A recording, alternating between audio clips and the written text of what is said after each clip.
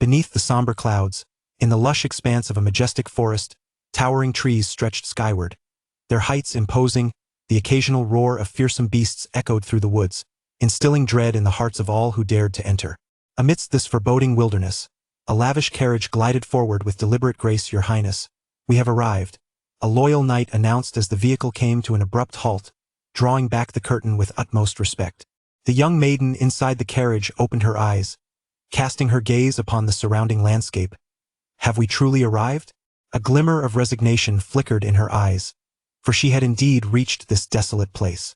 Little did anyone know that at this moment, the princess was, in fact, a traveler from another realm.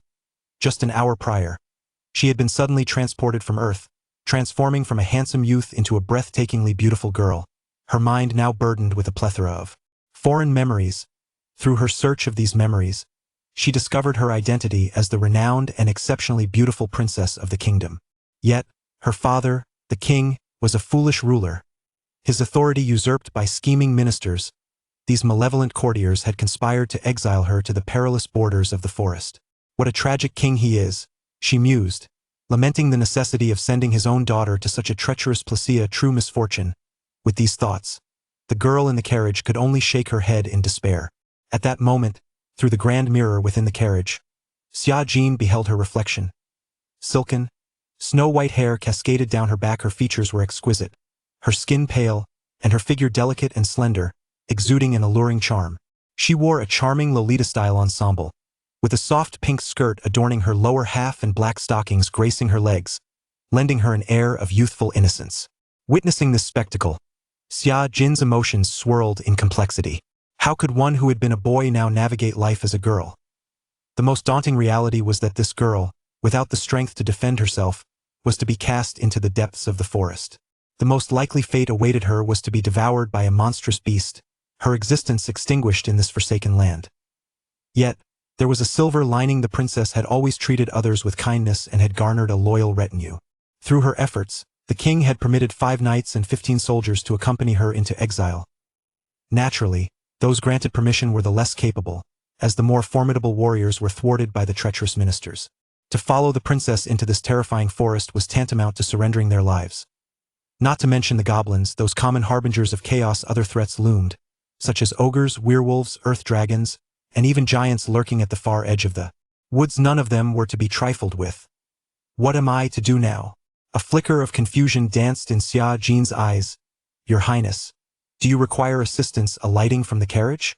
We have discovered a clean water source nearby if you are thirsty. Allow me to fetch you a bowl of water." The knight's voice brought her thoughts back to the present. After a moment's hesitation, she gracefully descended from the carriage. The surrounding knights and soldiers immediately knelt on one knee, bowing their heads in loyal reverence. "Rise, everyone.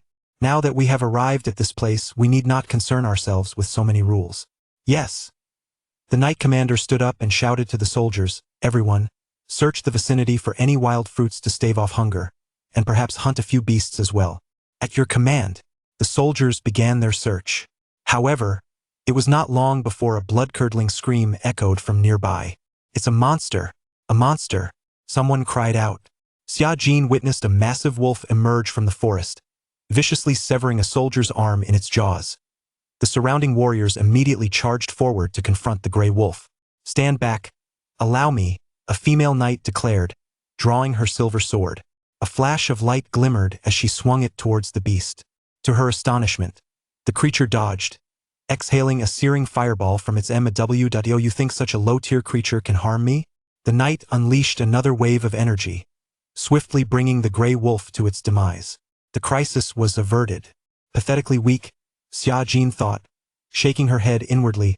Truly, these so-called elite subordinates required 2 strikes to vanquish a mere first-tier monster. It seemed her current situation was dire indeed.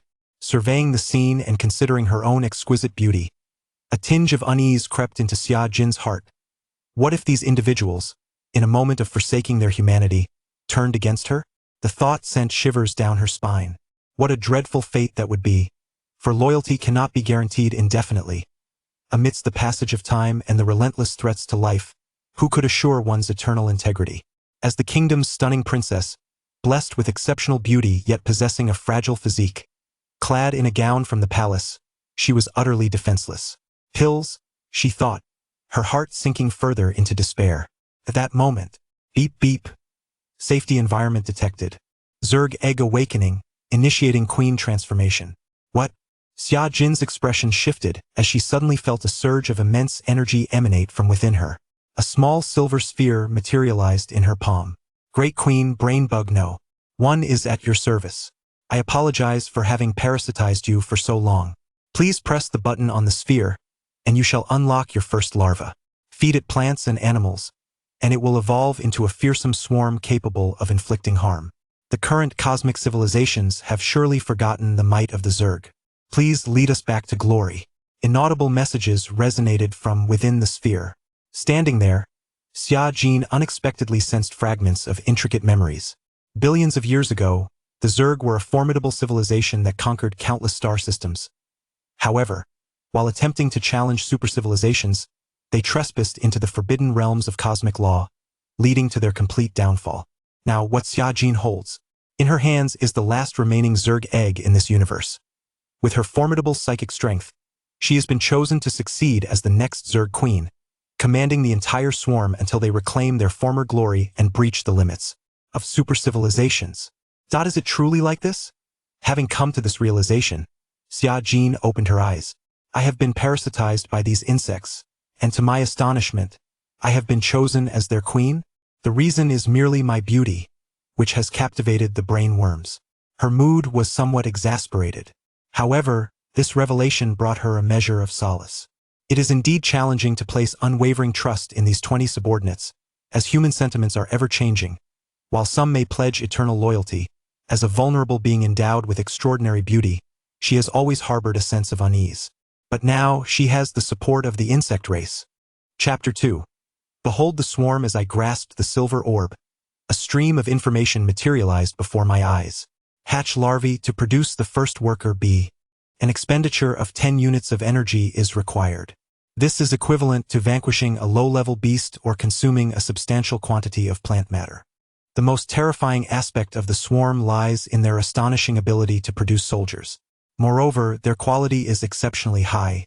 Even the weakest larva at the initial stage possesses the strength of a first-tier creature. Unlike these soldiers, most of whom have trained for many years without attaining extraordinary status. Ali, please assist me in relocating the beasts we previously hunted, commanded Xia Jin, addressing the only female knight present. Shall we start a fire? Ali inquired, mistakenly believing that Xia Jin intended to prepare a meal, especially since the group had depleted their food supplies during their arduous journey. However, the princess shook her head and suddenly extended her palm, causing a small silver orb to levitate above it. With a sudden beep, the orb expanded, and a slimy, wriggling larva, approximately 30 centimeters in length, dropped out. Ah! The female knight instinctively recoiled. The others stood in stunned silence, witnessing the princess unleash a creature that voraciously devoured the carcass of a gray wolf at an alarming rate. The creature's massive mandibles opened to reveal a dense array of insect teeth. Your Highness, what is this? Ali gazed at Xia Jin with a shiver of trepidation in her voice, unable to fathom why the usually adorable princess would release such a grotesque and malevolent being. Xia Jin remained silent, as a message flickered before her eyes. 12 units of energy detected. Absorbing. The sustenance consumed by the larvae would be converted into energy and stored within the central core of the queen's body. This represents a highly efficient method of energy conversion, with an efficiency rate nearing 99%, serving as the foundation for the swarm's evolution into a higher cosmic civilization. As the larva ravenously consumed the wolf meat, an option materialized before her. Would you like to expend 10 units of energy to evolve the larva into a worker bee? Yes. The worker bee is akin to a farmer of the swarm in a certain interstellar game, and its appearance bears a striking resemblance. It can assist Xia Jin in resource gathering and conversion, swiftly transforming energy from harvested plants. Furthermore, only worker bees possess the ability to evolve into the brood chamber of the swarm. In that moment, as energy was allocated, the larva began to roll in place, visibly expanding at an extraordinary rate, shedding its layers of skin. Before long, a creature over a meter long, resembling a mutated scorpion with 6 eyes and an exceedingly fierce appearance, emerged. Remarkably smooth, truly a testament to the queen's prowess. At this juncture, the cerebrum concealed within the orb transmitted another consciousness. Due to its fragility and its primary role in command, Xia Jin refrained from releasing it. The captain of the knights approached, eyeing the worker bee with a measure of caution. "Your Highness, what manner of monster is this?" He stood vigilantly beside Xia Jin, wielding a long sword, anxious that she might fall prey to the creature's assault. "Fear not. This is my pet, nurtured over many years. Henceforth, our survival will largely depend on it." Xia Jin playfully blinked, issuing commands to the worker bee through the swarm network. The bee then deftly maneuvered to a nearby tree and, with a mighty swing of its colossal pincers, severed the trunk with a resounding crack. With a cacophony of splintering wood, the tree collapsed. Subsequently, the worker bee commenced the efficient task of gnawing at the fallen tree, converting it into energy. Admittedly, the energy yield from a single tree was minimal, merely 12 units, serving primarily as a temporary resource. Xia Jin glanced back at the bewildered and fearful soldiers and spoke. "Please assist me in hunting some beasts. If it proves too perilous, let a few knights undertake the task." Yes. The warriors' voices trembled. At that moment, the princess's image transformed in their eyes. She seemed to harbor unimaginable secrets, embodying the essence of a formidable sorceress. Yet, their loyalty remained unwavering. If anything, the circumstances could hardly deteriorate further, and this princess radiated an unusual allure. Indeed, in the eyes of all present, this seemingly innocent maiden exuded an intangible authority, retaining her beauty and charm while emanating an air of regal dominance. Several knights promptly departed in search of beasts. Before long, through their collective efforts, and at the expense of 2 injuries, they returned with several new creatures, including a gray wolf, 2 oversized rabbits, and a peculiar bird whose name eluded them. Chapter 3. The first jumper, the worker bee, had already consumed 2 trees, and was now beginning to devour several corpses of magical beasts. At her request, the knights continued to seek out wild creatures. After approximately 3 hours, Xia Jin had accumulated 106 units of energy. "Your Highness, may we pause? Everyone is quite fatigued, and many soldiers have sustained injuries. Our supply of potions is limited. If we continue this way, we may not be able to ensure your safety." The knight commander knelt down, expressing his concerns. His gaze fell upon the worker bee, still feasting on the corpses, and he worried whether the princess had fallen under the influence of some dark force. This dreadful creature was clearly not of this world, and if the princess were to be controlled by it, he would have no choice but to eliminate it. "Yes, let us stop. We have done enough," Xia Jin replied, glancing at the 3 remaining beast corpses. "Would you like to consume 100 units of energy to allow the worker bee to evolve into an initial hive?" "Yes."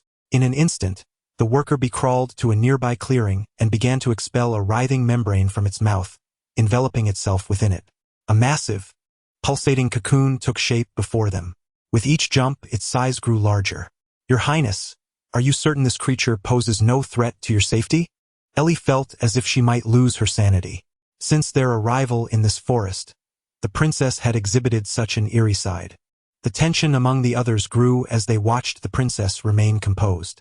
In less than 3 minutes, with a resounding explosion, a colossal being emerged, its surface adorned with countless blood vessels and a formidable shell. The hive of the insect race had been born. Although termed a structure, it was essentially a vast organism, and upon opening an entrance, one could see the writhing flesh within. The basic units of the insect race would emerge from this very place. Insect Hive LV1 can produce Tier 1 Worker Bee, Tier 1 Jumper. Production cost 10 units for Worker Bee, 10 units for Jumper. Upgrade cost 1,000 units of ordinary energy, 50 units of high-energy crystals. Description: the primitive hive of the insect race, a very rudimentary structure, replacing the queen as the center of reproduction for the swarm. Replace the queen, Does this imply that the former queen was responsible for reproduction? Xia Jin felt a few beads of sweat forming on her forehead.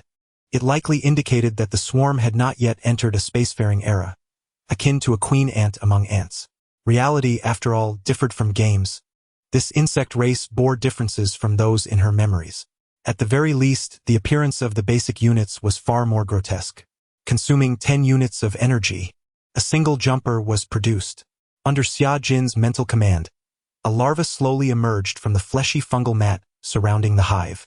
The warriors stood at a distance, hesitant to approach, watching in awe as the hive visibly accelerated the larva's development, transforming it into a cocoon, eventually resulting in a fearsome creature over 2 meters long and 1 meter tall.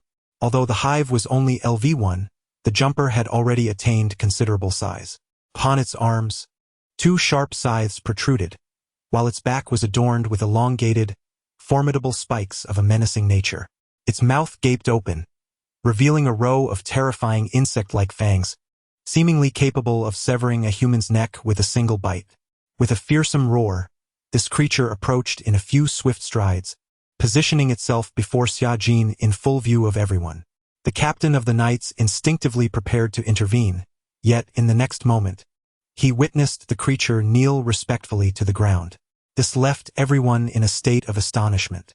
Xia Jin gazed at the colossal, grotesque being, and to her surprise, she sensed an undeniable loyalty emanating from it through her mental network.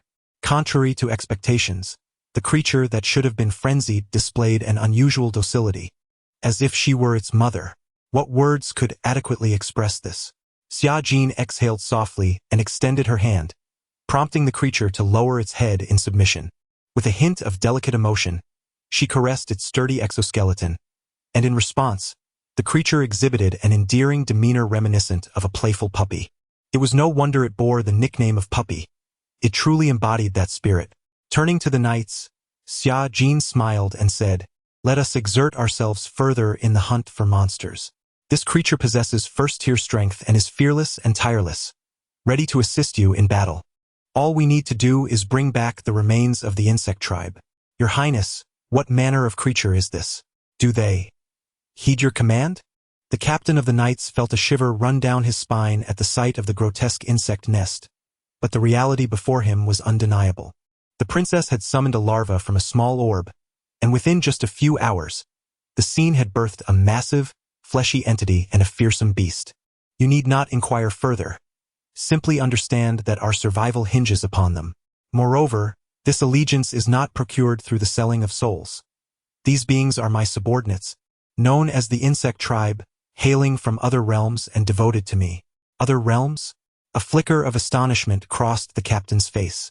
Was she suggesting the existence of alternate worlds? He had heard whispers of legendary sorcerers researching similar magics, yet true otherworldly domains seemed non-existent, with no successful communications ever recorded. He was taken aback that the princess could command the loyalty of creatures from another world. However, their appearance was indeed rather outlandish. The stark contrast between the exquisite, charming princess and this horde of grotesque beings was striking. Chapter 4. The new insect. Upon the command of Xia Jin, the soldiers promptly began their search for prey, accompanied by the diminutive jumping insect. Before long, Xia Jin, who had ventured out with the team, spotted a colossal creature. A pangolin, classified as a level 2 beast. Be cautious, it's a level 2 creature. The knight commander and the formidable warrior, Loli, immediately advanced. With one at level 3 and the other at level 2, they constituted the strongest among the dispatch team. Yet, the level 3 warrior's prowess barely ranked at the bottom among the kingdom's elite forces, illuminating the king's cruel disposition towards the unfortunate princess, who was permitted only such companions on her expedition. The pangolin, incensed by their presence, transformed into a solid sphere and rolled menacingly towards them. Explosive slash. The knight commander unleashed a fierce wave of crimson energy, striking the creature's form. Accompanied by a resounding explosion, the pangolin was sent sprawling. Nearby, the jumping insect leaped forth, its claw sinking into the pangolin's wound. The unfortunate beast emitted a piercing shriek, retaliating with its sharp claws. Yet, the jumping insect, seemingly aware of its opponent's superior rank, deftly leapt back, evading the attack. The knight commander cast a surprised glance at this creature. Such swift reflexes, could this truly be a level 1 being? It appears to be a species born for combat. Loli stepped forward to deliver the finishing blow, ruthlessly piercing through the pangolin's defenses. The so-called high-energy crystal, known in this realm as a magic core, could typically be condensed by magical beasts of level 2 and above. It serves as a reservoir for elemental energies. For human sorcerers, it constitutes an excellent material for spellcasting, thus commanding a high market price. However, Xia Jin primarily sought these cores to facilitate the upgrade of her swarm. Once the pangolin was vanquished, the jumping insect promptly dragged its carcass near the mother nest. At once, the mycelium surged forth, enveloping the pangolin in a slow embrace. The mother nest's absorption rate was relatively sluggish, yet the previous carcass had yielded an additional 20 units of energy, prompting the immediate hatching of one new jumping insect and one worker bee.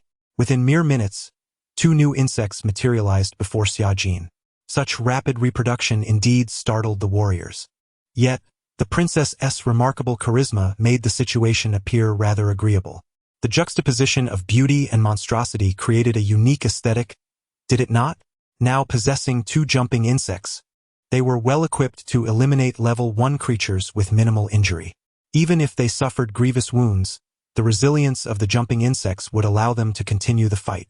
They were pain-free machines of war, wholly obedient to their master.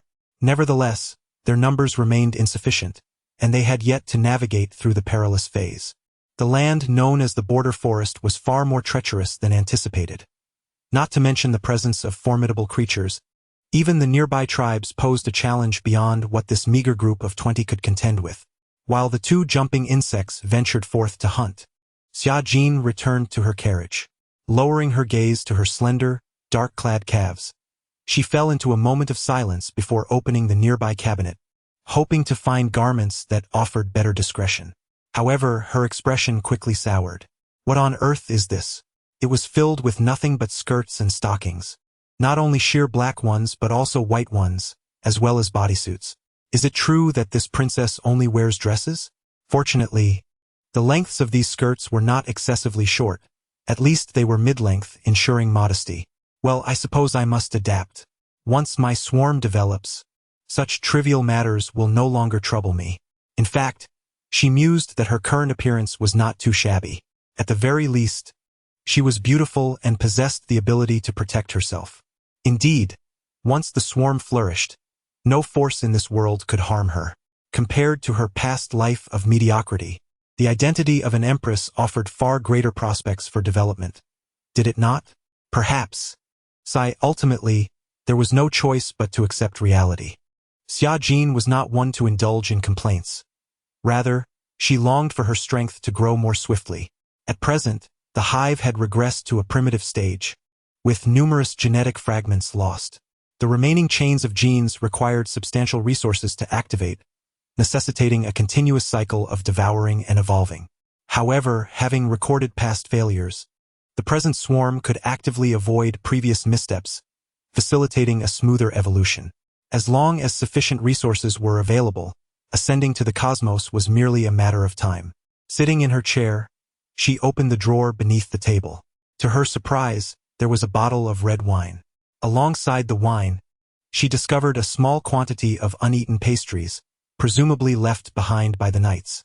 Considering that Her Highness was not fond of alcohol, the red wine would likely end up in the knights' hands.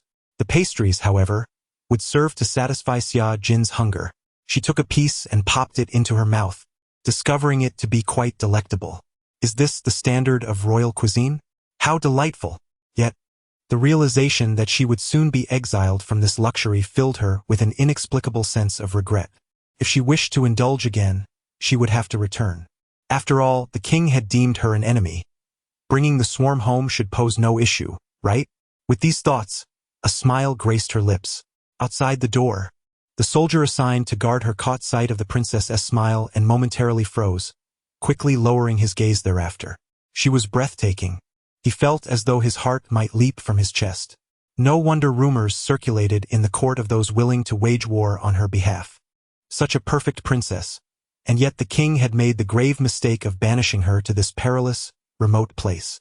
Contemplating this, a sense of melancholy washed over the warrior. Chapter 5. Rapid development. Nearly an hour later, after relentless hunting, the number of worker bees had reached 3, while the number of jumping worms had grown to 4. Although this pace may not seem particularly swift, the reality is far removed from the realm of games. Life cannot simply emerge within mere minutes. In truth, considering the energy efficiency of these creatures, they were approaching the pinnacle of nascent civilization. With the combined efforts of the four worms, they could vanquish any creature that lacked formidable defenses, such as the pangolin. Even if they sustained injuries, they could expend a single point of energy to utilize the nutrient solution within the nest for their recovery. Through her communication with the collective consciousness of the swarm, Xiajin soon discovered that she possessed the remarkable ability to share vision with the insects. Whenever she wished, she could witness the scenes perceived by the worms. With their assistance, the knight's efficiency in slaying monsters significantly increased. Although they had encountered numerous second-tier creatures thus far, thanks to the worms acting as buffers, they had suffered little harm. Xiajin contemplated the future, recognizing that these individuals would serve as a bridge for her to communicate with other factions. After all, parasitic insects and mimetic human-like insects would not reproduce rapidly enough, making it impossible to engage in dialogue with other beings solely through insects without being perceived as adversaries. Having subordinates implied the existence of potential communication. Others might think that with such a formidable insect race, a simple frontal assault would suffice, but Xiajin recalled that a portion of the insect race's past downfall stemmed from their utter lack of strategy, relying solely on brute force and almost facing annihilation at the hands of advanced civilizations in the cosmos. Conversely, a swarm endowed with astounding potential, diplomatic acumen, and tactical understanding posed a far greater threat. Thus, Xiajin resolved to guide her insects toward this direction. The brain insects must not only master tactical command but also orchestrate overarching strategies, understanding the balance of distant alliances and local offensives, as well as various schemes. The universe teems with powerful civilizations, and no one knows whether there are any that conceal even greater potential.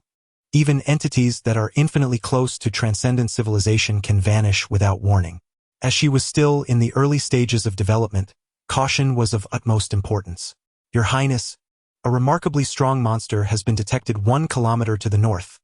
A soldier hastened to report to Xiajin. Remarkably strong? She immediately communicated with the nearby insects, directing them to mobilize. Have the knights proceed. The insects are already en route to assist. Yes.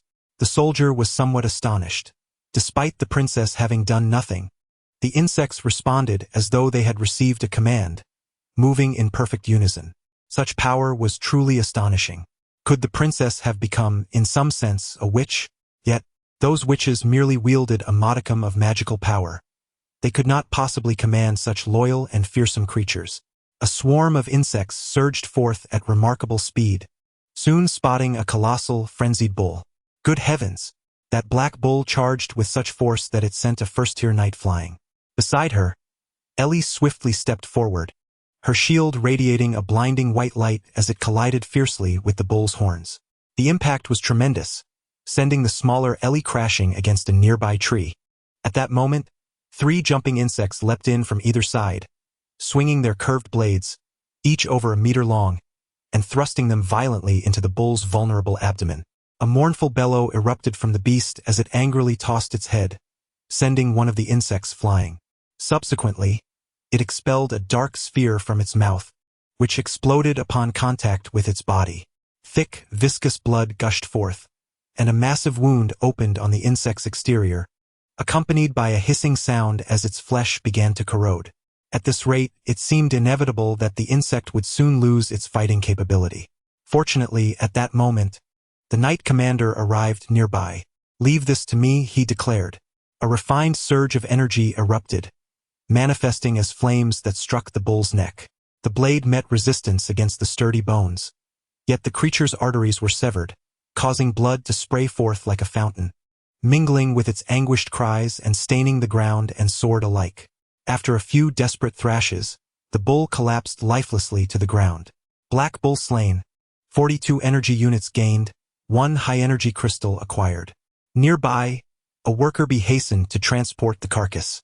Although both were of the second tier, the bull's strength was evidently far superior to that of the previously encountered foes, making Ellie struggle against it. Nonetheless, among first-tier creatures, the jumping insects were exceptional, capable of overcoming stronger adversaries through their synergy. After the battle, Xiajin discovered that the insects had uploaded the combat data to their hive, which was subsequently relayed to her consciousness. Could they instantly apply the experiences gained in battle across their entire colony? Such behavior from the insects indeed surprised Xiajin. She glanced at Ellie, contemplated briefly, and then retrieved a vial of healing potion, offering it to her. The knight immediately shook her head. "No, it's unnecessary, Your Highness. We didn't bring much medicine on this outing, and for a minor injury like mine." "Nonsense, take it. During this initial phase of development, you are our most vital combat asset. Endure for a few days, and once the number of jumping insects increases, the burden of battle can be entrusted to them." "Thank you, Your Highness." The knight's cheeks flushed slightly as she accepted the potion and drank it down in one gulp. Chapter 6. The nest of LV2. As the evening unfolded, the scale of the swarm gradually expanded. However, the initial yield of the queen's larvae was limited, producing approximately 5 larvae per hour, thus significantly constraining the growth of the swarm. Yet, she was not inclined to create additional nests at this juncture.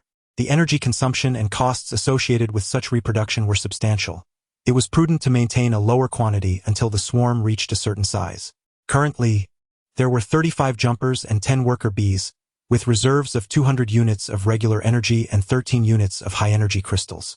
Observing the menacing creatures moving back and forth in the night, patrolling their surroundings, the warriors felt a mixture of tension and complexity. Nonetheless, their state of mind was considerably more relaxed than before. Otherwise, facing the dangers of the nocturnal forest would rest solely on their shoulders. The carriage served as a temporary abode for Xiajin. While the space was somewhat cramped, it was sufficient for her to lie down and rest. Meanwhile, the soldiers had erected 2 rudimentary shelters during the day, providing a temporary solution to their living arrangements. More sophisticated structures were, of course, out of the question. It seemed that bathing would be a luxury unattainable in the coming days. Xiajin reclined on the sofa, gazing into the mirror beside her, feeling slightly disoriented. The collective consciousness of the swarm allowed her to remain aware of the insect circumstances even in her slumber. Most jumpers could operate tirelessly as long as they possessed energy. Yet, considering the consumption and the dangers of the night, she had chosen to station a portion of them to guard the carriage while allowing the others to rest. Thus, Xiajin closed her eyes. The following day, upon stepping outside, she discovered dozens of corpses amassed around the nest. Approximately 6 injured jumpers lingered nearby, awaiting treatment. It seemed a fierce battle had transpired the previous night. Information from the swarm indicated that they had encountered a third-tier magical beast 2 kilometers from the carriage in the dead of night. 2 united jumpers had fallen within less than 2 minutes of engagement. As the threat approached the queen's position, the brain insect temporarily took command, mobilizing 30 nearby insects for support. After a bloody confrontation, including the initial casualties, they succeeded in vanquishing the foe at the cost of 6 insects. At that moment, several insects were collaborating to drag the carcass of the third-tier magical beast to the vicinity of the nest, aided by worker bees in the process of devouring it. Was this a rhinoceros? The sight sent a chill down the spine of the Knight Commander. Had it not been for these fearless insects, the consequences of such an encounter would have been unimaginable. Ellie, the knight, recognized that the power wielded by the princess indeed served to protect her, yet the pace of development was concerning. Although the numbers were substantial, they remained first-tier creatures, capable only of surviving on the fringes of the forest, with little guarantee for the future. Nevertheless, circumstances had improved significantly.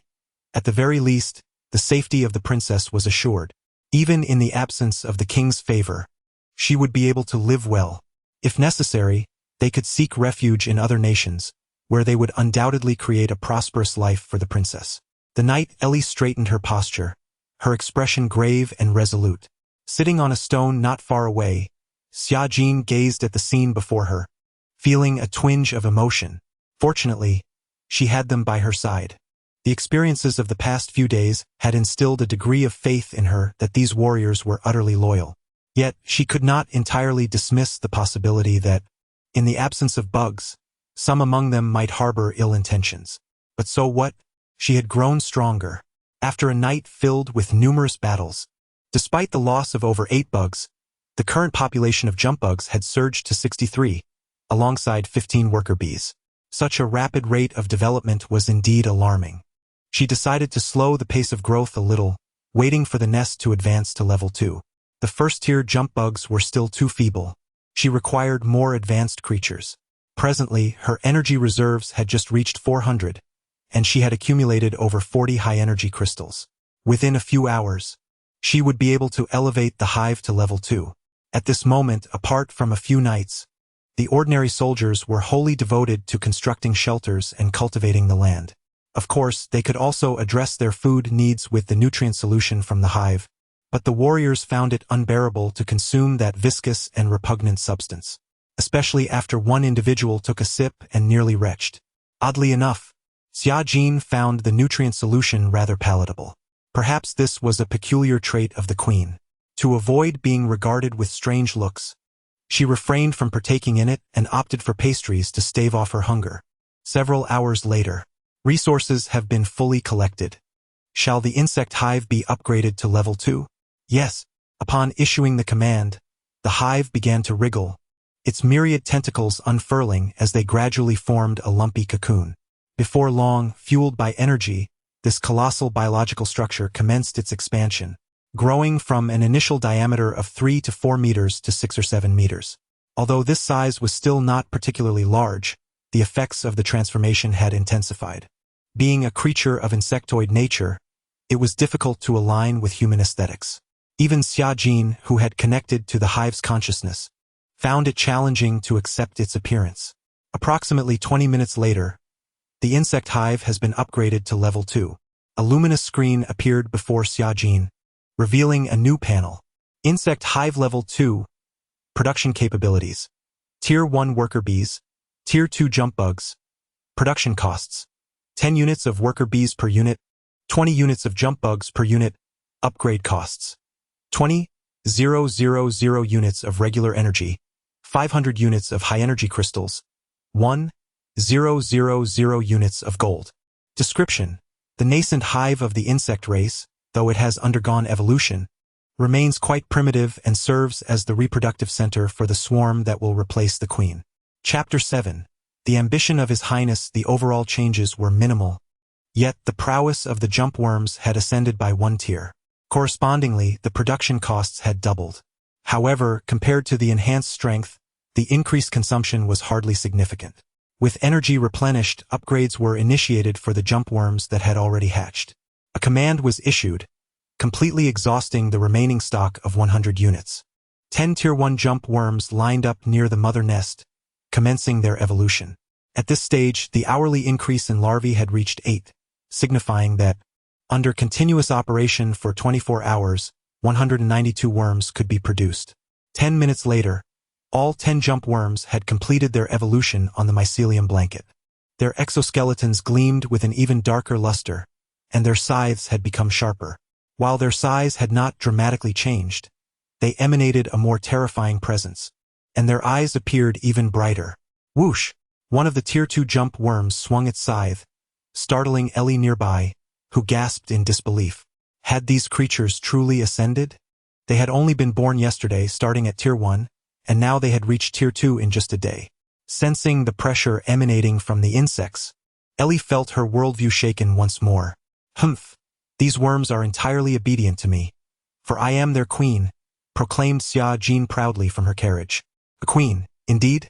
Though Tier 2 might be regarded as the strength of merely weak soldiers within the kingdom, the rate of growth exhibited by these creatures was astonishing. Furthermore, unlike human armies that would crumble after sustaining a certain level of casualties, these insects showed no fear of death. Let us depart and gradually hunt the monsters nearby, Xia Jin commanded. Upon her order, the evolved worms shrieked in unison and sprinted away at remarkable speed, vacating the scene.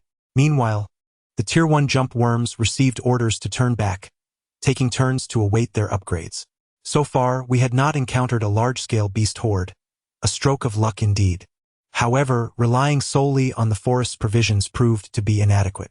Has anyone returned to the town to procure some food? Allow us to go. 2 soldiers stepped forward. Very well, you should change into ordinary clothing. The kingdom's armor is too conspicuous. The official royal guards donned dark blue armor, which was ostentatiously equipped, but swapping it for civilian attire would raise fewer suspicions. In truth, there was an advantage to the princess's exile. The king's heirs were currently embroiled in fierce power struggles for succession, while she had effectively distanced herself from the vortex of power, achieving a certain degree of safety in a manner of speaking. Your Highness, now that you have amassed a considerable number of these creatures, what are your plans moving forward? Sir Dylan could not help but inquire softly. In the minds of these individuals, the once obedient and beloved young princess had displayed such bizarre power upon arriving in this place, a phenomenon that was truly unfathomable. Yet they were exiled, lacking any legitimate status within the kingdom, and the forest was exceedingly perilous, rendering it an unsuitable place for survival. In this context, determining the course of the future was of utmost importance. What do I intend to do? Xia Jin gently caressed her silvery long hair and murmured, "Did you not comprehend?" Dylan responded with surprise, "The insects call me their queen, and they have yet to reveal their true power. This is merely the beginning. In the future, I shall lead a million-strong swarm back to the capital with thunderous force, compelling all princes and princesses to kneel before me and address me as your majesty." Dylan and the surrounding warriors were left in dumbfounded astonishment. Was this ambition not a tad too grand? However, witnessing the incessant emergence of these insects and recalling how they had transformed from insignificant beings into their current form within a mere day, perhaps the princess's words were not mere fantasies. In the distance, the Knight Commander felt an uncontrollable surge of excitement. Observing the girl standing confidently atop the carriage as she articulated such utterly unrealistic aspirations, he found himself exhilarated. What should one call this? Indeed, ambition. Though somewhat juvenile and absurd, for reasons unknown, he felt compelled to fight for this princess, even if it ultimately led to failure. At that moment, there stood a dozen warriors of the weakest caliber, discarded from the ranks, alongside a few feeble knights and a 16-year-old princess, breathtakingly beautiful yet entirely defenseless. In the presence of dozens of peculiar creatures of uncertain rank, they aspired to overturn the entire kingdom. This was revenge, but it was also a token of gratitude towards those scoundrels. How else could one find such a splendid opportunity for advancement? Xia Jin playfully swung her legs in the air, revealing a set of pearly white teeth. In any case, you shall procure supplies. Once my insect legion flourishes, you too shall have the chance to showcase your abilities and gain power greater than before. I will ensure my swarm spreads across the entire world, even into the starry skies, but only on the condition that you remain utterly loyal. The Knight Commander trembled at her words, suddenly kneeling upon the ground and striking his chest with fervor. Your will is the very meaning of my existence. Beside him, Ellie stared in disbelief. Did he truly believe such declarations? Yet, upon witnessing the princess's earnest expression, she inhaled deeply and also knelt, proclaiming, regardless of the circumstances, "I shall remain forever loyal to you." The other soldiers, seemingly inspired, began to kneel as well. Chapter 8. Encounter with the Goblin Squad. 2 warriors, escorted by insects, ventured into human territories to procure sustenance. Xia Jin contemplated ways to refine the flavor of the nutrient solution, making it palatable for her human subordinates. Nutrient beverages, nutrient-infused meals, and nutrient confections were among her considerations. Presently, she was perhaps the only one able to tolerate the taste.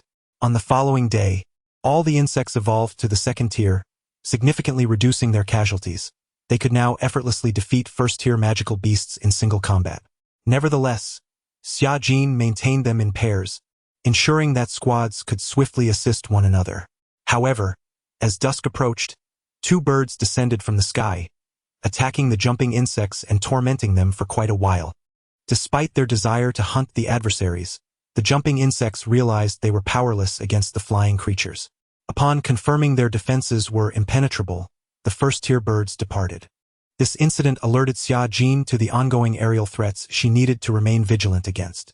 On the 3rd day, the 2 individuals returned from their expedition laden with packages, having spent a total of 2 gold coins, primarily on sweets. In this era, the most accessible treats for commoners were candies and fruits, though the latter was difficult to preserve. Sugar was exceedingly expensive, Decades prior, before the onset of maritime exploration, it was a luxury reserved for the nobility. Recently, however, the surge in overseas trade had brought vast amounts of cane sugar and other sweeteners from the colonies, allowing the kingdom's common folk to finally savor delicacies once exclusive to the aristocracy. Yet, in terms of quality, the sugar available to ordinary people was of the lowest grade. As for exquisite pastries and gourmet dishes, Xia Jin realized she could no longer indulge in such luxuries. She found herself resorting to the oddly pleasant nutrient solution whenever cravings struck. While she could not fathom why others found it repugnant, she genuinely enjoyed it. Perhaps, in some essence, she had truly become part of the insect race. On the morning of the third day, Your Majesty, the swarm has detected sentient beings deeper within the northern forest. The brain insect transmitted a fragment of information into Xia Jin's consciousness. Let me take a look. The shared vision was activated. In a dense thicket, a stealthy jumping insect gazed intently into the distance. A group of beings with entirely green skin, equipped with various gear, gathered around a campfire. Language translation activated. Translation complete. Target species confirmed. Goblin. Communicating in the common tongue of the continent. The group spoke with a peculiar accent that rendered their rapid speech difficult to decipher. Goblins, were they? A quintessential creature of fantasy realms. Observing the menacing figures seated among them, alongside two bound human females lying half-conscious, Xia Jin quickly recalled relevant information from her royal memories. Goblins, notorious for their proclivity to reproduce by pillaging other species, were known for their vile conduct. While there were whispers of organized goblin tribes, such instances were exceedingly rare. Over the years, the kingdom's borders had frequently suffered from goblin incursions, leaving countless women ravaged in their wake. It can be said that humanity harbors an intense loathing for this inferior yet numerous species. For decades, the military has been unaware of the vast number of goblins they have exterminated. Yet these creatures continue to emerge as if from an inexhaustible source. It seems that the goblins in this world are not as outrageous as those depicted in tales. Xia Jin has unearthed a wealth of information from her memories. The kingdom's officials are, in fact, rather indifferent towards these beings. Otherwise, the nobility, by resolutely declaring war, could effectively eradicate the goblins that plague the borders, sparing the realm from annual chaos. Ultimately, it is a matter of the nobility's disregard for the lives of commoners. Currently, the number of jumping insects has reached 240, all of which are of the second tier, ready to launch an assault. Just moments ago, the resources acquired barely sufficed to yield an output of 8 units per hour, yet Xia Jin finally felt a semblance of confidence. The Empress's orders were dispatched to the 30 insects nearby, and soon, these jumping insects began to concentrate with remarkable efficiency. In less than 5 minutes, the swarm initiated their attack. One by one, the jumping insects surged forth from the jungle, opening their fearsome maws and wielding sharp scythes as they charged at the unsuspecting green-skinned creatures. Danger! Enemy attack! A particularly large and obviously third-tier giant goblin issued the first warning. The goblins, who had been consuming their food, immediately sprang to their feet. It was evident that this small squad of over 10 goblins possessed considerable strength, comprising 2 third-tier goblins, 5 second-tier goblins, and 10 first-tier goblins. Such power could rival some small nations' regular armies, leaving the common folk utterly defenseless. Faced with the sudden onslaught of second-tier jumping insects, nearly half of the goblins were already in battle readiness by the time they charged. The remainder, caught off guard, fell victim in an instant. A thunderous clash erupted as both sides engaged fiercely in combat. The scythes of the jumping insects effortlessly pierced the abdomens of these flesh and blood beings. Conversely, the skin of the third-tier giant goblin proved as resilient as steel. Even a bite could barely breach the surface of its flesh. Meanwhile, it was evident that a third-tier goblin priest had recited an incantation, launching several black orbs that struck one of the jumping insects. With a resounding explosion, the insect's body was blown apart. However, what transpired next left the goblins in shock. The remaining half of the insect's head and less than half of its body continued to wield its weapon, attacking with an awkward ferocity. How could this be? The goblin priest's eyes widened in disbelief. Chapter 9. Planning for the future at this moment, the second-tier insects exhibited a formidable vitality that instilled terror in their adversaries. They were unafraid of death, their fighting spirit astonishing. When one jumping insect discerned a weakness in the enemy, the others would immediately become aware as well. This remarkable ability to learn was rooted in the collective will of the swarm centered around the queen. The goblins had never encountered such formidable opponents. After a brief skirmish, nearly half of the more than 10 goblins were lost, and the remaining green-skinned creatures began to flee in panic. However, the insects that had been lying in wait swiftly surged forth, encircling them. Even 2 third-tier goblins, faced with such overwhelming numbers, found resistance futile. While a single insect might struggle against a magic-wielding foe of equal tier, the advantages of their collective coordination became apparent when their numbers swelled. At that moment, the knight commander, rushing to the scene, was rendered speechless by the sight before him. Was this truly the strength of His Highness? These creatures seemed to have emerged from the depths of hell. One could only imagine the expressions of the kingdom's soldiers upon encountering these jumping insects. Only 30 had been deployed thus far. The relentless biting of the insects transformed the battleground into a blood-soaked landscape, and the goblins, their morale shattered, realized in horror that even their escape speed could not match that of the insects. Thus, they left a trail of blood as they were mercilessly slaughtered. Within a mere 5 minutes, only a heavily fortified big goblin remained. Yet, under the assault of the jumping insects, it too was nearing its breaking point. Damn these monsters! Where did you come from? The big goblin swung a massive wooden club in its hand. But alas, the insects were too agile, leaping about in a tormenting dance. Time passed, and one of the jumping insects seized the opportunity to leap up and thrust its sickle into the big goblin's eye. Blood and brain matter erupted forth. The big goblin collapsed with a thud. From a nearby patch of grass, a goblin witnessing this scene was so terrified that it lost all composure and fled into the distance. Were there still some hiding in the shadows? Xia Jin had intended to instruct the insects to pursue, but considering their current limited numbers, it was wiser to allow them to develop further.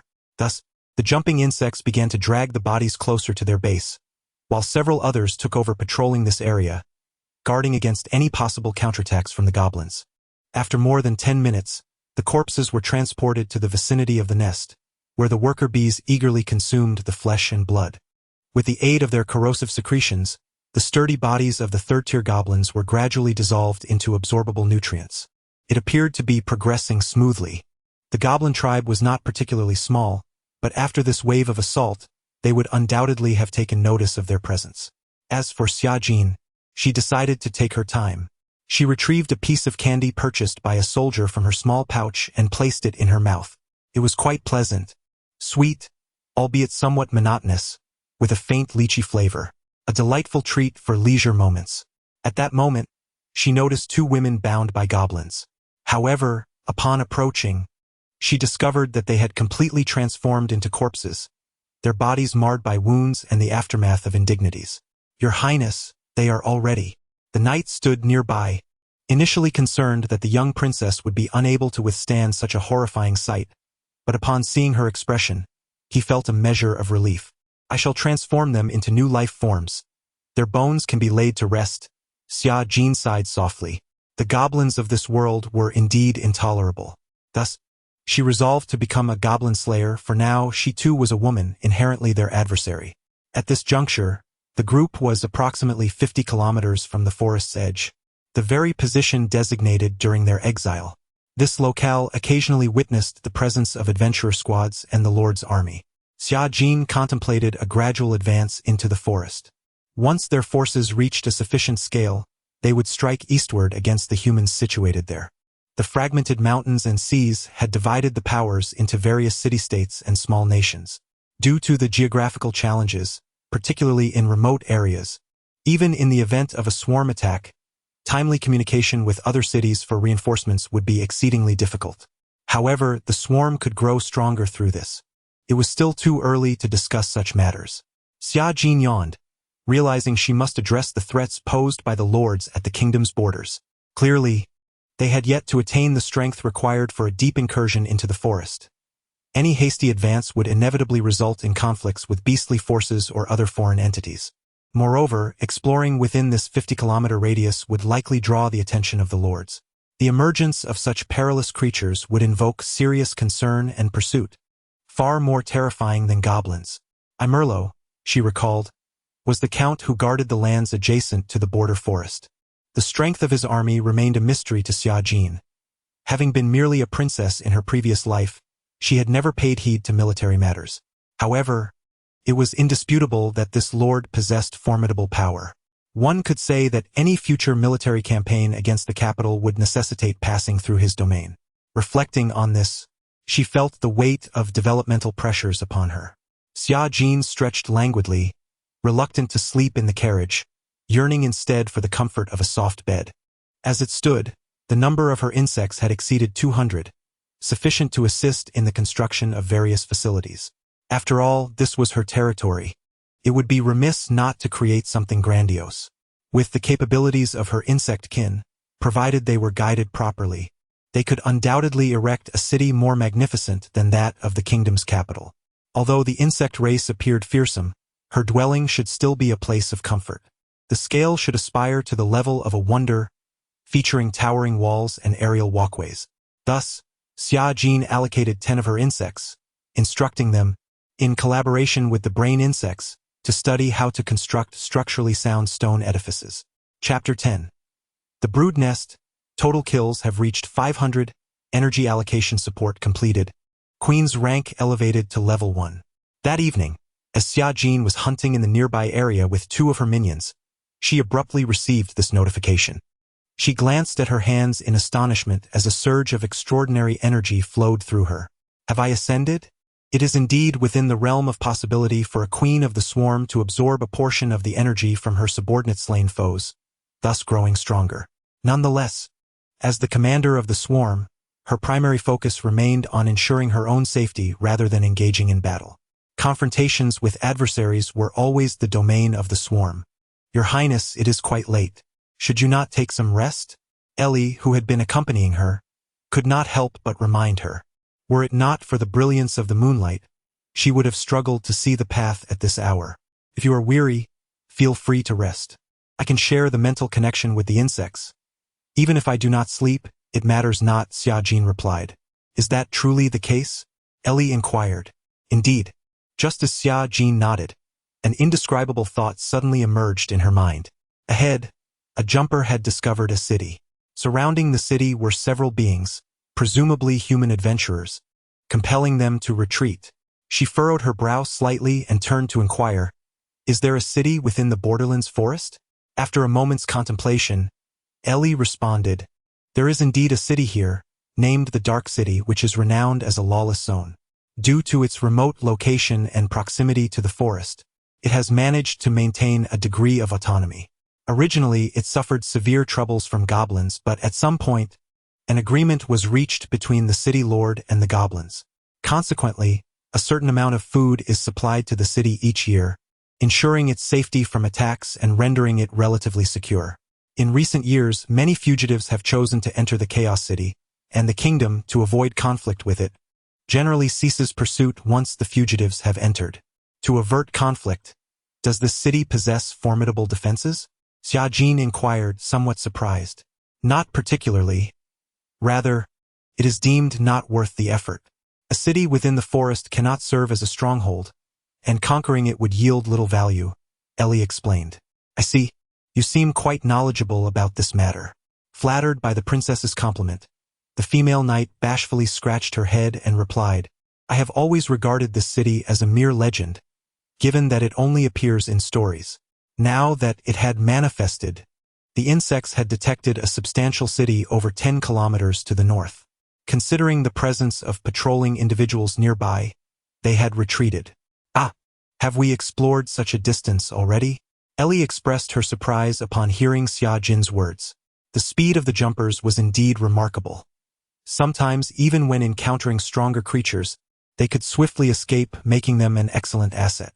At this stage, we should avoid heading south, as that territory belongs to the kingdom. We must also steer clear of directly proceeding north, as we currently lack the strength to delve deeper into the forest. The east presents the most promising avenue for development, and to the east, we have now identified the presence of the Chaos City. Perhaps it could serve as our first target for conquest. Eli's gaze flickered with uncertainty. Your Highness, Were your words from earlier today merely a jest? I had assumed, what did you think? That we were merely playing house? Xia Jin reached out to pat the other's shoulder, only to realize that the female knight towered over her significantly, standing at approximately 175 centimeters. In contrast, the princess herself measured only a little over 160 centimeters. Well, perhaps it was for the best that she wasn't overly tall. This was the only consolation she could muster, considering that she had been quite tall before her transmigration. For the time being, she had been biding her time, waiting for the swarm to swell to the thousands before contemplating dispatching scouts to the chaotic city. Did she truly wish to venture to such a place? Eli felt a sliver of concern, but upon reflecting on the current prowess of the young princess, that apprehension dissipated. To command such a multitude of insects, having amassed hundreds in merely a few days, was an unprecedented power. The enchanting maiden wielding an army of vile creatures possessed a stark beauty that even Eli found herself captivated by. It seemed that the influence of the queen's aura had deepened her loyalty towards Xia Jin. That night, the insects launched an assault, sending forth over 100 to wreak havoc in the northern region, resulting in the demise of nearly 50 goblins. At dawn the following day, the jump insects retreated under the cloak of darkness, leaving behind a scene devoid of even the bodies of their fallen foes when more goblins arrived during the day. With the increasing number of worker bees, Xia Jin began to contemplate establishing her first outpost, which would serve as a second hive. The primary hive would undoubtedly remain the main focus, while subsequent upgrades would necessitate conserving substantial resources, retaining only essential functions for reproduction. For now, Xia Jin considered situating the second hive 5 kilometers to the west, where no dangerous enemies had yet been detected, ensuring a relatively safe foundation. Before long, a worker bee, accompanied by 20 jump insects, arrived at the designated site and transformed into a cocoon, commencing its evolution. In a short time, a level 1 hive was birthed, with consumption reduced by half. Once fully formed, Xia Jin promptly upgraded it to level 2. Insectoid branch hive LV2. The recruited units remained unchanged, and naturally, the consumption was identical. Consequently, the combined output of the 2 hives reached 16 insects per hour, totaling 384 in a day. However, even this number fell short of meeting demand, as the current swarm was insufficient to convert resources at such a rapid pace. Thus, more worker bees needed to be produced. As more insects emerged, Xia Jin sensed an increase in the energy she acquired. She was confident that she would soon ascend to the second tier. Chapter 11. The goblins are forced to relocate 12 kilometers north of the Zerg Mother Nest. The elder of the goblin tribe led hundreds of goblins to this location. Upon witnessing the distant jumping insects gnawing at their kin, the elder's heart trembled with trepidation. Where did these monstrous creatures originate? Goblins have never feared humans. Their wars have persisted for millennia, showcasing their indomitable courage. They are also unafraid of elves, whose ethereal beauty captivates them. Yet the creatures before them instilled an unprecedented sense of peril. A formidable warrior had witnessed a jumping insect continue to fight even after its head was pierced, leaving them at a loss for how to vanquish such abominations. These beings seemed to emerge from the outskirts of the forest. Could it be tied to humans? No, that was implausible. How could humans possibly tame such feral entities? As the goblins' defenses began to crumble, the elder felt compelled to intervene, unleashing several spells into the distance. Black arrows coalesced before his eyes and shot forth at remarkable speed. Boom! The magical arrow exploded, creating a gaping hole the size of a basin in the head of one jumping insect. While such an injury appeared lethal, it proved insufficient for the swarm. The elder even questioned whether these creatures possessed a true brain or if their heads were located elsewhere in their bodies. Otherwise, how could they continue to thrive despite such grievous wounds? Retreat! Retreat! Do not engage these creatures any longer. With hundreds of goblins falling to slaughter, the elder was forced to issue the withdrawal command. However, against being swifter than themselves, such a retreat could swiftly devolve into utter rout. Soon, the insects pounced one by one, closing in on the elder. As a third-tier spellcaster, the elder had some proficiency in close combat, yet the creatures before him shattered his confidence. With a sickening squelch, a sharp blade pierced the abdomen of a nearby goblin. The assailant was a jumping insect, its massive scythe-like limb lifting the goblin entirely before tearing it apart in a gruesome display. Without a moment's hesitation, the elder invoked spells to facilitate his escape. With all his might, even the insects could not keep pace with him for the moment. Several minutes later, in another location, the chieftain listened intently to the elder's report, his expression dark and foreboding. As the mightiest goblin, towering over 3 meters, he epitomized the essence of the great goblin clan. Although his 4th-tier strength was not the pinnacle, it sufficed for survival in these outskirts. Observing the elder's devastating defeat, he understood that this adversary had come prepared. This territory is our home, the only sanctuary we possess. We cannot allow these creatures to seize it. Gripping his staff tightly, the chieftain rose slowly to his feet. "Are we to fight?" inquired a small goblin. "Yes, we shall not be defeated. Unlike humans, the creatures from this evidently unknown beastly faction are generally of modest size." If the chieftain's subordinates reported that the kingdom had dispatched troops to attack, he would unhesitatingly lead the entire tribe to relocate elsewhere. However, when faced with a swarm of monstrous beings, their fearlessness became apparent. Not long after, the chieftain realized the extent of his grave misjudgment. Much like the elders, his confidence shattered completely in the face of these grotesque insects. These entities exhibited an utter lack of fear and were beyond the realm of communication. Their encounters were nothing short of slaughter. They fought until the very last moment, persisting until death. Notably, they were all of the 2nd tier, boasting a superior average quality compared to his own forces. A scant number of 3rd-tier creatures could not sway the tide of battle. Especially when over 200 jumping insects surged forth like a relentless tide. Clashing with the green goblins, the chieftain resolved to retreat. The insects, perhaps unable to comprehend, witnessed the goblins, who had previously displayed their malevolent nature while raiding human villages, now exhibiting fear in the face of their own kind. In a strategic move, the tribe left behind over 100 goblins to serve as a rear guard while nearly 500 goblins of all ages began their retreat. The insects, hindered by their insufficient numbers, pursued only for a short distance before ceasing their advance, allowing the remaining goblins to escape. Thus it was settled.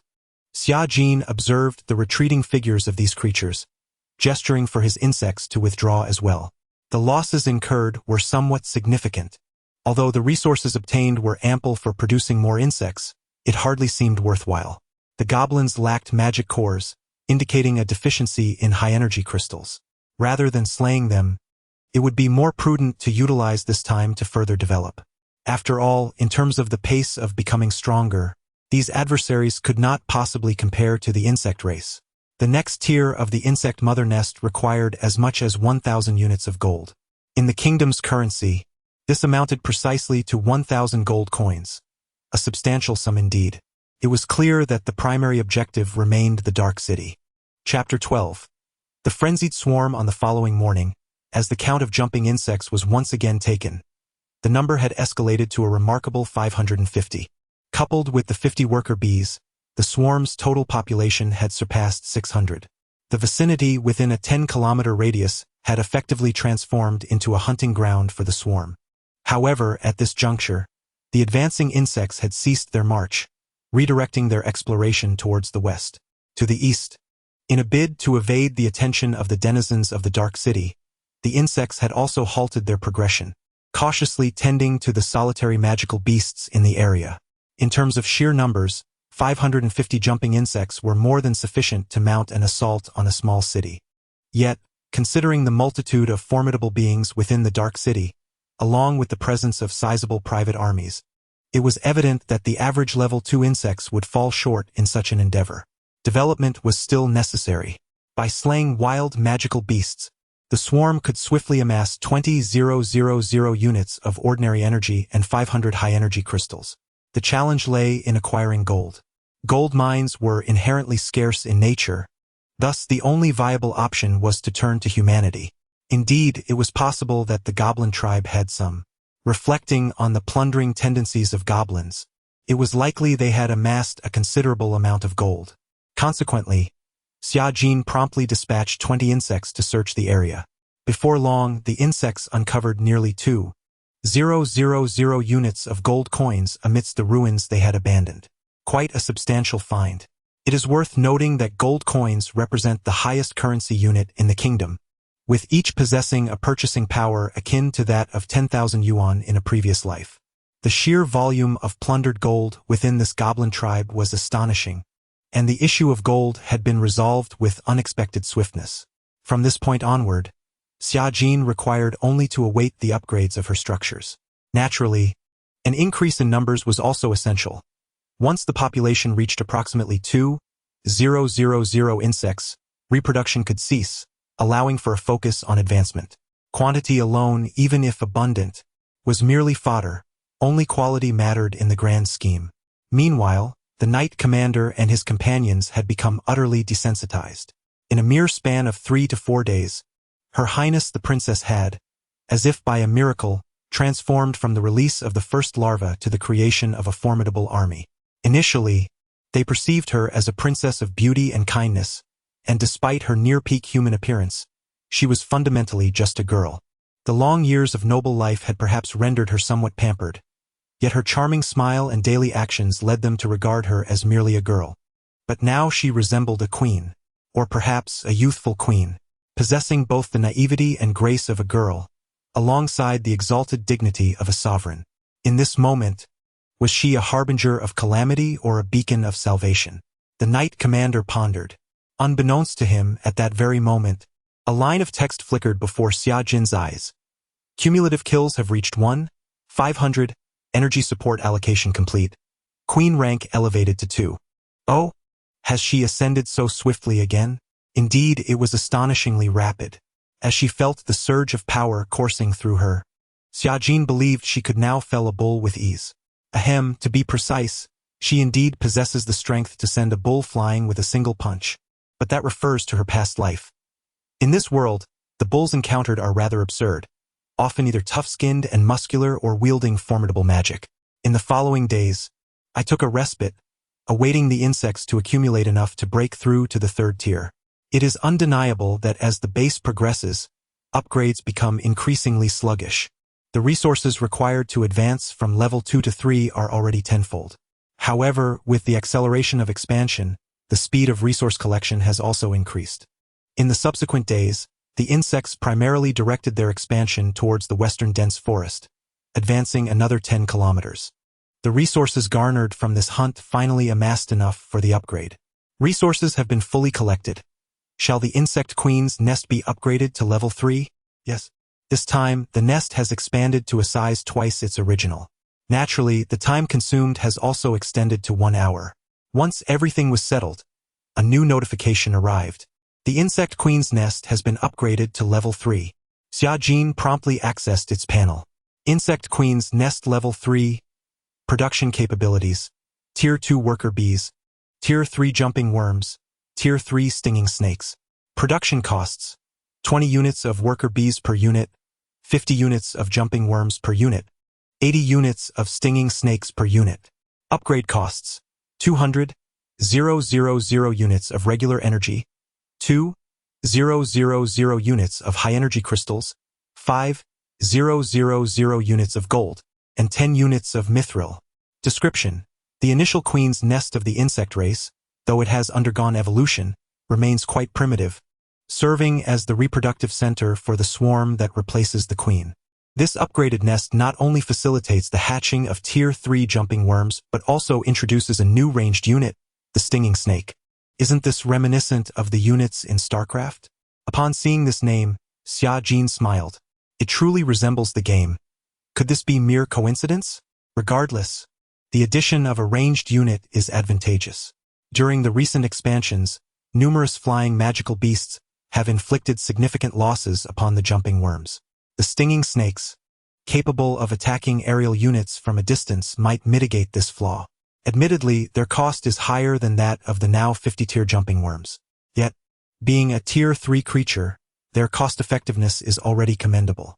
From this point onward, I shall produce 20 stinging snakes, as I need to assess their combat efficacy. Orders dispatched. Several larvae commenced hatching. Meanwhile, the current pool of over 500 Tier 2 jumping worms began lining up for upgrades. Naturally, the worker bees also needed to queue, for many of the robust materials are indigestible by Tier 1 creatures, making the generation of Tier 2 essential. Chapter 13. The new Zerg units. A day later, the swarm completed its upgrade. The enhancement consumed nearly all available resources, resulting in a limited production of new creatures for the day. Nevertheless, the swarm successfully produced 50 new jumpers and 20 stingers, bringing the total count of combat insects to 620. Correspondingly, the number of worker bees steadily approached 60. Beyond devouring captured prey, they were also tasked with gathering stones and constructing a palace for Xia Jin to reside in. At this moment, Xia Jin received a notification from the mother nest in her mind. Level 3 mother nest has entered a stable phase, activating latent energy to grant the queen enhanced abilities. Dominator's Shield and Queen Projection. Data generation in progress. Dominator's Shield links the entire swarm, absorbing mental energy to create a tangible shield to block enemy assaults on the queen. This ability can be used once per day, with its duration dependent on mental strength and the intensity of enemy attacks. Queen Projection constructs a physical avatar embodying a portion of the queen's abilities, controlled by the queen herself. In the face of danger, the avatar can self-destruct.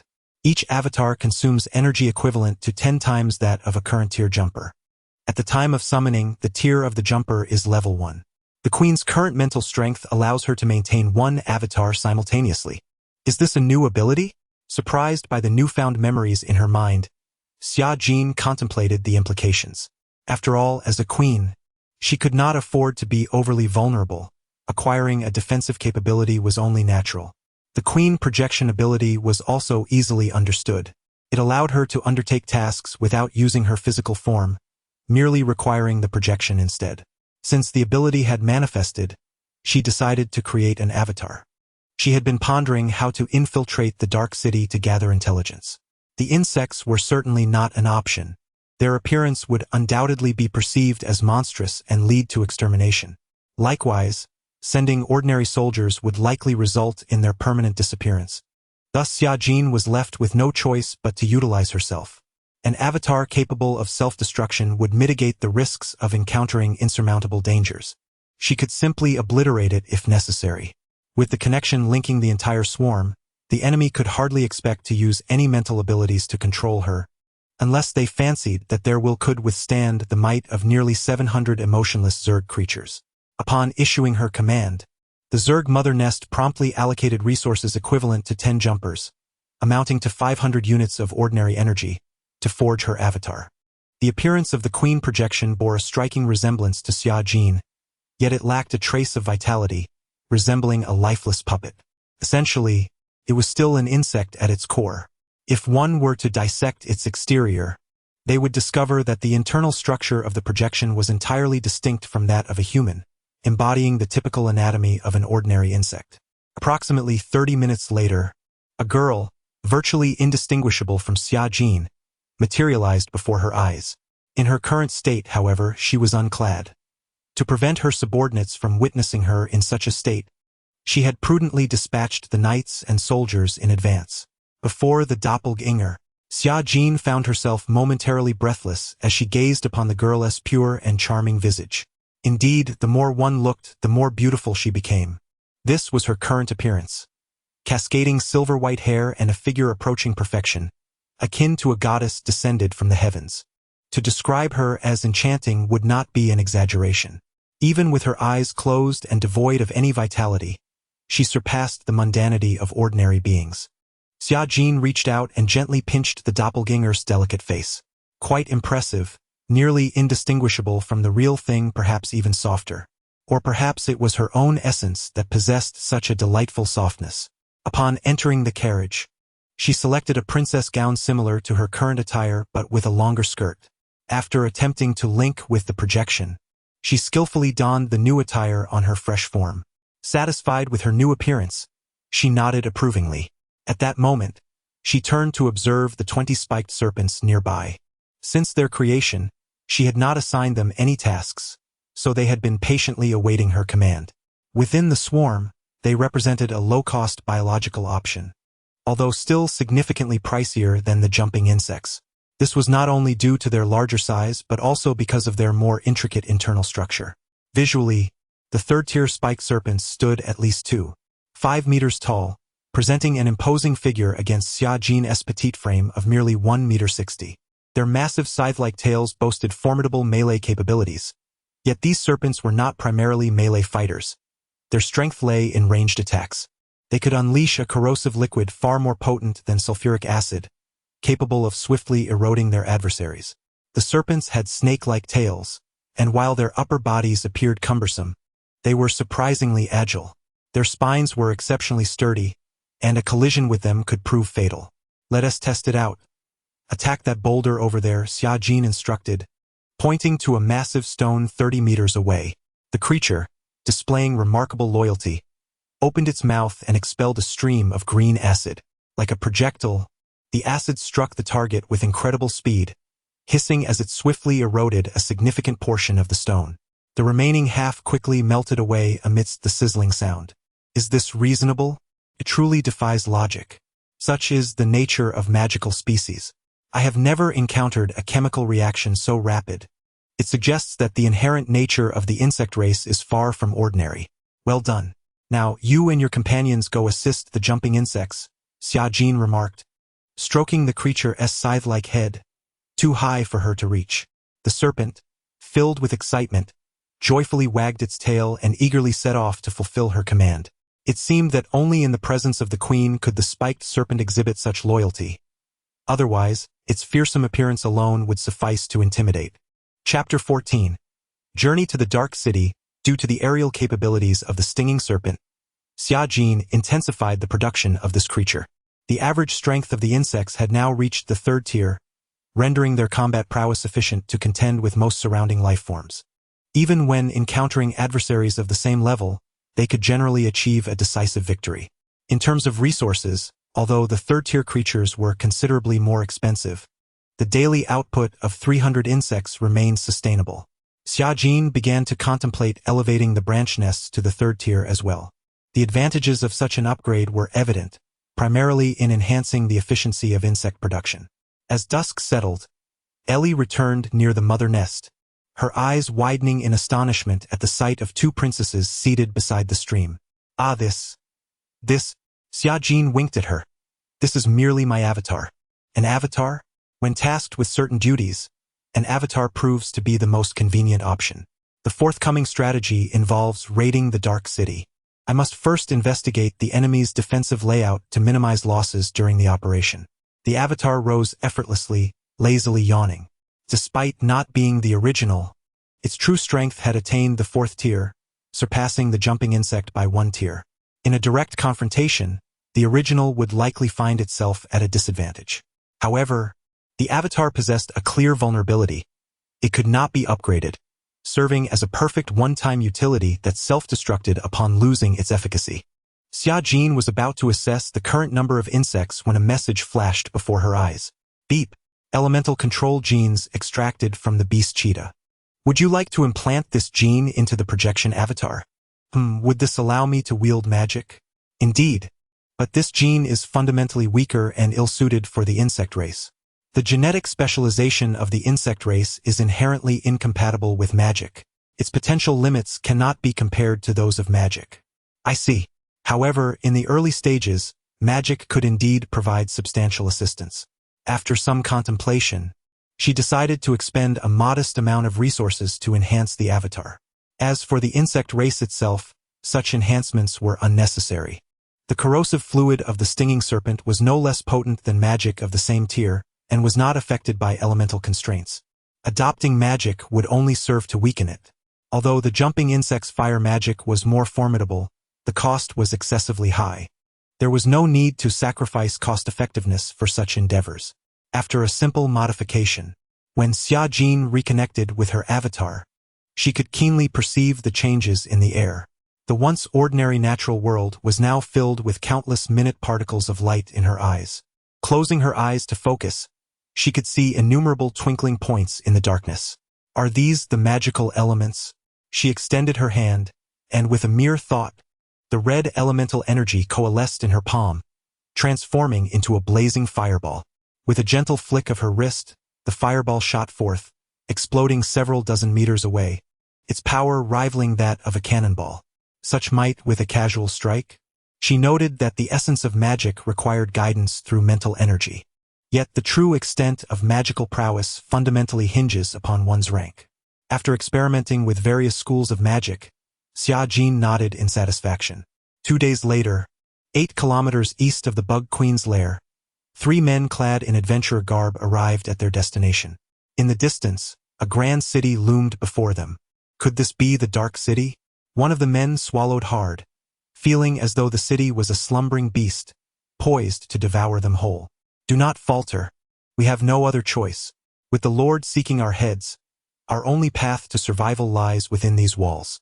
I have heard that strength is paramount in the Dark City. We are all third-tier powerhouses, esteemed warriors in any army. There is no reason we should struggle here. The leader, his expression somber, lifted the mask that shrouded his face, revealing a visage weathered by time.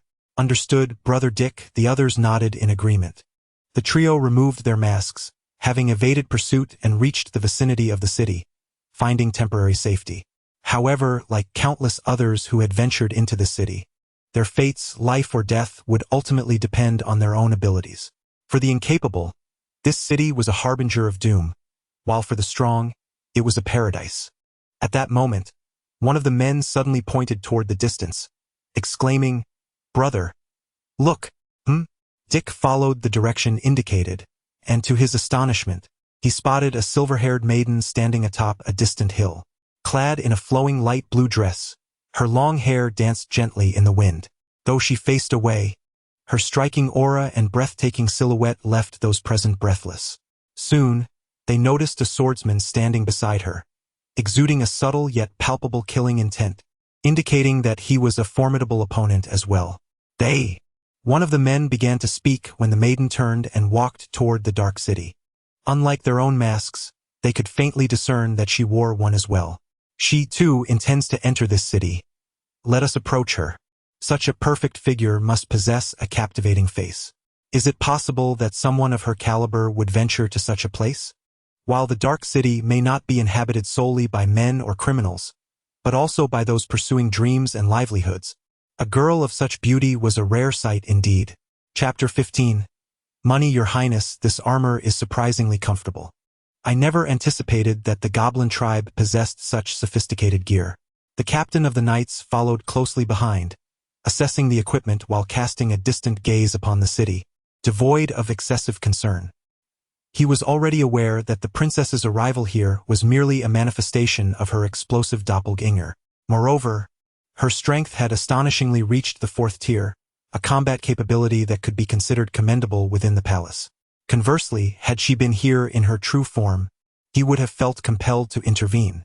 After all, a beautiful yet fragile girl venturing into such a perilous place would undoubtedly encounter dire circumstances. 3 individuals followed behind. Although Xia Jin did not turn to look, it was as if her back had eyes, for she had already sensed their approach. The captain of the knights immediately held his breath, remaining still. There was no need for unnecessary actions, and you should refrain from addressing me as princess for the time being. With my silver hair being rare enough, another mention of princess would lead even the most discerning to guess my identity. Indeed, as they neared the city gate, the 3 figures drew closer. Yet, for reasons unknown, they hesitated at the last moment, stopping in their tracks and watching Xia Jin and her knight approach the entrance. "Ladies, please register," said a soldier at the gate, surprised to see a white-haired woman before him. He retrieved a magical artifact and, following instructions, both of them left their handprints on it. "Are you truly prepared to enter? Especially you, madam. Although masked, I find myself quite intrigued by you. Are you aware of what lies within, particularly for someone of your stature? Without strength, it could be a hellish experience," the guard remarked, shaking his head with a hint of regret.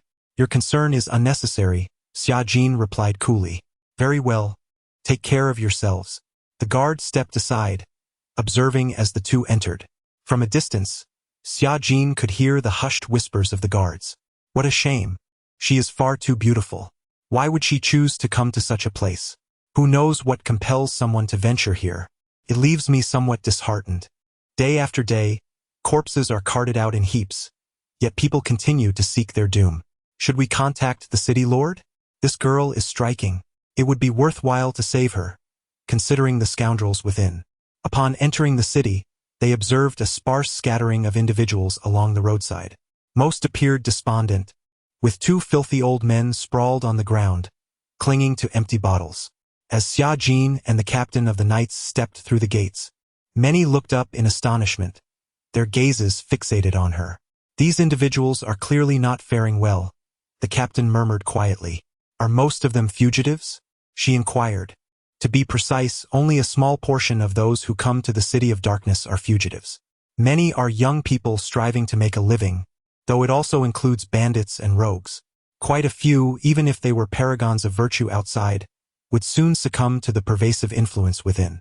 Xia Jin nodded slightly, lifting her gaze to survey the towering city walls, imprinting the scene in her memory.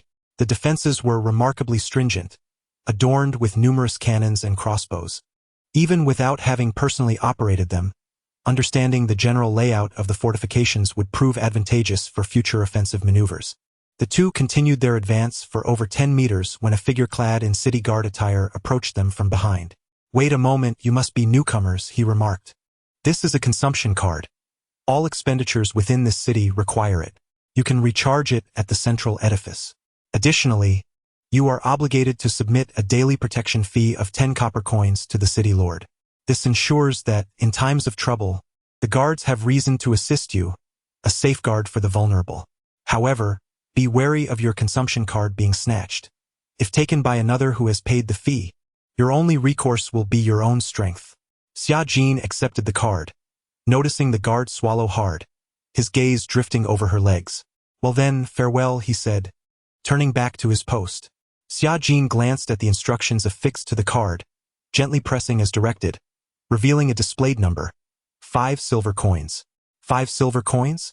Why do I see 0 here? The knight commander exclaimed, bewildered.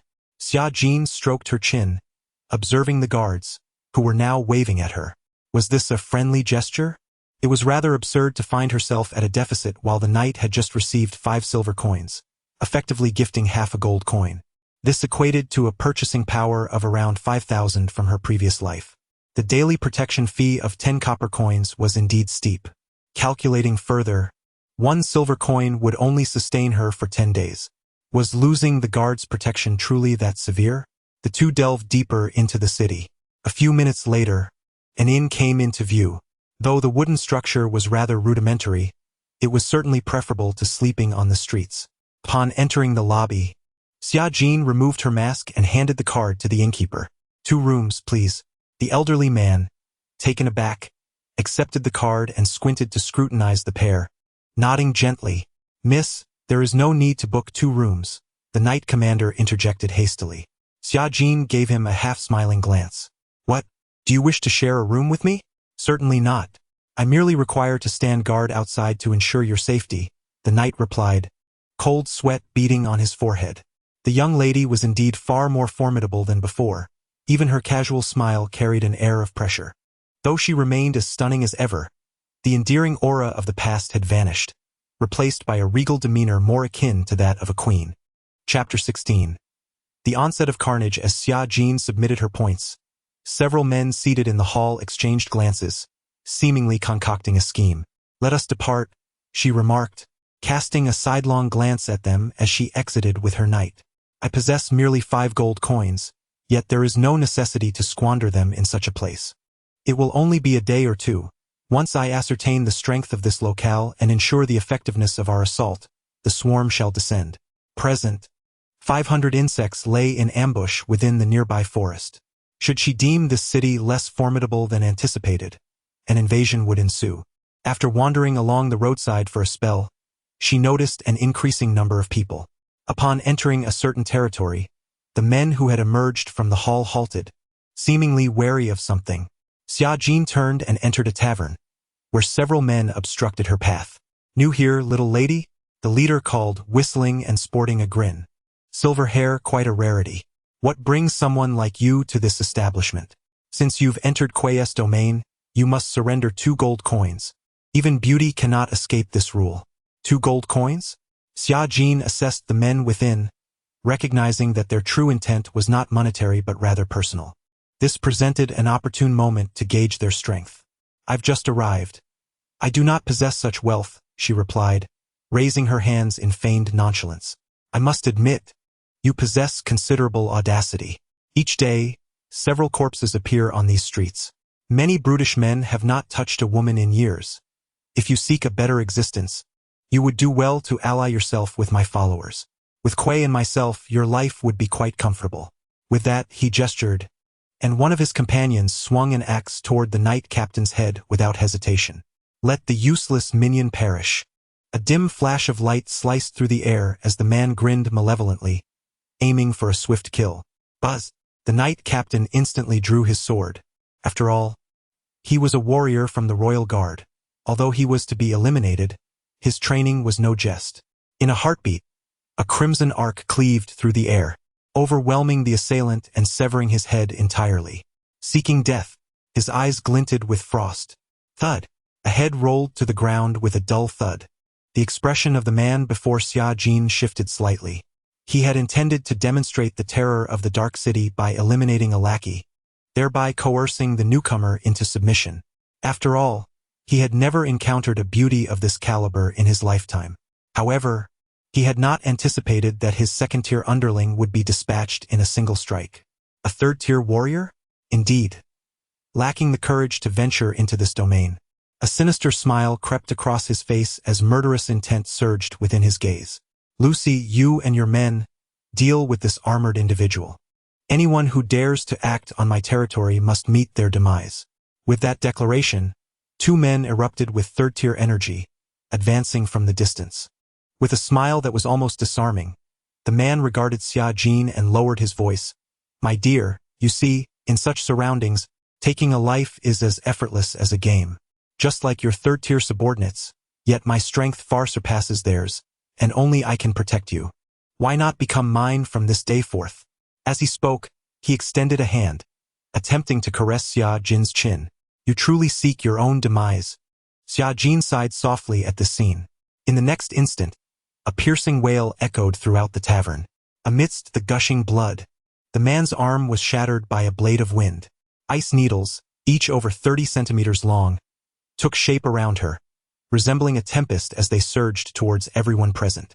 In a heartbeat, more than 10 individuals collapsed, while the man who had dared to assault her found the air around him siphoned away, clutching his throat in agonizing screams. Xia Jin raised a hand, grasping his throat from a distance and applying pressure. Gravity magic activated, crushing his arteries. The man collapsed, lifeless, alongside two third-tier assailants who were also instantaneously slain. At that moment, the tavern fell into an eerie silence. What a mage! Those at a distance trembled. Not just any mage, her prowess undoubtedly surpassed the third tier. Outside the tavern, a throng of subordinates, drawn by the commotion and eager to assist, halted in their tracks, their expressions frozen in shock as they gazed inside. Xia Jin stepped further in, surveying the room, and discovered that the strongest among them was merely at the second tier. She signaled to the knight commander, who promptly brought the second-tier man before her. "I have a few questions, and you must answer truthfully. Should you lie, prepare for death." "Why, yes, yes." He nodded vigorously. Though confronted by an unprecedented beauty, the life-threatening situation left him devoid of any inclination to admire her. "Who is Kuei? How many of the strongest in this city exist, and who leads them?" Chapter 17. The power within the city. A flicker of hesitation crossed his eyes, yet contemplating his own precarious existence, he steeled himself to speak. Kuei was the de facto ruler of this district, commanding a following of over 300 individuals, with his own strength peaking at the third tier. His most formidable subordinate, Doer, had already met his demise at your hands, leaving behind a handful of others at the same tier. In the city, there are at least 20 such district leaders akin to Kuei, all of whom are overseen by 3 of the mightiest individuals, the Thunder King, Yi Weici, and the Tiger King. However, even these 3 are subordinate to the absolute leader of the Dark City, the Lord of the City. What level of power do these kings and the Lord possess? I am uncertain. Rumors suggest they are exceedingly formidable. I believe they have at least reached the 4th tier, for it is quite challenging to maintain authority over so many with mere third-tier strength. As he spoke, he cautiously raised his gaze to meet Xia Jin's eyes. The moment their eyes locked, an indescribable indifference towards life sent chills down his spine. In truth, this was not to imply that Xia Jin had truly attained that level of detachment. Rather, it was a characteristic inherent to the insect race. The entire species was birthed for war, and as their queen, regardless of her outward appearance, she could not conceal the aura of a superior being. Go ahead. I assure you, if I say I will spare you, I shall, Xia Jin declared, stepping aside. A glimmer of surprise flashed in the man's eyes before he turned and fled. Little did he know that while the girl had granted him reprieve, the approaching swarm would soon regard him as prey. Let us verify this. If what he claims is true, my offensive can commence. A mere handful of individuals above the fourth tier cannot alter the course of battle. Reality is not a game. One cannot simply level up twice and expect to defeat 1,000 foes. If that were the case, what need would there be for armies? We could merely cultivate the strong and cast them onto the battlefield to unleash their might. Generally speaking, 5 third-tier jumpers are sufficient to encircle and slay a single fourth-tier powerhouse. Against a fifth-tier opponent, it might require dozens. As one ascends the tiers, the disparity in strength grows increasingly pronounced. Beyond the 6th tier, challenging opponents of a higher tier becomes exceedingly arduous. At this moment, though the assault had yet to commence, a multitude of 1,000 insects was steadily advancing towards the dark city. Viewed from above, the city resembled a cookie with a corner bitten off, its widest span measuring 7 kilometers and its narrowest 5. The population density was low, with an estimated 70,000 inhabitants. In contrast, the capital of the kingdom had over 600,000 residents. Thus this was undeniably a small city. Inside a tavern, Xia Jin ordered a serving of roasted beef. As she bit into it, the exquisite flavor nearly brought her to tears. Indeed, the fare I have endured lately has been woeful. This beef would benefit from a hint of spice. In terms of pricing, the establishment was rather expensive, with a single steak costing 1 silver coin. While she savored her meal, 3 individuals seated not far away caught her attention. One of the women, clad in warrior attire, possessed a striking appearance. Her exceptional physique was complemented by a stunning visage, yet her strength was merely at the 2nd tier. She occasionally glanced over, seemingly eager to say something. Is there something you wish to discuss? The knight commander was the first to break the silence, inquiring, is everything all right? And no, it's nothing. I just wanted to inform you that Kui and the Tiger King are not to be trifled with. If you harm his men, he will certainly not let it go lightly. Summer Jean shot her an astonished glance. How have you managed to survive in this place? The beautiful girl, somewhat sheepish, replied, my brother is quite wealthy and knows the Tiger King. Ah, so you have connections, Summer Jean mused, stroking her chin with a smile. Are you well acquainted with the most formidable power in the city? I find myself quite curious, considering I am new here. Do not entertain such notions, the girl cautioned, visibly startled. The Tiger King is undoubtedly at level 4, and the Thunder King is even more fearsome. Yet, despite their prowess, they are suppressed by the city lord. Furthermore, there are 2,000 city defense soldiers, all of whom are level 3 officers, many of whom have honed their skills in the streets. Summer Jean exchanged glances with the knight commander, sensing the credibility of her words. No longer hesitating, she focused her thoughts, and the 1,000 lurking jumping insects, situated 2 kilometers away, immediately launched their assault. The images captured earlier of the city walls had been shared with the brainworm. How to utilize them was now its responsibility. They could actively avoid directions with heavy artillery, effectively minimizing losses. As Summer Jean conversed with the girl, the tavern's doors were suddenly flung open. In strode a man with a scarred face, accompanied by a large group. Who dares to cause a disturbance? His voice, deep and gruff, instilled an inexplicable sense of dread. The remaining patrons, few in number, were immediately unsettled by his presence and quickly rose, murmuring, Lord Tiger King. So this is the Tiger King? Summer Jean sensed his level was indeed 4. Upon entering, he immediately fixed his gaze upon her. Ah, quite the beauty. I hear you are the one who killed my men? The girl's demeanor inexplicably unsettled the Tiger King, though her delicate appearance suggested otherwise. Even if she possessed magical abilities, it was unheard of for someone her age to reach level 4. Perhaps she had a rare magical scroll, but that would not deceive him. A person who relied on external means to gain power could never surpass those renowned for their strength. Little girl, I have taken a liking to you. From today onward, you shall come to my side to repay your debt. His proposition was more direct than before. In response, Summer Jean could not help but laugh. Are you truly confident in your strength to make such a claim? Chapter 18. The Swarm Invasion. At this moment, atop the city walls, the squad leader was abruptly roused from his slumber by one of his subordinates, who was visibly anxious. Captain, wake up. Look outside the city. Irritation coursed through him as he grumbled. What is it? Can't you see I'm trying to sleep?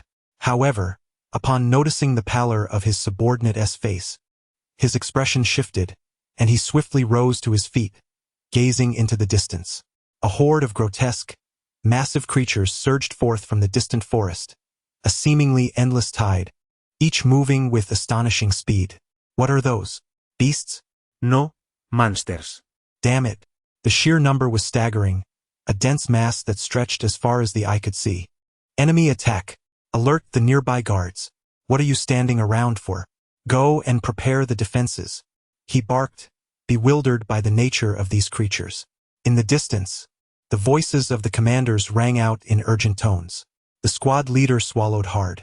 In a mere 10 seconds, these beings had covered a distance of 300 meters and continued their rapid advance. A rough count suggested there were at least hundreds of them. Suddenly, a series of alarming bell tolls echoed from afar. This is bad. The southern gate has been breached. That's the alarm from there. As he turned to the direction of the bells, he witnessed enormous creatures scaling the walls, effortlessly slicing through soldiers with their razor-sharp scythes. Steel swords clashed against their exoskeletons, only to be deflected with a jarring force. Without inner strength, even defense was futile. What are you dawdling for? Resist the onslaught. An officer passed by and struck him sharply on the back. Finally snapping to attention, the squad leader hastily retrieved his weapon and shield, positioning himself at the wall. Within minutes, a terrifying creature emitted a low, guttural roar as it ascended from the opposite side of the wall. The smooth surface of the fortifications proved no barrier to their advance. When a scythe, over a meter long, swung towards him, he was momentarily stunned. Yet, he reminded himself that he was a third-tier warrior, a strength that could only be overcome if his opponent vastly outweighed him or was of equal rank. A green light flared, enveloping his shield, absorbing the impact of the scythe's strike. A resounding clang reverberated through the air, akin to the collision of several tons of metal, nearly causing the squad leader to spit blood from the force. Before he could regain his bearings, the creature launched a similar attack from another angle. The speed was overwhelming, forcing him to parry with his sword in his other hand. Just as he braced for the clash, the monstrous being suddenly retreated, maneuvering to his left, while another creature descended from the wall, viciously slashing at his leg from below. Ah! He screamed in agony, collapsing to the ground. Despite being shrouded in energy, he had lost his legs. Lying on the ground, he beheld a swarm of creatures leaping over the edge of the wall. It was over. A chilling thought flickered through the squad leader's mind. In this somber city, it was unimaginable that one day it would be besieged. Yet, the assailants were not humans, but a horde of monstrous beasts surging forth from the forest, creatures of an entirely unfamiliar kind. "Enemy attack! Enemy attack!" shouted the guards as they hurried through the city, striking drums to sound the alarm. Flames ignited atop several towering structures, signaling the dire news, while an ominous tolling of bells reverberated throughout the city. What was occurring? People rushed from their homes, only to witness the colossal beasts breaching the city walls, crashing down upon them, or simply battering the gates open, sweeping in like a relentless tide. They rampaged through the streets, the fragile human bodies utterly incapable of withstanding their onslaught. Scythes sliced through life as if they were mere stalks of wheat. A scant few soldiers formed a defensive line, yet their preparations were woefully inadequate. The city walls had already succumbed before they grasped the full extent of the calamity. Inside a tavern, the Tiger King scoffed at the notion of lacking strength. It was the most amusing jest he had ever heard. The formidable champions of the Dark City were belittled by a fledgling girl. Yet he felt a thrill, especially as he regarded her with her striking confidence and flawless beauty. How delightful it would be to shatter her blissful illusions, to see her kneel before him in supplication. But at that moment, Yong! Yong! the bells suddenly rang from outside. The Tiger King furrowed his brow, turning to catch the distant echoes of alarm. The enemy, the monstrous horde, was at the gates. Soon thereafter, a panicked figure rushed through the entrance. What was happening? He noticed that his companions, who had accompanied him, were no longer composed, their faces betraying fear as they gazed towards the southern gate. What was amiss? He glanced back in that direction. At that moment, one of his subordinates, trembling with trepidation, stammered, There are monsters attacking the city. They are coming. What kind of monsters? The Tiger King's heart sank, only to see the silver-haired girl smile faintly. I speak the truth. You are lacking in strength. Crash! With a resounding boom, 2 leaping insects burst through the window from a distance of over 10 meters.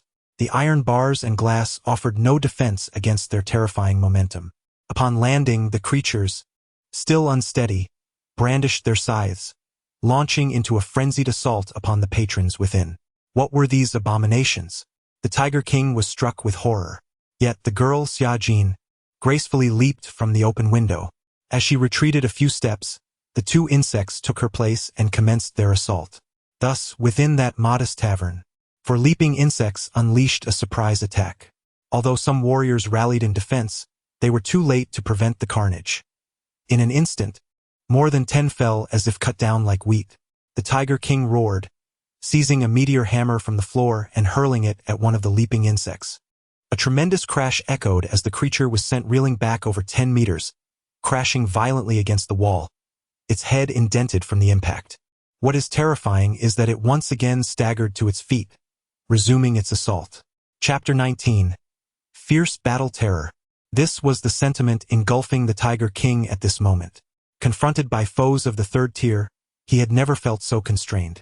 These creatures were akin to indomitable cockroaches, relentlessly launching wave after wave of assaults around him. After crushing one of them, a sharp scythe sliced into the Tiger King's shoulder. Although his formidable energy mitigated much of the impact, a deep wound was still carved into his flesh. It was this very strike that shattered his defenses, allowing a newly emerged insect from outside to strike him from behind. He roared, shattering the creature that had harmed his shoulder, and he burst through the wall, escaping the confines of the building. His gaze fell upon a white-haired girl in a princess gown, standing motionless a few dozen meters away, observing him. Insects scuttled past her, attacking every living being in sight, yet they completely ignored the girl. Who are you? A crimson sword aura suddenly surged from the side, severing the Tiger King's left hand with a swift blow. You were careless, the Knight Commander admonished, retreating immediately. Successfully ambushing a 4th-tier opponent as a 3rd-tier was an accomplishment worthy of glory. The Tiger King staggered backward, only to be ambushed by a leaping insect at his feet, causing his lower leg to be severed from his body. Considering the troop strength, this assault was primarily directed at the city defense forces, totaling around 2,000 soldiers. The scale was not insignificant, and many areas had begun to form resistance. However, the might of the insects rendered these defenses utterly futile. The Tiger King, in particular, was likely the worst performer among the 4th-tier combatants. He had truly fallen victim to treachery. He could never have anticipated such monsters crashing through the windows to attack him. Even more astonishing was the fact that the girl before him seemed to have an inexplicable connection to these creatures, remaining unharmed. Who exactly are you? Suddenly, he unleashed a radiant burst of energy, sending 3 nearby insects flying. Facing him, Xia Jin merely lifted the hem of her gown and performed a slight curtsy. It was an epitome of elegance, a gesture befitting the nobility of the royal court. The implication was clear. She was a member of the royal court, and this assault had been orchestrated by the kingdom. If he sought answers, he should direct his inquiries toward the kingdom. As anticipated, upon witnessing this scene, the Tiger King immediately contemplated the implications. The Plural Kingdom? Impossible. How could this nation command such terrifying creatures? Why would they launch an assault against us? The reasoning eluded him. Yet, The girl's impeccably refined etiquette would lead even those unfamiliar with the kingdom to perceive her as nobility. Her beauty and demeanor were beyond reproach. From a strategic standpoint, the lords of the Chloral Kingdom were deeply entwined with the interests of this region, making an invasion here unnecessary. They had never permitted women to serve on the front lines, let alone noble girls. The insects continued their relentless assault on the Tiger King, as if sensing their imminent doom if they failed to flee. He swung his spiked mace with ferocity, propelling a leaping insect into the distance, and with remarkable speed, he leapt onto the roof, making his escape into the distance. The captain of the knights sought to pursue, yet was halted by Xia Jin. There is no need to chase. Let him go. Very well, I understand. Taking a deep breath, the captain found himself compelled to admire Xia Jin's cunning. Your grace, your perfection moves me profoundly, he expressed earnestly, placing a hand over his heart. Indeed, once this assault is completed, we shall retreat immediately. Xia Jin, however, was entirely oblivious to the intricacies of strategy. The current situation dictated that only the kingdom could effortlessly invade this city. The city-state was too distant, and traversing such a vast expanse would be impractical. As long as she departed, the blame would rest solely upon the kingdom.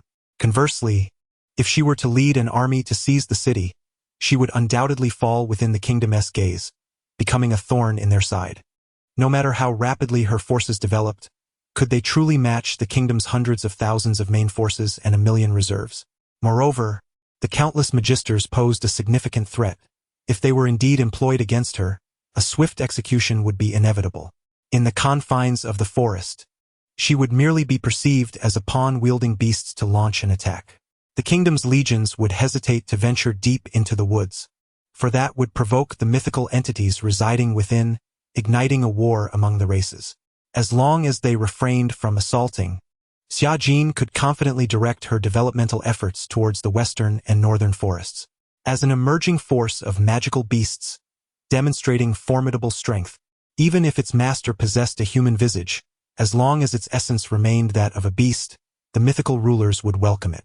At that moment, faint explosions echoed from afar, a signal of the cannons firing from the west. Regrettably, this direction had seen little insect activity, rendering much of the artillery ineffective. This was also the point where Xia Jin had entered the city. Through her observations along the way, she had determined that this area boasted the most formidable defenses. In contrast, a kilometer to the south lay a precipice, a natural fortress, while the terrains to the north and west were equally dismal, typically eschewed as avenues of attack, resulting in weaker defenses. This reconnaissance had spared her considerable losses. Closing her eyes, she projected her consciousness into the swarm of insects. Presently, the creatures had breached the city's center. At least 500 city defense soldiers had perished, and greater threats began to congregate in the central area. In a fierce clash of life and death, the formations of charging insects engaged. This direction was unlikely to receive artillery support. Only a few crossbows from the Lord's Manor could still exert a modicum of influence. Chapter 20. The victory of war in the Lord's Manor. Soldiers densely crowded the square, while formidable individuals from within the city, under the leadership of their respective commanders, had retreated to this stronghold. Flames flickered throughout the urban landscape. On the western city walls, soldiers endeavored to reorient the cannons to bombard the swarming insects ravaging the city. However, such actions proved futile, as the creatures seemed entirely indifferent to their efforts, not a single one venturing within range. The black jumping insects surged towards the central military formation, joining the horrendous conflict. 1,000 insects faced dozens of third-tier warriors in prior skirmishes, suffering almost no losses. Only upon confronting the tightly packed spear phalanx did they begin to experience any semblance of pressure. Yet, the enemy appeared oblivious to the presence of the stinging serpent. When large, undulating monstrosities entered through the southern city gate and came into view of the soldiers, catastrophe unfolded. Acidic liquid rained down, unleashing agonizing cries from within the phalanx. The pain and specter of death swiftly shattered the already fragile resolve of the combatants. Above, on the city walls, a man furrowed his brow as he surveyed the scene below. From several kilometers away, he distinctly perceived the presence of Xia Jin. A girl and a middle-aged man locked eyes, and instinctively, He felt that this individual posed a far greater threat than the Tiger King. Fifth tier, he murmured to himself. At that moment, a contingent of worker bees, long prepared, infiltrated the city. Their purpose was to plunder the territories already seized. Gold coins, gems, and various valuable items, including livestock such as cattle and horses. With an astonishing efficiency of nearly 99 in energy utilization, the consumed resources could swiftly give birth to new life, thereby augmenting the entire swarm. The assault persisted, with several fourth-tier warriors joining the fray, showcasing formidable prowess. Yet, the casualty ratio remained a staggering 20-1. For every 100 soldiers fallen, merely 5 insects were lost. This disproportionate comparison, even amidst the presence of numerous third-tier warriors, instilled a sense of dread in the Lord's heart. It was time to flee. This city was no longer tenable. He turned to his wife behind him and spoke. Within the manor, the household began to gather their belongings. However, despair gripped them as they realized the insect horde had divided, encircling the Lord's manor.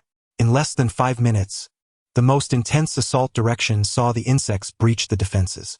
The city's defenders, alongside various powerful individuals, totaled nearly 3,000, yet they were overwhelmed by a mere 1,000 insects. 2 fourth-tier warriors perished amidst the frenzied onslaught. A black tide surged into the interior. The defeat was catastrophic. After surpassing their limits, the entire army crumbled. Even those once notorious for their mercilessness, confronted by these emotionless monsters, found their will to resist extinguished. The Lord attempted to retreat from the rear, only to discover that the jumping insects had already infiltrated the manor. These frenzied creatures commenced a relentless assault against him. Suddenly, a monstrous insect claimed the life of his wife. The seething anger unleashed a terrifying potential within him. A fiery tornado erupted from the edge of his sword, instantly slaying 7 or 8 jumping insects. Was this fellow a sorcerer? Xia Jin observed this scene, a faint frown creasing her brow. Fortunately, the insects did not disappoint her. The combat prowess of a level 5 warrior is inherently limited. Besieged by attacks from all directions, he soon suffered a grievous bite due to a momentary lapse in vigilance. Following several more outbursts, the lord of the city fell, akin to a boss whose health had been utterly depleted, collapsing into a pool of his own blood.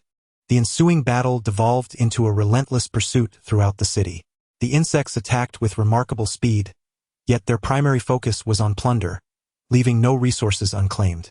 With so many formidable beings and thousands of livestock, the bounty was substantial. The meager energy provided by ordinary individuals without ranks was utterly disregarded by Xia Jin.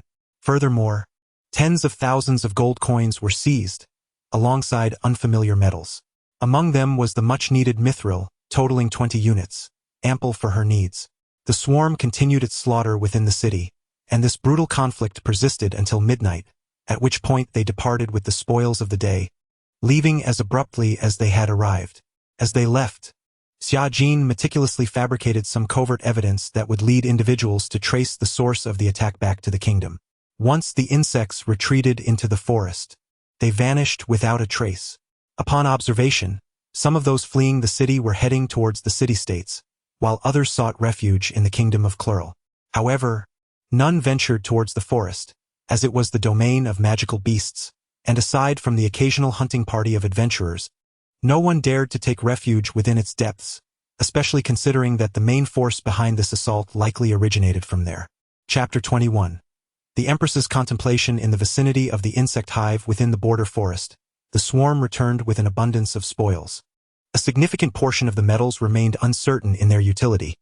Nonetheless, Xia Jin stored them away, harboring the hope that they might prove useful in the future. Among these, the mithril stood out as the rarest, with 20 units sufficiently satisfying the requirement for upgrading the insect base to level 4. At this juncture, a multitude of worker bees commenced the energy conversion of the prey with remarkable efficiency. Before long, Xia Jin's panel exhibited a visible surge in growth. The losses incurred from this battle were not insignificant, with over 100 jumping insects having perished.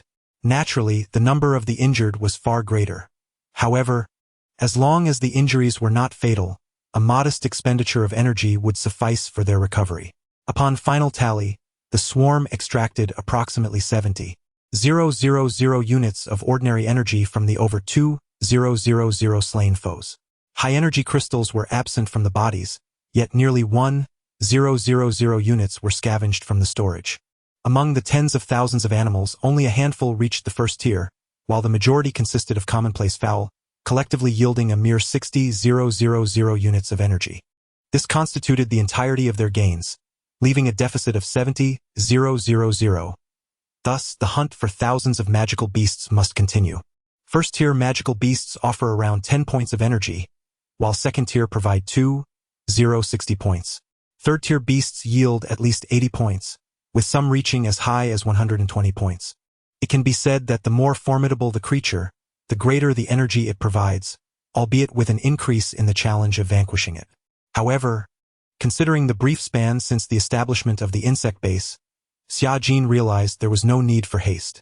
At this moment, the insects that were originally stationed to the east of the main hive had been largely redirected to the west. The forces guarding the direction of the Dark City had dwindled to a mere 200. To the south, only 200 insects were dispatched to gradually hunt beasts while remaining vigilant against any potential adventurers. The distance to the kingdom's border spanned 50 kilometers, a sufficient expanse for Xia Jin to prepare.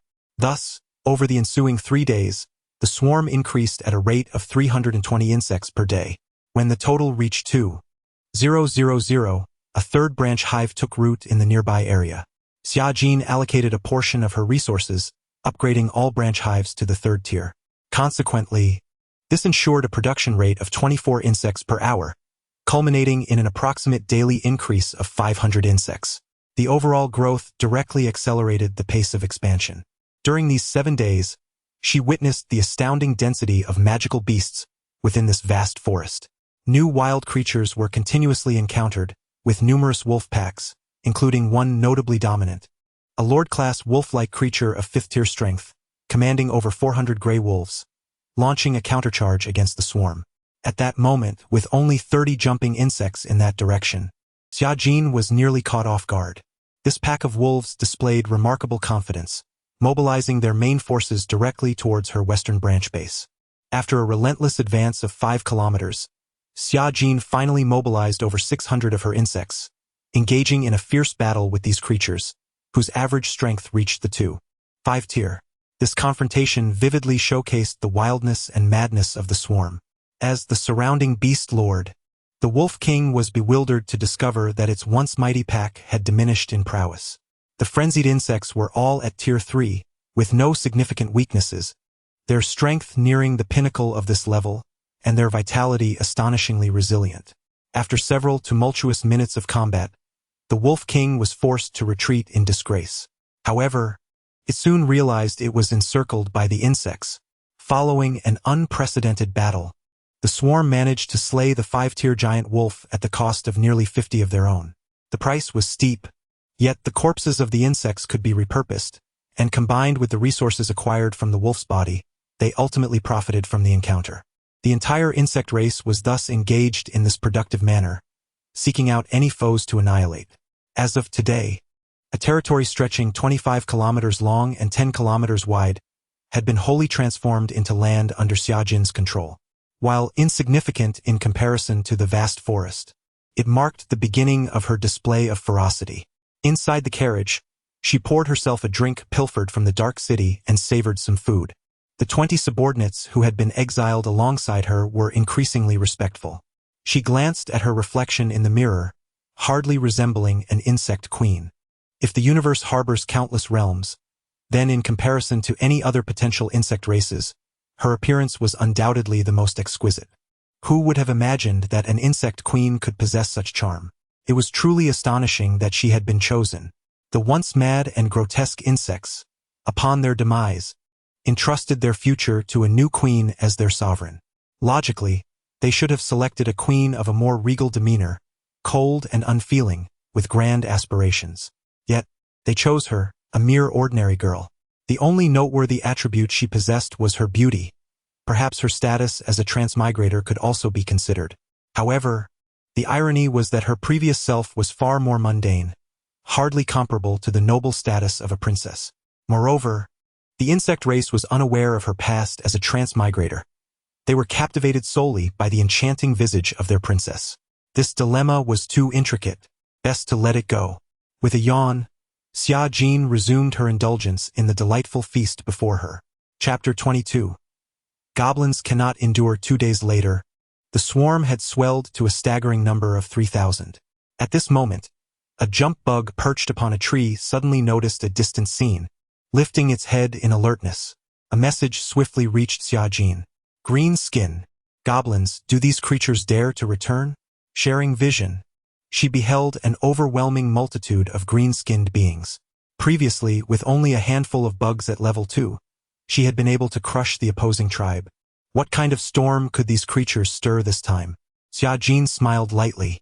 Yet, the sheer number before her was indeed somewhat intimidating. She temporarily ordered the few nearby jump bugs to retreat and mobilized 800 insects from the western front. It was unavoidable. This time, the goblins were indeed numerous. Unsure of the strength lurking among them, Xia Jin had always acted with great caution, never underestimating even the weakest of foes. To gain a clearer view of the impending battle, she sent her projection clone to join the insects in the north. Approximately 12 kilometers from the main nest, a troop of fully armed goblins traversed the jungle. Among them, over 20 goblins were carrying a palanquin-like structure, upon which sat several higher-ranking members of their kin. The enemy you mentioned lies ahead, correct? Indeed, yet those fearsome monsters nearly annihilated my tribe. Had it not been for my fortuitous escape, I would never have made it out alive. The previously retreating goblin chief now displayed an unusual fury. Very well, I shall aid you in exterminating them. However, as payment, your tribe must submit to my command, and this land will henceforth become the territory of my Grey tribe. Agreed. Though the chief felt a pang of regret over the loss of status, he had no other choice at this juncture. The massive force of over 1,000 goblins was now drawing near their destination. At that moment, a resounding, high-pitched roar echoed from afar. The newly appointed chief beheld with his own eyes as a fearsome and grotesque beast opened its maw and let out a thunderous cry towards the sky. Following this, figures began to emerge from the depths of the forest, each bearing blood-red eyes. This. The new chief seemed taken aback. You mean to say it is this group of monsters? Are they not beasts? Indeed, they have suddenly invaded my territory, murmured the old chief. You fool, I have never encountered these monsters. They cannot possibly be from the forest's outskirts. The new chief delivered a sharp rap to the old chief's head, filled with fury and feeling deceived. The individual before him had claimed the enemy was weak and few in number. Yet at that very moment, in the wake of that roar, a multitude of poised monsters emerged just a few kilometers ahead. Retreat. We must leave this place. No, it is too late to withdraw. Prepare for battle. Goblins are invincible in combat. Several towering goblins strode forward from the rear. Their power reached level 4, marking them as the true elite of their tribe. With the resounding blast of a horn, countless goblins raised their rudimentary long knives, entering a state of readiness for battle. At that moment, the swarm began its charge. A crescent-shaped line of attack stretching 2 kilometers formed an indistinct pincer, encircling the 1,000-strong goblin force on the scene. Beneath the setting sun, their crimson eyes glowed ominously, resembling blood, creating an eerie spectacle. It seemed as though the goblins were not confronting mere beasts, but rather demons emerging from the abyss. Face the enemy. Do not fear. Charge forth. The new chieftain understood well the dire consequences of defeat. Once the morale of any army collapses, it signifies the loss of battle. Fortunately, goblins are inherently fierce creatures. They possess the audacity to raid human villages with a small squad, unafraid even when faced with better-equipped regular troops. The horn sounded again. With a unified shout, the goblin army advanced resolutely towards the swarm. Although fear filled the hearts of many small goblins, the blood coursing through their veins and the atmosphere of the battlefield compelled them to charge. With a thunderous crash, the front line collided with the insect horde. The unimaginable force of impact rendered the first row of goblins as fragile as tofu, their bodies obliterated in an instant. The jumping insects surged forth like war chariots, scything through the air and trampling over the heads of the goblins. In a single encounter, the front line of goblins fell into chaos. The new chieftain, witnessing the carnage, gasped in horror. You are indeed foolish. If my main force is lost here, your head shall pay the price. He kicked the old chieftain aside, gritting his teeth. The battle raged furiously, and even the support of dozens of large goblins and over 30 mages could not alter the tide. Moreover, mere seconds into the conflict, the spitting snakes arrived, showering the goblins with a deluge of acidic liquid, as if it were raining. This horrific scene caused every goblin to tremble in dread. The new chieftain, anxious that his troops might crumble, incessantly urged them to fight. A select band of elite goblin warriors attempted to launch a surprise attack on the distant spitting snakes. Their collective strength reached the 3rd tier, with 2 among them even at the 4th tier. However, such a strategy was far too simplistic for the brain insects. The swarm almost immediately dispatched 50 jumping insects to intercept, while the spitting snakes unhesitatingly initiated long-range assaults against them. Chapter 23. Self-destruction despite enduring the relentless acid rain. The elite goblin squad, relying on the energy within their bodies to resist the corrosive force, soon found their strength waning.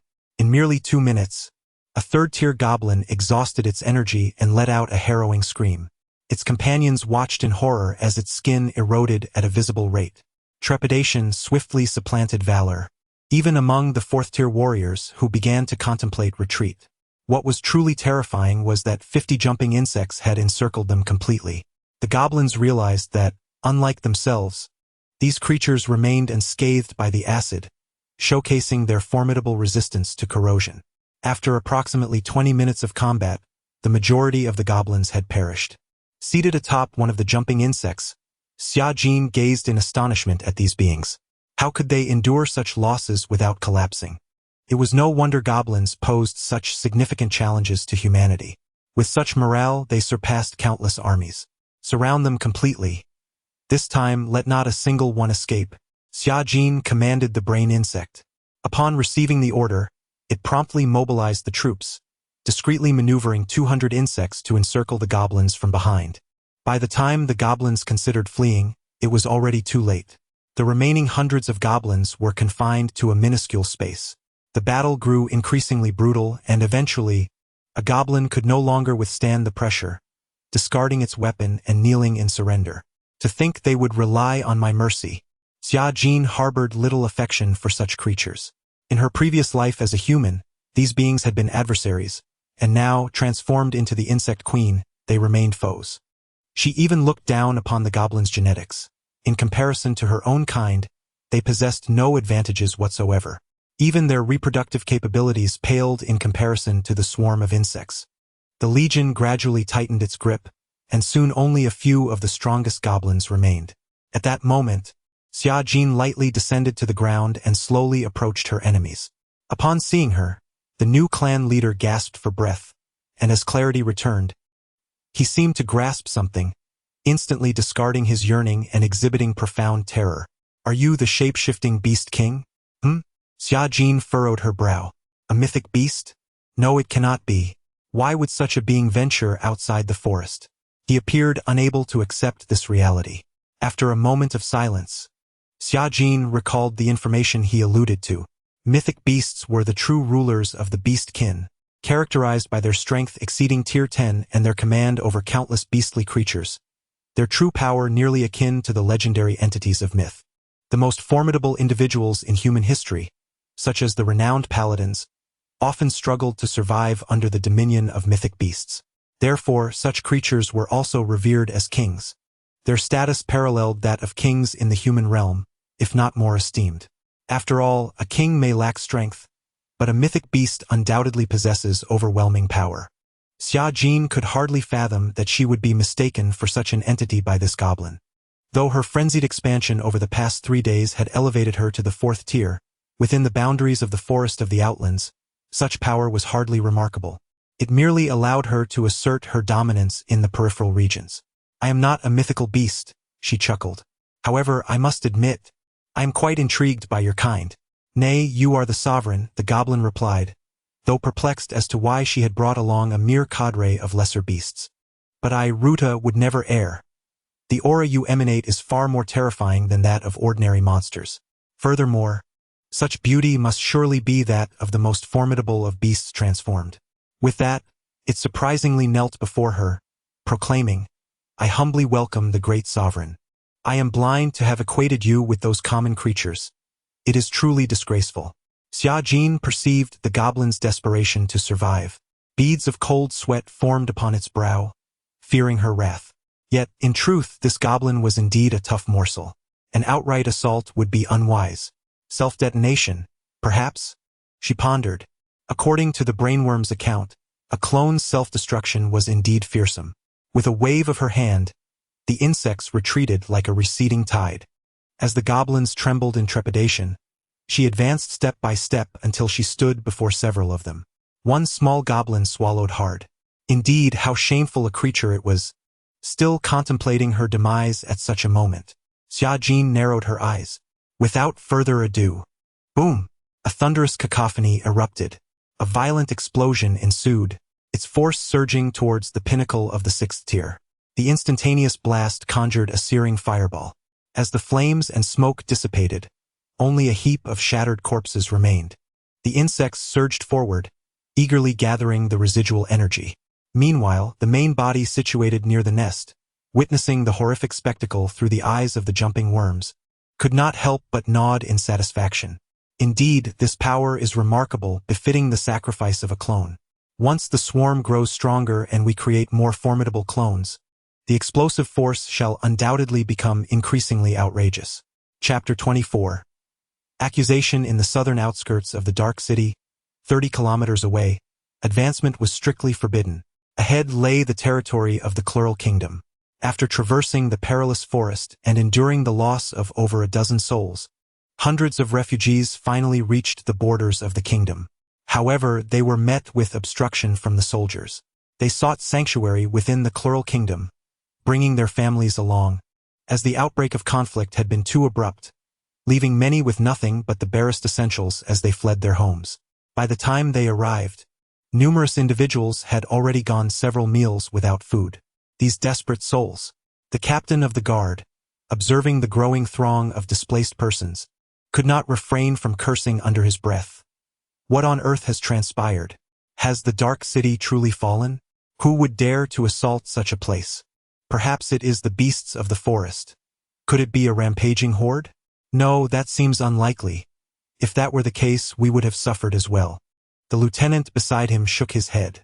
At that moment, a makeshift convoy of carts suddenly emerged from a narrow path in the forest. When the vehicles halted before them, a third-tier warrior leaped down and strode forward to address the soldiers. "We are a diplomatic envoy from the Dark City, seeking an audience with the esteemed Count of the Northern Domain. Please allow us passage." "A diplomatic envoy? You?" The Dark City has never dispatched a diplomatic team to any region. In fact, the last exchange between our realms occurred over a century ago with the signing of the Trade Cooperation Treaty.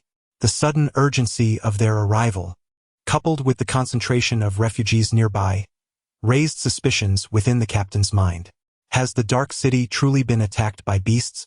What do you think? It is the nobles from your realm who have instigated this chaos, unleashing hordes upon us to pillage our lands. The captain of the guard was left bewildered, granting them passage as the convoy moved on, eliciting puzzled expressions from the onlookers. It feels as though we have been implicated in something. One soldier could not help but mutter. Could it be that the Count has indeed launched a covert assault against them? That seems implausible. If such were the case, we would surely be aware of it. This route is a shortcut to the Dark City. The captain shook his head, a sense of unease creeping into his heart. Half a day later, at the border city of the kingdom, Tart. This was the capital of Count Imero, home to approximately 200,000 inhabitants. As the diplomats entered the hall, Count Imero greeted them with a warm smile. "My dear Lady Yevis, what brings you to my humble abode? Esteemed lord, I fear I must inquire about a matter that concerns you." The enchanting woman standing at the center of the hall was one of the three formidable figures from the Dark City. Had Xia Jin been present, she would have been taken aback, for during the assault on the Dark City, she had encountered several fourth-tier warriors and had presumed that Yevis and the Thunder King among them had been slain. "Oh, I beg your pardon, but I do not comprehend. Has there been an issue with trade?" Count Imero gestured for her to take a seat beside him, his aged countenance revealing a look of perplexity. "Are you truly unaware? A noble from the kingdom led a horde of beasts to invade my city. The assault was so abrupt that we were caught unprepared and ultimately fell. However, after several hours of fierce combat, they retreated, having seized the majority of our resources. Our city defense forces suffered catastrophic losses." As Yevis spoke, her tone was tinged with indignation. "I apologize, but I am not privy to this matter." "Clearly, I had no part in it," Imerlo replied, his brow furrowing. He instinctively feared he might be framed. If such an event had indeed transpired, both Yevis and the shadowy figures of the Dark City would undoubtedly seek his demise. The thought of incurring the enmity of several powerful individuals ranked above the 4th tier was indeed daunting. "I merely sought to confirm whether the commander who appeared that day belonged to your royal lineage. Silver hair is a rarity, and only your aristocracy possesses the capability to stand against my Dark City.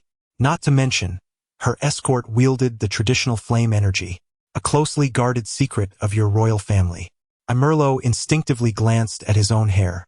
While he too bore white hair, it was the sign of age, starkly contrasting the elegant silver locks of youth. "Regrettably, we are genuinely unaware. In truth, I have no motive to plunder your resources.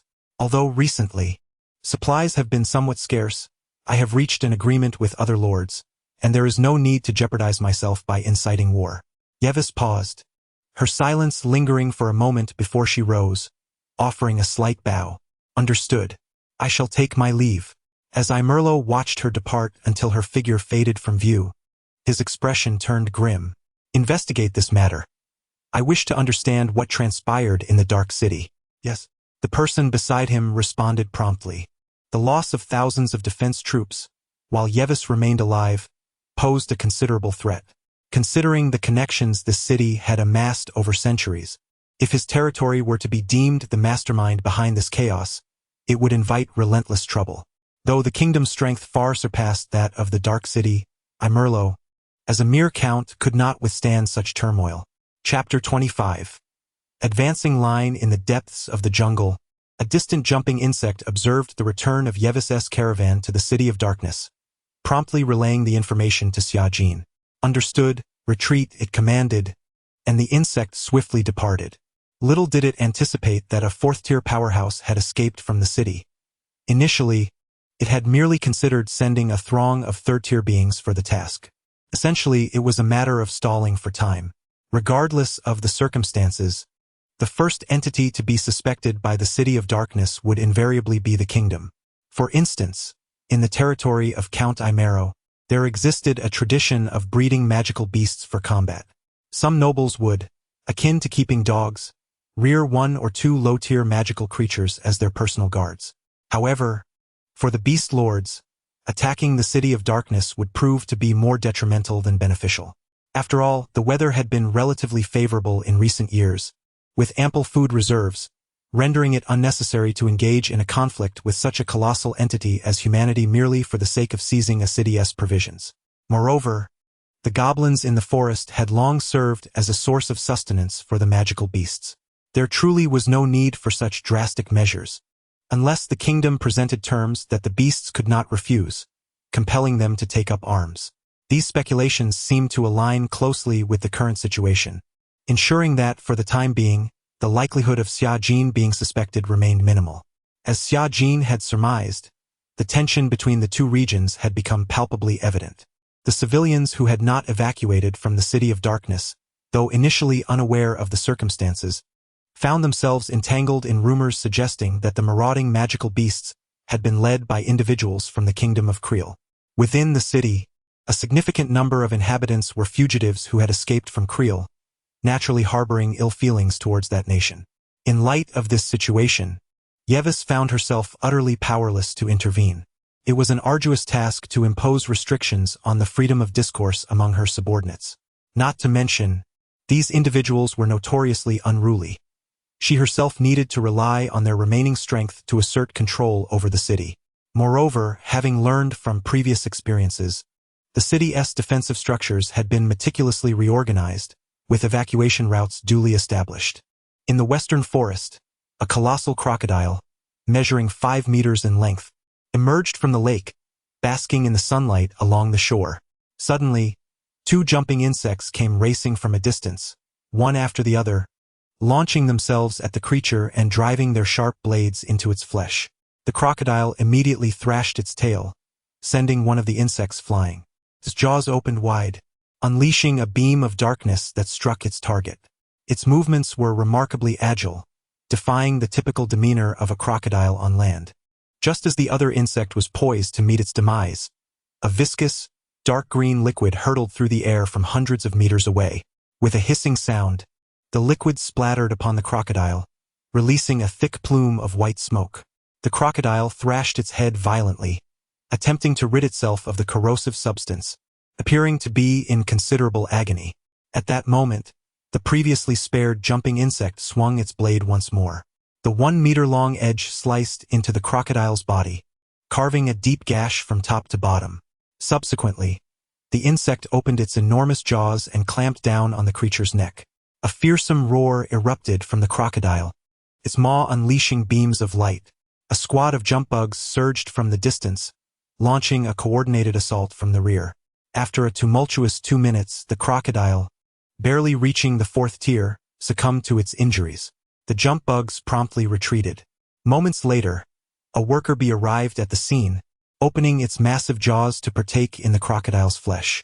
However, after only a few bites, it sensed an impending danger, swiftly lifting the crocodile with its pincers and fleeing. Shortly thereafter, a python, as thick as a barrel, emerged from the lake. The enemies encountered 30 kilometers away seemed to have grown stronger. Xia Jin observed a conscious map, where the green dots represented her swarm. Along an expansive front spanning over 10 kilometers, the scattered jump bugs did not form a particularly high density. The forest was teeming with monsters, and every 100 meters brought forth a staggering number of adversaries. Many solitary magical beasts, though of lower tier, possessed unique abilities that could prove perilous if not approached with caution. As the distance westward increased, the bugs began to feel the mounting pressure.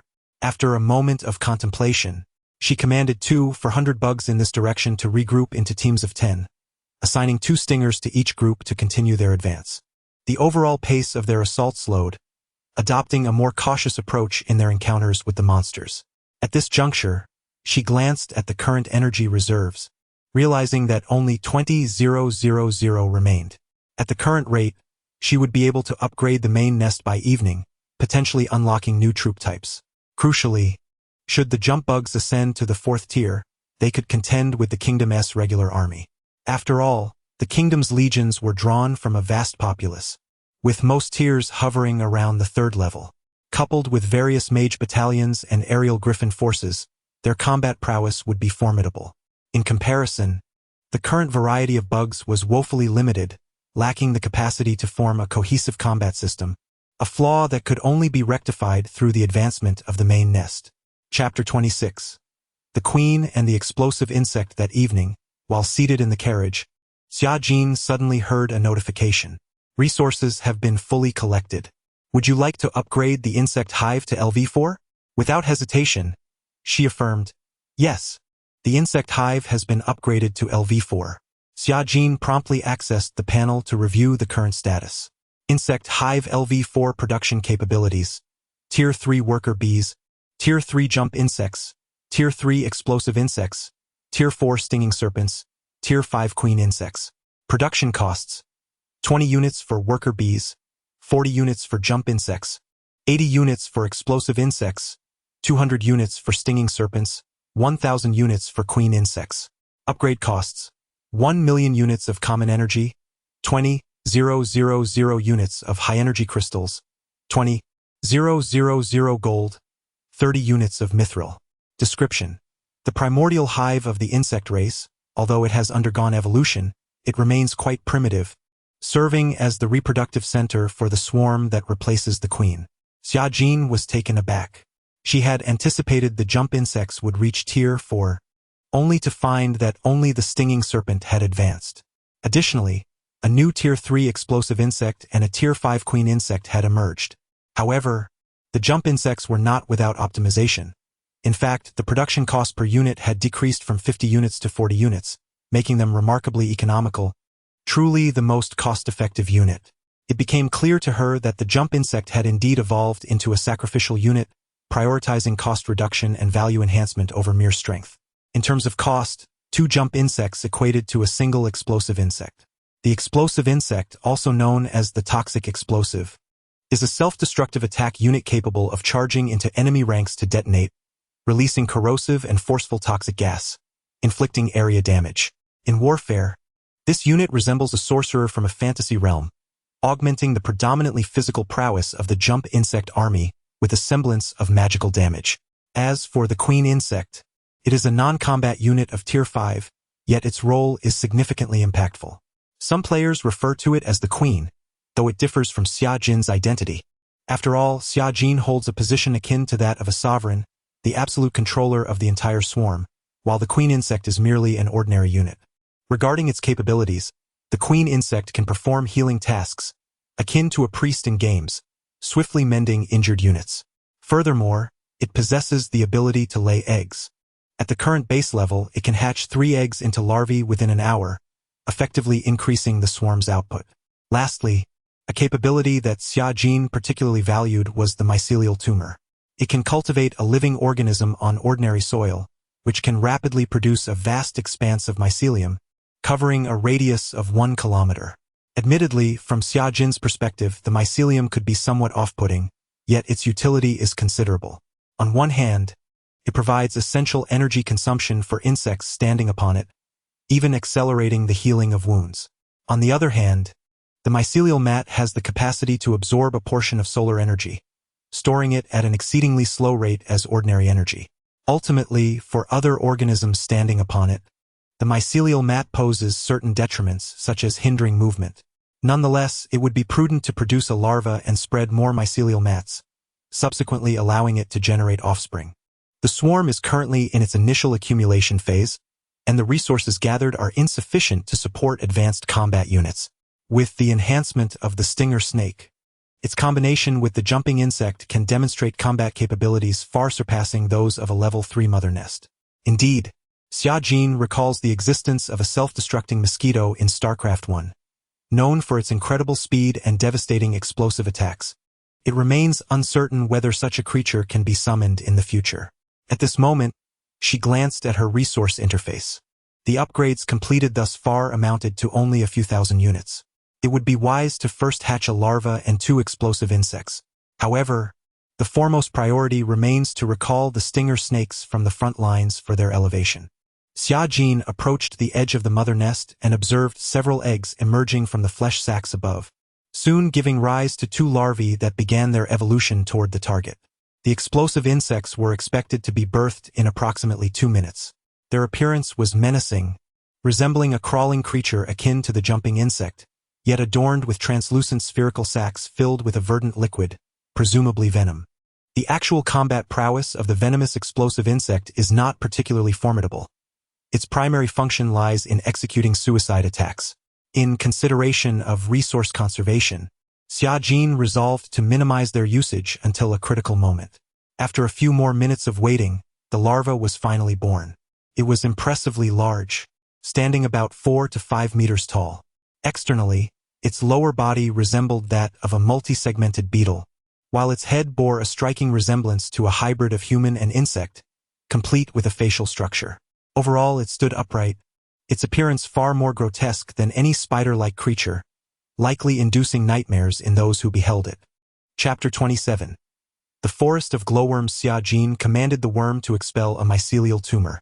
Within a mere 5 minutes, a vast expanse of soft fungal carpet spread over a radius of 1 kilometer. Walking upon it felt akin to treading on a plush membrane. Admittedly, it lacked aesthetic appeal. How splendid it would be if the appearance of the fungal carpet could be transformed to resemble a lush lawn. She attempted to search her memory for information, discovering that such a trivial task could indeed be accomplished. Well, let us make some adjustments around the mother nest. Aesthetics are paramount. The former leaders of the insect race were solely fixated on gaining strength, indifferent to appearances.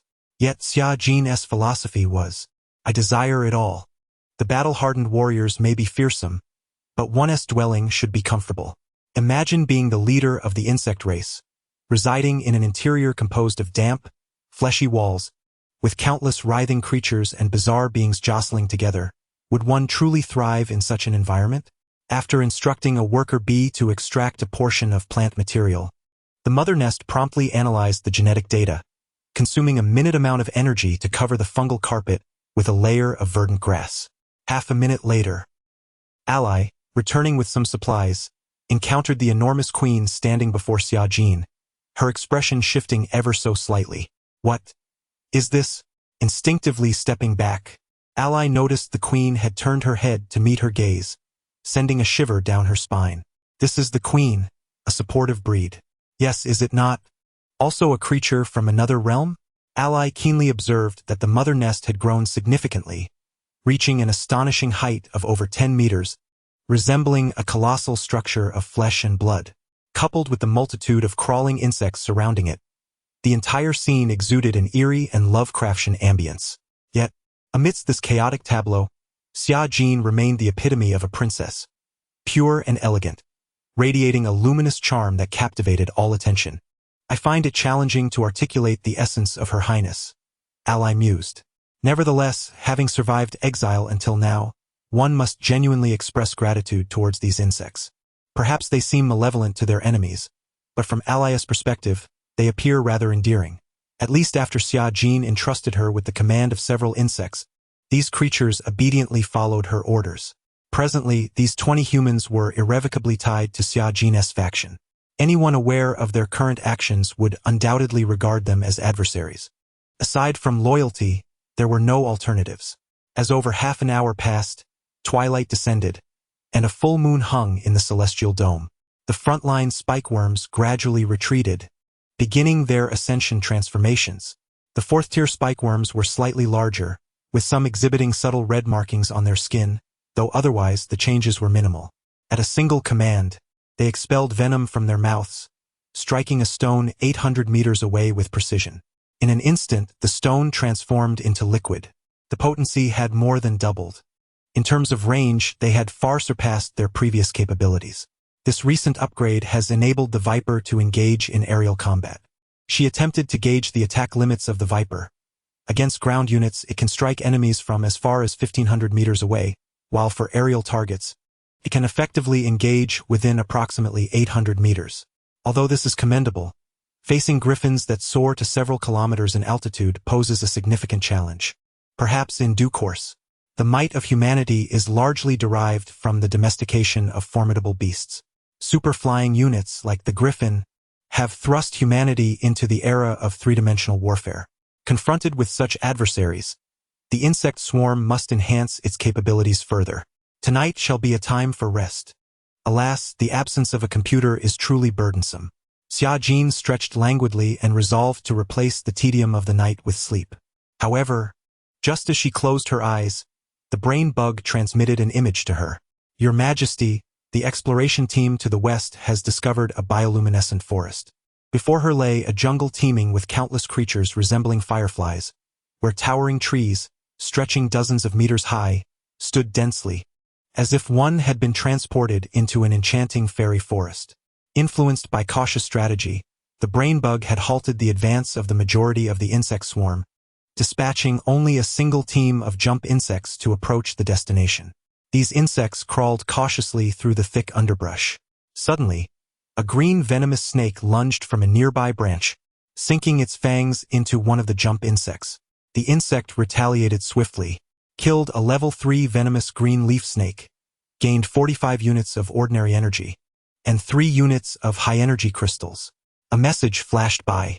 It was evident that the jump insect's body swayed slightly, clearly affected by the venom. Xiaojin was taken aback, for the insect swarm possessed formidable venom resistance. Even at the initial hive stage, it should not be so easily affected by a mere drop of poison. Fortunately, after a few minutes, the insect adapted to the toxin and began a targeted evolution. Soon, this information was disseminated throughout the swarm. The insect squad continued its advance. Suddenly, a sharp arrow, glinting coldly, flew from a distance and pierced the eye of one jump insect. With the arrow's entry, an explosion erupted, obliterating a significant portion of the insect's head. It was only then that she noticed two agile figures leaping from the tree where the arrow had been shot, landing on another tree. After a few bounds, they vanished from sight. Chapter 28. The elves. What are those beings? Resembling humans? Their appearance indeed mirrors that of a person. Yet their movements are so swift that Xia Jin could scarcely discern their form. It was suggested by the brain insect to dispatch 2 jumping bugs for reconnaissance. Agreed. The jumping bug, which had been pierced through the forehead by an arrow, alongside the one recovering from poison, began to sprint deeper into the luminescent forest. The vast expanse of the jungle was bathed in a soft orange glow, rendering it exceptionally enchanting.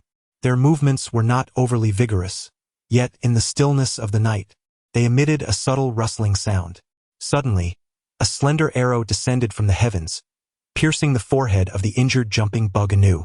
This time, Xia Jin's gaze swiftly captured the archer, confirming it to be a shadowy figure.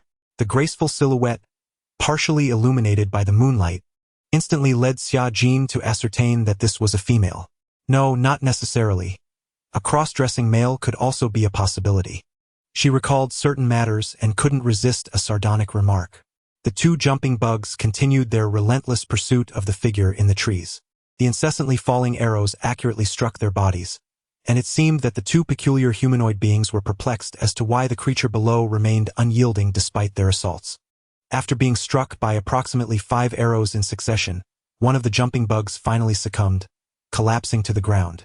However, by that time, the distance between both parties had significantly diminished. With a sudden leap, the jumping bug sprang to its feet and grasped a nearby tree trunk, vaulting upwards, and within a mere 2 seconds, it had scaled over 20 meters to the treetop. Bathed in the silver moonlight filtering through the leaves, it beheld the form of one of the figures. Before it stood a woman with flowing emerald hair, with elongated pointed ears and skin as pale as snow. Her physique was astonishingly exquisite. Even through Xia Jin's discerning aesthetic, she found her beauty striking. What is this? An elf. The only association that came to mind for a beautiful woman with long ears was the elven race. Moreover, this elf bore no resemblance to the peculiar skin tones and appearances often attributed to Western aesthetics. She was breathtaking in every sense. Such beauty is seldom found among humans. The jumping bug attempted to leap to another tree, yet at that moment, the elf on the opposite side raised her silver bow, releasing a stream of blue light that struck its body. In a thunderous crash, the 3rd-tier insect plummeted to the ground. Instant annihilation. The 2 elves gracefully descended onto the tree trunk, gazing down from their elevated vantage point. In the fading light of its final moments, Xia Jin witnessed the scene before the world around her dimmed to darkness. She leapt from the carriage and approached the resting place of Ellie, who was not far away. Hearing the sound, the young knight, still on the brink of slumber, opened her eyes and, upon seeing Xia Jin, immediately rose and said, "Your Highness, I have a question for you. Are beings with pointed ears and lovely green hair elves?" Ellie was momentarily taken aback, then her eyes sparkled with excitement. "Did you encounter elves, Your Highness?" It was the bugs that encountered them. Their weapons were bows and arrows, possessing formidable power. That must surely be elves. The only known beings with pointed ears who wield arrows and embody such beauty must belong to that race. It is rumored that they have always dwelled in the border forests, and it is quite unexpected that you have encountered them. Is this truly the case? Xia Jin reminisced about their brief interaction. Their power was formidable, particularly the final strike, which undoubtedly possessed the might of the 4th tier. Moreover, it was not inconceivable that their rank might be even higher. In Princess's memory, the elves were quintessentially a superior race, endowed with strength surpassing that of humans. Of course, in terms of numbers, humans far exceed them, primarily due to their vast population, while elves remain relatively rare. Encountering such a being in the West hindered her exploration. She began to withdraw the swarm of insects and dispatched the evolved stinging serpents to the forefront to establish a defense. 100 should suffice. The time that followed would be dedicated to exploring the north. Although the north led deeper into the forest, given the vast expanse of this woodland, the perimeter alone extended over 2,000 kilometers, and actual exploration would not likely encounter formidable obstacles swiftly. Nonetheless, Xia Jin remained cautious, opting for a steady and deliberate approach. Should she advance recklessly, She might indeed provoke an insurmountable foe. The 2,000 insects promptly altered their course, advancing into the depths of the forest. In the luminous forest, two green-haired elves landed gracefully on the ground after leaping over 50 kilometers. Before them stood exquisite plant homes. Vijaya, are you not on patrol? Why have you returned so suddenly?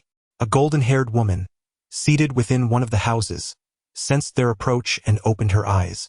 They had encountered a group of unfamiliar magical beasts. Vijaya recounted their previous encounter. Are you certain these creatures do not exist on the periphery? The golden-haired elf inquired anxiously. Indeed, they possess an exceedingly frenzied demeanor. Even when grievously injured, they do not cease their assault. I have never encountered such a brutal creature. Other beasts would at least exhibit some pain. I understand. Inform the other elves to minimize their outings, especially the young ones. Our kind's living space is already quite limited. With humans and goblins alike encroaching upon us, we must teach them a lesson. Yes. The two elves took their leave. In a mere moment, the forest stirred to life, as agile beings began to move. While Xia Jin focused her offensive direction towards the north, her attention remained fixed on the elves. In many narratives, they are portrayed as a sparse race, possessing long lifespans and formidable magical prowess. Their enchanting appearance also endeared her to these beings. After all, who does not appreciate the beauty of graceful maidens? Chapter 29.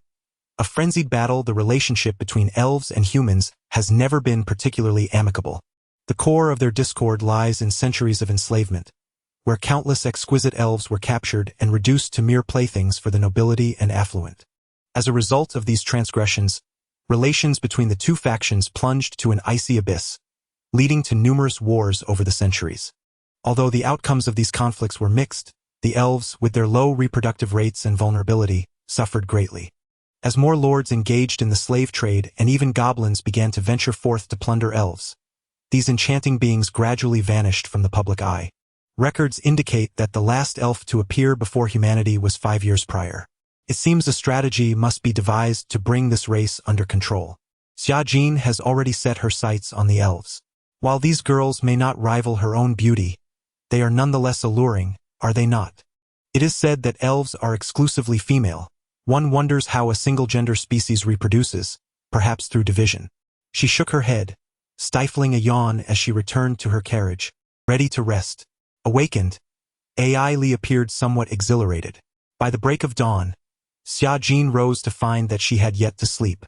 Connecting mentally with her swarm, she discovered that her main force had advanced to within 15 kilometers of the maternal nest. Just moments ago, several squads had encountered a multitude of attacking leopards. Based on the experiences of the previous days, she surmised that a lord of magical beasts lurked nearby. Sure enough, a pitch-black leopard soon came into view. With a fierce cry, an innumerable host of leopards engaged in battle with the insects. In the vast expanse of the border forest, such territorial skirmishes among magical beasts were commonplace, with intricate alliances forming between different beast clans. However, Xia Jin was clearly unable to grasp this complexity. Yet, while battling the leopards, she was suddenly assailed by a pack of wolves from the northeast, leading her to understand the situation more clearly. Over 20 squads, totaling 200 jumping insects, found themselves besieged by a horde of beasts several times their number. Had it not been for the 4th-tier stinging serpent showcasing its formidable long-range capabilities, annihilation would have been imminent. The brain insect swiftly gathered the surrounding jumping insects, assembling a legion of 1,000 to launch a massive offensive. The ground trembled as the monstrous entities clashed, the air filled with the roars of leopards and swarming insects. From above, it resembled an epic battle straight out of a cinematic spectacle. This tumultuous scene did not go unnoticed by the elven race. Those beautiful maidens, stirred by the events of the previous night, dispatched a handful of their strongest to scout the area, soon witnessing the chaos of the battlefield. The sight of countless frenzied beasts engaging in a blood-soaked melee left their leader, Vijaya, utterly astounded. Sister, is this a war among magical beasts? An elf nearby trembled, unable to contain her shock. Indeed, one side consists of the creatures we encountered yesterday. Only 2 truly engaged with them last night. The elves exhibited their archery prowess flawlessly, dispatching 2 jumping insects with a deftness reminiscent of kite flying. Indeed, the vitality of these creatures instilled a sense of dread in Vyaya. Today, however, hundreds, if not thousands, of similar beings were embroiled in a conflict with the nearby monstrous horde that had dominated the region for decades. These were the beasts of the Cheetah King, who had expelled the century-long sovereign of this territory 30 years ago, seizing control with unparalleled ferocity. Over the years, the relationship between it and the elves had remained ambiguous. Nevertheless, it showed little interest in them, occasionally trading fruits for the meat it desired. One of the elves behind Vyaya inhaled deeply, recounting these events with a calm demeanor. Yet today they faced a challenger, the monstrous entity that had materialized in the glowing forest the previous night. Within a mere night, these creatures had revealed their fangs to the elves' neighbors with overwhelming might. "We did slay 2 yesterday. Surely, they won't hold a grudge?" Vyaya's sister's face turned pale with fear. "No, they likely won't. Beasts are not like humans. They should recognize that they have encroached upon our territory. If we can clarify this, we may not necessarily be enemies." Though she spoke with a semblance of confidence, Vyaya felt a lack of conviction. While everyone had believed the cheetahs to be sufficiently wild, the sight of the battlefield ahead, reminiscent of a meat grinder, made it clear that there existed even more ferocious entities within the monstrous ranks. After more than 10 minutes of conflict, the insect swarm found itself in retreat. However, as they departed, they carried away all the corpses they could manage. It appeared that the cheetahs and gray wolves had achieved victory, yet the 2 lords were far from jubilant. They stood overlooking the battlefield, acutely aware that, in the end, the true victor was the swarm. "We are faced with an unprecedented challenge," the Grey Wolf King remarked, turning to the Cheetah King. "My brother has fallen. I seek vengeance on his behalf, not merely to assist you. Yet there is no turning back now. Such foes will inevitably threaten my position. So, are you willing to ally?" The Cheetah King felt a slight relief. "No, this alone is insufficient. We must seek another ally. Its magic will aid us in confronting our adversaries." The expression of the Cheetah King shifted slightly. "Are you referring to the cat demon? Do not regard me with such disdain. I am aware of your strained relationship. However, the current circumstances are extraordinary. If we cannot set aside our hostilities and unite, your fate will mirror that of my brother." Upon uttering these words, the Wolf King's gaze drifted towards the distant forest, where several elves instantly realized they had been discovered. Yet they had no intention of concealing their presence. After signaling to the 2 beasts, Vyaya led her exploration team away from the scene. Chapter 30. The stalemate half an hour later, near the Zerg mother nest. After 30 minutes of combat, nearly 200 casualties were reported, with over 400 wounded and close to 700 magical beasts slain. Both the jumpers and the relatively fewer stabbing snakes exhibited commendable performance. Particularly, the stabbing snakes delivered significant damage to the melee-oriented leopards and wolf kings with their rear attacks. As for the fire magic wielded by the Grey Wolf Pack, while undeniably potent and responsible for considerable losses among the jumpers, it soon faltered due to the depletion of elemental energy. Among the adversaries, second-tier magical beasts constituted 1/3, while half were third-tier, with the remainder primarily fourth-tier. In terms of strength, the leopards had the highest proportion of fourth-tier members, whereas the Grey Wolves held numerical superiority. The information-gathering efficiency of the brainworms was instantaneous. The entire Zerg appeared as a colossal computer, capable of instant communication among one another. This retreat was prompted by Xia Jin's realization that the reinforcements were insufficient compared to earlier numbers, which posed a risk of the jumpers being outflanked by the enemy's wolf pack, thereby jeopardizing the safety of the stabbing snakes. Despite being fourth-tier, the stabbing snakes were not particularly strong in close combat, excelling instead in ranged attacks. Upon receiving the command, the magical beasts experienced a sudden alleviation of pressure. Faced with the retreating jumpers, they chose not to pursue, instead withdrawing a few kilometers away at the behest of their 2 leaders. Thus, both sides found themselves in a standoff. Meanwhile, the Leopard King and the Grey Wolf King quickly assessed their losses, and the results left them feeling uneasy. While the melee prowess of these creatures was formidable, the more alarming threat was the acidic projectiles launched from a distance, which inflicted severe damage on all.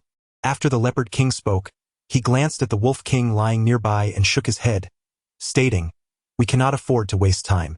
Would you reach out to the cat demon? If I go, a confrontation is inevitable before we even meet. The Wolf King remained silent for a moment before rising and replying, "Send a subordinate instead. My presence is necessary here. The enemy has not given up, and your territory remains at risk of being overrun." The primary concern for both magical beast leaders lay in their uncertainty regarding the true numbers of the Zerg. The forest was filled with towering trees.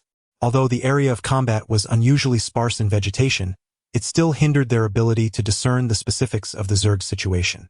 Moreover, they were unfamiliar with the opposing leader. Based on the 3rd to 4th tier magical beasts, that leader's strength was not expected to exceed 6th tier, suggesting a comparable power to the Leopard King. However, what bewildered them was the reckless courage displayed by these insects. Even among the beasts beneath mythic rulers, such morale was unheard of. After a brief 2-hour ceasefire, Xia Jin mobilized an additional 500 jumpers and 100 stabbing snakes from other exploratory directions, bolstering her forces to a point where flanking by the enemy seemed improbable. She even contemplated launching a surprise attack from the side.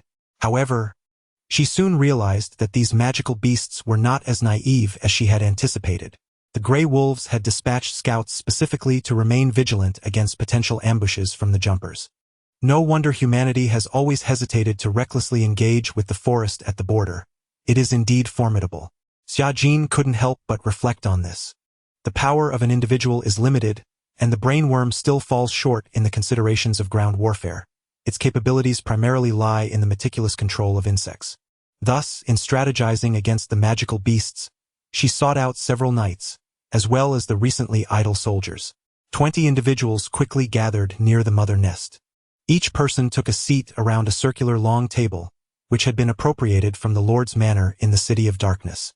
Xia Jin occupied the head of the table, presenting a rather appealing map, crafted by the brainworm using jumping insects, to everyone.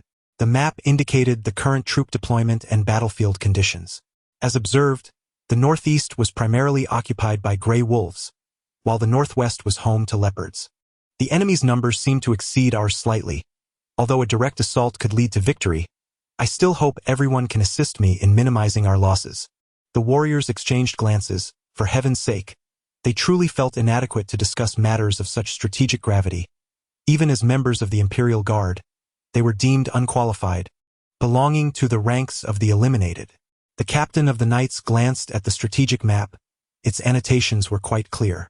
"I apologize, Your Highness. I am not well versed in tactics," he admitted. Ellie wore a similarly perplexed expression. However, after a prolonged silence of 30 seconds, she spoke. "It seems there are 2 hills nearby. If we could lure the enemy in and occupy the high ground on both sides for a ranged attack." She trailed off, realizing this tactic was so elementary that even a pig could conceive it. "Let us proceed with that. I find it feasible," Xia Jin sighed. Indeed, it was the only terrain advantage available. The slopes depicted on the map were not insignificant in reality. If they could truly draw the horde of magical beasts into the center and let the stabbing snakes launch their attacks, the beasts would have to traverse the steep hills on either side, which rose several dozen meters, to reach the insects above. Yet, those same dozens of meters would allow for a counterassault from the jumping insects. The advantage of the terrain should not be underestimated. It truly felt akin to playing a game. In certain respects, the realms of gaming and reality share commonalities. The Zerg's instantaneous communication rendered the entire battle simpler than clicking a mouse. Thus, sometimes a small innovation could yield unexpectedly profound results. Chapter 31. The defeat of the beasts in the 3rd hour following the ceasefire, an atmosphere reminiscent of the decisive battle, began to envelop the scene. Xia Jin refrained from deploying the recently reinforced 500 jump bugs and 100 needle snakes, instead stealthily maneuvering them to a hillside 2 kilometers away. He continued to leverage his prior forces to initiate an offensive.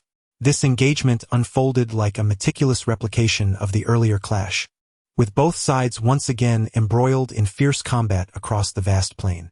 Cunningly, Xia Jin's insects exposed the vulnerable flank once more, presenting the gray wolves with an opportunity. After a rush that scattered the obstructing jump bugs, a multitude of gray wolves surged towards the scattered needle snakes. As if sensing their weakness, the needle snakes immediately fled desperately towards the southeast. The jump bugs, in a frantic effort to protect their serpentine allies, charged forward. This delighted the Wolf King, who had long deemed the needle snakes the greatest threat. Without hesitation, it commanded the main pack to press the assault through the gap, preventing the surrounding jump bugs from sealing it off. Meanwhile, the Cheetah King provided timely assistance. The battle inexplicably transformed into a relentless pursuit of the insect swarm. The main force unwittingly advanced into a small valley 2 kilometers away. This area, spanning over 200 meters in width with a gentle slope, featured a considerable drop on either side. The central passage remained the most accessible route, and upon witnessing the needle snake's retreat within, the Wolf King commanded its pack to continue the chase.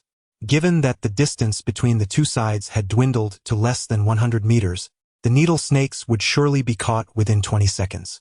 However, a mere 15 seconds later, countless streams of acidic liquid rained down like projectiles from above, splattering upon the wolves.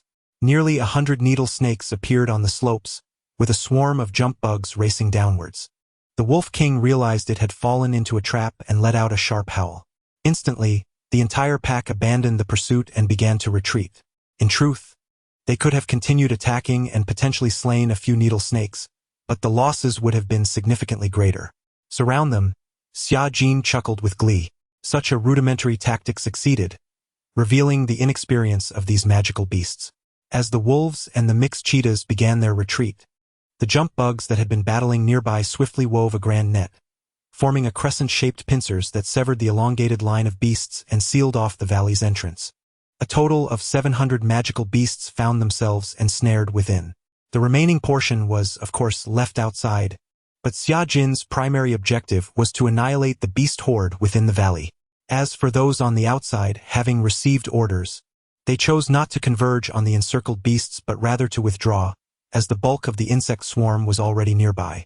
Nearly 800 insects flanked the area, while the 500 fresh troops descending from the valley's sides sounded the horn of destruction for the surrounded magical beasts. Similar to humans in such moments, the performance of these wolves and cheetahs was far from commendable. They became ensnared in chaos, resembling headless flies, utterly overwhelmed. Some magical beasts attempted to flee to the other side of the valley, only to despairingly discover that they were met by the very dozens of spiny serpents they had previously pursued. At that moment, these serpents had taken refuge behind 100 or so jumping insects, launching a frenzied assault towards them. The Wolf King's composure shattered. In this onslaught, a third of his pack had been lost. The Cheetah King was also surrounded by 100 foes and was in a similarly dismal state. How had these detestable creatures learned such insidious tactics? Could they not engage in a straightforward confrontation? It was indeed a cunningly designed trap. Yet, in truth, this was merely a shrewd utilization of the terrain.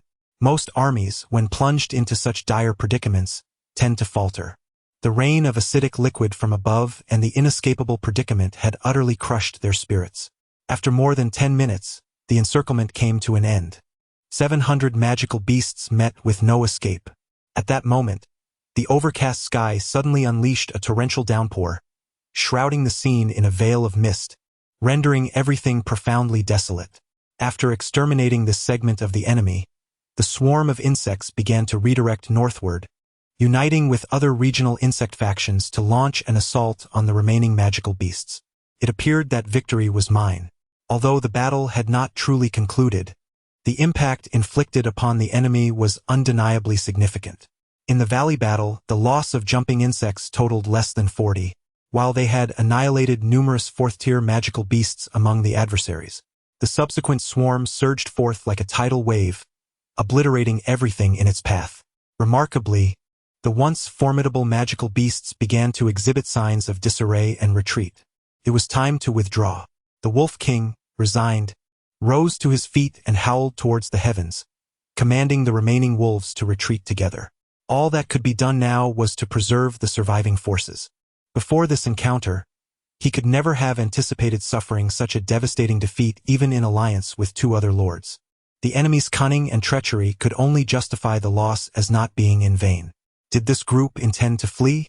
Observing the enemy's reckless dash for escape, Xia Jin immediately commanded the swarm of insects to pursue relentlessly.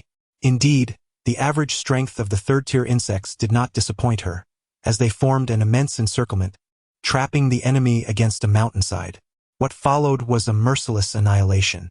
The two magical beast lords exhibited astonishing combat prowess. However, as the corrosive liquid from the spiny serpents continuously eroded their strength, they ultimately succumbed, collapsing into pools of their own blood. Chapter 32. Two types of plants has finally come to a conclusion. The outcome of this battle was remarkably favorable, with losses totaling less than 500 jumping insects, while the number of slain leopards and gray wolves exceeded 500.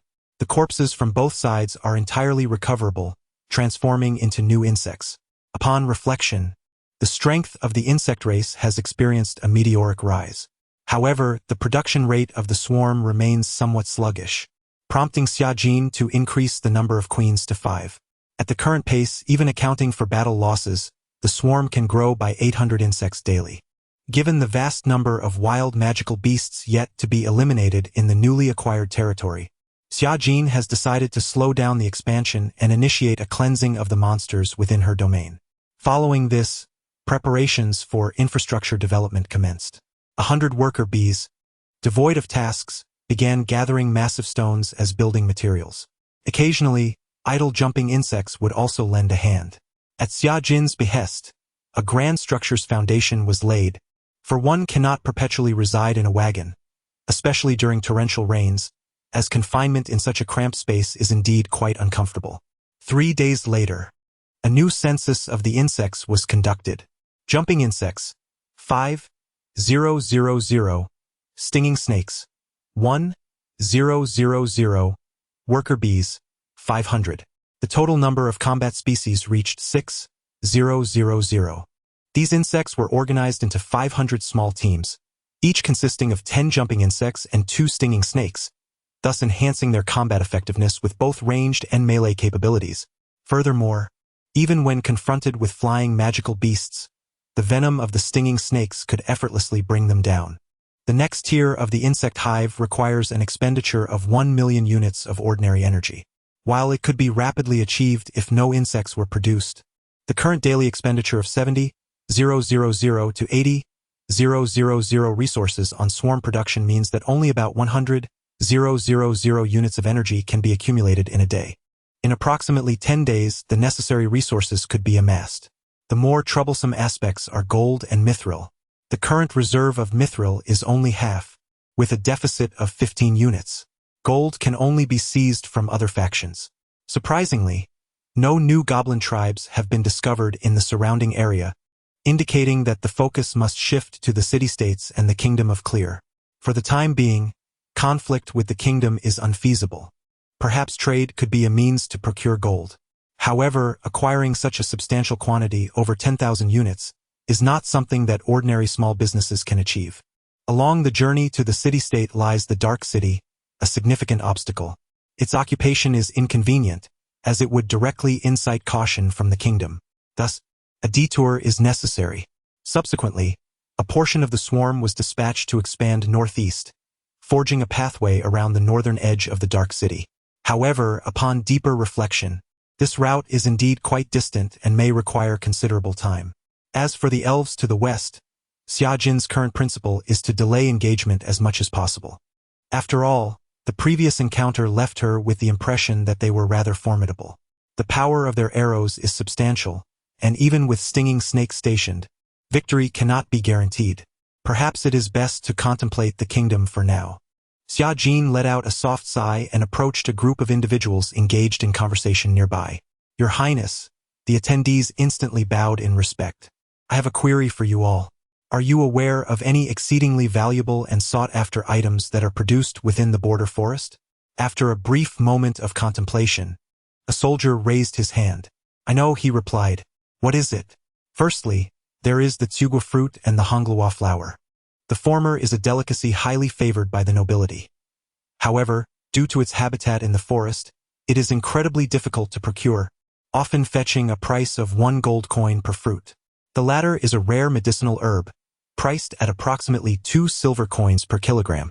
After finishing his statement, he seemed to recall something else and awkwardly added, "Additionally, There are the elves, whose prices start at hundreds of gold coins, with some even reaching into the thousands. Even a half-elf can be worth several dozen gold coins. Let us set aside the elves for now. I currently lack the means to engage in such trade. Could you assist me in gathering a few samples? I wish to examine them. Of course, but I kindly request that you send 2 attendants for my protection. There's no need for concern. There are no creatures above level 1 in the surrounding area. You are quite safe, Xiajin replied with a faint smile. Having ventured beyond the maternal territory, the soldier returned approximately 10 minutes later, bringing the samples before Xiajin. The tsugu fruit was a red orb the size of a fist. Upon taking a bite, a delightful sweetness immediately filled her mouth. This tastes exquisite. No wonder it's so valuable, rare, and delectable. As for the Honglua flower, holding the petite blossom, Xiajin gazed into the distance and noticed several more in sight. Are you certain these can be sold? She questioned, a hint of skepticism in her tone. Indeed, these flowers are associated with magical beasts and are scarcely found within 20 kilometers of the forest's edge, making them quite difficult to obtain. However, they possess remarkable efficacy against numerous ailments, resulting in substantial demand. Very well. Subsequently, Xiajin commanded a worker bee to attempt harvesting. Initially, she had doubted this creature's ability to perform such delicate work, yet to her surprise, it executed the task flawlessly, leaving the plants entirely unharmed. That simplifies matters. Starting tomorrow, I want you to assist me in establishing a merchant caravan, posing as city-state traders to sell our wares within the kingdom, Xiajin instructed. Chapter 33. The city-state caravan. The following day, through the diligent efforts of the soldiers, the appearance of the carriage underwent significant alteration. All insignias belonging to the kingdom of Clurl were removed, ensuring that its exterior would not evoke any associations with royalty. After fashioning a fictitious family crest from some plundered materials, the carriage was officially completed. Fortunately, no horses were harmed in the process. 2 knights hastily journeyed to a border town of the kingdom, masquerading as commoners to procure 2 carriages and 4 horses, subsequently escorted by the swarm back to the nest.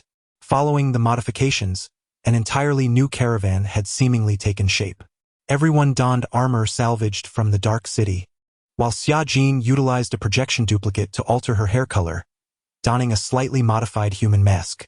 She then changed into a more modest ladyess dress and thus set forth, accompanied by the Knight Captain and Ellie. By the way, I still do not know your true name, Knight Captain, Xiajin suddenly inquired as she leaned out of the carriage window. Your Highness, you may continue to call me Knight Captain. A name is merely a designation, he replied earnestly. Very well, she conceded, drawing the curtains and reclining backward. Gazing into the mirror at her now genetically altered black hair, she felt as beautiful as ever. One could only attribute this allure to the exceptional foundation of her physique. No matter the alterations, she remained exceedingly captivating. Although her attire was rather ordinary, it was evident that it belonged to the aristocracy, crafted with exquisite detail. The mid-length skirt was even adorned with tiny embedded gemstones. This ensemble was intended to convey the commercial strength of the entire caravan. Local lords typically supported traders from distant lands, as there was little conflict of interest, and they could procure necessary supplies. Onward, the Knight Captain raised his hand, and the soldier serving as the driver immediately flicked the reins. The caravan began its journey southward. Along the way, the swarm detected several adventurers from the kingdom, skillfully circumventing them. After approximately 3 hours, the caravan exited the forest and transitioned into the domestic landscape from the village. Continuing for over an hour, the group arrived at the border city of Dewey. This was a commercial hub, specifically catering to adventurers and directly governed by the kingdom. The local lord held a position akin to that of a provincial governor, possessing considerable nobility. Upon entering the city, the caravan underwent a brief inspection and, after bribing a few city guards with 2 silver coins, was granted entry into the urban center.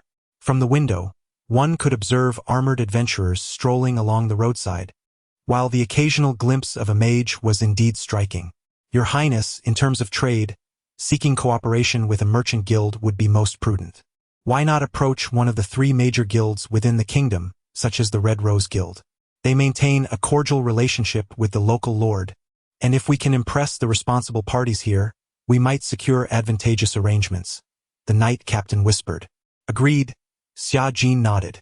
The caravan swiftly arrived at the entrance of the merchant guild. Greetings, esteemed stranger. Might you be from an out-of-town guild? A gentleman, resembling a butler, approached with a meticulously crafted smile upon his face. We hail from the eastern city-states, having traveled a considerable distance, bearing goods that you require. The commander of the knights chuckled as he stepped forward. Oh, the man glanced unexpectedly at the 3 wagons trailing behind, then gestured, please, follow me inside. The vehicles passed through the grand gates and into the interior. Are you the head of this caravan? May I inquire what merchandise you intend to sell? We must inspect the cargo. The man retrieved a ledger from the side, jotting down notes before smiling at the knight commander. No, I am merely a servant. The specifics of the transaction will be conducted by our miss. As the knight commander opened the carriage door, a young maiden gracefully alighted from the vehicle. Upon beholding her visage, many stood momentarily entranced. It was no wonder, for the girl possessed an extraordinary beauty. With her flowing, lustrous black hair and adorned in a dark-hued gown, she stepped down and, with a polite inclination, introduced herself.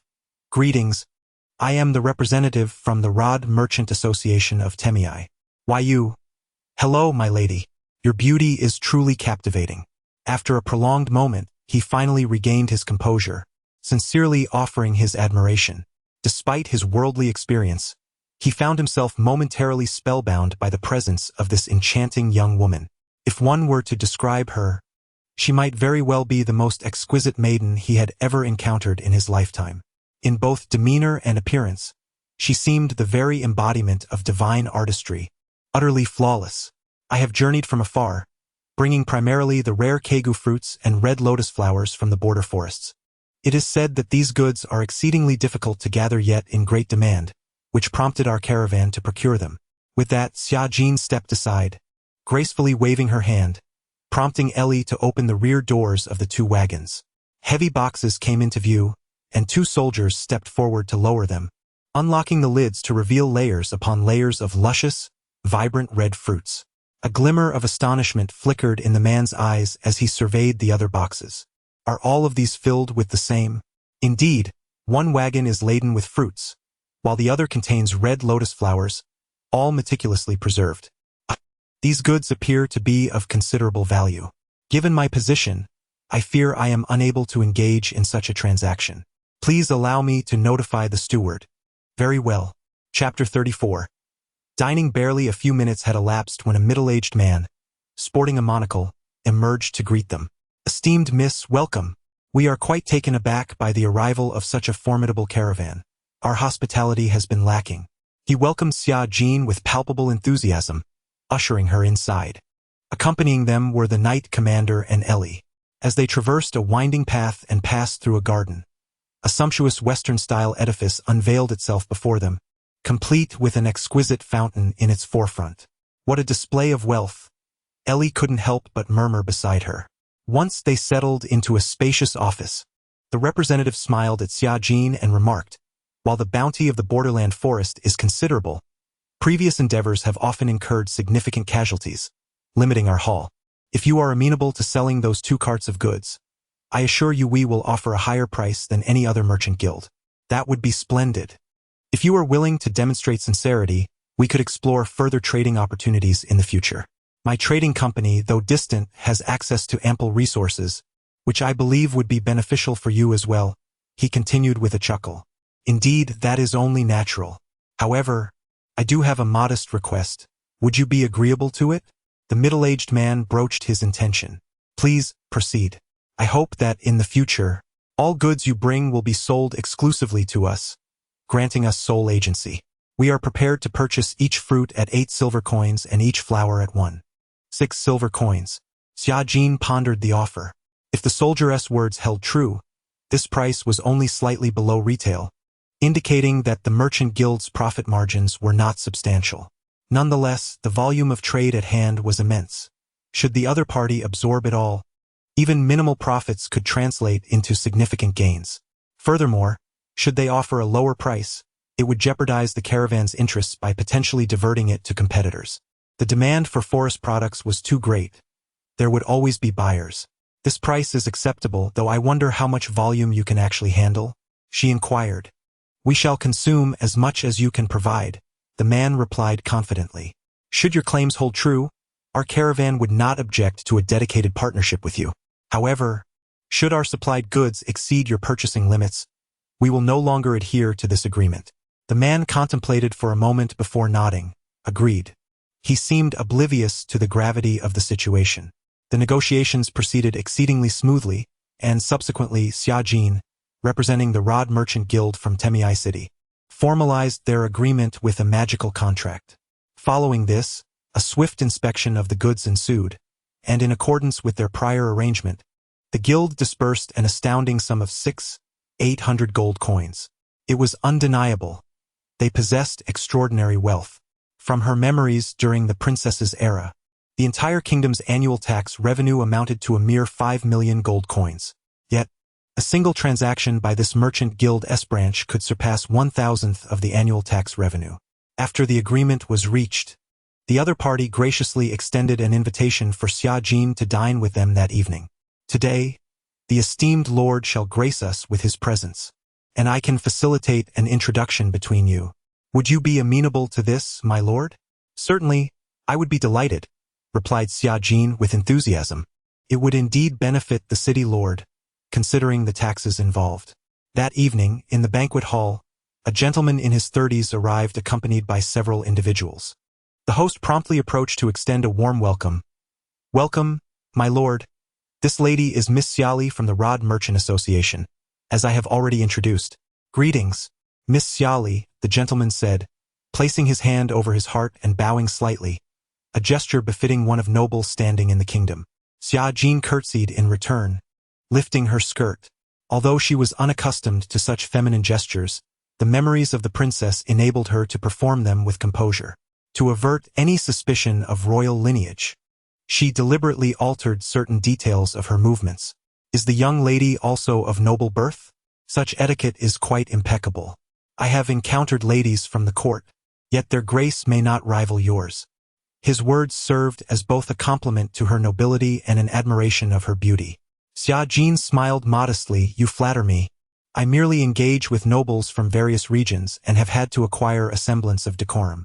Please, take your seats, she invited, and everyone settled into their places. The fare was a standard Western cuisine, reminiscent of the culinary practices on Earth. Thankfully, it was not as dire as the medieval times back on Earth. Due to magical advancements, the kingdom was never wanting in sustenance, rendering it a relatively prosperous land. During the meal, Xia Jin observed that the lord and the merchant representative conversed as if they were old acquaintances, engaging in casual topics. While they both seemed quite intrigued by her, primarily due to her beauty, their demeanor made her momentarily suspect they might harbor ill intentions. Fortunately, such a scenario did not materialize. From the perspective of enjoying the feast, it was rather pleasant. As this thought crossed her mind, she took a bite of steak. The young man seated to her left watched her eat, swallowing repeatedly. Xia Jin noted that he had been stealing glances at her from the very beginning. Even a fool could discern that he was rather fond of her. She simply shook her head inwardly at such matters. Chapter 35. Return to the nest before long. The meal was finally concluded. After bidding farewell, Xia Jin took a moment to stroll around the vicinity of the Red Rose Chamber of Commerce, particularly intrigued by the vast estate adorned with its own garden. In truth, by observing the guards, one could roughly gauge their levels of strength. To her astonishment, the weakest among them were at least at the 3rd tier, with a few even reaching the 5th and 6th tiers of warriors. The depth of humanity's prowess was indeed formidable. Fortunately, my swarm has developed within the forest, allowing it to reach its current level. Had it emerged in the heart of human territory, it would likely have been stifled in its infancy. Though the insect race is powerful, the evolution of any species necessitates time. The human civilization in this world boasts millennia of heritage, with advanced magical technology and a plethora of formidable individuals. Beyond the kingdom lies the even more powerful Dawn Empire, whose influence can extend across the entire continent. Thankfully, the advancement of technology has been stymied due to the overwhelming prevalence of magic. Many laws have been explained through magical elements by scholars, leading them into a dead end. After wandering through the garden, Xia Jin prepared to return to the hall. At that moment, a young man appeared before her. "Is there something you need, esteemed young master?" Xia Jin inquired politely, gazing at the son of the Lord. His breath quickened in her presence. "Hello. May I ask if we could become acquainted?" he asked. "Well, haven't we already met? I was just about to leave, as I need to prepare goods for the Chamber of Commerce," she replied. "Are you working for your own chamber? That sounds exhausting. Why not come work for me instead? I can offer you far superior conditions." "I appreciate your kindness, young master, but I am not from this country," Xia Jin replied, forcing a smile of resignation. She had no desire to engage with someone like him. Just as she was about to sidestep him, he unexpectedly reached out, attempting to touch her.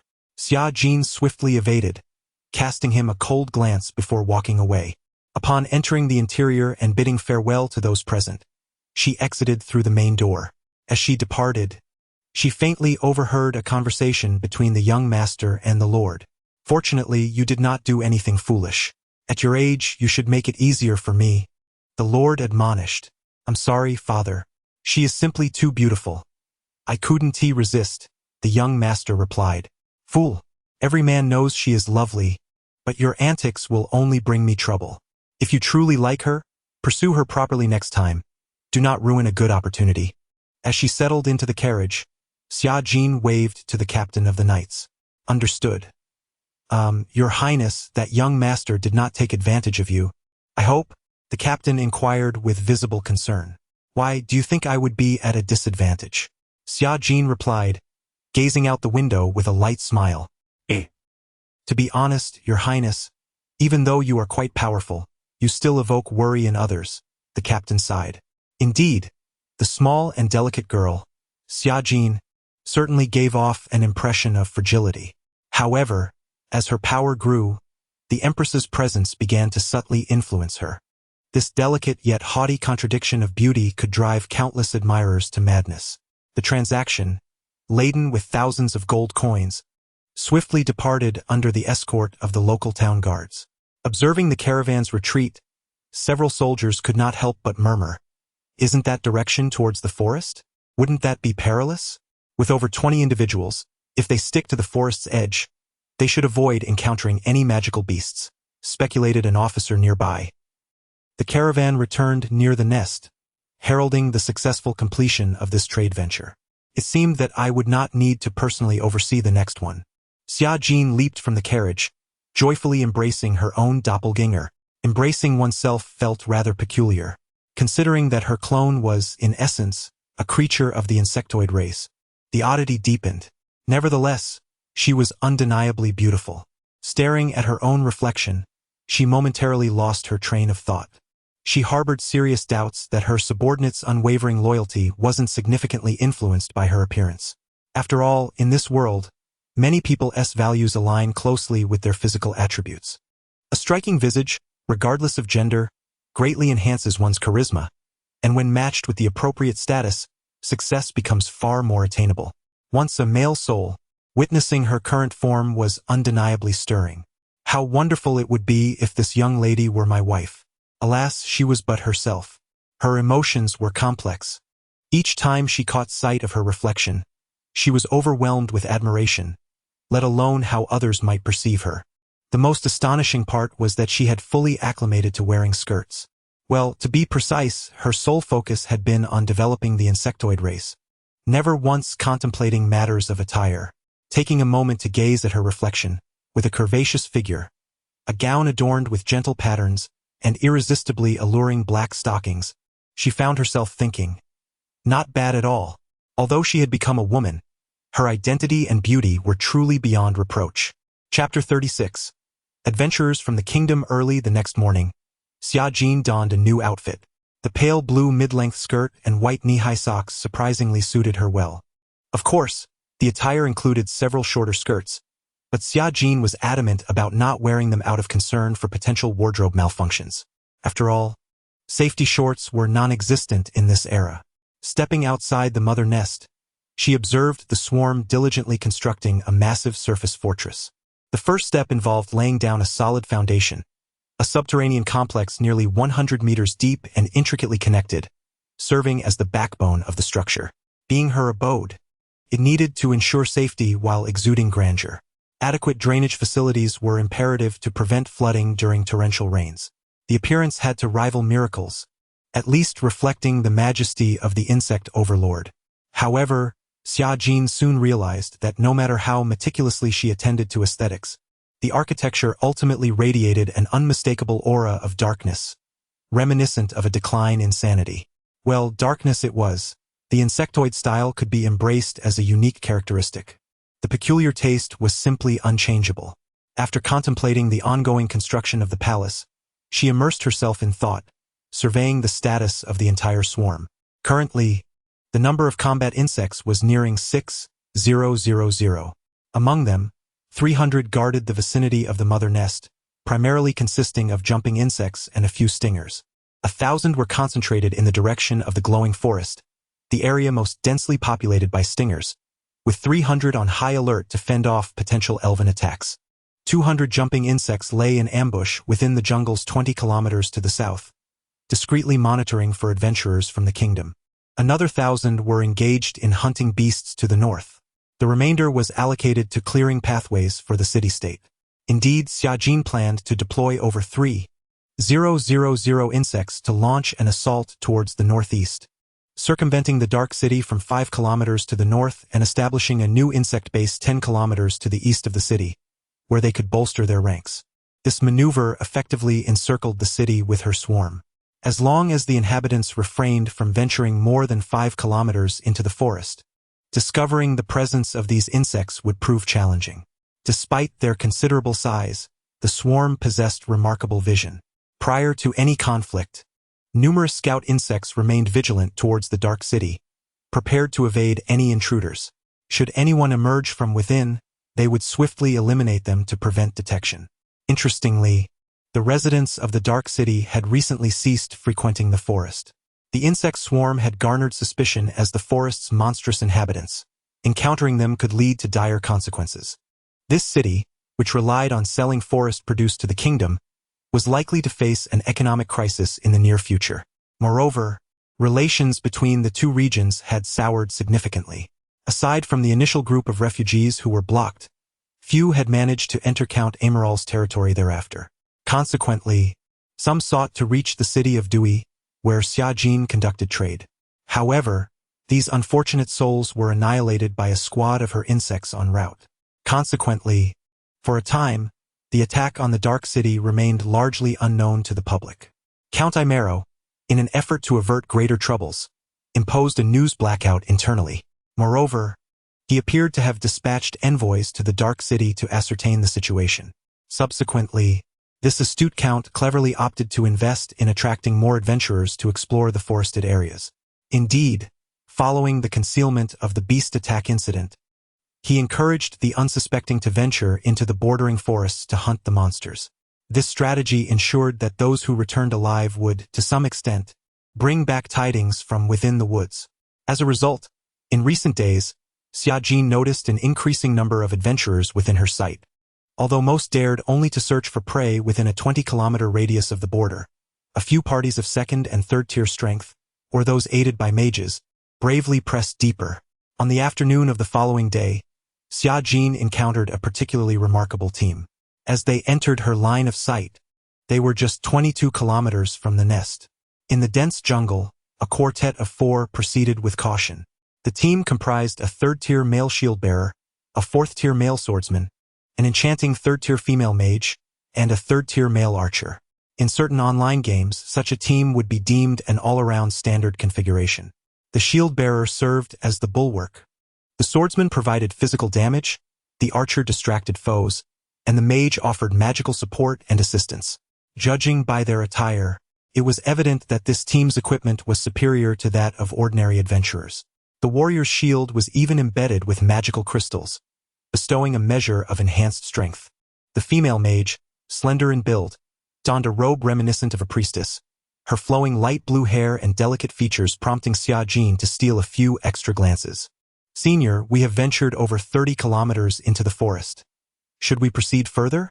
I have heard that many fearsome beasts inhabit the depths of the bordering forest. If we advance recklessly, could it be? Upon hearing the mage's inquiry, the swordsman chuckled. No worries. The outer edges of the bordering forest span thousands of kilometers, and the beasts in this vicinity are predominantly below Tier 6. Moreover, the formidable ones reside over 1,000 kilometers away. Even if a third-tier beast occasionally appears at this fringe, it is likely solitary. Otherwise, why do you think those second-tier adventurers dare to enter? Very well. The female mage puffed her cheeks in response. Chapter 37. The expedition team as students of the Starry Rain Academy. They possessed extensive knowledge of this forest. Few institutions would designate such perilous locations for their annual assessments. Coincidentally, these days marked the Academy's initiation of a new batch of graduates into their trials. According to the guidelines, team members were to collaboratively vanquish monsters, with their scores determined by the quantity and strength of their kills. Only the top 50%, based on their rankings, would earn the opportunity for further education. The entire assessment spanned a month. Although efforts were made to minimize casualties, and students generally equipped themselves with life-preserving items, accompanied by senior students, every year still witnessed a few unfortunate souls meeting their demise. It was no wonder that these individuals felt a tinge of anxiety. However, the confidence exuded by the senior swordsman alleviated their fears. After all, this was merely the boundary area. Even if they encountered formidable magical beasts, a senior of the 4th tier should be able to ensure their safety. Each year, those who perished were often overconfident fools. As long as they adhered to the instructional protocol, survival was nearly guaranteed. The elimination rate of the assessment was not insignificant. Both luck and strength were crucial factors, and one should not presume that sheer power assured safety. The senior, drawing from experience, offered a gentle reminder to a lovely junior. At that moment, a dark, gaping hole in a tree suddenly captured their attention. The cave of the Earthclaw beast. Upon witnessing this, the senior immediately turned to the 3 juniors. It's your turn now. The Academy will record the entire combat process. I certainly cannot assist you in cheating. Understood. Let us give it a try, the students responded, recalling the descriptions of the Earthclaw beast from their textbooks and swiftly springing into action. Sang de pile technique. The young sorceress unleashed a spell, transforming nearly 100 kilograms of stone into quicksand, which cascaded into the cave's entrance. A roar erupted from within. As a monstrous head began to emerge, the shield warrior charged forward, bellowing fiercely and releasing a shockwave that sent the creature reeling back. Water flow technique. Liquid surged forth from the sorceress's staff, pouring into the cave. The sand and water amalgamated, and the archer, retrieving a small scroll from her possession, tossed it forward, conjuring a chilling mist that encased the sand and water in ice. Now let us wait for 3 minutes. The shield warrior wiped the cold sweat from his brow. Well done, the senior nodded in satisfaction. It's no wonder the instructor remarked that you are the finest students of this cohort. Although at Tier 3, both your combat experience and teamwork surpass that of your peers. Furthermore, Carol, I am astonished by your mastery of dual elemental magic. It's not that impressive. Just a stroke of luck, the young girl replied, blushing modestly. That was no mere chance. It was genuine talent. According to statistics, dual-element mages comprised only 1 in 10,000 within the kingdom. In their lifetime, they could at least reach Tier 5, receiving preferential treatment wherever they went. After a brief wait, the group shattered the icy sand, extracting a half-meter-long miniature magical beast sealed within. The 3rd-tier Earthclaw beast, once it escapes its burrow, becomes exceedingly difficult to vanquish. Not only does it attack with its razor-sharp claws, but it also releases a cloud of deadly venom. Your strategy is indeed astute. This creature should yield at least 10 points for you. The praise from the senior sent waves of excitement through the group as they ventured deeper into the forest. Although they noticed a marked decrease in the presence of monsters, they remained oblivious to the underlying reason for this phenomenon. Unbeknownst to them, they were encroaching upon the territory of the insectoid race. The recent slayings of adventurers had been numerous, and these few should be eliminated.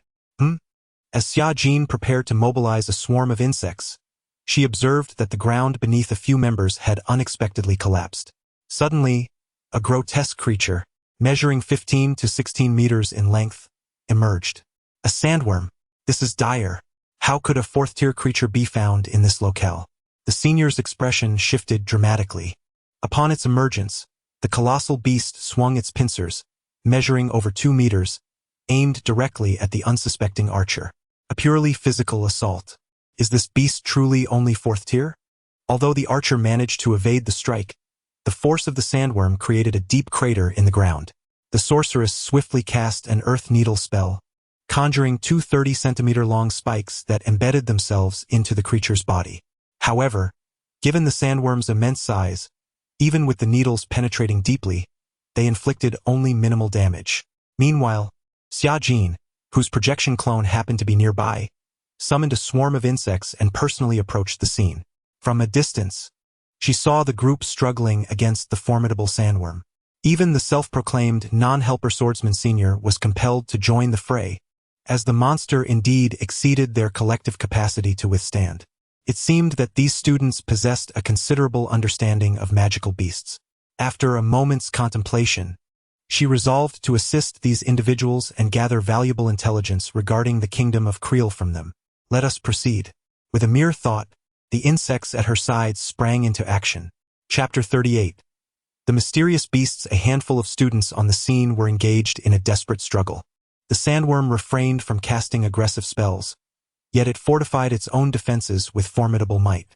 Its immense size alone, coupled with the ferocious swipes of its pincers, had severely wounded the unfortunate third-tier shield soldier. The senior swordsman unleashed 2 arcs of emerald sword energy, which struck the creature, leaving numerous wounds in their wake. However, the injuries resembled mere pinpricks on human skin, bleeding profusely yet not life-threatening. Suddenly, with a ferocious roar, the sandworm lashed its tail and accelerated on its 4 legs, spinning its massive body to collide directly with the evading archer. The sheer force propelled the archer several meters backward, crashing violently against the rocks. A torrent of crimson blood erupted from his mouth. "Hami!" the shield soldier shouted anxiously. Alas, their comrade lay motionless, his breath extinguished. Blood flowed profusely from his back, staining the ground crimson. "Forget him. Everyone, find a way to retreat. This monster is beyond your capabilities," the senior swordsman urged, his brow furrowed in distress. While he could contend with the sandworm, ensuring the safety of his fellow students proved exceedingly difficult. The death of the archer was a grave matter. It signified that their team's assessment was perilously close to failure.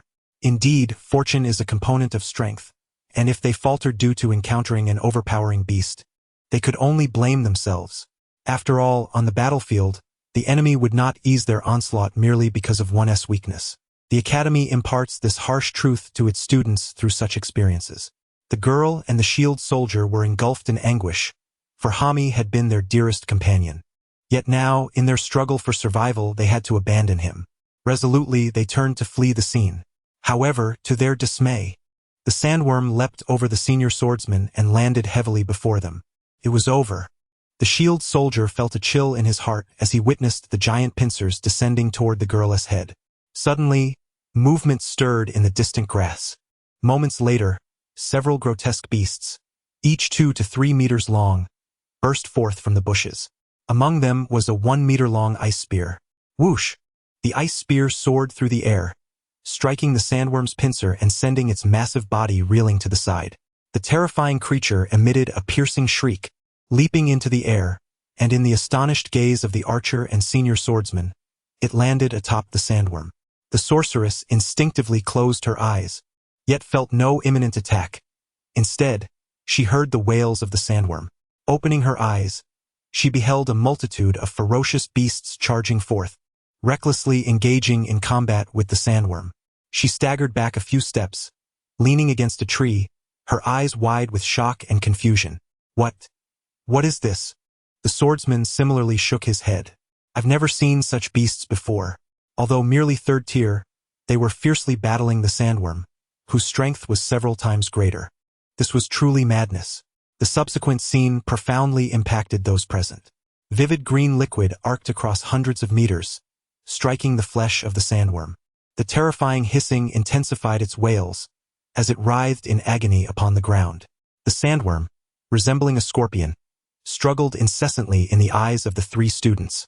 The leaping insects offered no respite. Despite its grievous injuries, they relentlessly gnawed at its body. At that moment, the swordsman suddenly recalled that before the magical beasts launched their assault, an ice pillar had seemingly descended from afar. Turning to that direction, he was startled to discover a figure standing quietly 100 meters away. It was a young girl, her silver hair cascading like snow, her skin radiating lunar luminescence, making her the focal point amidst the dimly lit forest. Her breathtaking beauty, clad in a white uniform and adorned with white stockings, left the senior student breathless, overwhelmed by an indescribable sensation. He had never imagined encountering a girl of such unparalleled beauty. She gently raised her hand, and a fierce leaping insect advanced as if it were a loyal subordinate, relentlessly attacking the sandworm. Towering and menacing, a spiked serpent stood guard beside the girl, resembling an enlarged abyssal creature. Who is she? The sorceress girl witnessed this scene, momentarily stunned. Even she, who was of the school's beauty, felt as if she had encountered a goddess, or perhaps an angel. The battle concluded swiftly, with the sandworm meeting a tragic demise. Xia Jin slowly approached the group, her gaze fixed on the sorceress. After a brief moment of hesitation, the latter shyly uttered a thank you. The senior swordsman, regaining his composure, began to speculate about Xia Jin's identity. The ability to command such formidable magical beasts, particularly those not documented in textbooks, suggested they could not possibly be common species found on the outskirts of the border forest. As he prepared to articulate his thoughts, Xia Jin preemptively spoke.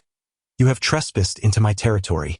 The senior, her voice was melodious, imbued with a delicate beauty characteristic of youth. His heart raced, experiencing a fleeting sense of infatuation. Yet reality soon struck him. "My territory?" The phrase resonated in his mind, evoking confusion while hinting at certain indescribable truths.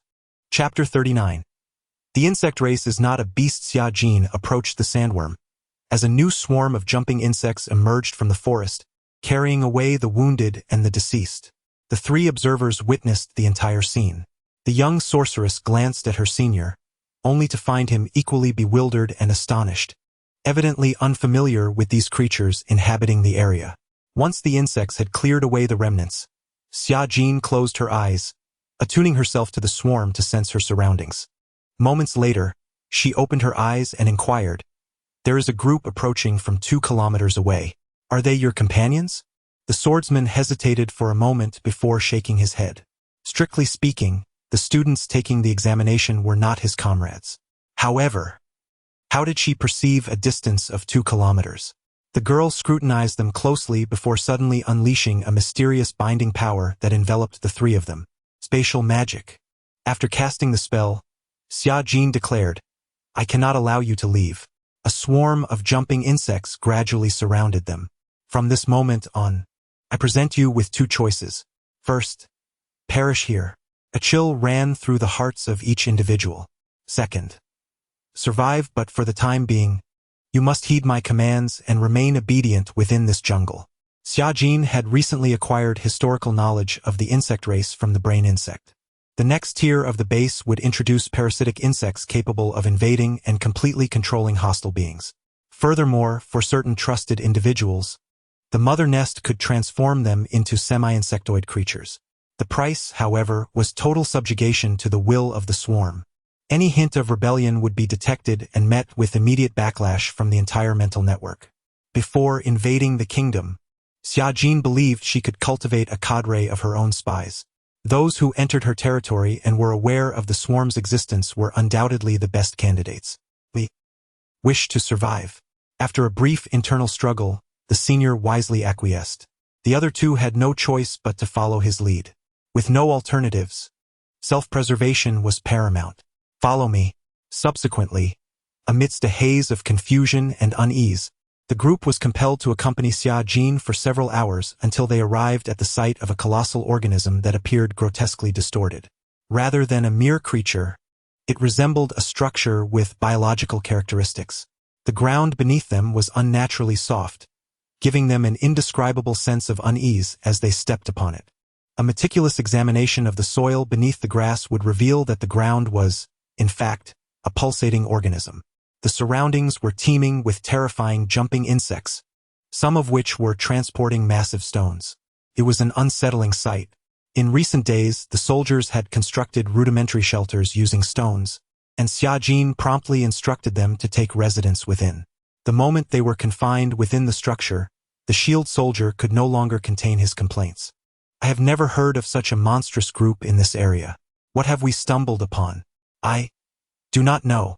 The female sorceress, clutching her staff, cowered in a corner, tears nearly spilling from her eyes. Observing this scene, the senior comforted her, saying, "Do not worry, Junior. We shall surely be rescued." In truth, he himself was entirely unaware of the identity of the white-haired maiden. Throughout their journey, they had encountered numerous insects, yet the overall situation remained somewhat manageable, as the main swarm of the insectoid race was not situated near their nest. However, new insects continuously emerged from this vicinity.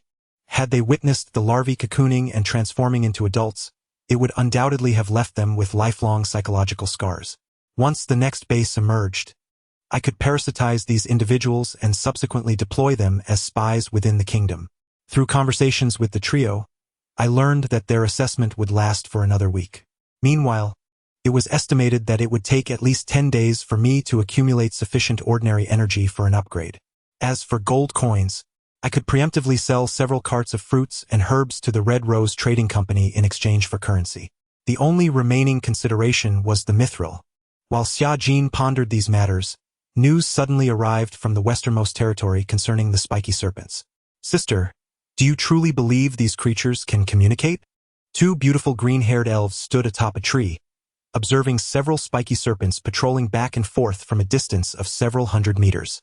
The one who posed the question was Vigia's sister, who bore a striking resemblance to her, equally lovely.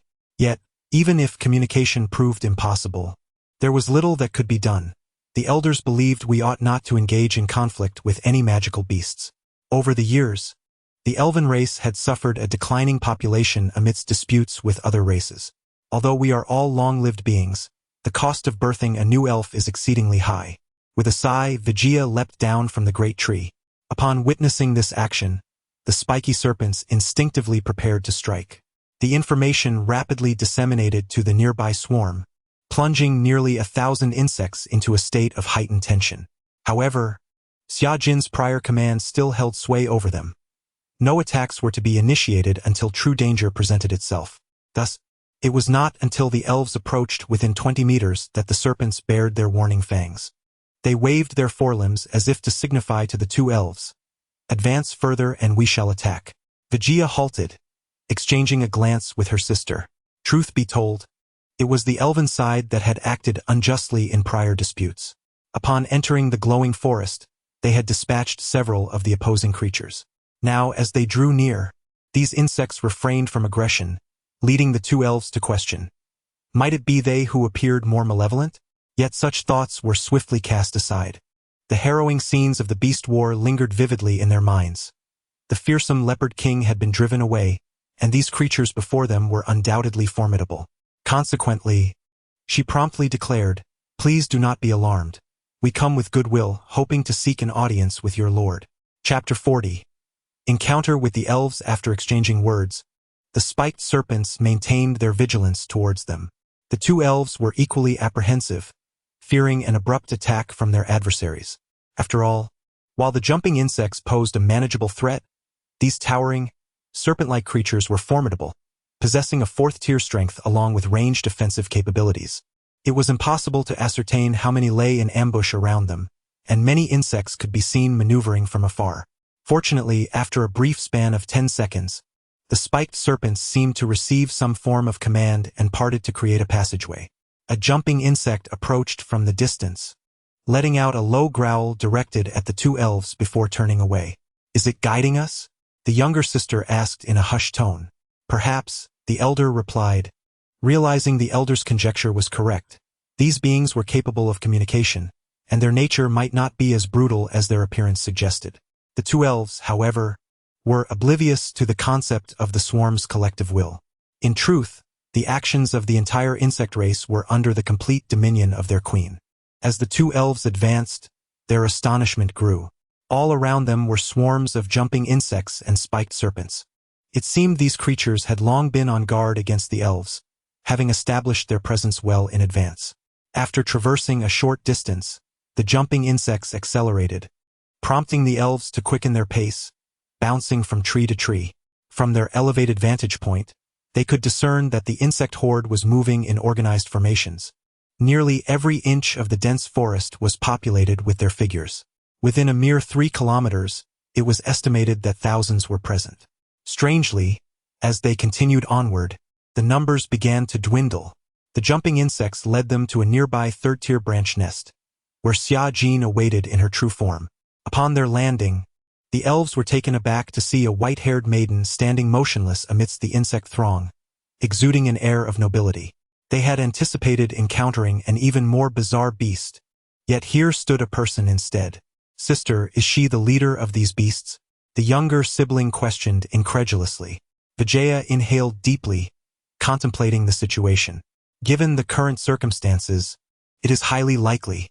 Yet, the striking contrast of such a breathtakingly beautiful maiden standing beside the enormous, peculiar nest was perplexing. As they approached the jumping insects, Vijaya promptly addressed the maiden. "Esteemed leader of the beasts, we are envoys of the elven race, arriving with goodwill." "You have slain 2 of my subordinates," the maiden replied. Vijaya was taken aback by the immediate pressure of her words. "I apologize, we initially mistook them for invaders. A sudden influx of beasts on our territory, actively hunting, led me to believe they were foes. What do you wish to achieve?" Xia Jin inquired. "We deeply regret the events that have transpired," she continued. "I convey the will of our elder and the elven queen, hoping for a peaceful coexistence. The elven race holds no desire for conflict with your kind." As she finished speaking, a glimmer emanated from the ring on her finger, and a small wooden box materialized before them. "This is a gift entrusted to me by the Queen of the Elves, with the hope that it may serve as a testament to our mutual peace." As Xia Jin beheld the contents of the box, she discovered a bottle of crystalline blue spring water, the fountain of life. Upon consumption, it grants longevity and heals wounds. This treasure is undoubtedly invaluable to humanity. However, for a swarm sustained solely by nutritional fluids, it might be deemed superfluous. Nevertheless, Xia Jin harbored no immediate intentions of confronting the elven race. After a moment of contemplation, she gestured gently, prompting a nearby worker bee to step forward and retrieve the box. "I recognize your sincerity. In light of the demise of the 2 jumping insects, I shall no longer pursue the matter. Thank you for your generosity." Vijaya exhaled in relief. The 2 elven maidens departed, still shrouded in uncertainty regarding the true might of the insect race. At least the white-haired maiden, who was even more exquisite than the elves, along with the adjacent insect nest, remained inscrutable. "Sister, now that we have established peace with those beasts, can we focus all our efforts on dealing with the creatures of the underground world?" the younger sister whispered at that moment. "Yes, may we emerge victorious," came the response. With the insects nearby eavesdropping on their conversation, Xia Jin stroked her chin thoughtfully. The underground world? After pondering for a moment, she chose to set aside that inquiry. Just then, a message flashed through her mind. Cumulative kills have reached 15,600. Energy allocation support completed. Queen's rank elevated to 6. Energy surged forth. Xia Jin gazed at her arm, a smile gracing her lips. The pace of her ascension was indeed rapid. Essentially, remaining here would facilitate her growth. It was a boon to have the swarm accumulating experience. With this thought, she couldn't help but smile softly, redirecting her focus toward the northeastern expanse of the Dark City. It was in this very region that an intense battle had recently unfolded between 3,000 insects and a beast lord who commanded 4,000 enormous rabbits. Although the rabbits were numerous, their average strength was disappointingly low, only at the 12th tier, comparable to wild gray wolves. Thus, the swarm had the upper hand. No strategy was required, and within less than an hour, the majority of the enemy forces were annihilated. Tragically, the Rabbit King was captured alive by the insects and subsequently had its genes analyzed. The swarm then pressed eastward, carrying the carcasses along with 100 worker bees, devouring as they advanced. After a full day of progress, the main force arrived at a location 12 kilometers east of the Dark City, where they established a new branch nest. Chapter 41. The transaction in the present day, the territory controlled by the swarm primarily lies to the west of the Dark City, spanning approximately 60 kilometers from east to west and around 80 kilometers from north to south. Naturally, most of this area is not garrisoned, with only occasional patrols of insects passing through. Correspondingly, the northern side of the Dark City merely serves as a passageway, without any stationed insects. To the east, after abandoning the insect base, this area has become the main focus for development. Currently, a contingent of 3,000 insects has commenced the task of clearing a region devoid of wild creatures, preparing for a significant advance eastward.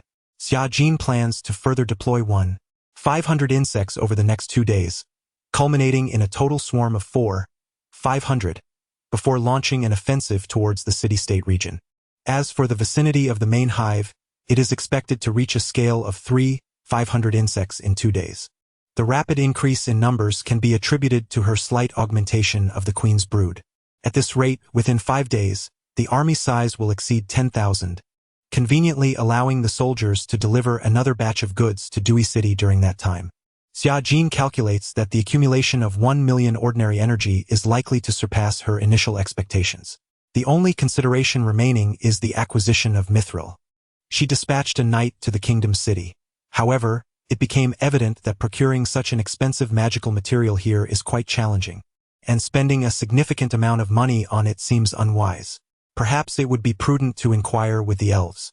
The elven race extensively utilizes magical bows and arrows, making it probable that they might possess such materials. Contemplating this, Xiajin summoned the female knight, Ellie. You want me to meet with the elves? Yes. Bring along 2 insects to negotiate and see if the elven race is willing to sell us some mithril. You might also ask if they require mercenaries. Understood.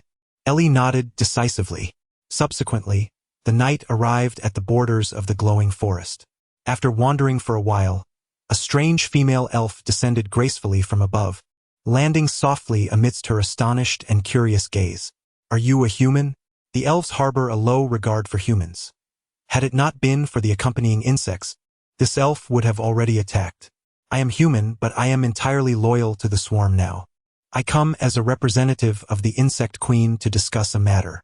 Although Ellie was not adept at diplomatic affairs, her basic communication skills were sufficient to convey the message clearly.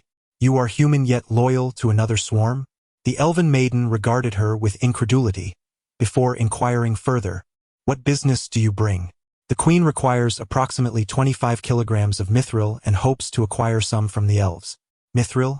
The elf's eyes widened in disbelief. Do beasts require such a material as well?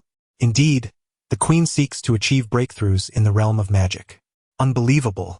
The female elf took a deep breath and said, Please wait for an hour while I report this. By the way, what do you intend to offer in exchange?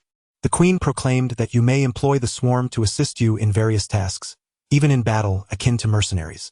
Illy replied. Upon hearing this, the elven maiden's expression shifted once more. Understood.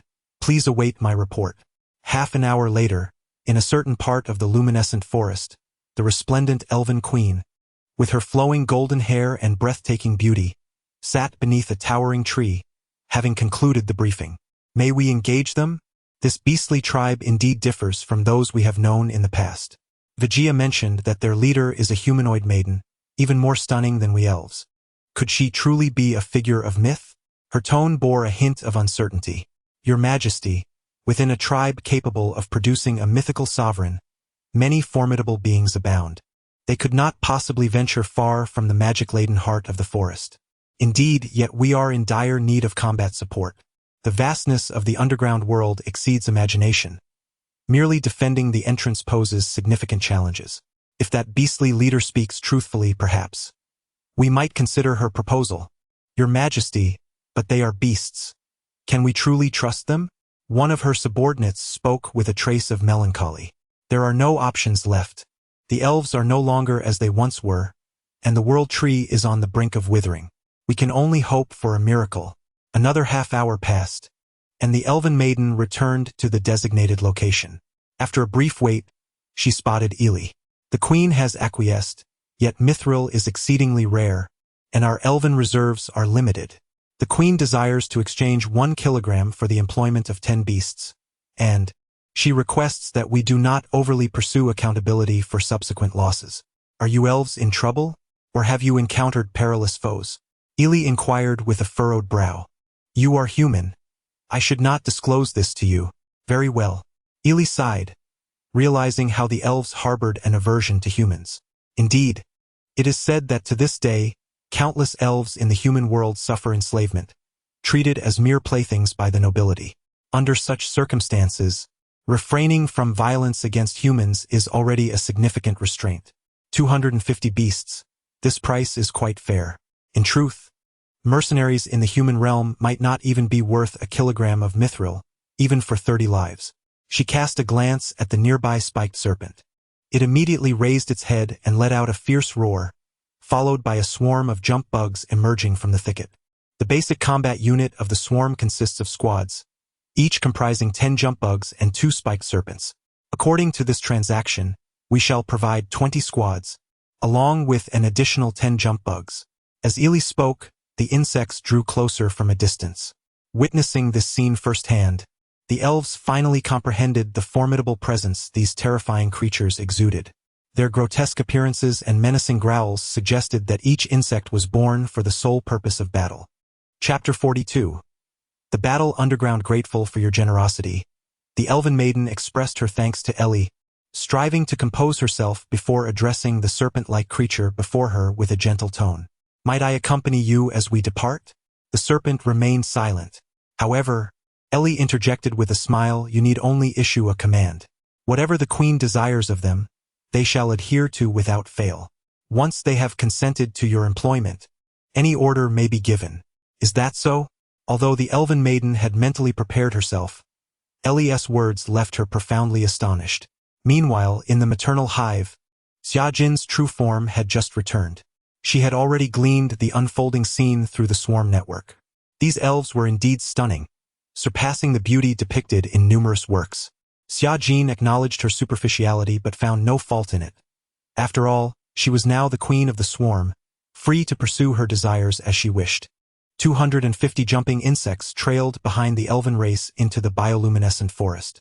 After over half an hour of brisk advancement, the grand assembly reached the heart of the forest. The path was lined with various wooden abodes inhabited by the elves, perfectly harmonizing with their surroundings. The natural beauty of the scene greatly pleased Xia Jin's aesthetic sensibilities. Welcome to our home, neighbors, a golden-haired elven woman greeted, standing on a wooden platform as she addressed the approaching jumping insects and serpents. Numerous elves of varying sizes curiously gathered around, their eyes betraying an undeniable fear as they settled upon the fearsome creatures. How terrifying! Is this what the queen referred to as collaborators? A young elven maiden remarked anxiously. Do not fear. Trust in the queen's judgment, Vigia reassured her. The insects were escorted to the eastern sector of the elven territory, with each assigned to a wooden dwelling. It appeared that the elves treated the insects well, providing them not only with similar accommodations but also an abundance of delectable fruits. We're uncertain if you consume fruits. An elf explained. Most of our kind are herbivorous and seldom indulge in meat, hence our reserves are limited.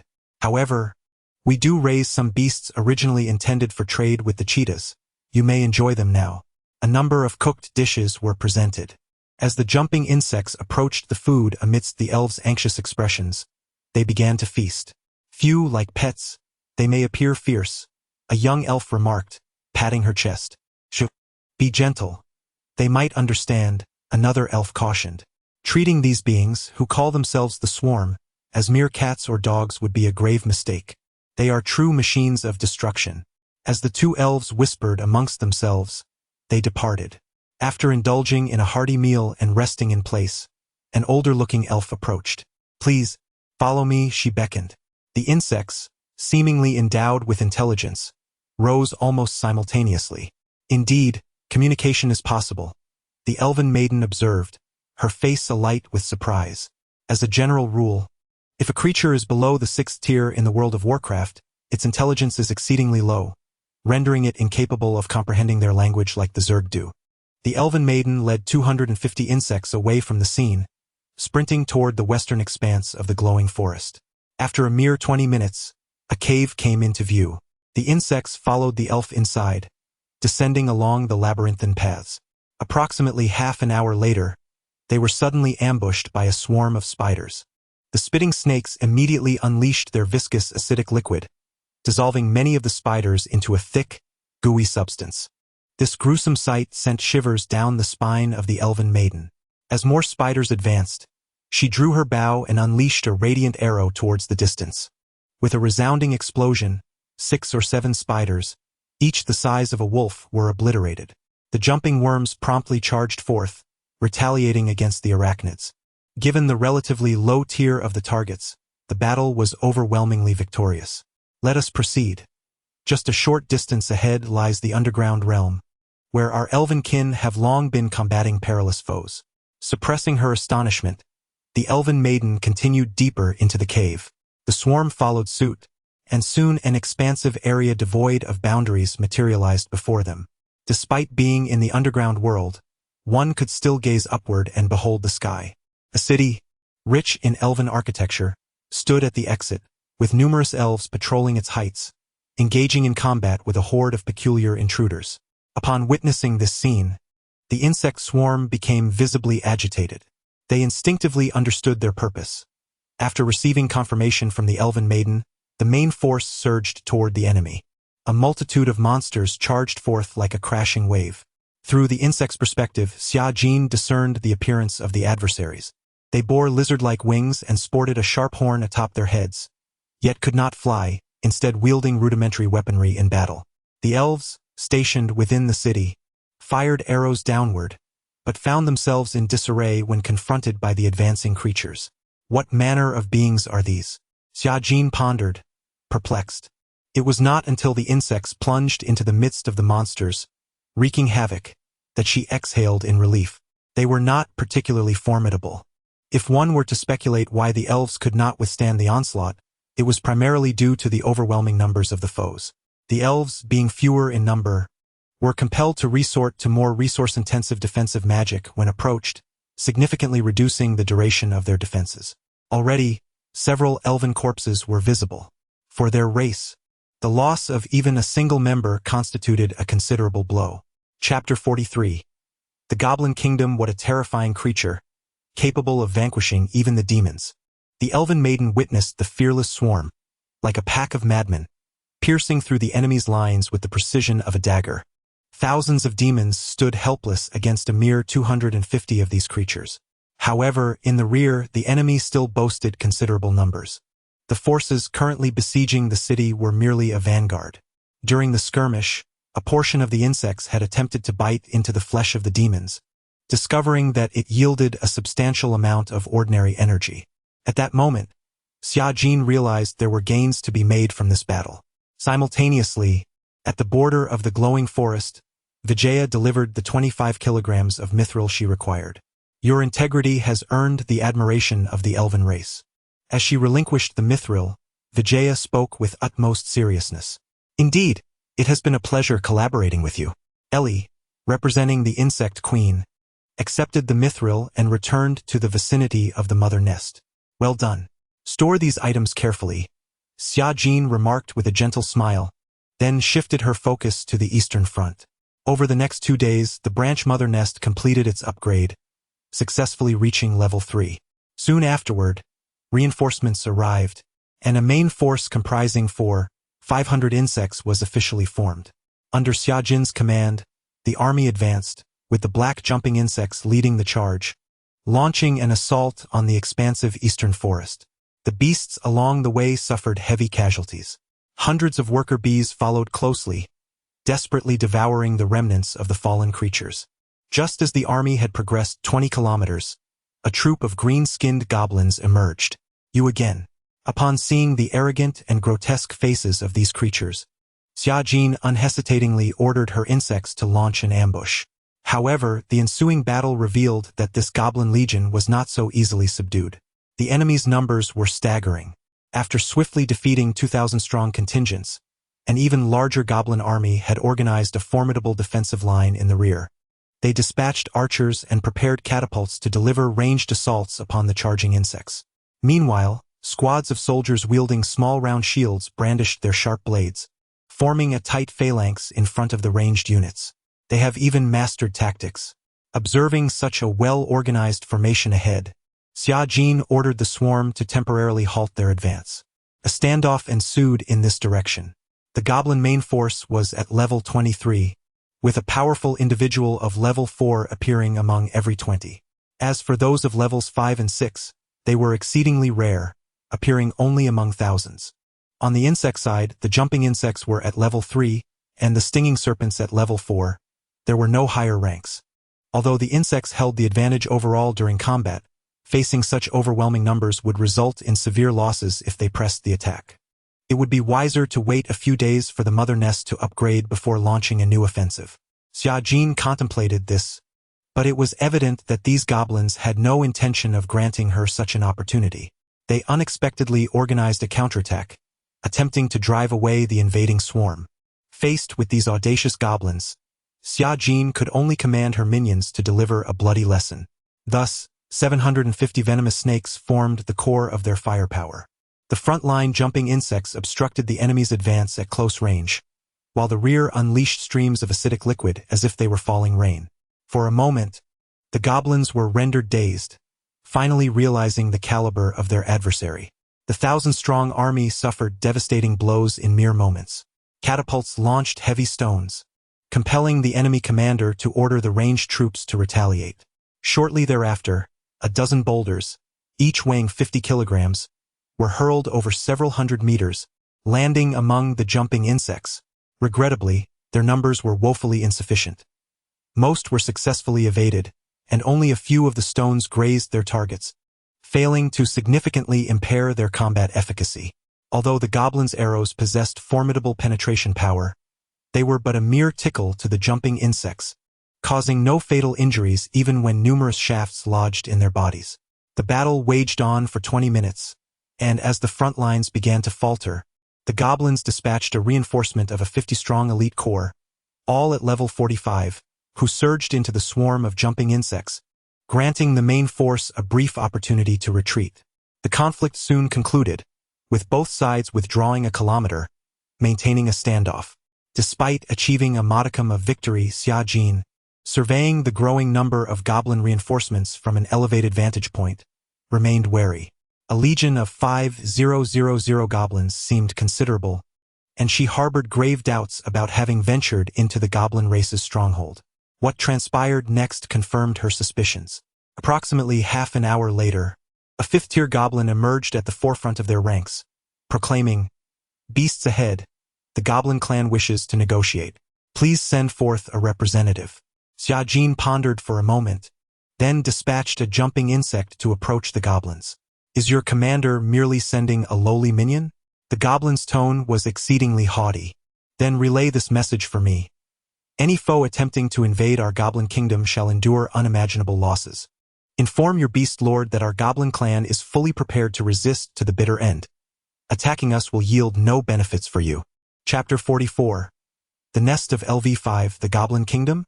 Xia Jin was taken aback to discover that these fearsome lowly creatures, as rumored, had established a kingdom. The records of the Clear Kingdom depicted goblins as mindless beings devoid of language, driven solely by the frenzy to abduct human females and seize their provisions. Due to the long-standing absence of communication, encounters had invariably led to conflict, resulting in a rather limited understanding of these creatures among humans. However, recent encounters suggested that these goblins had indeed developed their own civilization. The jumping worms, lacking human vocal cords, offered no response. Upon hearing these revelations, they promptly retreated to their own ranks. "Once my nest upgrades, the Goblin Kingdom shall await its demise." Xia Jin felt that the figure of 100,000 goblins was undoubtedly exaggerated. Yet, given the current scale, 3,000 was not an overstatement. Launching a full-scale assault with present forces would prove quite challenging. It would be more prudent to engage in small-scale harassment for the time being. Thus, in the ensuing days, Both sides were caught in a cyclical dance of combat and negotiation. Naturally, each negotiation was unilaterally dictated by the goblins. In battle, the insects inevitably suffered losses against the enemy's forces, with at least 300 insects perishing daily. However, the enemy's losses were considerably higher, reaching 2 to 3,000. This exchange ratio was primarily due to the stinging serpents. For Xia Jin, the most troublesome foes were undoubtedly the enemy's ranged spellcasters, followed closely by the third-tier goblins who engaged in close combat with the jumping worms. After a delay of 4 days, a convoy laden with additional resources arrived at Dewey City. As promised, they sold 4 times the amount of herbs and fruits to the Red Rose merchants, yielding nearly 20,000 gold coins. With these funds, Xia Jin finally amassed the resources required for upgrading the nest. Resources have been fully collected. Shall the insect mother nest be upgraded to LV5? Indeed, this upgrade resulted in a significant transformation of the nest's dimensions. Its height reached nearly 12 meters, and its length extended to 40 meters. Such a formidable size rendered the structure quite terrifying. The entire upgrading process spanned several hours, after which Xia Jin received a notification. Insect mother nest has been upgraded to LV5. Xia Jin promptly opened the panel to examine the current status. Insect mother nest LV5, producing Tier 3 worker bees, Tier 4 jumping worms, Tier 4 exploding worms, Tier 5 stinging serpents, Tier 5 ambushers, Tier 5 infectors, Tier 6 queen worms. Production costs: worker bee 20 units each, jumping worm 60 units each, exploding worm 160 units each, stinging serpent 300 units each, ambusher 600 units each, infector 650 units each, queen worm 1,000 units each. Assimilation and transformation. Individuals loyal to the insect clan will be transformed to become part of the swarm.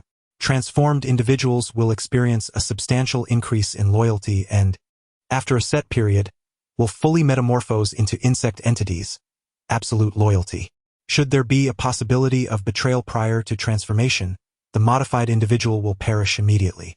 Upgrade requirements: 3 million units of ordinary energy, 60,000 units of high-energy crystals, 50,000 units of gold, and 80 units of mithril.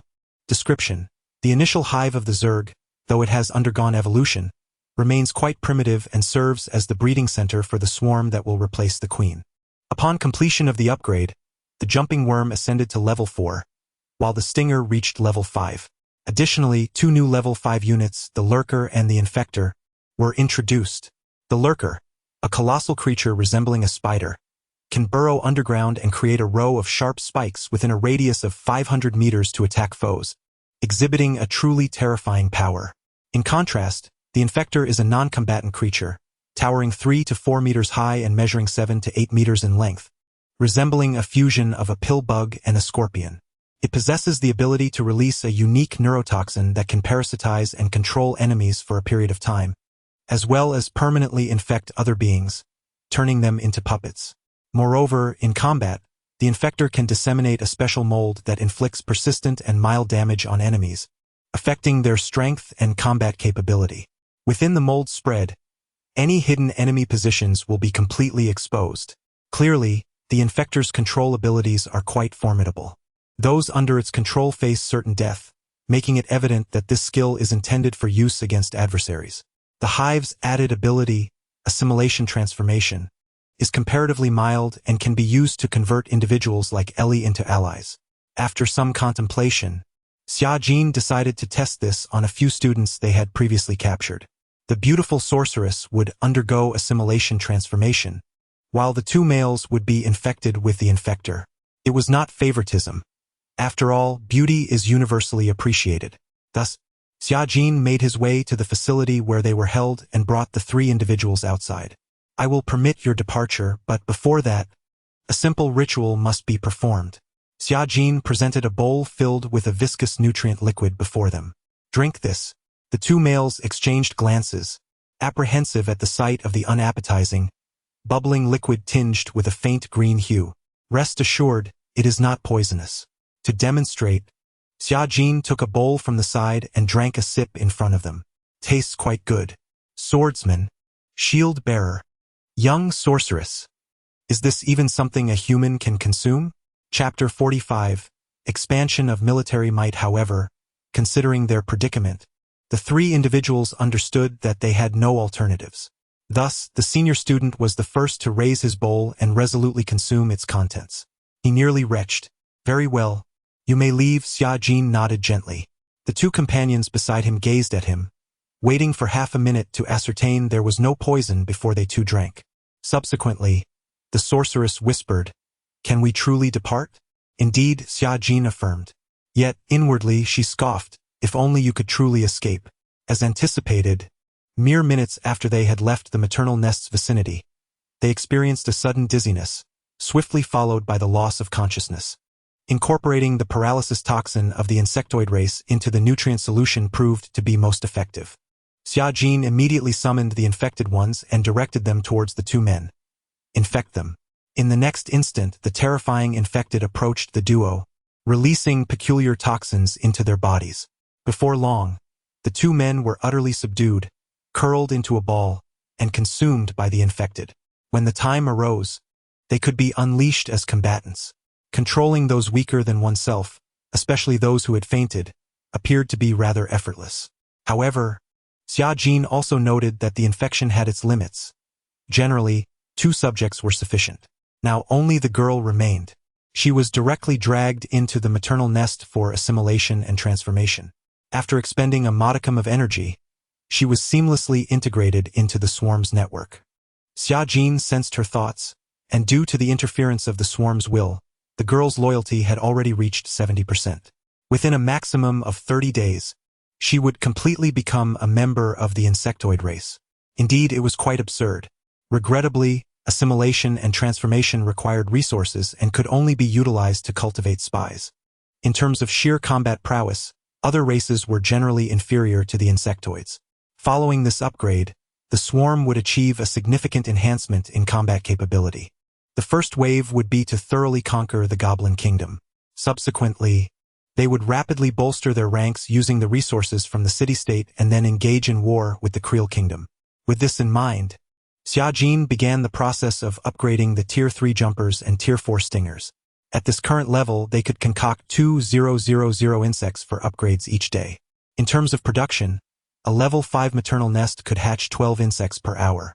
Naturally, at this stage, it was impossible to ensure that every maternal nest was upgraded to level 5, so they could initially use level 4 nests to produce weakened variants, which could then be upgraded near the primary maternal nest. Therefore, relying solely on the maternal nest speed would yield only 864 insects per day. However, Xia Jin had already accumulated 10 insects. From the eggs they produced, an additional 30 insects could be generated each hour. This meant that, at present, over 500 new insects could be birthed daily, all of which were no less than level 4. Considering the current formidable expansion capabilities of the army and the increase in resources, Xia Jin felt it prudent to further augment production capacity, aiming for a minimum of 400 new insects daily. The pace of military expansion must align with the rate of resource accumulation. Thus, on the following day, the swarm initiated an upgrade. By the next day, Xia Jin had amassed over 3,000 4th-tier jump bugs and 600 5th-tier stinging serpents, alongside approximately 100 exploding bugs. The limited production of exploding bugs stemmed from their nature as consumable assets, deemed unnecessary against weaker foes. The current stock of 100 was merely for emergencies. Additionally, 100 subterranean assassins were produced, whose long-range underground piercing attacks pose a terrifying threat to terrestrial forces. Upon creating the first subterranean assassin, Xia Jin conducted a test, resulting in numerous blood-red blades, each over 10 meters in length, erupting from the ground in a straight line 500 meters ahead. The test subject, a jump bug, was instantly impaled. One can imagine the catastrophic impact a mere 10 subterranean assassins could inflict through a coordinated network against enemy forces. It was time to partially replace the insects in the Goblin Kingdom. Xia Jin promptly dispatched 120 insect squads to that location, recalling an equal number of unupgraded squads. The goblins, witnessing the withdrawal of a swarm, mistakenly assumed a retreat. They launched an offensive with a legion of 10,000, mobilizing every available catapult. In a moment, 30 to 40 enormous boulders rained down, causing minor disruptions for the swarm. However, less than half an hour later, with the replenishment of new insects, Xia Jin swiftly initiated a counterattack. 1,000 jump bugs surged forth, diving from the flank and crashing into the unprepared goblin formations. The acidic secretion of 205th-tier stinging serpents not only corroded but also exploded upon impact, spreading the caustic liquid over a vast area. The corrosive efficiency had more than doubled. As a 4th-tier goblin officer was swiftly eliminated, the unfortunate creatures began to grasp the dire situation, plunging into chaos. Subsequently, over 3,000 insects split into several smaller battalions, infiltrating and encircling the goblin forces, annihilating 6 battalions in a mere hour. 30,000 goblins lay lifeless on the ground. Chapter 46. The final annihilation of the goblins in order to swiftly assimilate the remnants of flesh and blood from the battlefield. Xia Jin dispatched nearly 500 worker bees to follow closely behind, continuously converting the fallen goblins into valuable resources. At the core of this operation were over 1,000 upgraded insects, leading a formidable force that advanced with relentless momentum, sweeping across vast territories and consuming all goblin tribes encountered along the way. Within just a day, the main army pushed forward over 100 kilometers. However, due to the rapid pace of their advance, this force became somewhat stretched and inadequate. Thus, Xia Jin was compelled to temporarily decelerate their assault. The following day, 2,000 newly upgraded insects departed from the mother hive to reinforce the front line, replacing the unupgraded ones and alleviating the pressure of the offensive.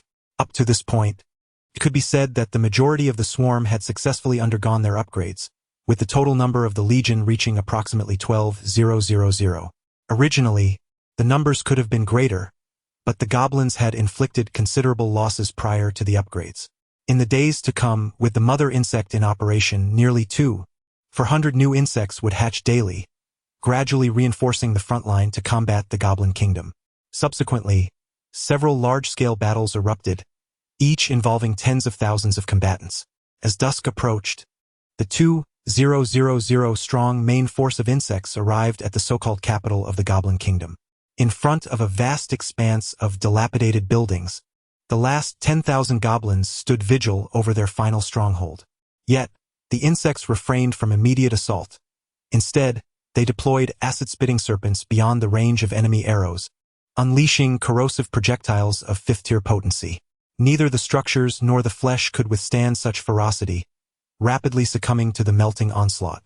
The resultant liquid, rich in nutrients, was subsequently transformed into resources by the worker bees. After several hours of relentless attrition, the goblins suffered catastrophic losses, with some of the larger goblins emerging to surrender. However, just as they had once spurned the surrender of humans, the cold-blooded insectoid race showed no mercy. Swarms of jumping insects encircled the city, ruthlessly eliminating the remaining soldiers. Countless troops surged into the heart of the stronghold. This battle heralded the utter destruction of the Goblin Kingdom. Of course, in the expansive eastern territories, countless goblin refugees fled in disarray. Even if the swarm chose not to pursue, their survival in the merciless wilderness was improbable, unless they recklessly attacked the human city-states further east. How could they possibly outpace the insects? Xia Jin could not suppress a smile. As the worker bees began their pillage within the city, she immediately commanded the swarm to continue advancing eastward, hunting down the remaining goblins within the kingdom. It seemed that no creature in this world could harbor any fondness for goblins. She observed the fleeing lives, shaking her head in quiet contemplation. The territory seized from this conflict was exceedingly vast, still teeming with countless magical beasts yet to be eradicated. There were also scattered goblin forces, which could number in the tens of thousands. Such an abundance of resources would undoubtedly allow Xia Jin to accumulate enough energy to elevate her mother hive to the next level. Certainly, her primary focus now remains on expanding her forces, while the upgrade of the hive has become less urgent. Certain resources for enhancement are only available on the human side, and it is uncertain at what level one can depart from the planet. She exhaled softly, withdrawing from her observations of the battlefield. At that moment, the sorceress slowly awakened. Initially bewildered, she quickly regained her memory of the events that transpired. The insect race. Am I no longer human? Shocked and incredulous, She felt a wave of fear upon seeing Xia Jin sitting nearby, swinging her legs. "Do not be afraid. You are one of us now," Xia Jin said with a sly smile. "I am the queen of the insect race, and I trust you now grasp the significance of my identity." "Why, your majesty," the girl stammered, swallowing hard as she sat back down. "In a few days, I shall release you from the forest, allowing you to return to your school. But you are forbidden from disclosing any information about this place. I will observe you from a distance and glean intelligence about the kingdom through you." As Xia Jin spoke, she gracefully leapt down from above the hive, landing beside her. "By the way, I was once a princess of the kingdom." The sorceress widened her eyes. Gazing at Xia Jin's white hair, she began to piece together the truth, a glimmer of disbelief flickering in her gaze. The kingdom had fallen, and even as a princess, she had to flee from within. Having become part of the insect race, she now understood that these seemingly ferocious beings were, in fact, quite pure. Their will aligned with hers, and compared to some humans, they might not even be deemed cold-blooded. "Therefore, assist me in returning. I wish to go back to that kingdom, to the place I once belonged." "Are you truly a princess?" The young sorceress found it hard to believe, yet the network of the swarm confirmed its veracity. Cast out from her home, Xia Jin was indeed the queen of the insect race, and all her actions were but a means to reclaim her kingdom. "In the future, not only will Clear fall under my reign, but the entire world shall bow to my rule. Humans, elves, draguns. Even the civilizations beyond the stars will ultimately submit. You are fortunate to serve as my ally rather than my foe." Chapter 47. Returning Linya on a serene night, the young sorceress lay in her bed, lost in contemplation for an extended period, resulting in dark circles under her eyes by dawn. Strangely, she found herself harboring no aversion towards the swarm. Perhaps, after her transformation, she had genuinely become part of them. As Xia Jin had articulated, under the will of the swarm, this race had attained an unparalleled purity. There was no selfishness among them, only cooperation, as they adhered wholeheartedly to the queen's every command. All that they did was aimed at elevating the entire insect race to the pinnacle of the world, enabling them to exist eternally, devoid of enemies and suffering. Indeed, insects are eternal. After death, even consciousness would be reclaimed by the mother nest, reborn in a new form of life. Perhaps, becoming such an existence is not so bad after all. She remained unaware that she was gradually transitioning towards complete assimilation with the insect race. Even now, her allegiance to the swarm surpassed her bond with humanity. "Your Majesty, I am leaving now," she declared as she stepped outside her chamber, only to spot Xia Jin sitting nearby, indulging in a meal. She approached him respectfully. "Go ahead," Xia Jin replied nonchalantly. There was no need for verbal communication. All of the insects were linked to her consciousness. The young sorceress took her leave, grasping her staff, and departed the forest under the escort of the swarm. In the Count Amelrobert's territory, a quaint little town awaited. "Linya, you have finally returned. Why are you alone?" An anxious adult male rushed towards her. "I apologize, esteemed mentor," she replied, her voice trembling. "We encountered high-level magical beasts. They fought valiantly to protect me, allowing me to escape." Tears streamed down her face as she covered her mouth. "What of your senior who led you? Has he perished as well?" The mentor began to comprehend the gravity of the situation. It was astonishing that a team led by a fourth-tier mage could be entirely wiped out. Such occurrences of complete annihilation were particularly prevalent during this assessment. Of the 600 individuals who entered the forest, more than 60 had failed to return. What transpired in the forest? Why were there so many magical beasts above the fourth tier? The mentor inquired, furrowing his brow. After a moment of silence, Linya produced a round crystal from her belongings. "This is what we obtained together," she stated. Upon seeing the object, the mentor's pupils slightly contracted. "A fifth-tier magic core? You mean to say, it was this fifth-tier magical beast that proved too formidable for your senior? Yet, through teamwork you managed to defeat it? Originally, my senior could have escaped with me, but we encountered another fourth-tier beast along the way. To ensure my escape, he bravely stood in its path." Observing the anguish etched upon his student's face, the mentor sighed and offered words of solace. "You have performed admirably. A team of 1 4th-tier and 3 3rd-tier mages successfully vanquishing a 5th-tier beast is nothing short of remarkable. It is akin to a miracle. Yet, throughout history, there have indeed been prodigious talents who have achieved such feats. I hereby declare that all who emerged from the forest shall advance in their assessments. Following a discussion among the mentors, the vice president leading the team announced a significant matter. However, there was little cheer from the assembly, for the casualties had been devastating. This situation must be reported to the kingdom, as an alarming number of magical beasts above the 3rd tier have emerged on the periphery of the boundary forest, necessitating a reduction in the entry of adventurers. Linya's mentor hurriedly made her way to the Adventurers Guild. Meanwhile, Linya sat quietly at a nearby spot, remaining silent. Shortly thereafter, a young man approached her. "Are you not feeling well?" he inquired softly. Linya shook her head. He reached out to touch her, but she deftly evaded his advance. The young man, taken aback, remained silent. The students and mentors lingered for a while before departing the forest's edge, returning to Starfall Academy. Through her thoughts, Xiajin gleaned much about this institution. In truth, it serves as a direct training center for wizards under the auspices of the kingdom. The ratio of commoners to nobles stands at 9:1, making it a veritable cradle for the rise of the common folk. Any individual blessed with talent and diligence, upon entering this academy, has the opportunity to be directly recruited into the military as an official wizard. It is noteworthy that the kingdom's renowned wizards predominantly emerge from the Magic Guild. The wizards commonly referred to as masters are largely affiliated with this guild. Yet, few are aware that the official wizards possess far superior strength and quality compared to those from the guild. Their obscurity stems from limited societal interaction, as they primarily serve the royal family. Commoners may mistakenly believe the Magic Guild to be invincible.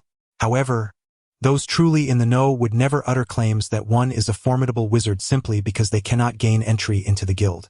The court wizards represent the very core of the kingdom's magical prowess. Within Xiajin's memories as a princess, she encountered innumerable wizards, none of whom fell below the 4th tier. In stark contrast, within the Magic Guild, one can find a multitude of magical apprentices, many of whom have yet to attain even the 1st tier. Chapter 48. The siege of the city-state 2 days later, the clearance of the Goblin Kingdom was nearing completion. The front lines had gradually been bolstered to 6,000 upgraded units, predominantly consisting of 4th-tier jumping bugs and 5th-tier stinging serpents, which now formed the backbone of the force. As the main army continued its eastward advance, a city constructed beyond a river came into view. Towering walls loomed ahead, with soldiers patrolling atop them. The surrounding landscape gradually opened up, revealing a flat terrain with sparse vegetation. A city-state, perhaps? The mountains and valleys fragmented the geography, isolating various regions from one another. This led to the emergence of numerous cities, which communicated through waterways and somewhat cumbersome land routes. While the city-states appeared unified on the surface, they were, in reality, divided into numerous smaller factions. Some factions might consist of a single city along with a handful of villages, while others occupied more substantial areas. However, for Xiajin, any declaration of war against one city would surely elicit a response from the others. Given the inconvenience of your transportation, I shall not hesitate to prepare for invasion.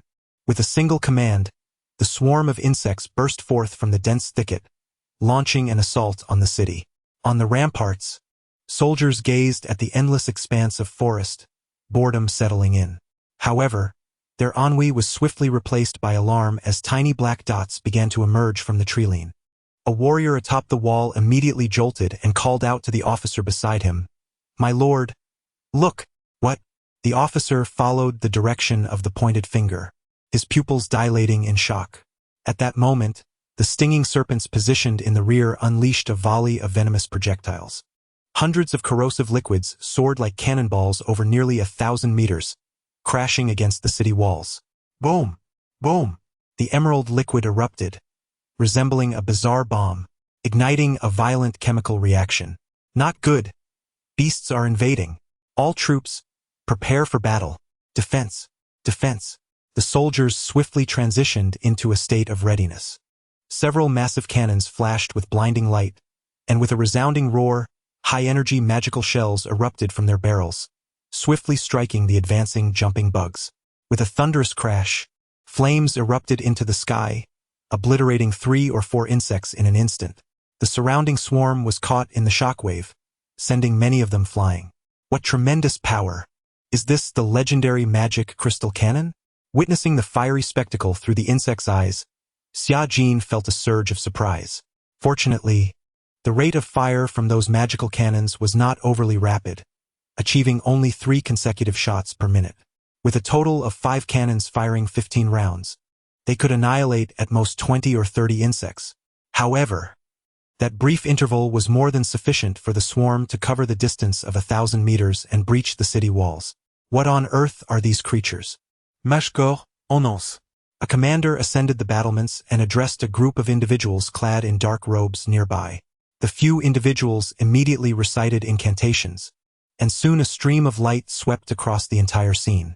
Consequently, the arrows shot from the warriors' hands dramatically increased in range by over 100 meters, their power enhanced significantly, each capable of piercing through the body of the jumping insects.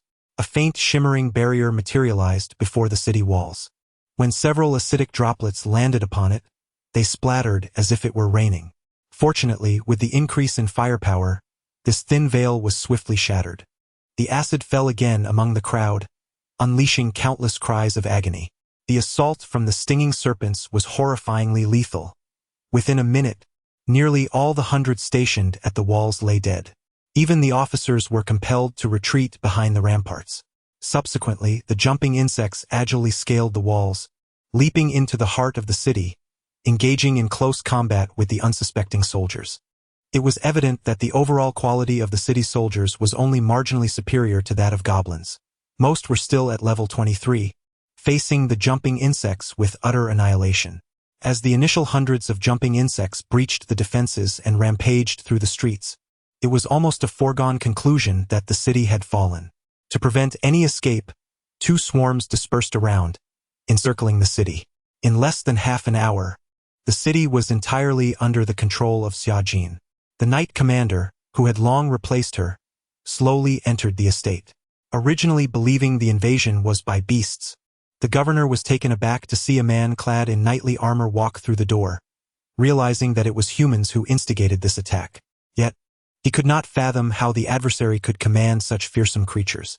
Facing the governor's expression of anger and confusion, the knight commander approached the position that once belonged to him and gradually seated himself. I stand here as the representative of the great insect queen Xia Jin, to declare that from this day forth, this city shall be under the dominion of the insect race. Regardless of age or status, those who resist will be met with merciless execution. The governor, witnessing the entrance of beings of level 4 strength, felt a tumult of emotions. The insect queen? Have you, a human, fallen to ally with such monstrous overlords? He gazed incredulously at the knight commander. Ha, Her Majesty the Queen is no mere overlord, and the insect race is not a mere beast. Your words are a profound insult to us, the knight commander retorted coldly, shaking his head with a sneer. With a mere wave of his hand, a nearby jumping insect leaped forth and severed the governor's head. Chapter 49 News from the Academy. This battle was far easier than anticipated. Nevertheless, over 200 insects were lost, considering that the jumping insects possessed a formidable strength of level 4. It is evident that humanity surpasses goblins in prowess, even in the weakest of city-states. In the following day, Xia Jin meticulously purged the remaining insurgents within the city, eliminating those of level 1 strength and leaving behind only the powerless civilians. To Xia Jin, these individuals were akin to a mere hindrance. Their sole purpose was to add a semblance of vitality to the dominion. After all, a mere insect race holds little intrigue without voices chanting "Long live the Queen." In their territory, this confrontation undeniably cast a significant shadow over the local populace. Moreover, the widespread demise of professionals effectively quashed any prospects of resistance. Thus, an entire city-state was seamlessly integrated into Xia Jin's reign. She summoned Ai Li and several knights before her. I must initiate a transformation upon you, she proclaimed. Upon completion, your consciousness will be linked to the swarm, essentially making you a part of the insect race. Upon her declaration, the expressions of the knights visibly shifted, yet no one expressed dissent. The process requires you to enter that chamber, which may pose a psychological challenge. My suggestion is to consume this nutrient solution that temporarily induces a state of anesthesia, allowing for a seamless acceptance of transformation during your slumber. Xia Jin smiled as she promoted her concoction. A few of them grimaced, yet due to their trust, they accepted the vials and swallowed the contents despite their revulsion.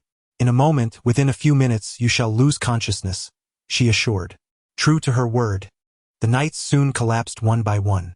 Xia Jin promptly commanded the insects to drag them into the maternal nest, where they underwent transformation for approximately 10 minutes before being released. Recognizing that these were among the few capable of communication, she enhanced them with additional magical organs. Upon awakening, the knights distinctly felt the changes within their bodies. I need not elaborate further. Relish the sensation.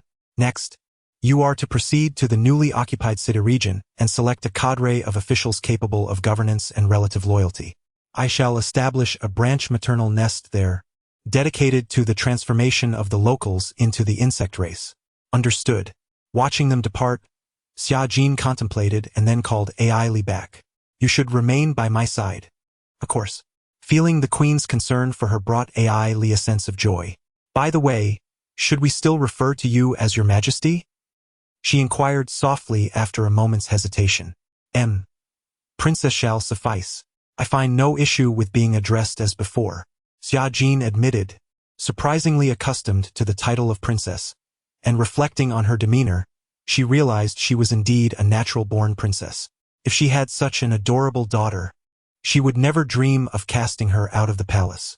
No longer diverting military resources to support the city-state, it would now rely on its own capacity for plunder and expansion. Ideally, efforts should be made to elevate the branch base to level 5. Xia Jin began to focus her attention on her own dominion. The alliance with the elven race remained intact for the moment, and the prospect of annexing the Dark City appeared more favorable.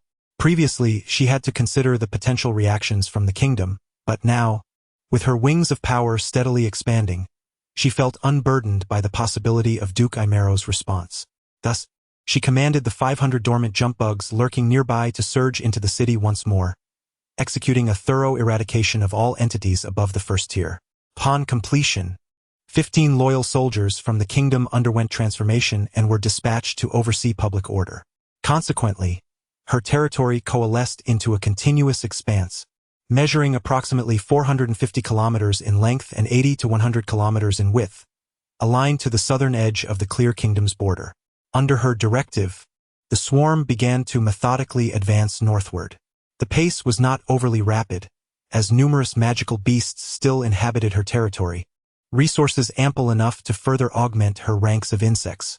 Suddenly feeling a wave of relief, Xia Jin stretched languidly and found a patch of grass to recline upon. Closing her eyes and immersing herself in thought, she shifted her perspective to Linya. At that moment, Linya had just returned to the Starfall Academy with her mentors. This grand institution boasted comprehensive facilities and opulent architecture. Upon entering the school, she was instantaneously enveloped in the warmth of academic life, relaxed and comfortable. Linya had come with a mission on behalf of Xia Jin. Thus, she busied herself with inquiries into the intricate details of the Clear Kingdom and the recent developments therein. She made her way to the library, poring over texts, and later, under the guise of casual conversation with her classmates, she posed her questions. Are there any significant events occurring in the kingdom that could influence historical matters?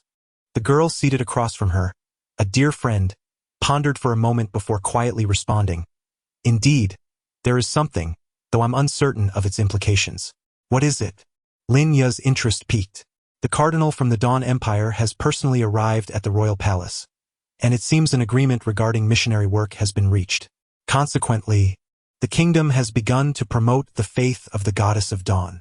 Lin Ya's mouth opened in astonishment, yet no words emerged. Clearly, this revelation was somewhat startling. Chapter 50. The Exploration Army from the Earl, the Empire of Dawn? This familiar name evokes a flicker of recognition in Xia Jin. Indeed, the only fragments of memory that surface are those of a distant, vast, and powerful nation. Yes, the kingdom of Klur is undoubtedly the mightiest force in the surrounding region. Yet, as a princess of this realm, her impression of the Empire of Dawn remains one of invincibility. Or rather, the entire royal household perceives it as a nation too formidable to provoke. Admittedly, the geographical distance between the two powers is considerable. The kingdom's familiarity with the empire stems from the southern nations of Mia and Novian, both of which have adopted the Dawn Church as their state religion and accepted protection from the empire. Furthermore, within the borders of Klur, there are commoners who have gradually begun to worship the goddess of dawn. This religion's orthodoxy originates from the empire, necessitating that all adherents make a pilgrimage to the city of dawn every few years. Those who return from such journeys describe it as an extraordinarily resplendent land, enveloped in divine radiance.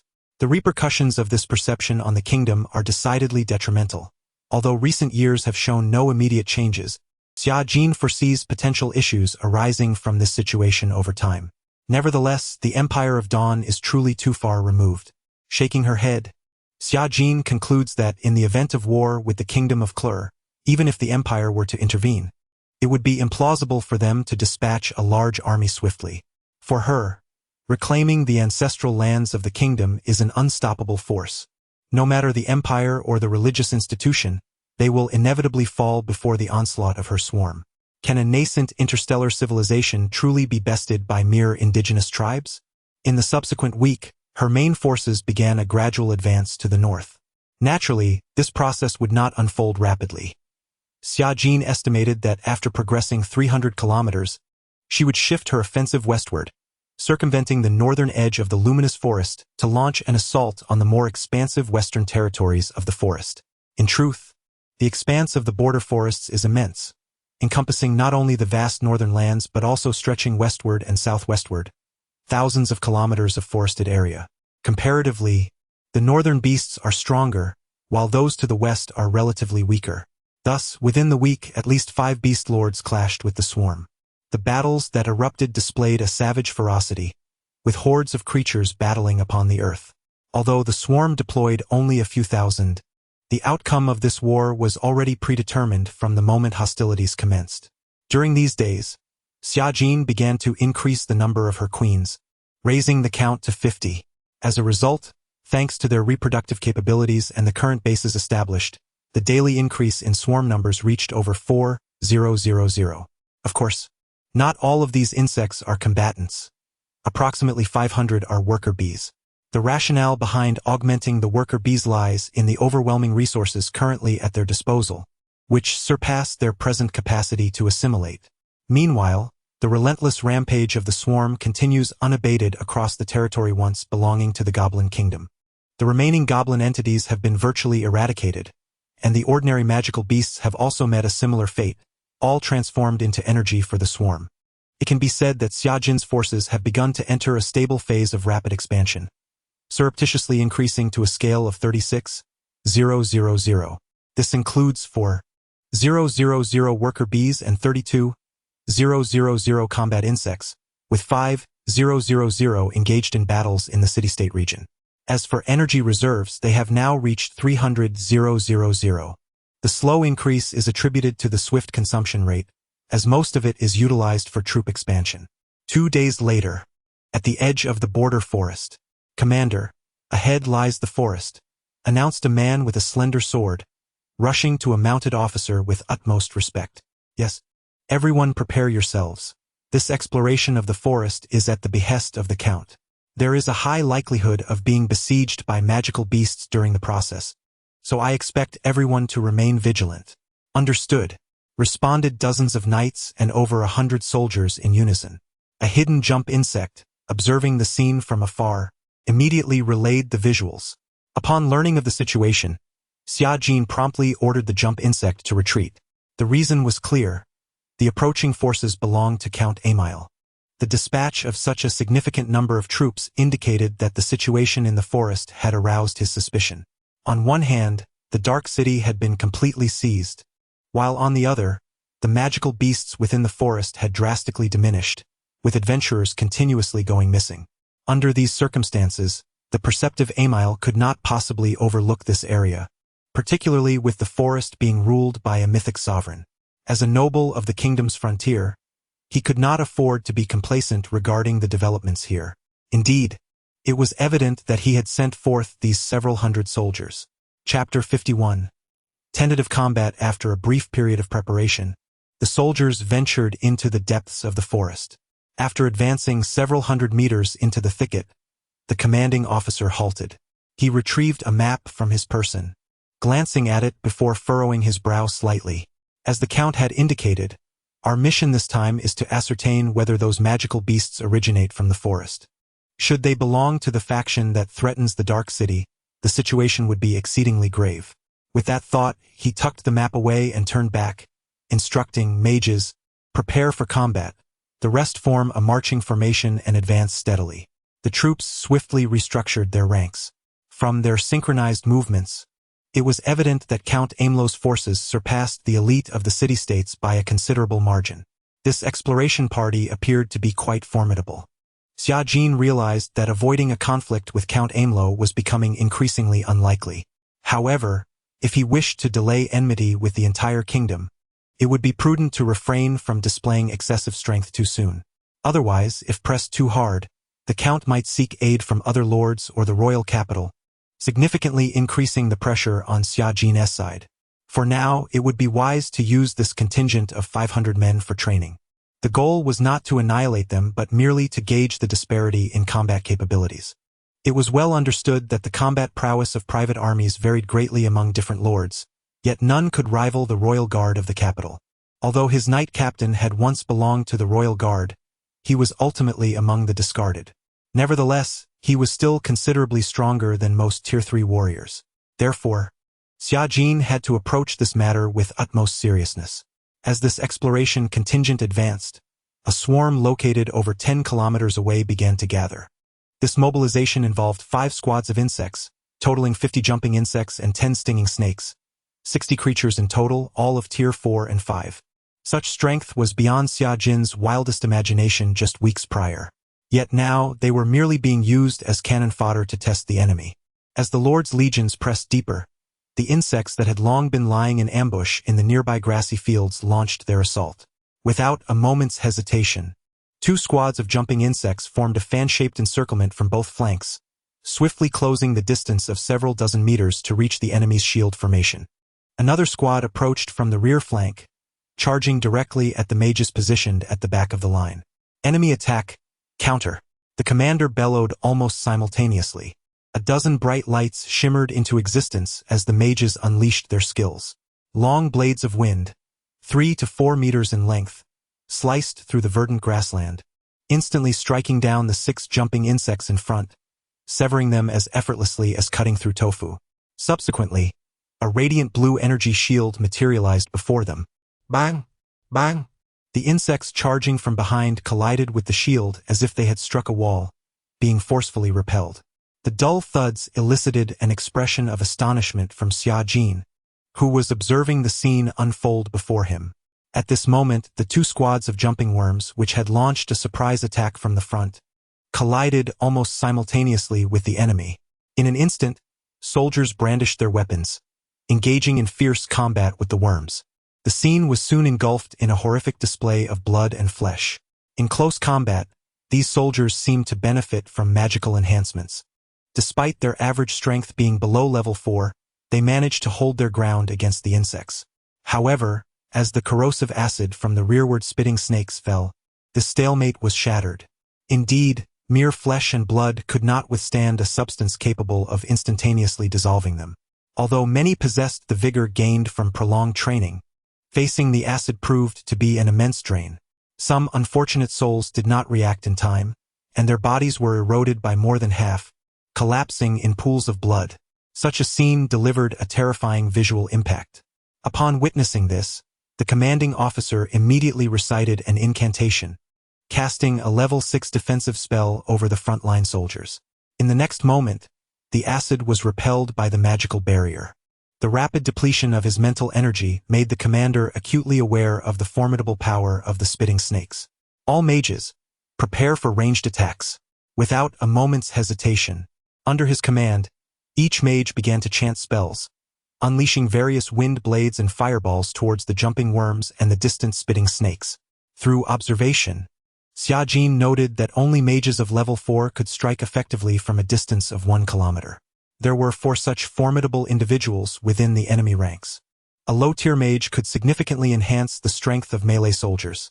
Indeed, such support was the bane of warfare. With a thought, she commanded the last 2 squads of jumping worms to launch an attack, this time from the left flank. The commander immediately ordered a formation to shift right, raising sturdy shields to face the oncoming horde of jumping worms. The 2 sides collided fiercely once more. Seizing the opportunity during the melee, Xia Jin directed the 10 spitting snakes to concentrate their assault, unleashing all of their acid onto a specific area before the enemy. This forced the commander, who was channeling his fighting spirit, to visibly falter. Half a minute later, he promptly withdrew the protective spell from others to cast a shield solely for himself. Raising his weapon, he unleashed a sword aura extending several dozen meters, cleaving for jumping worms into a mushy pulp. Such prowess undoubtedly caused Xia Jin to furrow her brow. A master of both magic and martial skills, his strength could be considered elite even among the ranks of Imerlo. Realizing that her current 5 squads could not possibly overwhelm him, Xia Jin chose to temporarily let him be. After 10 minutes of relentless battle, 60 worms had been exterminated. However, at this moment, this battalion had also suffered a grievous loss of up to 160 soldiers, the majority of whom had fallen to the sustained onslaught of the spitting snakes. Chapter 52. Preparations for War and Casualty Statistics. As the battle concluded, the commander felt a tremor within himself upon witnessing the losses sustained by his forces. Despite being well prepared and outnumbering the enemy, the exchange ratio was shockingly unfavorable. Both the ferocious jumping insects and the towering creatures that launched corrosive acid from a distance of 1 kilometer proved to be exceedingly formidable foes. "Commander, we must retreat. Let us depart," he urged, immediately calling for a full withdrawal to avert annihilation. At that moment, the battlefield was still saturated with remnants of acid. Although the ground was stable enough to tread upon, the viscous mixture of blood left many soldiers feeling physically and mentally ill at ease. Was this the monstrous force that besieged the Dark City? No wonder that city met its sudden demise. With such frenzied beasts, even a modest increase in their numbers could easily breach the defenses of that city. As the retreating soldiers gradually departed, Xia Jin refrained from sending troops to pursue. "I shall gradually amass my forces. Count Amelro, I wonder if you dare to send your troops to confront me." A flicker of amusement danced in her eyes, revealing a hint of anticipation. Typically, humans are hesitant to engage in battle with monstrous hordes, and similarly, the beasts are wary of warring with humans. Yet, this does not imply an absence of conflict between the two. For centuries, large-scale hunts by adventurers have persisted, and the harassment by beasts has never ceased. Xia Jin's actions undoubtedly escalated the conflict between the two factions. Moreover, since the war occurred on the fringes of the forest and the borders of human territories, it is challenging to classify the encounters as outright conflicts between the two species unless they reach a severe threshold. From the perspective of the mythical sovereigns, it might be perceived as, "What concern is it of mine if lesser beast lords on the periphery clash with you humans?" Conversely, humans view it as a unilateral conflict between the kingdom and the beasts. Once actual hostilities commence, both sides would likely exercise restraint, avoiding entanglement with other factions, rendering it merely a skirmish in the border regions. It is believed that once the entire kingdom is conquered, the strength of the insect race will burgeon exponentially. By that time, even instigating a war between humans and beasts would be approached with formidable confidence. The remaining 300 soldiers, wounded yet resolute, returned to Count Amelro's domain. The city guards responsible for their reception gazed at them in astonishment. "What transpired? Did you engage in battle with the beasts?" "Indeed. Prepare a steed. I must hasten to the Count," the commander instructed with urgency. At once, within minutes, a fine steed was led to the scene. He gracefully leapt onto the horse's back and galloped away without looking back. Hours later, the steed thundered into Tart City, over 100 kilometers away, and directly entered the central estate. Count Amelro, reclining and enjoying a dance, straightened immediately upon seeing him. "My lord, the exploration team encountered an attack by the beasts. It was indeed the very creatures that besieged the Dark City. It has been confirmed that the fall of the Dark City is closely linked to the Beast Lord." "Oh, how formidable are they?" The Count furrowed his brow. "Extremely powerful. Had it not been for the Mage Corps, the losses would have been catastrophic. The commander's words weighed heavily on the Count's heart. Engaging with a being of lordly caliber was a notion he preferred to avoid. After all, the Count's own military strength could hardly be deemed formidable. Should he be significantly outmatched by neighboring lords, the consequences would be dire. What do you think we should do? He inquired with a smile towards his trusted aide. Given the current circumstances, these beasts harbor considerable malice towards us. Indeed, the Count nodded. After pondering for a moment, he turned to the man beside him. General, what do you believe would be the ramifications of waging war against this horde of beasts? Even in the event of conflict with the beasts, we must avoid providing them with the pretext that we were the aggressors, the other replied calmly. Indeed, the Count acknowledged, recognizing the significance of this point. In the coming days, I want you to disseminate a narrative stating that our scouting party ventured into the forest to rescue recently missing adventurers, only to encounter an invasion of beasts. Furthermore, these creatures have also seized territory in the Dark City and have set their sights on our kingdom. Understood. The commander of the exploration team responded promptly and departed the hall. In the subsequent days, as the Count had hoped, the rumors began to circulate throughout the region, with some individuals even masquerading as commoners to spread the tale to nearby areas. For any power, preparation is paramount before embarking on a war. Imerlo could not mobilize his forces instantaneously like the swarm. He required time to adequately prepare for battle. Naturally, from this process, it was evident that he was not particularly eager to engage with the beasts. After all, the adversary was no ordinary beast lord. Thorough preparation was essential for victory. Thus, in the following days, various messengers scurried about, contacting retired mages or heading to the Mage Guild for employment, while the garrison troops from different regions swiftly gathered towards the forest. The communication technology afforded by magic undoubtedly expedited the preparation process. With the assistance of his subordinates, Xia Jin was acutely aware of the situation. It seemed the Count was in no hurry at all. Observing this scene, a smile graced Xia Jin's face. Compared to the opponent, she remained decidedly more composed. As the daily army of 500 insects continued to swell, the war increasingly favored her. In fact, she had recently ceased the production of worker bees, diverting nearly all resources towards combat insects. Chapter 53 Alliance in the Western Territory of the Insectoid Realm. Near the luminescent forest, following a fierce battle, the elves retreated to the surface world, bringing along their battered insect companions. After a period of recuperation, the remnants of the swarm were escorted back to their homeland by Vigia. Awaiting their arrival was Ellie. I deeply regret to inform you that the brutality of the underground skirmishes exceeded all expectations, and your losses are rather significant, she remarked, her expression somber. Even Vigia felt a pang of guilt upon witnessing Ellie's ashen countenance. Her demeanor, however, was a facade. She had long been aware of the current state of the swarm. Indeed, during the conflict across the forest, despite the relatively weak resource-gathering capabilities of the jumpers, Xia Jin had managed to acquire a considerable amount of resources. While not on par with the worker bees, the accumulated energy was sufficient to recruit over 300 fourth-tier jumpers.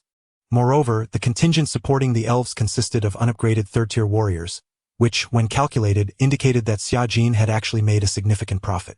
This matter has received the Queen's consent, so we shall not dwell on it, Ellie stated, graciously waving her hand in light of the over 150 losses.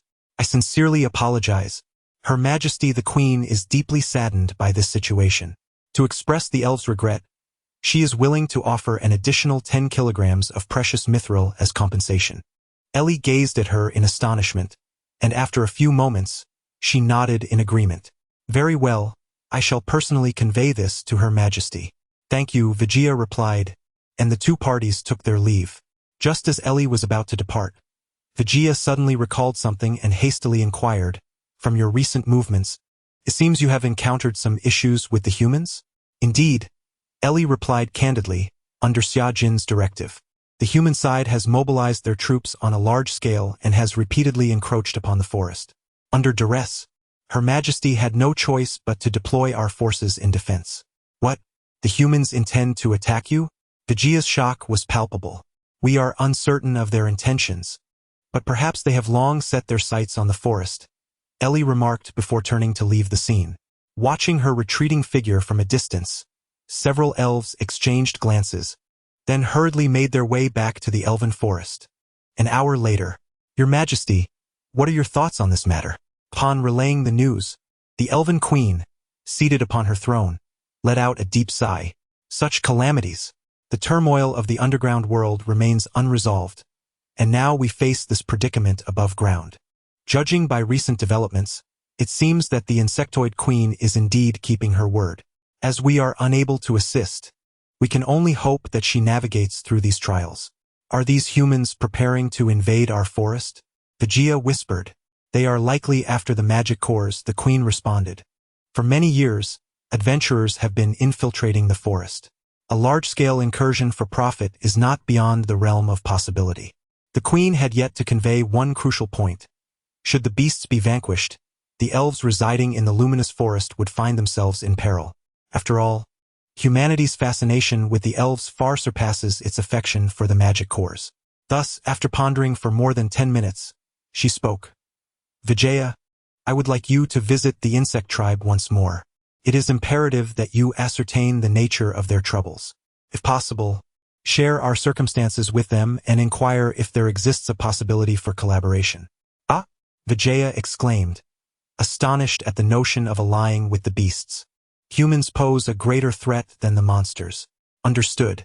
Meanwhile, sitting beside the mother nest, Xiajin was engaged in a card game with Ellie when she received word from the front line regarding Vijaya's return.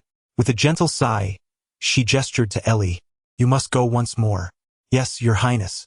The young woman, now fully integrated into the insect tribe, promptly rose and departed with remarkable speed, her strength having ascended to the 4th tier, thus enhancing her swiftness considerably. In just over 10 minutes, Ellie stood before the green-haired elf. What brings you here again? My apologies, but I bear the Queen's decree, hoping for an alliance between our races to collectively confront our enemies. Oh? Ellie was taken aback.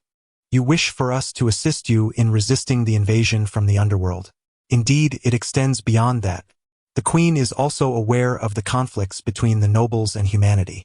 The forest is a shared sanctuary for both our peoples, and she believes we must unite, leveraging our strengths to face threats from any direction. I see, Ellie replied. Your proposal resonates with our hive. Relay to your queen that we are in agreement. Ellie nodded decisively. Ah, you won't even return to report? Vijaya was taken aback by the young woman's prompt consent on behalf of Xiajin. There is no need for a report. She is already aware. Xiajin would never oppose such an arrangement. The magical prowess of the elves is formidable, and at this juncture, acquiring some ranged troops would prove advantageous. Moreover, by dispatching a minimal force to the underground battlefield, they could gather substantial resources, which is indeed a favorable outcome. Chapter 54. The meeting of both parties approximately half a day later, the elves, having deliberated on the possibility of an alliance, extended a special invitation to the queen of the insectoid race to the luminescent forest region. For safety's sake, Xiajin sent a clone to the venue. When they beheld the stunningly beautiful white-haired maiden before them, each elf was rendered incredulous. So beautiful. Is she a goddess? Why does it feel as though she is the true embodiment of an elf? If I were a man, I would undoubtedly be entranced by her. I am already somewhat captivated. At that moment, even the exquisitely beautiful elves felt a pang of inadequacy. Indeed, Xiajin's clone surpassed them in beauty, entirely devoid of any association with monstrous beings. The elf queen was momentarily taken aback before rising from her throne to approach the white-haired girl. Welcome, esteemed queen of the insectoid race. I am Queen Pelusi of the elves. Greetings. Are you here to discuss our potential alliance? Yes, Your Majesty, please take a seat. As she settled into a chair crafted from entwined plants, gazing at the vine-wrapped table adorned with fruit, Xiajin picked one up and took a delicate bite.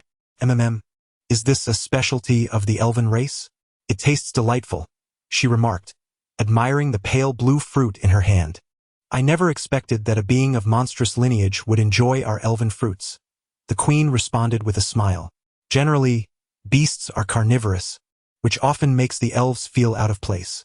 Yet, this exquisite queen not only conformed to elven aesthetics but also shared a similar palate. The insectoids are not monsters, Xia Jin gently reminded her. Ah, is that so? Quite remarkable, the elf queen raised an eyebrow. Well, let us dispense with pleasantries.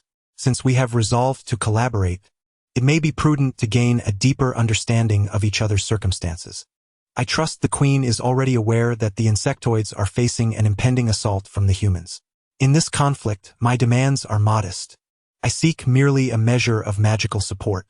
In return, I shall provide ample 4th-tier jumping worms and 5th-tier stinging serpents to aid you in defending against the foes of the underworld. The elves, with their individual prowess as formidable magical archers and exceptional long-range combat abilities, struggled in close-quarters combat. Their skills were tailored for powerful, long-range single-target magic, which made them ill-equipped to handle widespread adversaries. This was the very reason why, despite their immense strength, the elven race found themselves continuously retreating. The emergence of the insectoids was a perfect remedy for their vulnerabilities. Thank you for your generosity. I believe such a collaboration is entirely feasible, the elf queen declared, rising. The two parties then delved into the specifics of their arrangement, ultimately finalizing a concrete plan. Following this, the elven banquet resumed. This time, Xia Jin indulged in numerous delectable dishes she had never tasted before. Especially noteworthy were the elven plants, which were distinctly different from those found outside. Not only were they exquisitely flavorful, but they also contained rich energies that, if consumed by an ordinary person, could extend their lifespan by several years. As Xia Jin contentedly set down her meal, preparing to leave, the elven queen Pelusi suddenly summoned the elven maidens present, leaving her alone in the room. Apologetically, she stated that the forthcoming words were not suitable for their ears. Recognizing the gravity of the situation, Xia Jin immediately perceived that the elven queen had significant news to convey, and thus inquired, "Your Majesty, is there something you wish to share with me?" After a moment of contemplation, the elven queen posed a question. "Surely, the insectoid species is not indigenous, is it?" Xia Jin paused, slightly furrowing her brow, and replied, "What do you mean by that? I sense the essence of the cosmos emanating from both the insectoids and yourself, leading me to believe that you are not native to this world." As the elven queen smiled, Xia Jin narrowed her eyes, contemplating her intent. The implications of her words were profound. Did she deduce my extraterrestrial origins? Indeed, the insectoids can be considered life forms that originated from the universe, and it is accurate to say they hail from the vast expanse of the cosmos. However, on what basis does the elven queen make this assertion? "Your Majesty, could you elaborate on your statement?" Xia Jin inquired. "This is due to certain reasons." The elven queen rose from her seat and slightly bowed, asking, "May I escort you to a certain location?" "Very well," Xia Jin replied, unfazed by any ulterior motives the queen might harbor. Following the elven queen to the west, they did not proceed towards the towering tree in the central area but instead arrived at the edge of a hillside. There, a massive structure entirely composed of metal came into view. "Is this a starship?" Xia Jin gazed in astonishment at the regal elven queen. To be honest, standing beside her made Xia Jin feel rather juvenile, considering she was merely a girl in her teens. "Did you initially arrive here aboard this vessel?" Xia Jin asked. "No," the elven queen clarified, "we elves are true indigenous beings. However, we acquired vast knowledge from this abandoned starship, which allowed us to identify certain life forms from beyond that possess powers unknown to this world, which I refer to as the essence of the cosmos." Upon the elven queen's conclusion, the explanation of the brain insect resonated in Xia Jin's mind. "I sense the presence of cosmic civilization within the elves, emanating from the distant towering tree, yet it appears not to be the main entity, but rather a branching offshoot." Chapter 55. The secret of the elves. Thus, Xia Jin understood. She turned to gaze at the queen's face and spoke solemnly, "Your Majesty, you have deceived us. The essence of the starry sky emanates from that great tree in the distance, does it not?" Upon hearing this, the queen felt a pang of trepidation. "I apologize. We did not intend to conceal the truth. In fact, our elven race can scarcely be regarded as a civilization of the cosmos anymore. We are merely a remnant, a progeny birthed from the branches of the world tree. The once vibrant life elves perished eons ago. Could you elucidate further?" Xia Jin inquired. "Of course. Your Majesty, please follow me." The Elven Queen did not hesitate but led Xia Jin towards the distant tree. Initially, she had anticipated that this was the lifeblood of the elven race, something not to be easily revealed. However, she soon realized her assumptions were misguided. The Appalachian World Tree indeed resonated with certain legends. As they approached the center, a towering tree several kilometers high came into view. Its foliage was extraordinarily lush, casting a vast shadow over the surrounding area. Countless luminescent orbs, akin to fireflies, danced around it, their density far surpassing that of the distant woods. The very forest itself was born from this magnificent tree. Yet, in truth, it was not the authentic world tree, but merely a small branch taken from the once mighty entity. This branch served as the lifeblood of the life elves, who had once thrived in the cosmos, emerging from the world tree itself. The queen spoke with a tone laden with complexity. She gazed up at the great tree, her expression tinged with an indescribable longing and hope. Xia Jin remained silent, allowing her to continue. However, even the formidable races of the starry sky ultimately met their demise. In their final moments, a fragment of the destroyed world tree fell to this planet, taking root, bearing fruit, and giving rise to the present elven race, including myself and my kin. At this point, she suddenly turned to face Xia Jin, her gaze earnest. Though we possess a semblance of the life elves' appearance, we are entirely distinct from them. Even the genetic makeup within us differs significantly. True life elves require a complete world tree for their genesis, yet that singular tree has long since vanished. We are but the waning remnants of that once great civilization. Xia Jin stroked her chin, revealing her pearly white teeth. And what is your intention in sharing this with me? Surely, you do not seek the assistance of the insectoids to restore your former glory? Even if they hailed from the same celestial realm, what reason would they have to believe in their capability? After all, a civilization that cannot even depart from its planet with its current strength would find it difficult to align itself with notions of power. I can perceive the hidden strength you possess, for you dare to challenge humanity. A civilization devoid of hope and power lacks the means to confront the magical races. The Elven Queen sighed.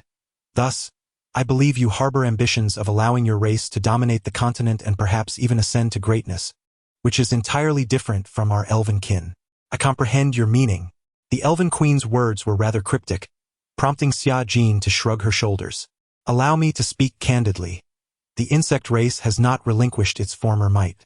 In truth, my challenge to humanity is not merely to assume the role of a predominant force on a single planet. Indeed, the Elven Queen placed her hands upon her chest, speaking with a profound sense of ceremony. When I observed your kind elevate its prowess by a tier within mere days, I had already harbored suspicions. I can discern such disparities, as I too am not a native life form. My desire is simply to leverage the affiliation with the elven race to secure the continued propagation of my species. Very well, Xia Jin replied decisively. She was immensely covetous of the genetic essence of the world tree. Should the elven race fail to exhibit genuine subservience, she would undoubtedly turn her attention against them once her strength was fortified. However, the current arrangement seemed most advantageous. If necessary, she would assimilate them into her swarm. After all, who could resist such enchanting elven maidens? I trust you shall uphold your promise. The Elven Queen exhaled with relief. Additionally, I hope that in the near future, you will continue to approach us in a spirit of collaboration. A sudden surrender may be difficult for the elves to accept. Rest assured, Xia Jin replied earnestly. If you are amenable, I would be more than willing to offer you a future filled with hope. I believe that in the not-so-distant future, I shall return to the boundless depths of space, and perhaps the glory of the elven race, as a representative of biological civilization, may be rekindled. Biological civilization. The Elven Queen appeared to grasp something profound, glancing back at the world tree. The ancient life forms of the elves must have belonged to a similar civilization. I would surmise so. Xia Jin stretched languidly. Then, until we meet again, would you mind granting me a few leaves from the world tree? I would like to take them back for study. The Elven Queen fell silent for a moment, as if resolutely making a decision, and nodded. No problem. Please wait a moment. With that, she approached a nearby vine, retrieved a golden bough, and loosed an arrow into the air above. Moments later, Several leaves floated down from above. Chapter 56. The eve of war. Xia Jin took a few steps forward and gently grasped the leaf in her hand. From its exterior, the leaf appeared quite large, a vibrant green hue imbued with a somewhat translucent quality. I will take this back for genetic analysis. However, it is unlikely that any issues will be discernible in the short term. After speaking, she cast another glance at the spaceship before taking her leave. In the following days, the insect race mobilized 50 small squads to the territory of the elves. In exchange, the sparsely populated elves agreed to send 30 elven maidens for support. Though their numbers were few, it was noteworthy that most of these maidens were proficient 46th tier mages, thus possessing considerable combat prowess. Most importantly, they would assist with magic and provide a certain degree of high-intensity single-target capability. After approximately 2 days of tense military mobilization within the Imero territory, the 30 elven maidens arrived at Xia Jin's domain. Faced with the terrifying insects and the overwhelming presence of the colossal mother hive, these young girls shrank back, appearing somewhat apprehensive. Were it not for the queen's reassurance of safety, they might have fled in fright. Fortunately, they soon encountered the leader of this collaboration. Xia Jin, perched atop the mother hive, swung her legs playfully, her petite and exquisite form radiating an inexplicable allure amidst the myriad of insects. With her white hair, she must surely be the queen of the insect race, and how endearing she appeared. It seemed the queen had spoken true. The leader of the insect race was not as dreadful as the beasts of legend. Amidst whispers, the elven maidens naturally accepted the presence of the insect race. Indeed, this world seemed to place great emphasis on appearances. Hearing the remarks of these exotic maidens, Xia Jin silently shook her head. She was convinced that had she assumed the guise of an ordinary person or resembled a beast, this cooperation would not have proceeded so smoothly. It was entirely possible that both parties would have become adversaries, precluding any semblance of communication. In reality, a magnificent underground palace had already been constructed near the mother hive, spanning 10 square kilometers and descending to a depth of 300 meters. Swarms of insects were tirelessly excavating and transporting rocks to create a truly grand edifice. It was estimated that once the subterranean section was completed, work on the surface could commence. For the construction here, Xia Jin contemplated recruiting the renowned court architects of the Creole Kingdom in the future. Prior to that, she aimed to transport various comforts from the human realm to enhance the interior, making it more habitable for herself. Consequently, some rooms were naturally allocated to the elven maidens. However, as most elves were reluctant to dwell underground, several surface dwellings were temporarily assigned to them. Regarding provisions, the maidens had brought a generous assortment of fruits, delightful offerings born from the branches of the world tree. After acquiring the leaf, Xia Jin entrusted it to the mother hive for genetic analysis. Given its intricate structure, it was anticipated that the analysis would require considerable time. As for the elven race, confronted with the battlefield of the underground world, the inclusion of 50 swarm squads has transformed their defensive stance into a vigorous offensive, resulting in a significant victory that temporarily alleviates the potential threat of invasion from above ground. However, the Elven Queen had previously remarked that the underground realm is home to numerous formidable races, and following a defeat, the adversaries would undoubtedly take countermeasures, leading to an inevitable surge of more ferocious assaults. Amidst this flurry of preparations, word arrived from soldiers dispatched to the front lines. Count Imero's main army had assembled in Tartar City and commenced its advance towards the forest's periphery this very morning. The legion comprises a vanguard of 5,000 troops, a main force of 35,000, and an additional 20,000 in logistical support. For any territory, mobilizing such a substantial military force signifies a considerable commitment. In light of the previous losses encountered by the swarms against a mere 500 soldiers, Xia Jin resolved to deploy the previously unused insect species, aiming to orchestrate a decisive annihilation. Based on reconnaissance of various cities at the forest's edge, she ultimately determined to first engage the 5,000-strong vanguard in a direct confrontation, compelling the 35,000 to hasten their support. Subsequently, leveraging the mobility advantage of her swarms, she planned to set ambushes along the enemy's advance routes. The notion that the insect race resembles a monstrous lord's legion likely stems from the inherent belief that such beasts lack tactical acumen. thereby rendering Xia Jin's strategy highly feasible. Days later, when the total number of Xia Jin's combat insects reached 50,000, the vanguard of 5,000 private troops finally arrived at the edge of the forest. Nat, the commander of the vanguard and a vice-commander, was imbued with great expectations.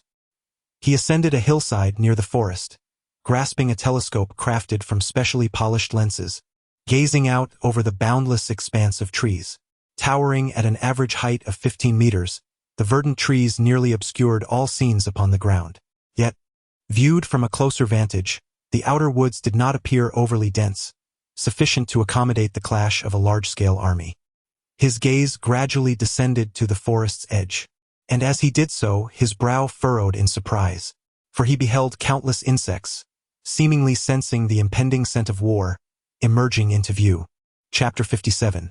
The power of the infiltrators and the explosive insects. Unforeseen preparations had been made. The order was given to the artillery units to load the magic crystals. Following his command, the rear forces advanced, pushing forward cumbersome vehicles weighing over 20 tons, each equipped with an extraordinarily long cannon.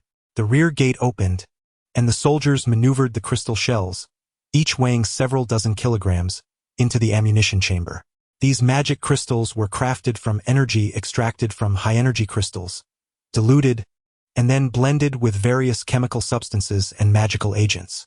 Encased in a metallic shell, a simple pull of a lever would launch them from the cannon's barrel, unleashing violent explosions within the enemy ranks.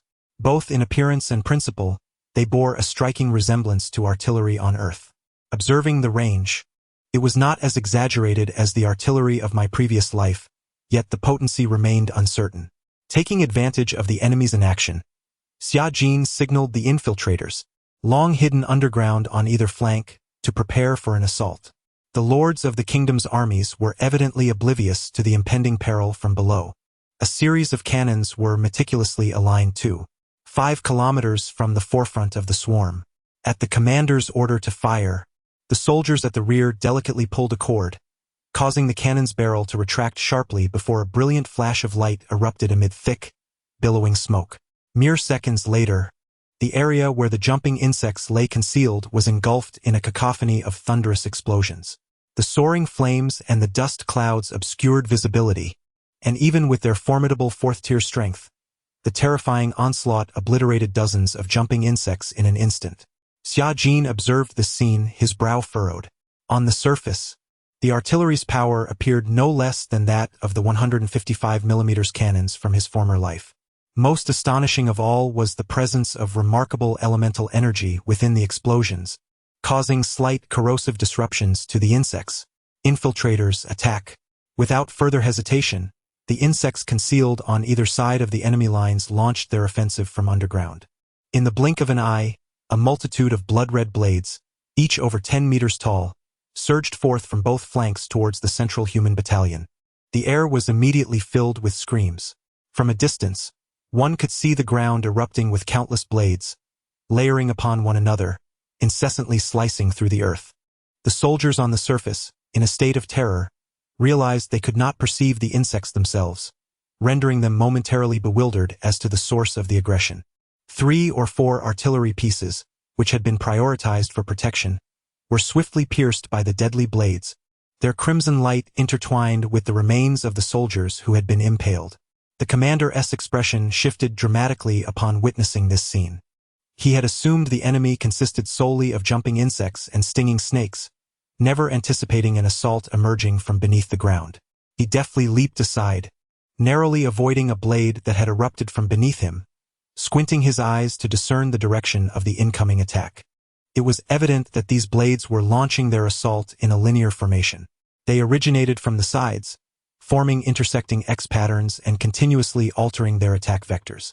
The densely packed formation was undeniably well targeted, as several hundred soldiers fell within a minute, casualties mounting swiftly. The Legion of Sorcerers unleashed an earthquake spell on both flanks.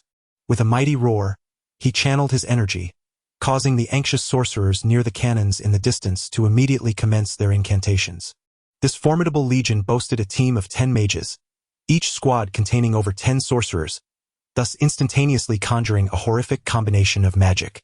In an instant, the earth on both sides split apart, producing a thunderous roar, while the soil beneath seemed to writhe with life, pulsating rhythmically. The infiltrators were evidently affected, with the foremost among them sustaining injuries. The earthquake's duration was evidently prolonged, compelling them to halt their assaults and emerge from the ground in a desperate attempt to flee. "Attack those monsters!" the Legion commander bellowed. In response, to safeguard the infiltrators, over 20 explosive beetles, which had been lying in ambush amidst the grass on either side, suddenly erupted forth, charging at the mage squad with remarkable speed. This is bad.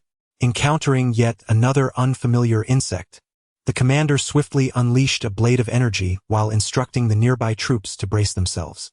2 mage squads unleashed a barrage of fireballs, striking the explosive beetles. Although the fireballs possessed formidable power, these self-destructive creatures had evidently sacrificed much of their offensive capability, retaining only their sturdy exoskeletons. Remarkably, this protection allowed them to withstand a wave of attacks and reach the soldiers' front lines. Boom! With 2 successive explosions, a viscous venom spread across a radius of 300 meters. The shockwaves from the blasts shattered the nearby crowd, even sending distant warriors flying. The venom rained down like a torrential downpour, delivering devastating blows to the soldiers within the affected area. Damn it!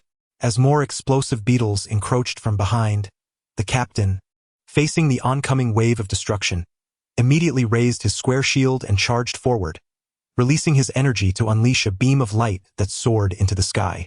An explosive beetle, braving the onslaught, rapidly approached. When it came within 20 meters of him, its defenses finally crumbled, resulting in a detonation. Boom! The terrifying shockwave inflicted an unimaginable force upon the captain. Despite his formidable 6-tier strength, he was still knocked back over 10 meters, spitting blood. The venom that followed fell upon him like searing flames, relentlessly draining the radiance from his body. So powerful, he realized that half of the soldiers around him had fallen. Those who survived were gravely injured, lying prostrate on the ground. Chapter 58. The Elven Arrows. At this moment, apart from a few lurking creatures forced out by the seismic magic, the majority of the ambushers continued their relentless assault. These blood-red triangular blades formed a sanguine jungle, wreaking havoc within this vanguard legion. Groups of soldiers shrieked in terror as they attempted to evade the onslaught, yet remained powerless against the imminent threats that could emerge at any moment. Although the overall direction of the attacks was linear, predicting them proved to be exceedingly difficult. The onslaught of the explosive creatures nearly tore asunder the defenses on either side. After several waves, only 4 out of the 16 cannons remained operational. At this juncture, the jumping insects nestled within the jungle launched their charge. The Legion commander, his face ashen, bellowed to the mages. "Defensive magic, deploy!" The mages swiftly complied, erecting the loathed protective barrier around the army. The catapults unleashed the magic crystals directly. 20 large siege engines, positioned further back and neglected, roared in fury, hurling massive crystals weighing dozens of kilograms. These crystals contained ignition devices that ignited flames upon contact with the ground, resulting in tremendous explosions due to the pressure of the impact. While less potent than the magic cannons, they still managed to slay a considerable number of jumping insects. Fortunately, I had instinctively instructed the insects to scatter. Upon assessing the losses, it was evident that many jumping insects had already perished in this brief span. 2 ambushers succumbed to the earthquake. 1 fell victim to a magical attack during the retreat, and the explosive creatures perished in their self-destructive charge. Overall, the results were satisfactory, yet the strength of the kingdom's army exceeded expectations. After enduring these sudden assaults, they swiftly reformed their ranks, supported by the brief respite granted by the magical shield. As the swarm of jumping insects surged forward, the shield wall comprised of soldiers quickly moved to the front, each warrior letting out a primal roar as they clashed with the terrifying creatures. Blades flashed and claws raked in a brutal melee. Meanwhile, several battalions at the rear spread out, from which emerged 2 formations of hedgehogs, each consisting of 300 men, armed with metal spears over 3 meters in length, forming a sharp net aimed at the lurking ambushers on either side. The brain insects immediately commanded the ambushing stinging snakes to unleash acidic liquid upon them. The magical shield was soon breached under the incessant attacks. 2 teams of mages cast acceleration spells upon the formation, causing it to triple its speed, swiftly covering hundreds of meters, on the verge of overtaking and colliding with the stinging snakes. The nearby ambushers quickly aided with their blood-red blades. However, at that moment, over a dozen earthen spires soared from the rear. Each spire stretched 7 to 8 meters long, akin to formidable spears, piercing into the ground with a resounding explosion. 2 more ambushers were lost. I promptly ordered the few nearby jumping insects to charge forward to hold off the adversary and commanded all stinging snakes to focus their attacks on the enemy mages. It can be said that the heavy losses of the swarm were predominantly caused by these mages. Although the damage inflicted by a solitary mage may not rival the outrageous power of a magic crystal cannon or a catapult, their sheer numbers render them extraordinarily formidable against the enemy forces. It seems I have somewhat underestimated these individuals. Xia Jin exhaled deeply and cast a glance at the 30 archers beside her. Among you, there is 1 at level 7 and 3 at level 6, correct? Please assist me in piercing through the enemy's shield, targeting the mage formation. Understood. The 4 elven maidens, upon receiving their orders, swiftly ascended the trees, positioning themselves 2 kilometers from the front lines, and then drew back their bows. Countless strands of elemental energy coalesced in their hands, ultimately manifesting in a pitch-black arrow. These iron-crafted long swords were embedded with trace amounts of mithril, significantly enhancing their magical potency. As they released their arrows, for beams of light shot skyward, akin to dazzling meteors, swiftly traversing 3 kilometers before crashing into the rear lines of the enemy. Bang! The first level 6 magical arrow penetrated the shield with ferocity, striking down below. A violent explosion ensued, instantly inflicting severe damage upon the entire squad of mages, as an intense elemental storm formed a brief fire tornado, violently tearing apart dozens of adversaries in the vicinity. The second, the third, and the fourth, with a series of resounding booms, nearly half of the mage cohort was utterly routed. Truly, they are elves. Xia Jin was momentarily taken aback. Although she was aware that the elven maidens excelled at targeting single foes, the magnitude of their power still astonished her. In this onslaught, over 50 mages perished, including several of level 5. Your Majesty, shall we continue the assault? The leading level 7 green-haired elven maiden inquired cautiously. Let us unleash another wave, targeting the remaining mages. Xia Jin recognized the rarity of mithril. Such arrows were scarce even among the elven kin, and this deployment constituted a significant investment of their limited resources. The elven maidens promptly nocked their bows for a second time. With a swift release, 4 iron arrows flew forth, striking with great force against their intended targets. Utilizing her enhanced vision granted by the insectoid augmentation, Xia Jin observed that a substantial portion of the enemy's remaining mages had also fallen. The reason they were not completely annihilated was due to the dispersion of the other squads, positioned at various points within the formation. Though over 20 mages still remained, they were no longer capable of effectively managing the entirety of the battlefield.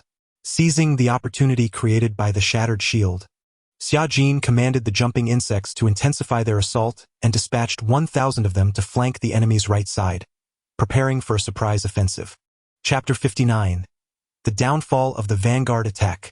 Moments later, 1,000 jumping insects launched their charge from the designated location, while the stingers unleashed a torrent of acidic liquid to provide cover. The formation of long spears, representing the Lord's army, was instantly transformed into a target, as countless soldiers succumbed rapidly under the onslaught of the corrosive attack. Soon, they discerned a dense swarm of insects emerging to their front right. Right flank severely compromised. 2nd Battalion, advance! The commander of the Legion shouted desperately upon witnessing the overwhelming swarm. Unfortunately, the insects afforded him no opportunity for a counterattack. In the next moment, the infiltrators unleashed their bloody blades, commencing a frenzied assault on the enemy. The charging, jumping insects surged forth, their conical formation violently tearing open gaps in the 2 spear formations. The so-called sword and shield infantry of the 2nd Battalion arrived too late, left only to witness the complete breach of the Legion's right flank. It was over. Beholding this scene, the commander of the vanguard fell into despair. Although many soldiers unleashed their fierce energy and bravely fought alongside the jumping insects, the absence of subsequent enhancements from the mages rendered their close combat capabilities woefully inadequate. In a mere exchange, the long spear formation utterly collapsed. After ripping through these two formations, the swarm of jumping insects pressed onward, crashing into the 2nd Battalion, which had yet to reorganize. Meanwhile, 200 jumping insects seized the opportunity to veer north, coordinating with the main force to encircle a significant number of infantry. Thus, the formation of this legion was thoroughly disrupted.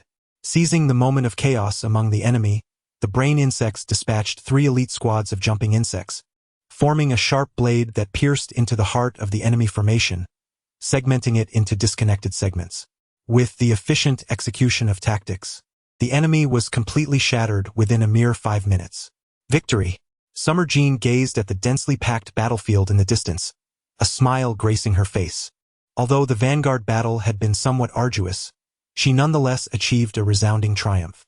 Moreover, the total forces she deployed were not significantly greater than those of the enemy. The elven archers had played a pivotal role. Brain insects, prepare the main force to ambush the enemy. The subsequent battle would also proceed as planned. By maneuvering the swarm to swiftly sever the retreat routes of the vanguard, they would be encircled near the forest, thereby preventing the main force from receiving timely updates on the vanguard's predicament. According to the intelligence gathered, the enemy's main force still boasted 35,000 troops, equipped with a larger battalion of mages and artillery. In order to contend with them, I could mobilize a comparable number of insects. Normally, this would be a battle of equal footing. However, based on my understanding, the enemy's legion was interspersed with a logistics contingent of 20,000 personnel. Their artillery was abundant, capable of providing formidable long-range support, thus making victory reliant on your strength. Xia Jin summoned 4 fairies and addressed them with utmost seriousness.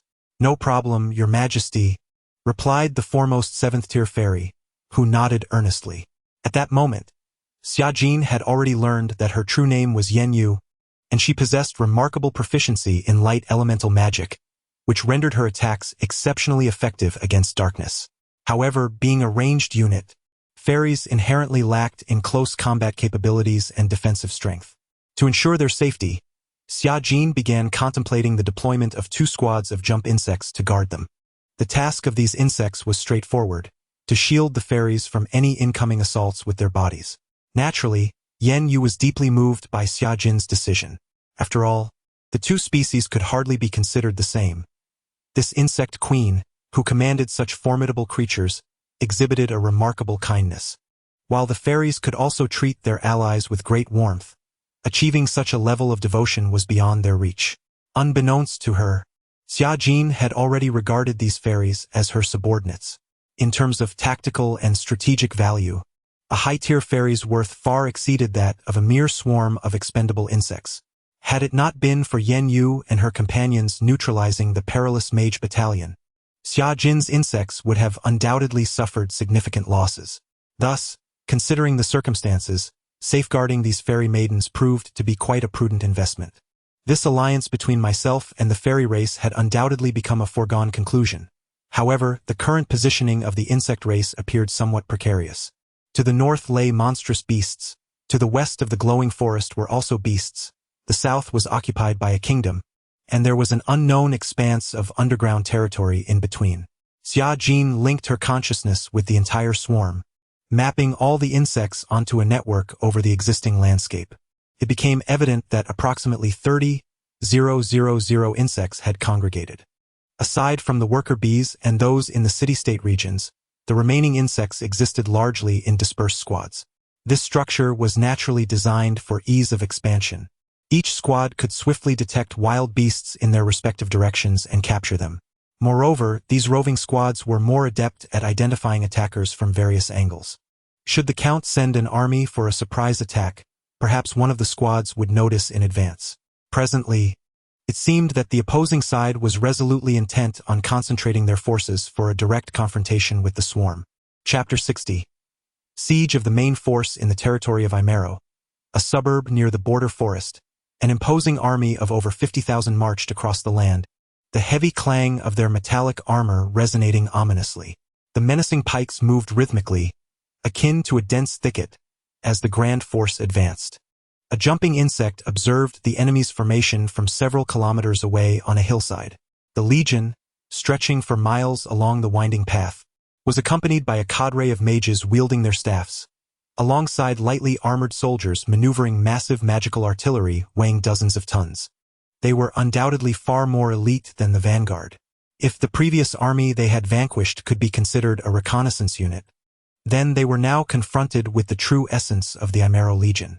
Xia Jin calculated the distance between the two forces and estimated that the enemy was merely 8 kilometers away from the ambush zone.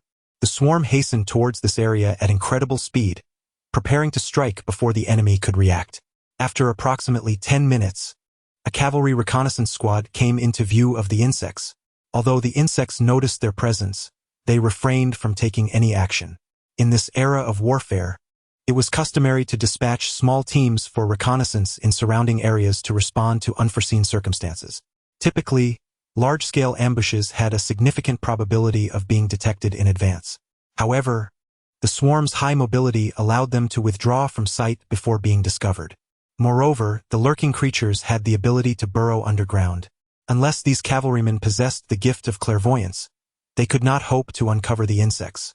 As expected, the patrol passed without detecting any anomalies, even moving beyond the concealed position of the insects. With the passage of time, the Lord's army gradually approached the area where the insects lay hidden. The terrain sloped high on both sides and low in the middle. Clearly, they recognized this as an ideal place for ambush, and thus habitually employed detection magic for scanning. When a portion of elemental energy swept across the area where the lurkers were concealed, Xia Jin felt a twinge of anxiety.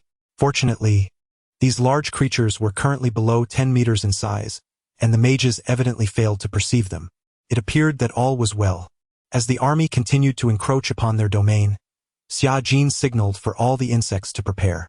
"Commander, we have received a magical communication from the front lines. It is a call for assistance." A messenger rushed before a white steed, addressing the man atop the horse with respect. "Is it merely a plea for aid, with no additional information?"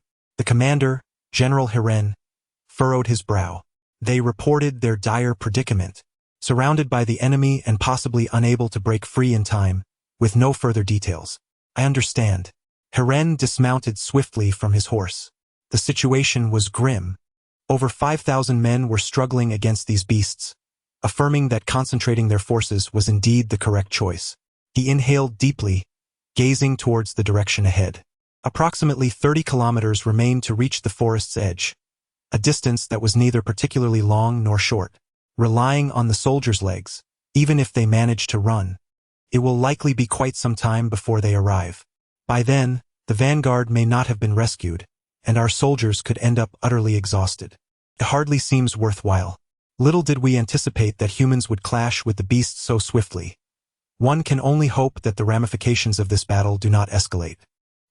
He sighed inwardly, turning to gaze at the magnificent army, his spirits slightly lifted. A force of this magnitude is no trivial matter. Without the advancement of magic, the current technology would require at least hundreds of thousands in logistics to support such a contingent of tens of thousands. As the troops advanced across the expansive terrain, a sudden cacophony erupted ahead. Before he could comprehend the situation, countless blades erupted from the ground in a sweeping onslaught, slicing through the ranks like a scythe. The foremost mages and crystal cannons suffered fatal blows, as these blades seemed particularly intent on targeting these vital magical units, claiming the lives of over 100 in a single moment. Full army, enemy attack. Mages, locate the source of the assault. Instantly, chaos ensued. Fortunately, the commanders responded with remarkable swiftness, and the soldiers at the heart of the legion maintained their composure, refusing to crumble under such an attack. They had long anticipated that the beasts would employ various offensive tactics, but this particular method was unprecedented. As search and attack spells surged outward, swarms of insects emerged, enveloped by a torrential downpour of acidic liquid. Several kilometers away, tens of thousands of insects divided into numerous clusters, charging towards the human soldiers from all directions. The acidic rain, akin to a relentless downpour, gradually sapped the warrior's strength, with some succumbing on the spot, corroded into mere liquid. Xia Jin observed the battlefield from a distance and quickly discerned the enemy's fortified positions. The sheer scale of the mages and the number of crystal cannons within this legion had established defenses in virtually every direction almost instantaneously. Subsequently, various enhancement spells enveloped the melee soldiers. Had they reacted in just 2 minutes? She glanced at the cluster of explosive insects gathering in the rear. Several of these creatures were hauling a handful of usable catapults, seized from the vanguard to the front line. This was a tactical consideration she was contemplating, to launch the explosive insects using the catapults. The kingdom's catapults, powered by magic crystals, could hurl objects over 1.5 kilometers. This range, combined with the explosive insect's vast self-detonation radius, might yield extraordinary results. Chapter 61. Approaching Victory Yenyu. Prepare the magical arrows for an assault on the enemy's mage battalion. At this moment, Xiajin had already arrived at the front lines with the elves.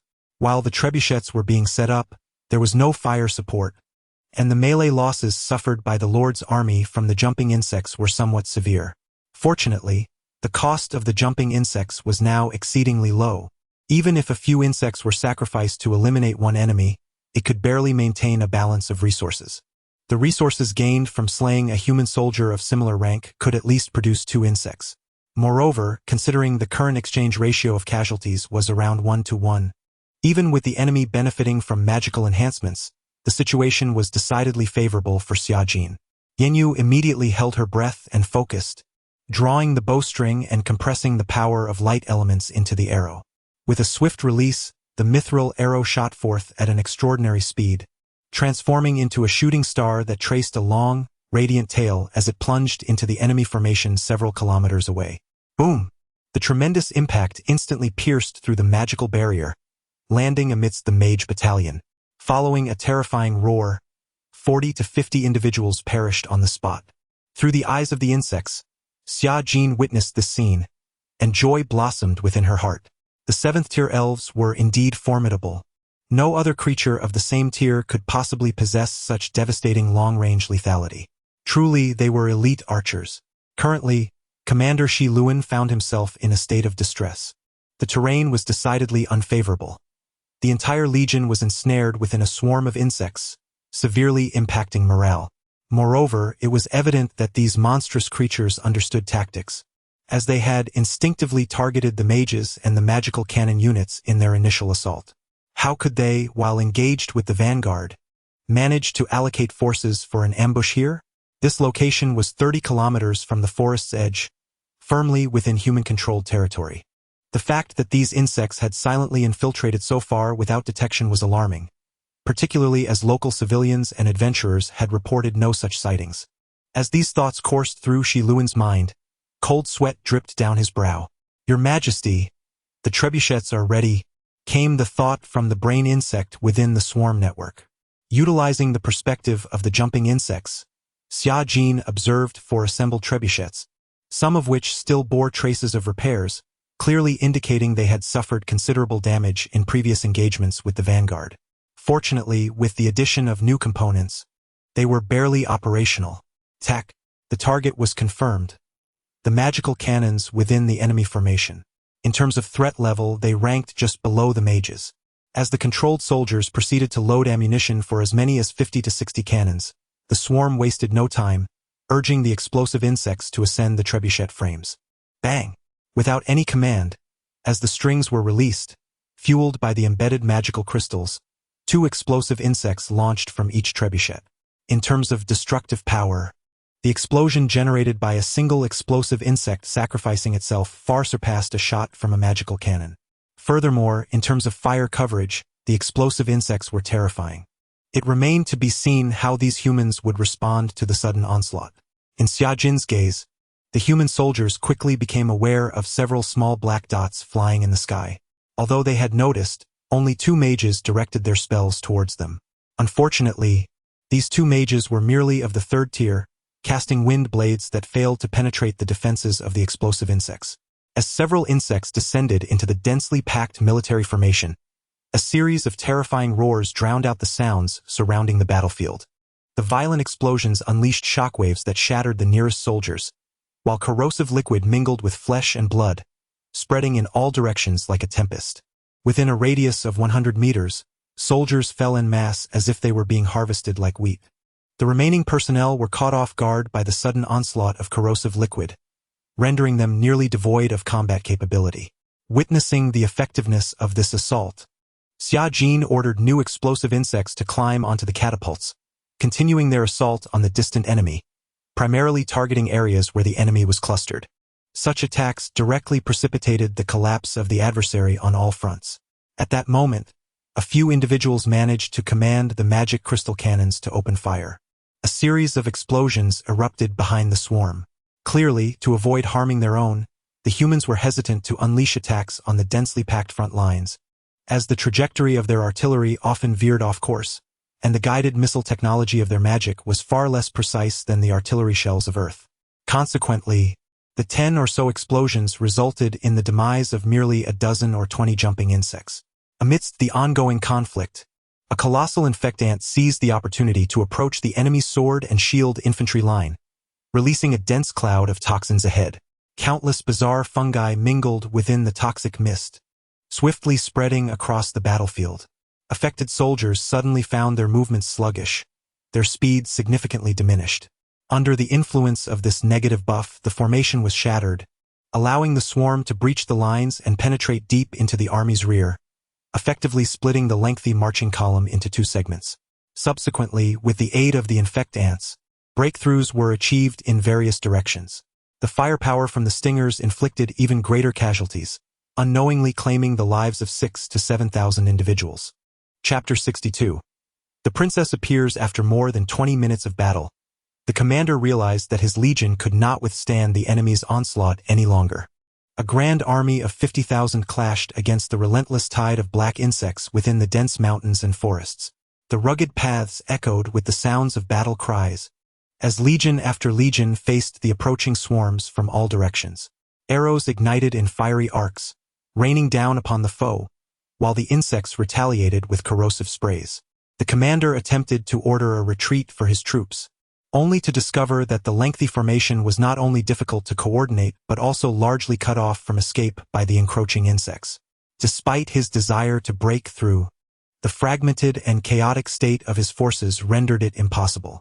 In the lead-up to this conflict, he would never have anticipated that such a formidable Lord's army would suffer such a devastating defeat. Were these beasts being directed by a deeper, unseen force? A troubling thought began to take root in his mind. Yet, lacking familiarity with the perils of the borderland forest, he found himself awed by the formidable mystery these creatures exhibited. Each insect displayed a ferocity for slaughter, and their fearless madness in the face of death instilled dread within him. Even the most resolute soldiers, when confronted with these emotionless, machine-like monstrosities, quickly succumbed to despair.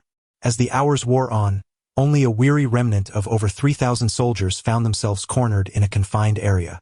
The ground was strewn not only with the bodies of fallen human warriors but also with countless lifeless insects. Many of the spiked serpents had perished under the sorcery of the mages, and some of the jumping insect battalions were decimated by concentrated enemy fire. However, the totality of human strength was scant. Even as they momentarily claimed localized victories, they were swiftly pushed back into despair by the relentless insects.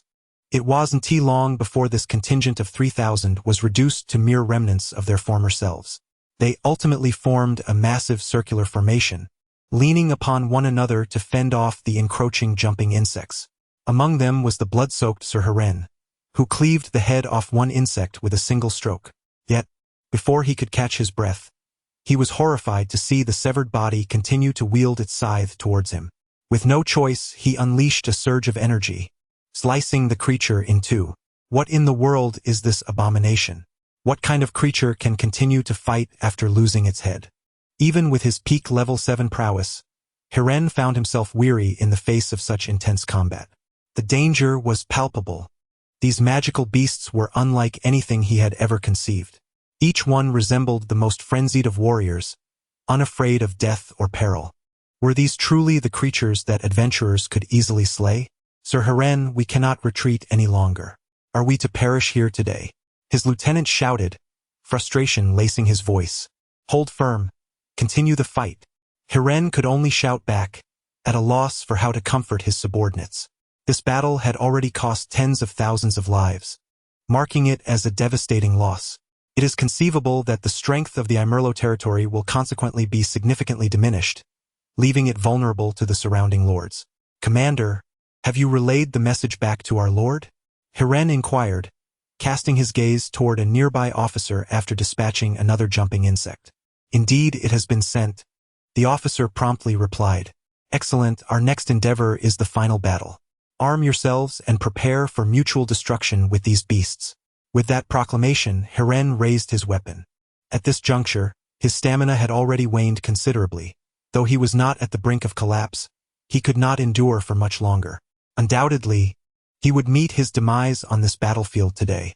This conflict was not merely a struggle against invasion. It was a confrontation between humanity and the monstrous creatures, and they could not afford to appear weak or allow these beasts to perceive them as easy prey. Amidst the clamor of battle, both armies clashed relentlessly. The encirclement tightened. In less than 15 minutes, only 1,000 combatants remained. Just then, the swarm of insects abruptly dispersed, ceasing their assault. Subsequently, to the astonished gazes of the warriors, the massive horde withdrew, creating a path, and then several humanoid figures emerged into view. At the forefront stood a maiden with flowing white hair, adorned in a deep black princess gown, tailored in the style of the royal court. The red and blue patterns, along with the golden trim of her gown, imbued her already stunning appearance with an air of nobility. Behind her, several young women with hair of various hues, clad in intricately designed hollow armor, bore pointed ears. They each carried a bow upon their backs, unmistakably revealing their identity as enigmatic elves. Upon witnessing this scene, Hiren was momentarily taken aback. Setting aside the elf's presence, as the foremost general of Imerlo, he recognized that the silver hair was an exclusive trait of the kingdom's noble court, possessed only by a select few princesses and queens. This hue was distinct from the white of age, lacking any trace of the weariness of time. It was a vivid purity, untouched by the passage of years. Thus, upon glimpsing the figure of Xia Jin, Hiren found himself utterly entranced. He could not fathom why, in such a scenario, a girl with silver hair would appear on the side of the beasts. Her breathtaking beauty inexplicably reminded him of the legendary princess, said to be the reincarnation of the goddess of beauty. Adding to the intrigue were the recent rumors that this princess had been exiled to the forest. Although unverified, his thoughts involuntarily gravitated in that direction. Surely, this girl could not be a transformation of a mythical sovereign? Even with a thorough understanding of humanity, the aesthetic sensibilities of the beasts could not possibly replicate such perfection. Chapter 63. Make your choice. Standing before Hiren, Xia Jin pondered for a moment before smiling and declaring, I can allow you to return, to inform Count Imerlo that the princess of the kingdom has returned. She intends to reclaim the realm that once exiled her. Imerlo, will you choose to submit to me or continue your allegiance to this kingdom? The time has come to make your choice. Upon hearing these words, both Hiren and the warriors were profoundly shaken. In the next instant, he cast aside his weapon and knelt upon the ground. Princess, your highness. Observing their leader's submission, the ordinary soldiers naturally followed suit, kneeling in reverence. Having just endured a frenzied battle, the weary soldiers, on the brink of exhaustion, now breathed a sigh of relief, their eyes glistening with the threat of tears. Who does not wish to survive? To perish at the hands of these monstrous beasts was an unavoidable fate. Yet, at this moment, the appearance of the princess brought forth a glimmer of hope, stirring the resolve of those warriors who had been prepared to fight to the death. There is no need for you to kneel before me. Return and convey my message to your lord. With a wave of her hand, the entire swarm began to recede like a receding tide, carrying away the fallen bodies as they departed. Turning away, Xia Jin, accompanied by a few astonished elves, prepared to leave. Truth be told, the likes of Yenyu had never witnessed such a large-scale battle. Previously, when they had attacked the enemy's mage group from a distance, they had only glimpsed fragments of the enemy's resistance. However, spread across the vast battlefield, with its miles of carnage and bloodied corpses, the sheer brutality of the scene was overwhelming for these inexperienced elven maidens. This was war. As Xia Jin was about to depart, Hiren mustered his courage to ask, Your Highness, Have you truly been exiled? Indeed, the core of the kingdom has been rendered powerless. I merely seek to reclaim our homeland from those outsiders. With this parting remark, Xia Jin gradually faded from view. The scene fell into a prolonged silence. It was unclear how much time had passed before whispers began to circulate among the soldiers. Hiren, in a daze for a considerable time, suddenly rose and inquired of the warriors beside him, "Do you harbor hatred for the princess?" This question left many momentarily speechless. Hatred? It was hard to articulate. Initially, they had perceived the enemy as monstrous beasts, only to discover it was the exalted princess herself. She appeared so young, perhaps no more than 15 or 16, yet commanded such a terrifying legion and the ensuing slaughter. From the enemy's perspective, hatred seemed justified. Yet now, the emotions of the soldiers were intricate and conflicted. Most of them were loyal subjects of Imerlo, and while they pledged their allegiance to him, they also held a profound loyalty to the kingdom. According to the kingdom's long-standing narratives, Princess Xia Jin had become a symbol of spirit in this land. Even in conversation, people take pride in proclaiming to foreigners, "You cannot comprehend, our nation's little princess is the true reincarnation of the goddess of love and beauty, possessing not only a kind heart but also a beauty that even celestial beings envy." In such circumstances, should news suddenly emerge of Her Highness's exile, it is likely that the majority would find it difficult to accept, if not impossible to believe. At present, there are no widespread rumors circulating among the common folk. However, within the circles of lords and the military, this information has already permeated. As a count, Imero possesses considerable insight into the happenings in the kingdom's capital, and in casual conversations, he has conveyed such news to Shuren, remarking that this kingdom is no longer what it once was. Reflecting on this, Shuren inhaled deeply and addressed everyone. "Regardless of your sentiments, there is no choice. We must pledge our allegiance to one side. Shall we support the princess, or the nobles currently residing in the capital?"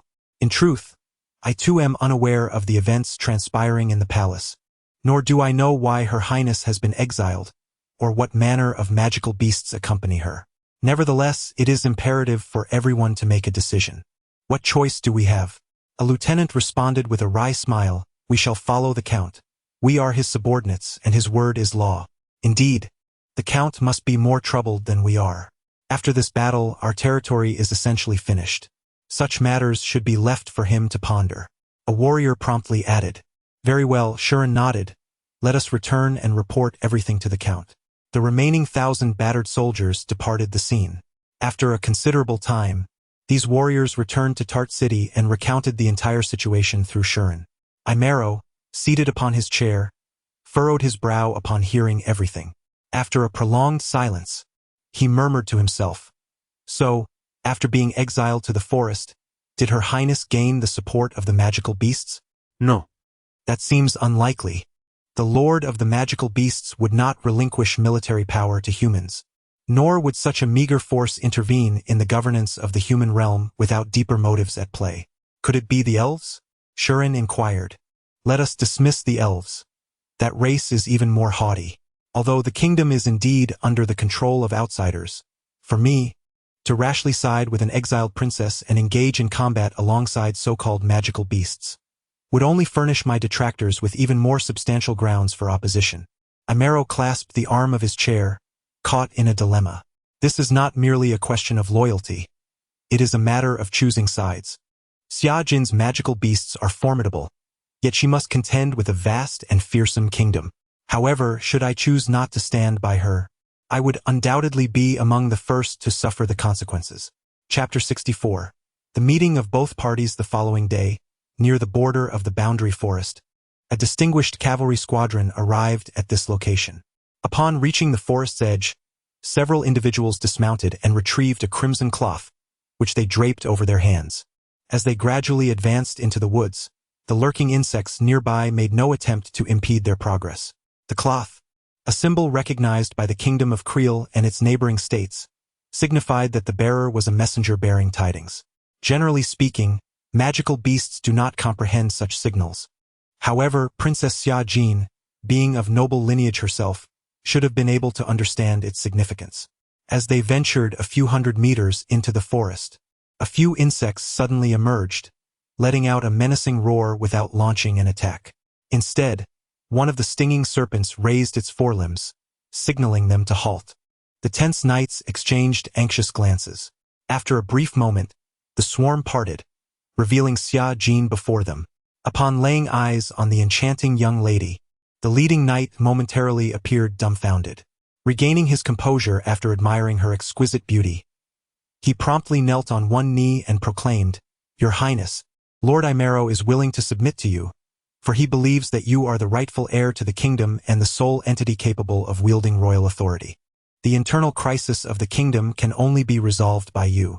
He was indeed astute. Xia Jin smiled softly and replied, "You may inform him that I shall soon march with my army to Tart City, and also, let him notify the surrounding lords to ascertain their allegiances." Upon hearing this, the knight's heart sank, yet he obediently acknowledged, yes. The message was unequivocal. The kingdom of Creel, a once thriving nation, had effectively entered a state of civil war from this moment onward. A banished princess, returning with her supporters to reclaim power. Such a notion had been unthinkable in the past. The entire ruling structure, which had remained remarkably stable for countless years, was now disrupted. This was not merely a trivial dispute between traditional lords over personal interests. It was a war that threatened to engulf the entire kingdom. More alarmingly, many ambitious lords might seize this opportunity to declare themselves kings or devise other schemes. With these thoughts swirling in his mind, the knight departed the forest with his companions. Meanwhile, despite having suffered a loss of nearly 20,000 in the recent battle, Xia Jin's swarm had reaped substantial resources, enabling her to swiftly produce more queens, thereby slightly accelerating the growth of her forces. Nevertheless, this was still insufficient for her purposes. Before further augmenting her numbers, she contemplated whether she could acquire resources for upgrading the mother nest through Count Imero. After all, enhancing the mother nest would fundamentally elevate the swarm's overall strength. The confrontation with the human magical legion had also made Xia Jin acutely aware of their formidable prowess. The formidable assembly of mages, predominantly of the second and third tiers, fostered by Imerlo, has proven to be remarkably powerful. As we prepare to confront the elite forces of the kingdom, it is anticipated that the battles will grow increasingly intense and brutal. Yen Yu, please dispatch an elf to the queen to relay the news that we have vanquished Lord Imerlo and are poised to advance upon the kingdom. In this collaboration, I shall uphold my promise. Indeed, Yen Yu was taken aback. The events of the past few days have unveiled the truth that the young maiden before her is none other than the princess of the human kingdom. The fact that even a princess can be exiled speaks volumes about the incomprehensible nature of human governance. Within the elven realm, any form of internal strife or disunity is simply inconceivable. An elf of the relatively lower sixth tier was dispatched to convey the situation. After a 3-day wait, Xia Jin led an army of approximately 30,000 insects to Imerlo's territory. Unlike the previous encounter, this time it was done openly. Imerlo, having anticipated the arrival, had already dispatched a contingent to the nearest town for support.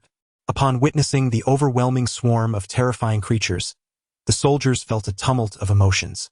None could have predicted that the kingdom's princess would return in such a manner. For one of lesser stature, being exiled to the border forests is akin to receiving a death sentence. The current scene has far surpassed their understanding. At the forefront of the swarm was a beautifully adorned carriage, guarded by a female knight and over 10 soldiers. Thanks to Xia Jin's enhancements, Ellie now possesses the strength of the 5th tier, with several soldiers reaching the 4th tier, making them quite formidable among humans. As the carriage approached, a commander of Legion rank dismounted, stepping forward to say, "Welcome, Your Highness. I have been dispatched to escort you. Please accompany me to Tart City." With that, he remounted his horse and led the troop toward the capital of Imerlo's territory. Chapter 65. The Warg. Approximately half a day later, the caravan arrived at its destination. 1,000 insects accompanied them into the city, while the remaining individuals remained stationed outside its gates. Sitting inside the carriage, sensing their arrival, Xia Jin gently opened the door and gracefully leaped out.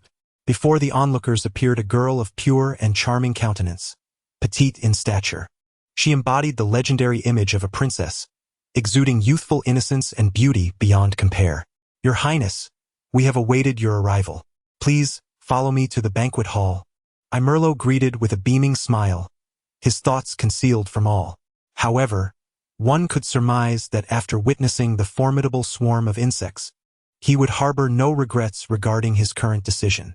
Thank you for your hospitality, Xia Jin replied with a slight nod, following him into the resplendent hall. Once seated, the conversation swiftly turned to the matter at hand. Your Highness, I have relayed the information to the surrounding lords as per your request. However, only 2 have expressed their willingness to align with us. The others have not responded. Indeed, Xia Jin nodded gently. Additionally, there has been a significant emergence of wargs in the eastern region of the kingdom near Changlu Lake. These savage creatures have already overwhelmed several lords, making it exceedingly difficult to elicit their choices at this juncture. Wargs? Xia Jin glanced at Ai Li, who promptly rose and fetched a map from a nearby table. Here, in this vicinity, for nations border Changlu Lake, along with a cluster of city-states in the northeast. The wargs have long occupied the surrounding areas of the lake, their numbers vast and their breeding rate astonishing. Over the past few decades, the kingdom's military has launched no fewer than 3 campaigns against them, and numerous conflicts have arisen among the nations, yet the outcome has been. The warg population not only remains unchanged but has gradually increased in recent years. Are we then to contend with the potential inundation of wargs while addressing the core of the kingdom? Indeed, wargs pose a threat to us akin to that of a foreign tribe. In fact, millennia ago, this land of the Clear Kingdom was once the territory of the wargs, and the struggle between humanity and them has persisted since that time. I understand. Xia Jin had not previously concerned herself with the wargs. It could only be said that the eradication of wargs had consistently been the task of local militias and lords, and it seemed the relevant departments within the court had not cultivated a habit of frequent reporting, resulting in the princess being unaware of such matters. In reality, Changlu Lake spans over 2 million square kilometers, making it an immense body of water. To the west lies the Clear Kingdom. The northern side comprises part of the border forest, while the northeastern region is occupied by city-states. The southeast, south, and southwestern corners are home to the kingdoms of Klu, Jexalu, and Mia respectively. The combined strength of these nations undoubtedly surpasses that of the Clear Kingdom, which is also the largest in area. Although bordered by the lake, the bountiful shores have long been seized by the wargs, rendering them a thorn in the side of these nations. Will the wargs affect your territory? Xia Jin inquired, voicing her utmost concern. In the past, they had not posed a threat, yet recently several lords in the east seemed to be faltering. It appeared that the kingdom was facing some turmoil and had failed to provide any reinforcements. Thus, she proposed leveraging the dispatch of troops to combat the wargs as a bargaining chip to sway the eastern lords to their side. Could this truly be feasible? They were already on the brink of confronting the royal army, and yet their focus was diverted towards the wargs. This was a matter she need not fret over. Xia Jin was merely striving to buy herself some time. Regardless of whether they faced wargs or any other adversary, victory would yield resources. This implied an accelerated production rate of the insects. Now, with the alliance with Imerlo solidified and a numerical advantage in forces, Xia Jin could theoretically wield all resources within this territory at her discretion. In the following days, she would dispatch numerous swarms to various villages and towns within the territory, aiming to bolster control over the local regions while simultaneously eradicating the bandits within. As a legitimate princess wielding formidable military strength, Imerlo would surely comprehend the implications of her prowess after witnessing her capabilities. A day later, thousands of insects dispersed into small squads, commencing their search for mountain bandits across Imerlo's domain. In comparison to the regular army, these small factions scattered throughout the area stood little chance against the onslaught of the insects. Even the insect squads, fewer in number, could easily force them to abandon their posts. After all, they were merely ordinary folk. It was remarkable to expect any fighting spirit in the face of such frenzied insects. On this day of battle, the small factions either surrendered or were utterly annihilated. Within Imerlo's territory, several families that had contemplated betrayal witnessed the rivers of blood flowing in various regions and quickly learned to behave. What the princess's intentions were remained unknown, but these insects were undeniably demonic, harbingers of death. Any act of defiance would inevitably lead to a grim fate. Chapter 66. Meeting the Eastern nobility on the afternoon following the encirclement, Xia Jin stood gracefully at the head of the long dining table, slightly bending forward as she delicately pierced a small piece of pastry with her fork and brought it to her lips, savoring its flavors with gentle chews. The young maiden, standing there, exuded an extraordinarily enchanting and captivating aura from afar. Outside, Count Imerlo, having just arrived, momentarily paused, swallowing hard in silence. It was undeniable that Her Highness's beauty had reached an unforgettable level, capable of ensnaring one's thoughts in an instant. As a man of self-proclaimed resolve, he found his mind wandering back to her image after their meeting. It was no wonder that rumors spoke of her being a catalyst for calamity, her renown for allure having spread far and wide since her youth. "Your Highness," he said respectfully, inclining his head slightly as he approached. Xia Jin turned to glance at him. "The Eastern Lord has already been contacted." "Contacted? Does that mean we can now deploy troops for assistance?" "Indeed, Your Highness, though those individuals do not yet fully trust you. After all, the presence of such fearsome creatures is quite hard to believe. They will soon come to accept it. Let your forces advance," she instructed. Yes. Though Imerlo's main forces were limited, he still had some reserves. Following the confrontation with Xia Jin, he had only a few second-line troops at his disposal, amounting to less than 10,000 in total.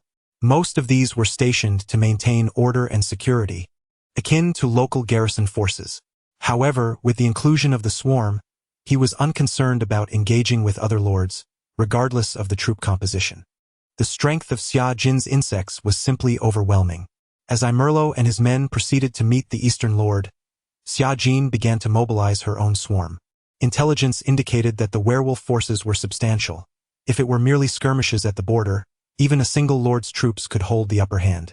However, for a full encirclement, deploying a considerable army was indispensable. "Dispatch 30,000, she commanded. The swarms across various locations began to consolidate their numbers. Even if some bandits still lurked in the shadows, their insignificant numbers posed no threat. Within just an hour, all the insects had gathered near the Lord's estate. At Xia Jin's command, the army set forth, a cacophony of thousands of insects roaring like a formidable tide, surging eastward with great momentum. Initially, Xia Jin perched upon the back of a jumping insect. However, as it bounced energetically, causing discomfort, she resigned herself to ride a lurking insect instead. Under the Empress's directive, this formidable and fearsome lurker trembled, remaining exceedingly cautious throughout the journey, fearful of causing her any discomfort. Soon, Xia Jin's swarm arrived in the east. "Your Highness, the legions of the other lords lie just ahead." Ellie, responsible for liaising with Imerlo, hurried back and pointed towards the densely packed tents in the distance. "How is the communication between both parties?" "The issue is rather significant."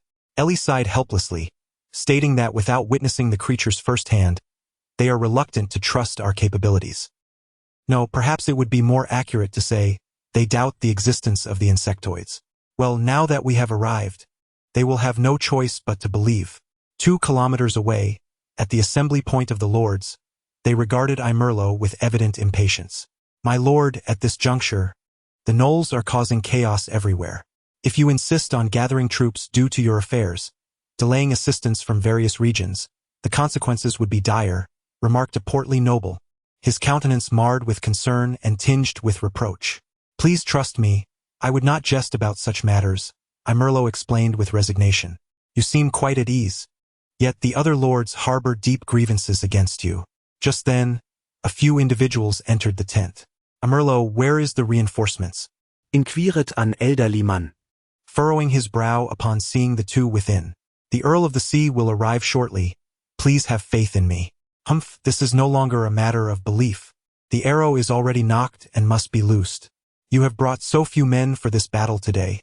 I genuinely suspect your motives. Where are the promised reinforcements from Her Highness the Princess?" He glanced outside the tent and continued, "Never mind. Let your men take the front. I doubt they will be of much use even if they do arrive." Imerlo found himself at a loss for words in response to the Lord's comments. After all, considering their abilities, it would be his side that would suffer in a confrontation with the gnolls. Once the princess arrives, they should be convinced. At that moment, a soldier rushed in, breathless. "Lords, the princess has arrived." "Oh!" Amerlo exclaimed in surprise, followed by a look of delight. "Come with me. She is already here." The Eastern nobles exchanged glances and followed him outside. Indeed, soon a strikingly beautiful young lady with a crown of white hair appeared before them, accompanied by the knight Eli. In truth, it was a manifestation of Xia Jin that had appeared here. Chapter 67. The princess's monster. Several imposing gentlemen stood transfixed at the sight of a pure and charming young maiden. The indescribable beauty she possessed seemed as if it were meticulously crafted by the Creator, embodying the quintessence of all the world's allure. After a few moments, the portly Lord Haibai took a deep breath, regaining his composure. Amerlo smiled and gestured, "Gentlemen, this is none other than our Princess Chloral. Her Highness the Princess?" Though skepticism lingered in their hearts, the silvery locks and breathtaking beauty were undeniably genuine. He then bowed respectfully. "Your Highness, with all due respect, the strength of the wolfmen is formidable. Relying solely on a few magical beasts may not suffice. For many years, the Eastern lords have united time and again, yet found themselves powerless against those creatures. That is of little concern. I have come with the intention of utterly annihilating them." She turned her gaze to the side where a massive jump insect opened its fearsome jaws, brandishing a scythe-like limb as it approached from afar. The nobles instinctively retreated a few steps. While many among them were indeed more powerful than the jump insect, the sudden encounter with such a terrifying creature startled them all. "The insect clan, I have brought them back with me. Thousands of these creatures will assist in eliminating the bulk of the wolfmen's forces. Your task is merely to intercept the smaller contingents of the enemy, preventing them from encroaching upon your territories." "Where did these creatures come from?" one nobleman could not help but inquire. "That is of no concern to you. Simply trust unconditionally. Is that understood?" Amerlo cheerfully called out. The earlier criticisms of this group now rendered them rather awkward. "Understood. We will prepare our armies at once." The lords, with no other choice, began to mobilize. In truth, they still harbored doubts about whether Xia Jin could command a sufficient number of obedient magical beasts. While the jump insect before them was indeed real, controlling a few was entirely different from commanding hundreds or thousands, a gamble that the current lords were unwilling to take. There was also the possibility that Amerlo sought to weaken them under the guise of this endeavor.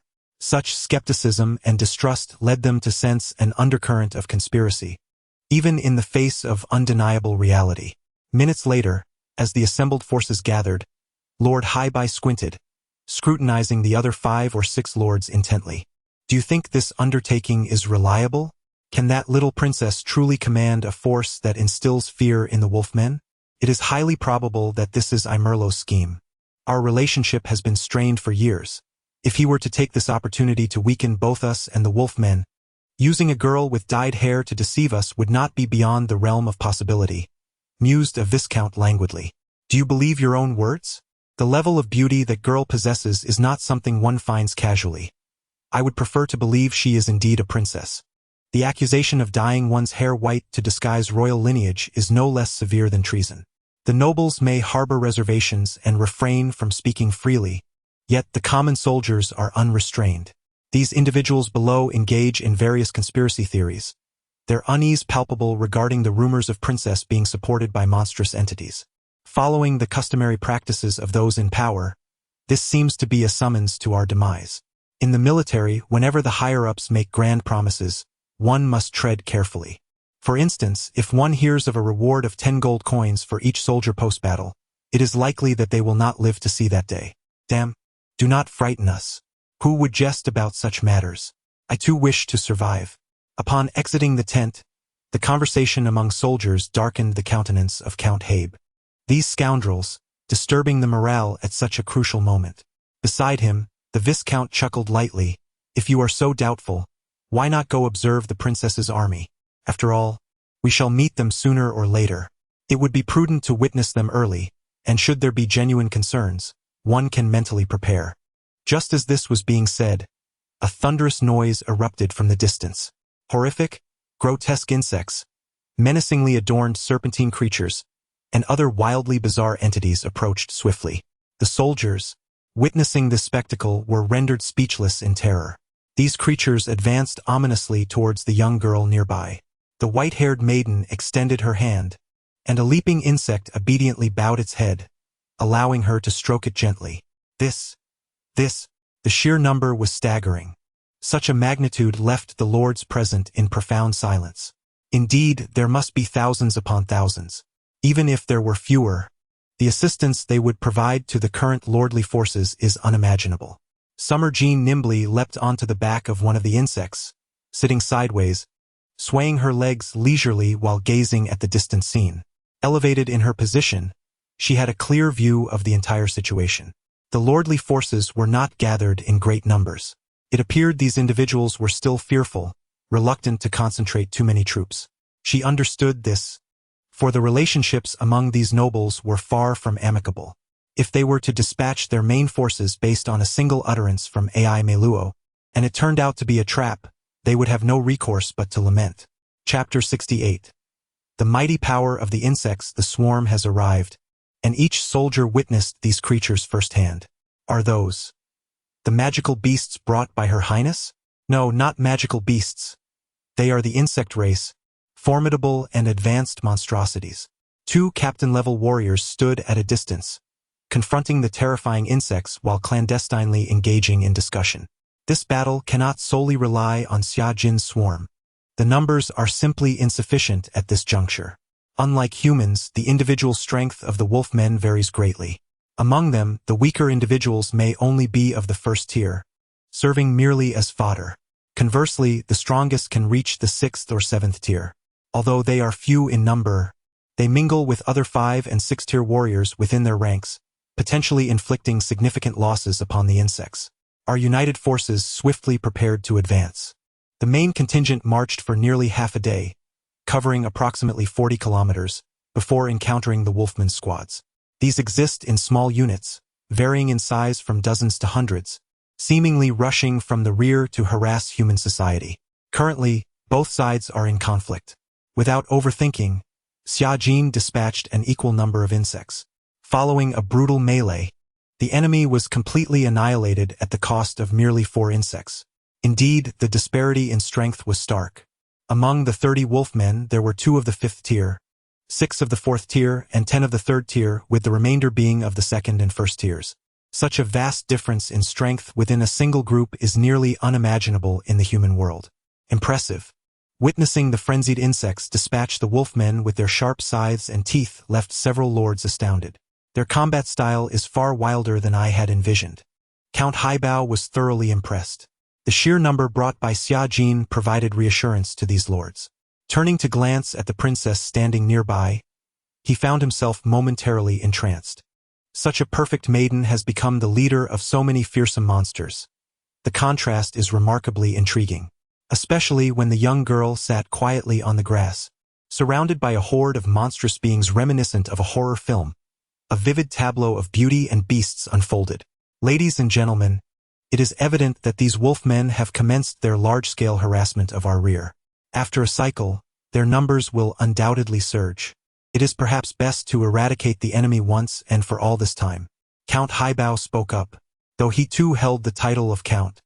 His position and territory paled in comparison to Aimero's. At this moment, the private armies brought by the lords totaled merely 40,000. While this reflects a shortage of troops, it primarily stems from their decision to retain the main forces in their territories to counter the ubiquitous wolfman ambushes. Given this, let us proceed, Your Highness. We beseech your assistance this time. Aimero bent down, earnestly addressing Xia Jin. Understood. The main force did not advance very far this time before the scouting teams of the insect horde clashed with the enemy. The werewolves were evidently taken aback, as they found themselves in the heart of the kingdom, a place where no power beyond humanity should exist.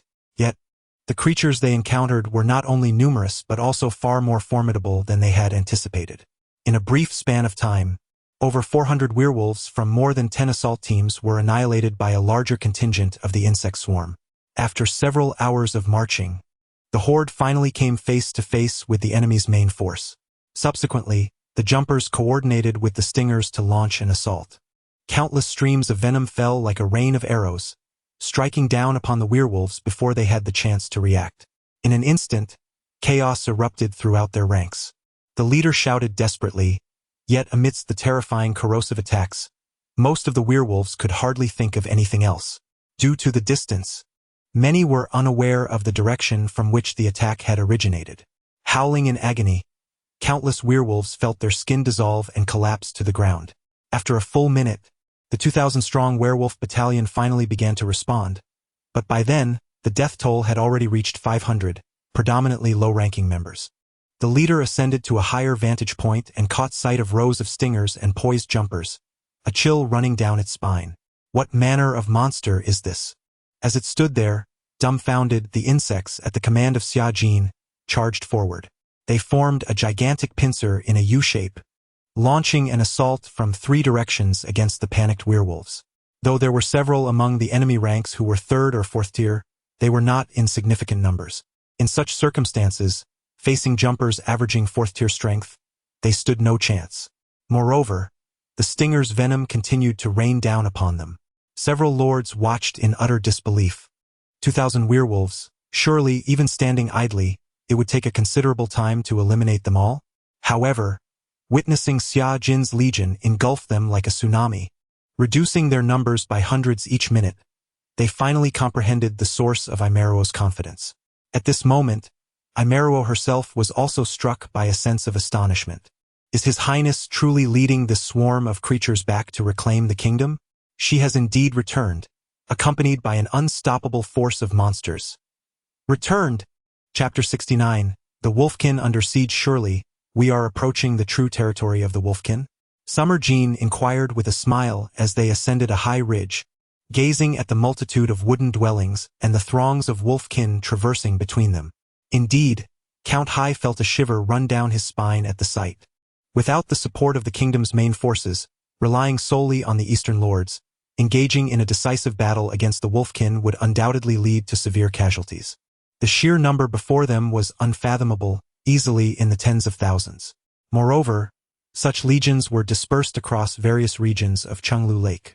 The surrounding factions were all suffering greatly under their menace. If only the internal relations within the Kingdom of Claire were more cohesive, they might possess the capability to eradicate the wolfkin. However, this would necessitate an all-encompassing national effort, which was utterly implausible. Not to mention that many lords had already severed ties with the capital. Even if they could muster a force, how many would be willing to deploy their precious troops to offer assistance? Even conscripting soldiers would mean drawing from their invaluable populace. Prepare for battle, everyone.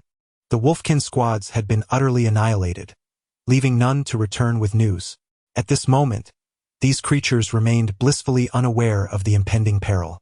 The two sides briefly exchanged their strategies for combat.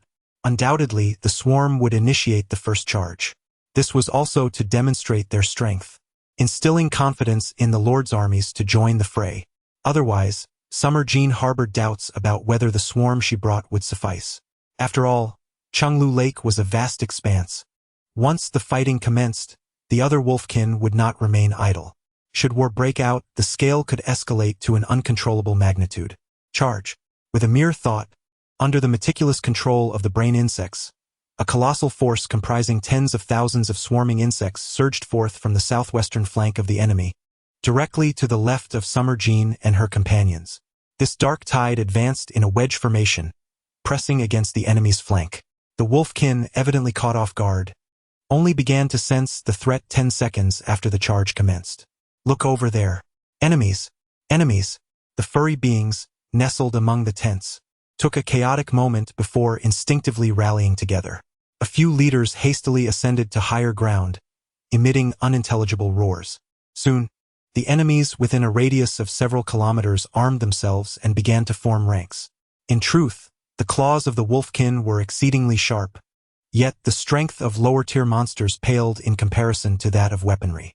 Thus, an intriguing phenomenon emerged among the wolfkin. Those of the 5th tier often fought unarmed, relying solely on their physical prowess, while those below the 5th tier typically wielded blades and swords plundered from humans. Years of friction between the two factions had afforded the wolfkin an astonishing arsenal of weapons. Although many had succumbed to rust due to lack of maintenance, they could still unleash considerable force in actual combat. Strike with venomous precision. Xia Jin commanded the remote artillery to unleash a full-scale barrage. The corrosive liquid, with an average intensity of 5 levels, wielded immense power. Although the number of werewolves was considerable, their overall quality paled in comparison to that of the insects. As an overwhelming deluge of venom rained down from above, the enemy's morale began to falter in a remarkably brief period. In the next moment, the swarm surged towards the foremost tent, commencing their ruthless hunt against the nearest werewolves. Some formidable jumpers charged forth, disregarding all obstacles in their path, akin to tanks, crushing everything in their wake. From the moment they initiated their charge to the onset of battle, merely 30 to 40 seconds elapsed. In that fleeting time, the werewolves were unable to regroup. Thus, this assault transformed into a one-sided massacre. However, Xia Jin did not find joy in this outcome, for she noticed, from a great distance, that the werewolves had begun to form ranks. Compared to the chaotic goblins, this pack of humanoid creatures, resembling wolves and dogs, could indeed be considered an army. They even demonstrated an understanding of tactical formations. The enemy's strategy could not have been gleaned from mere happenstance, Xia Jin mused, casting a glance at Earl Hai. It was evident that the enemy was evolving. Earl Hai had no retort. Indeed, the werewolves were no fools, and they learned from the valuable tactics employed by humans. Consequently, over the decades, the adversary had become increasingly formidable. After this wave of assault engulfed a kilometer of the enemy camp, their momentum slightly waned. The werewolves at the rear began to organize a counteroffensive, forming cohesive formations of thousands to withstand the onslaught of the swarm. The lower-tier werewolves posed little threat, but the ones of 4th level and above were troubling. These werewolves seemed to prefer consolidating their elite forces, with the stronger ones appearing in coordinated groups, where a 6th level accompanied numerous 5th and 4th levels, managing to hold a significant advantage against the jumpers. Thus, the battle evolved into a broad sweep, yet there were several instances where the enemy managed to counterattack effectively. Nonetheless, the overall tide of victory was unmistakable. It was astonishing. These creatures were truly terrifying. At this moment, the Viscount finally emerged from his shock. Over 10,000 frenzied beings, each capable of easily dispatching an ordinary lord soldier. In such circumstances, even the werewolves must feel a sense of dread. However, the sheer number of the enemy was overwhelming. As they beheld the seemingly endless waves of werewolves assembling in the rear, still feeling a twinge of unease. Chapter 70. The Lords strike. At this very moment, a series of explosions suddenly erupted near the high-ranking werewolves. Bomb bugs, the terrifying force of the explosions, accompanied by a dispersing green toxic mist, wreaked havoc, severely injuring the majority of the 4- and 5-tiered werewolves in an instant. Although the 6-tiered werewolves endured the brunt of the explosion, they could only withstand it for a short while. To ensure their survival, they had no choice but to retreat from the area. Otherwise, within a minute, they would be rendered combat ineffective. However, the bomb bugs showed no mercy, frantically surrounding them from all directions, sacrificing themselves to delay the powerful werewolves, forcing them to remain ensnared in the misty region. With the assistance of the venom from the stinging snakes, these unfortunate creatures were slowly worn down to their demise. Xia Jin quickly summoned more bomb bugs to the right, preparing to encircle the werewolves gathering on that side. At this moment, Imero noticed the lords, who were momentarily dazed, and deliberately let out a cold huff. With Her Highness the Princess taking action, doesn't your inaction seem rather inappropriate? My apologies. I was merely stunned by the might of the insect race, Count Hai replied, wiping the sweat from his brow. Supporting the cause was one matter, but the deeper significance of this battle lay in the fact that the princess required the backing of these border lords. At this moment, faced with such a monstrous girl, they found themselves without the option to refuse. It appeared that a rebellion against the entire kingdom was truly about to unfold. The exiled princess had returned, accompanied by a mysterious army of monsters, seeking to reclaim her status and power. While she was undeniably formidable, upon reflection, her claim to legitimacy was not particularly strong. The insect race would naturally be regarded as beasts, and wielding them against humanity could, in the most dire interpretation, be considered treason against the human world. As these thoughts traversed his mind, Xia Jin's gaze shifted toward him. Taking a deep breath, Count Hai addressed a knight behind him. Let the main force launch an attack. Yes. The battlefield was vast, and organized werewolves were already preparing to approach from other directions. Relying solely on Xia Jin's few thousand troops would surely be insufficient. Count Hai believed he could no longer withhold his strength. He needed to demonstrate a certain level of capability to earn the princess's recognition. Having decided to align himself with a faction, it was imperative to present sincerity in order to attain a higher status. He had no desire to let Imero overshadow him. After all, putting aside all other factors, Her Highness the Princess was undeniably breathtaking. This beauty had the power to challenge one's very perceptions. As nobles, they were frequently in the company of many attractive women. Yet after encountering Xia Jin, all other women seemed to fade in allure. To put it bluntly, their aesthetic threshold had been elevated. As orders were disseminated, a substantial force clad in grayish armor advanced toward the southeast. These were Count Hai's subordinates, totaling 18,000 troops, the largest contingent among all the lords. In this regard, he was indeed quite commendable. However, the primary task of these human warriors was to engage the weaker enemy forces. The primary focus remains on the minions of Xia Jin. Brothers, this battle is not solely to protect our homeland, but also for our princess. All shall charge forth with me. The commanding knight captain bellowed, and the 600 cavalrymen stationed at the flanks surged forward in a valiant charge. The steeds, bearing courageous warriors, surged toward the enemy like a tidal wave. The remaining infantry began to disperse, forming phalanxes to block several gaps with their extended formations. The archers ignited their fire arrows and commenced their assault on the wargs. Xia Jin was taken aback as the flaming arrows effortlessly ignited the fur of some wargs, yielding impressive results. In addition to the aforementioned troops, at the rear of the Earl of the Sea's contingent, squads of warriors arranged themselves, preparing the massive catapults for launch. With a whoosh, a boulder soared from above, hurtling towards the distant foes. Following this initial projectile, the remainder were swiftly released. The impact was overwhelming. The enemy could scarcely withstand such force. The wargs, who had intended to launch a surprise attack from this direction, found themselves thwarted by the steadfast shield-bearers, compounded by the unfavorable terrain, which inadvertently provided advantageous conditions for the ranged attackers behind. Observing the Earl's unreserved assault, other nobles were compelled to dispatch their own troops. A total of 40,000 fresh human forces joined the fray, instantly placing immense pressure on the wargs' defenses. In terms of average quality, the forces of the kingdom's lords were not inferior to their adversaries. The wargs primarily relied on their sheer numbers. In the absence of a local superiority, it was all too easy for the human legions to topple them. Naturally, when faced with the swarm, such disparities were magnified further. As Xia Jin surveyed the battlefield, she noted that the enemy's resistance was intensifying. Among the clustered tents, the wargs swarmed like countless ants, sending shivers down her spine. She contemplated and commanded the first mind-worm to lay an ambush nearby. Chapter 71. The warg leader piercing through the formation. The battlefield has been divided into 3 distinct sections. The western and southeastern regions are under the command of various noble lords, each overseeing their human legions, which have formed a defensive line with their sword and shield troops at the forefront, gradually advancing with the support of ranged units. In the central area, Xia Jin's swarm has plunged like a dagger into the very heart of the warg army's formation. Crucially, this charge, having persisted for 2 kilometers, swiftly transformed into several torrents that circumvented the enemy's elite troops, creating a vast encirclement. They then executed a pincer-like assault, targeting the strongest among them for annihilation.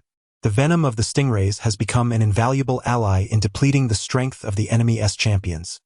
Even a 6th-tier warrior, if unable to distribute their energy across their surface, would succumb in a remarkably short time. Under the influence of debilitating debuffs, the wargs are incapable of unleashing their true potential.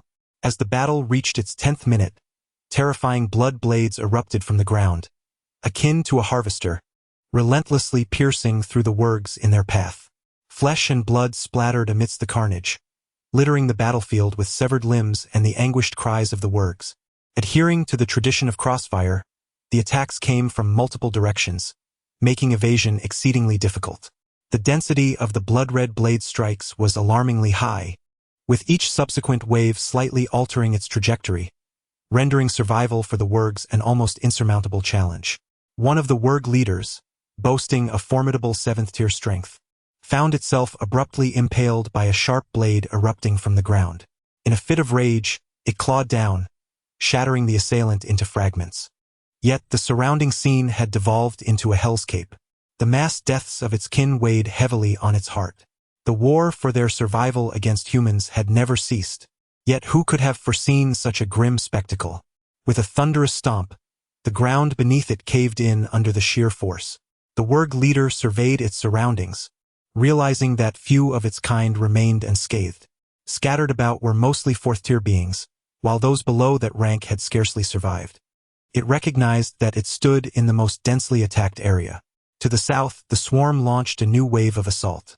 Each jumping insect was significantly larger than the Wurgs. Although, strictly speaking, the jumping insects had yet to evolve to their full potential, their average height had surpassed 2 meters.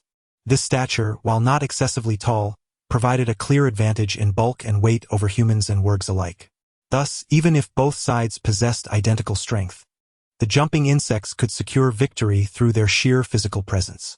More critically, these creatures are born for slaughter. Their scythes and teeth seem designed solely for combat. The barbed spikes along their backs afford them the agility to leap and maneuver as if they were wings. This rendered their movements extraordinarily agile. During combat, even a slight decrease in speed would allow them to effortlessly evade attacks and strike from the blind spots of their defenses. As swarms of jumping insects approached, the Wolfman leader was compelled to raise his formidable weapon claws and charge forward. In an instant, his proud silhouette collided with the closest jumping insect. His claws effortlessly cleaved through the side of the creature, severing one of its appendages in the process. 4th tier, was it? A uniform assembly of 4th-tier beings. He discerned with clarity. He felt no trepidation, for he possessed the strength of a 7th tier. Were it not for the overwhelming numbers of his foes, he would have been confident in his ability to navigate through them with ease, striking down foes in a flurry of attacks. With a powerful strike, he split yet another jumping insect in half. However, before he could revel in his triumph, the creature suddenly thrust its arm towards his abdomen. What? He stared in shock, eyes wide. Even cleaved in two, it could still attack. Fortunately, after evading the blow, the jumping insect finally succumbed. Previously, it had merely unleashed the last vestiges of its life force. Yet, this unsettling resilience filled the Wolfman leader with profound unease. Were these creatures so utterly unafraid of death? In the presence of a formidable adversary, most wolfmen would not dare to recklessly throw themselves into harm's way. Yet these monsters seemed to regard their lives as inconsequential, willing to risk everything just to inflict one last blow. At times, even when an attack could be avoided, if the potential gain outweighed the risk, these beings would not hesitate to proceed. The 7th-tier warrior carved a bloody path through the oncoming swarm. Xia Jin's lips twitched in disbelief as she observed the unfolding scene, for the enemy was rapidly closing in on her. Soon as the leader, panting heavily, crossed to the other side of the formation, he hazily realized that the insects had all gathered behind him. The swarm continued its relentless charge, yet none turned back to attack him. Standing not far away, looking down upon him with an air of superiority, was a white-haired girl resembling a human. A gentle breeze stirred, causing her skirt to flutter. Countless grotesque insects crouched at her sides and behind her. She gazed at the Wolfman leader with a serene expression, tinged with a hint of curiosity. An inexplicable sense of yearning unexpectedly blossomed within his heart. How beautiful, he instinctively murmured to himself. Even he found this thought somewhat absurd, yet in that fleeting moment, the Wolfman leader felt a stirring of emotion. Her beauty seemed to transcend some boundary, leaving him momentarily breathless. Chapter 72. The leader is dead. A dark line appeared on Xia Jin's forehead. What did this creature just say? A wolf-headed being was staring intently at her, its gaze brimming with possessiveness, prompting her to fall into a resolute silence. Something was amiss, very amiss. Had I, of all people, caught the attention of an animal? Moments later, the Wolfman regained its composure and awkwardly cleared its throat. His previous gaze had been far too direct, to the extent that it had forgotten they were enemies. Frankly, the allure of a mere human was astonishing. Even it felt a sense of shock. Is there something wrong with my taste? No, it was simply that the girl before it was too captivating. The kind of charm that quickens the heart. An almost romantic sensation, yet she was undeniably its adversary. This tumultuous emotion sent its feelings into a wild tumult. It was agonizing to experience such feelings. But, if she is an enemy, I must slay her myself. Such beauty should not belong to the realm of humanity. It believed that wicked humans were unworthy of such a presence. The claws in its hands glinted ominously, enveloped in a peculiar energy unique to the wolfman. In the next moment it charged forward. The distance closed in an instant. A few meters of incline could not impede a seventh-tier powerhouse. In a heartbeat, the wolfman was upon Xia Jin.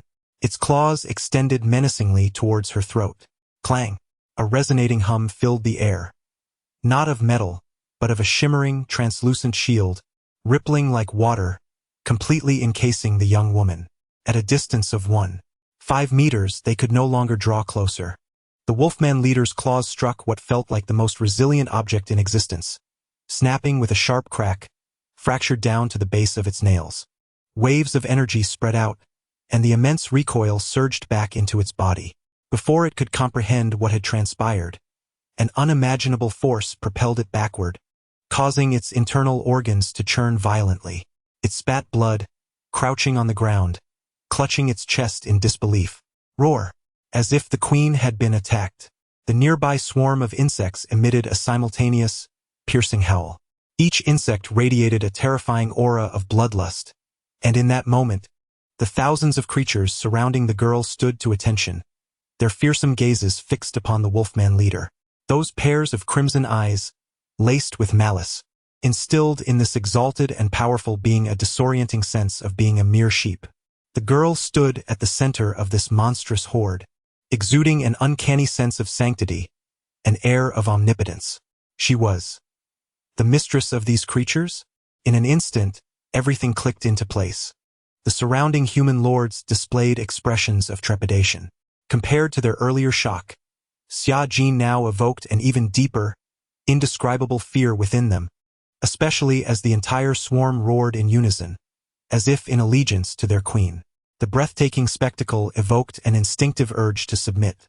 Not to mention, the formidable werewolf had launched its assault with such swiftness that none had time to react. Surprisingly, the girl emerged unscathed. Is she truly the delicate and ethereal princess of legend? Xia Jin was acutely aware that her current strength was insufficient to vanquish the beast. Fortunately, the werewolf's energy was nearly depleted. She raised her hand, and a swarm of jumping insects surged forth, attacking the creature. The exhausted werewolf leader offered no resistance, gazing quietly at the girl before finally closing its eyes.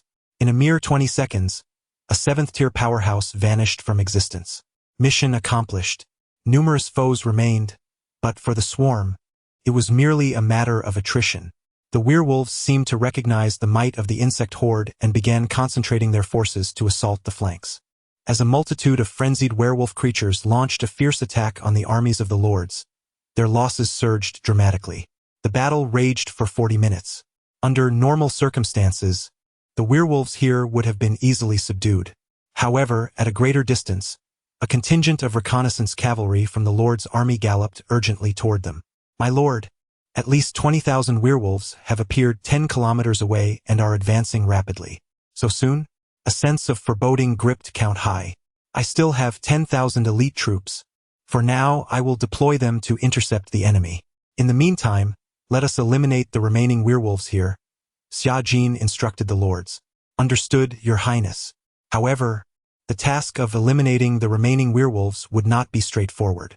Preliminary estimates suggested that over 30,000 enemies remained, far exceeding initial projections.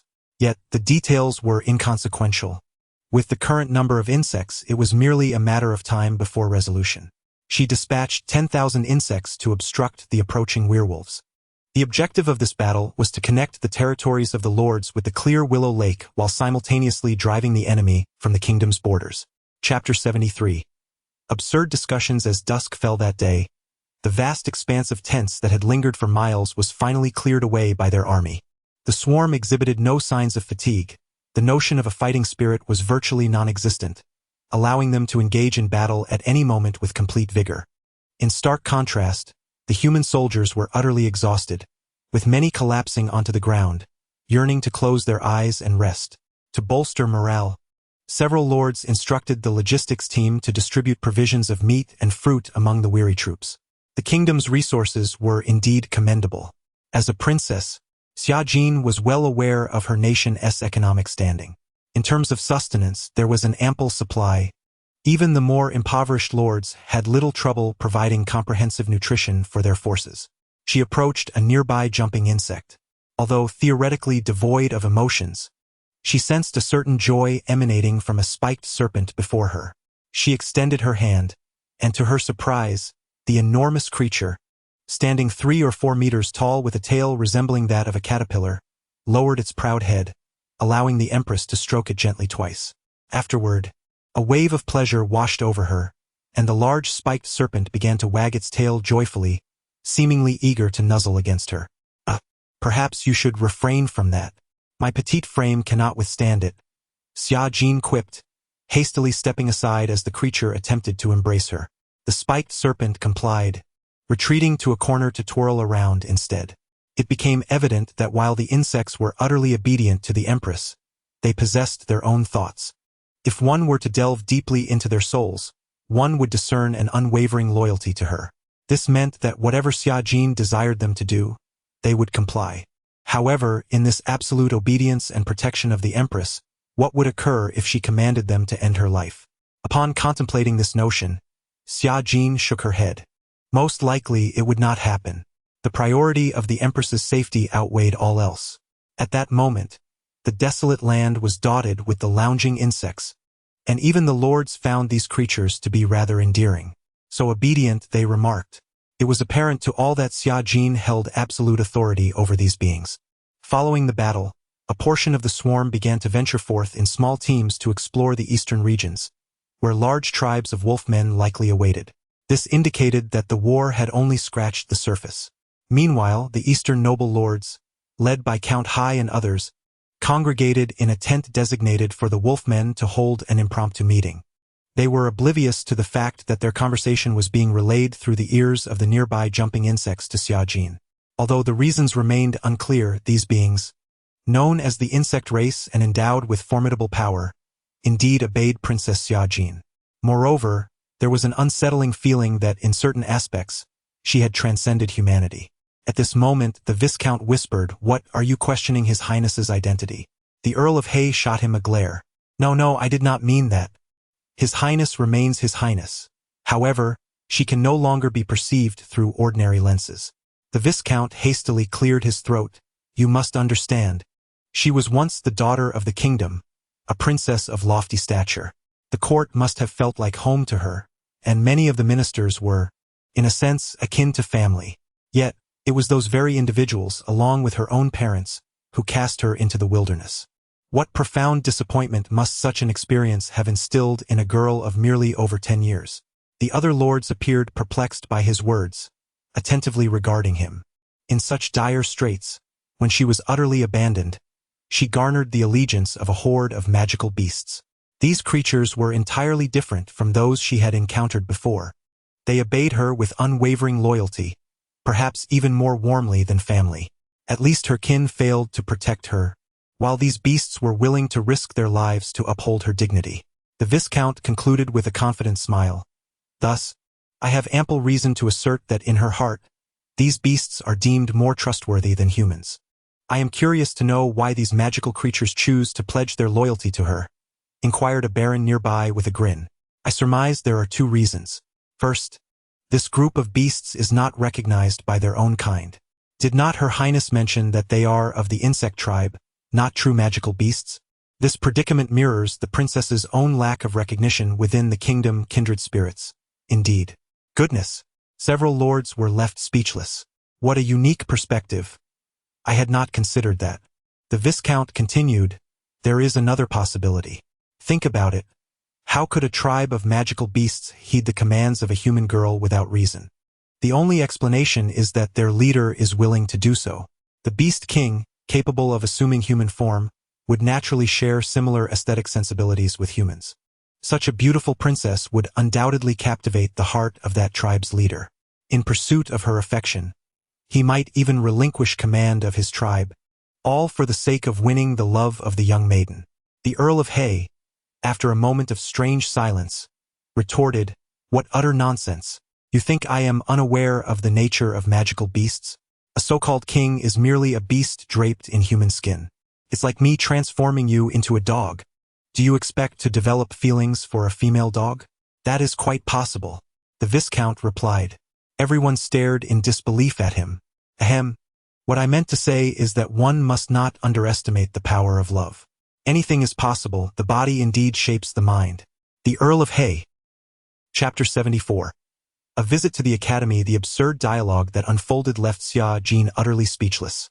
How could this fellow concoct such melodramatic content? The notion that the Beastmaster had taken a liking to her was far-fetched, yet there was a kernel of truth. Should the Beastmaster transform into an irresistibly adorable creature, akin to her own level, she might indeed be swayed. It mattered little how these lords conversed amongst themselves. In time, as the terrifying swarm engulfed the entire kingdom and even the continent, they would come to realize that the swarm was not merely a manifestation of magical beasts, but a true calamity. That evening, the sky was shrouded in clouds, yet countless stars adorned the night, and upon gazing upwards, one could behold the magnificent Milky Way stretching across the horizon. This battle had become the catalyst, compelling a greater number of wargs to converge upon this location, for to them it was home. The human kingdom regarded this territory as their own dominion, while the wargs deemed it their long-standing habitat, creating a profound conflict between the two factions. Xia Jin perceived that her current forces were rather insufficient. The daytime skirmish had resulted in the loss of 6,000 insects, an unexpectedly high toll. It was only during the heat of battle that one truly comprehended the formidable presence of the wargs among their ranks, while the weaker ones were, indeed, exceedingly feeble. The first and second-tier creatures yielded minimal resources. After a single wave of combat, the energy gained was scant. Thus, the wargs maintained an overwhelming numerical superiority. Contemplating this, Xia Jin glanced at Imero, seated across the table. "My lord, how many days do you anticipate this battle will last?" Imero pondered for a moment before responding. "I estimate that unless we experience a series of large-scale confrontations in the coming days, this war will persist for at least several weeks, if not months." Very well. It appeared that the wargs' numbers exceeded expectations. After this engagement, even discounting the resources expended in producing new insects, the ordinary energy accumulated had surpassed 1 million. A significant issue loomed: the absence of high-energy crystals. Elevating the insect hive to the next tier could not rely solely on the wargs. In a straightforward war of attrition, the wargs would surely fall short against her. She resolved to contemplate the conflict with the kingdom instead. The kingdom's official military commanded the most formidable forces. Xia Jin's understanding of them was merely cursory. The largest standing legions boasted a minimum rank of 3 or higher. Naturally, the third tier represented merely the secondary units within the main forces, and not all soldiers would fall into this category. The truly elite legions comprised a significant proportion of ranks 4, 5, and 6, not to mention the kingdom's royal guard. Conversely, only the garrison forces and youth training divisions scattered throughout the kingdom would deploy a substantial number of first- and second-tier warriors. It could be said that the official forces of the Clear Kingdom had effectively selected the strongest individuals from across the nation. Xia Jin's initial step was to mobilize 3,000 insects from her territory to the various cities and vital routes of the Count's domain. The purpose of this endeavor is to strengthen control over the region and to establish a fortified presence in various locales. In the event that military forces emerge from other directions, one must be prepared to respond promptly. The forthcoming period will be dedicated to gradually amassing troops. It is anticipated that following the surrender of Count Imerlo, the kingdom will swiftly sense something amiss. Once hostilities commence, Xia Jin will confront legions of elite soldiers numbering in the hundreds of thousands. Thus, the current objective is to delay as much as possible. As she pondered this, a message unexpectedly materialized in her mind. It was Linya, who at that moment was still within the confines of Starry Rain Academy. "Your Highness, I have received some news," The Academy has obtained information regarding the northern creatures, specifically intelligence concerning our insectoid kin. They seem poised to discuss strategies against the insect tribe in their upcoming classes. I see. Please wait there. I shall send my avatar to join you.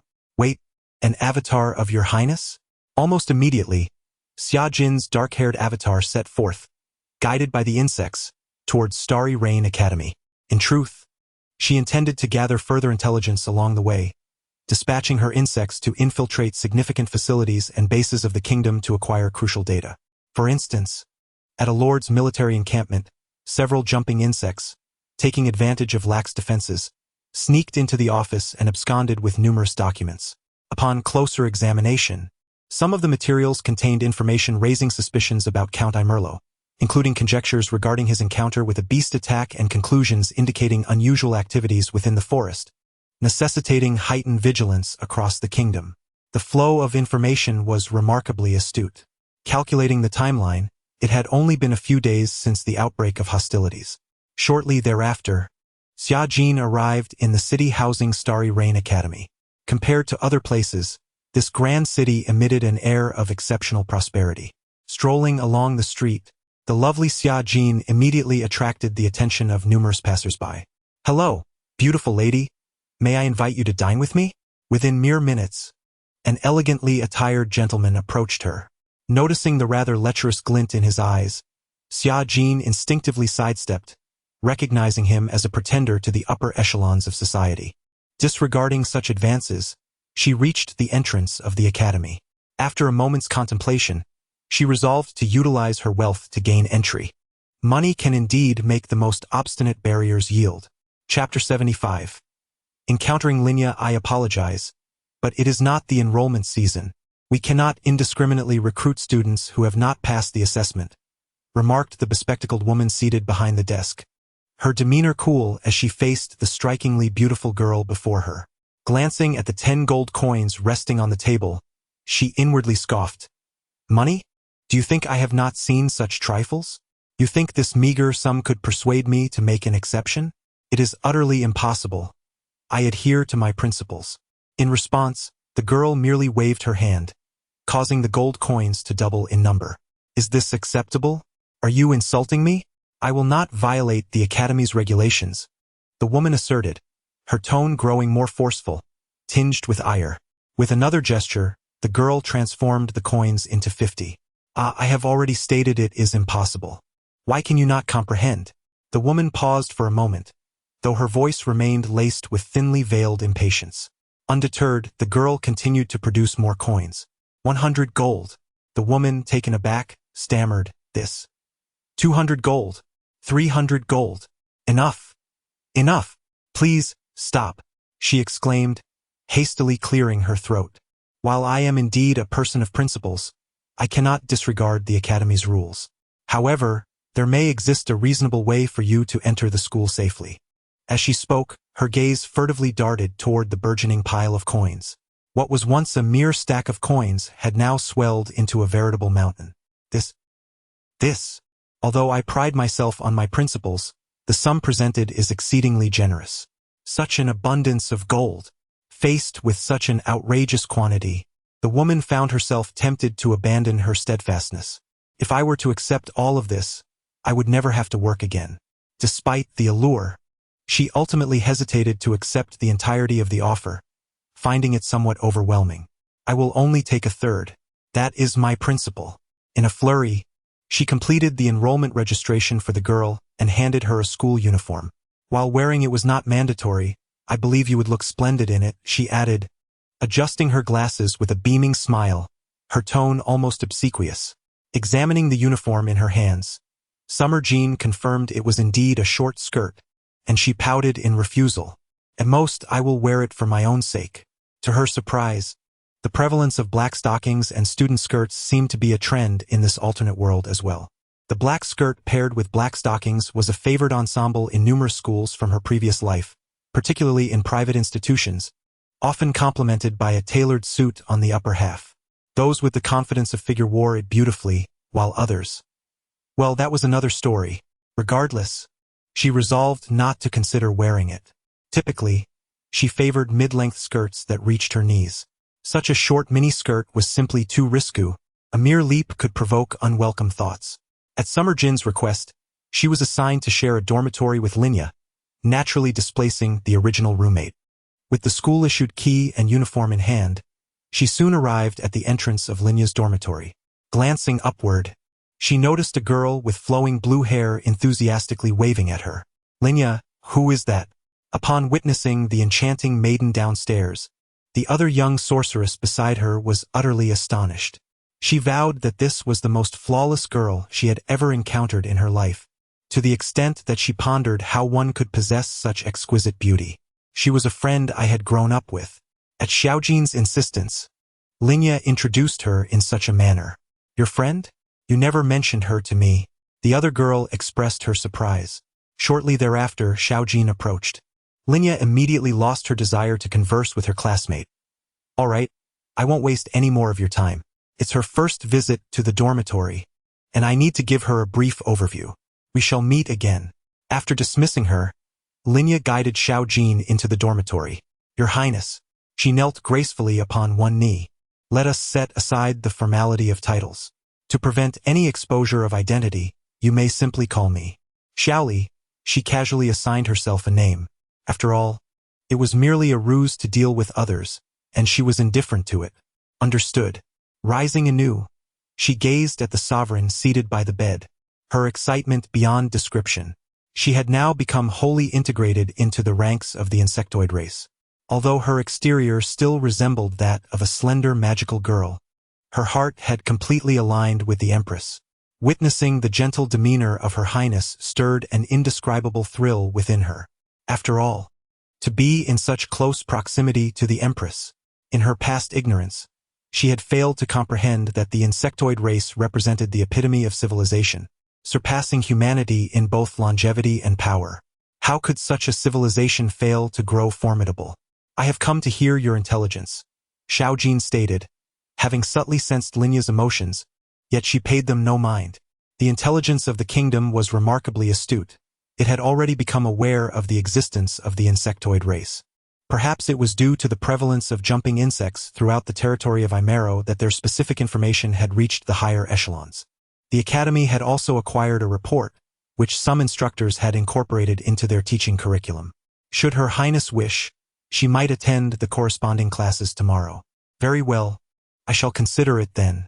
Since it was her first day, her records needed to be submitted to the teachers for review, thus preventing her from attending classes.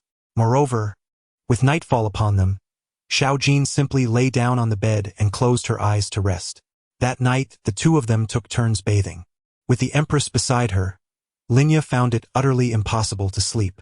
She tossed and turned, her mind filled with thoughts of wanting to draw closer to her. The Empress possessed a mysterious allure. She admonished herself to refrain from frivolous thoughts and entered a state of enforced calm. It was not until morning, when Xiaojin sat up, that she noticed Linya's complexion appeared somewhat pallid. Chapter 76. The jumping worm course. Your complexion appears rather unwell, Xiaojin remarked, casting a peculiar glance at her companion. "No, I simply did not sleep well," Linya admitted, a rare blush gracing her cheeks in the presence of Xiaojin. "Could it be that you engaged in some clandestine activity last night? Your face is quite flushed," Xiaojin teased, inspecting her own attire, which seemed perfectly fine. However, she pondered why Linya was shyly averted her gaze. With a slight scoff, Xiaojin donned her clothing, slipped into her slippers and rose to her feet. "I shall brush my teeth first. Let us have breakfast together afterward."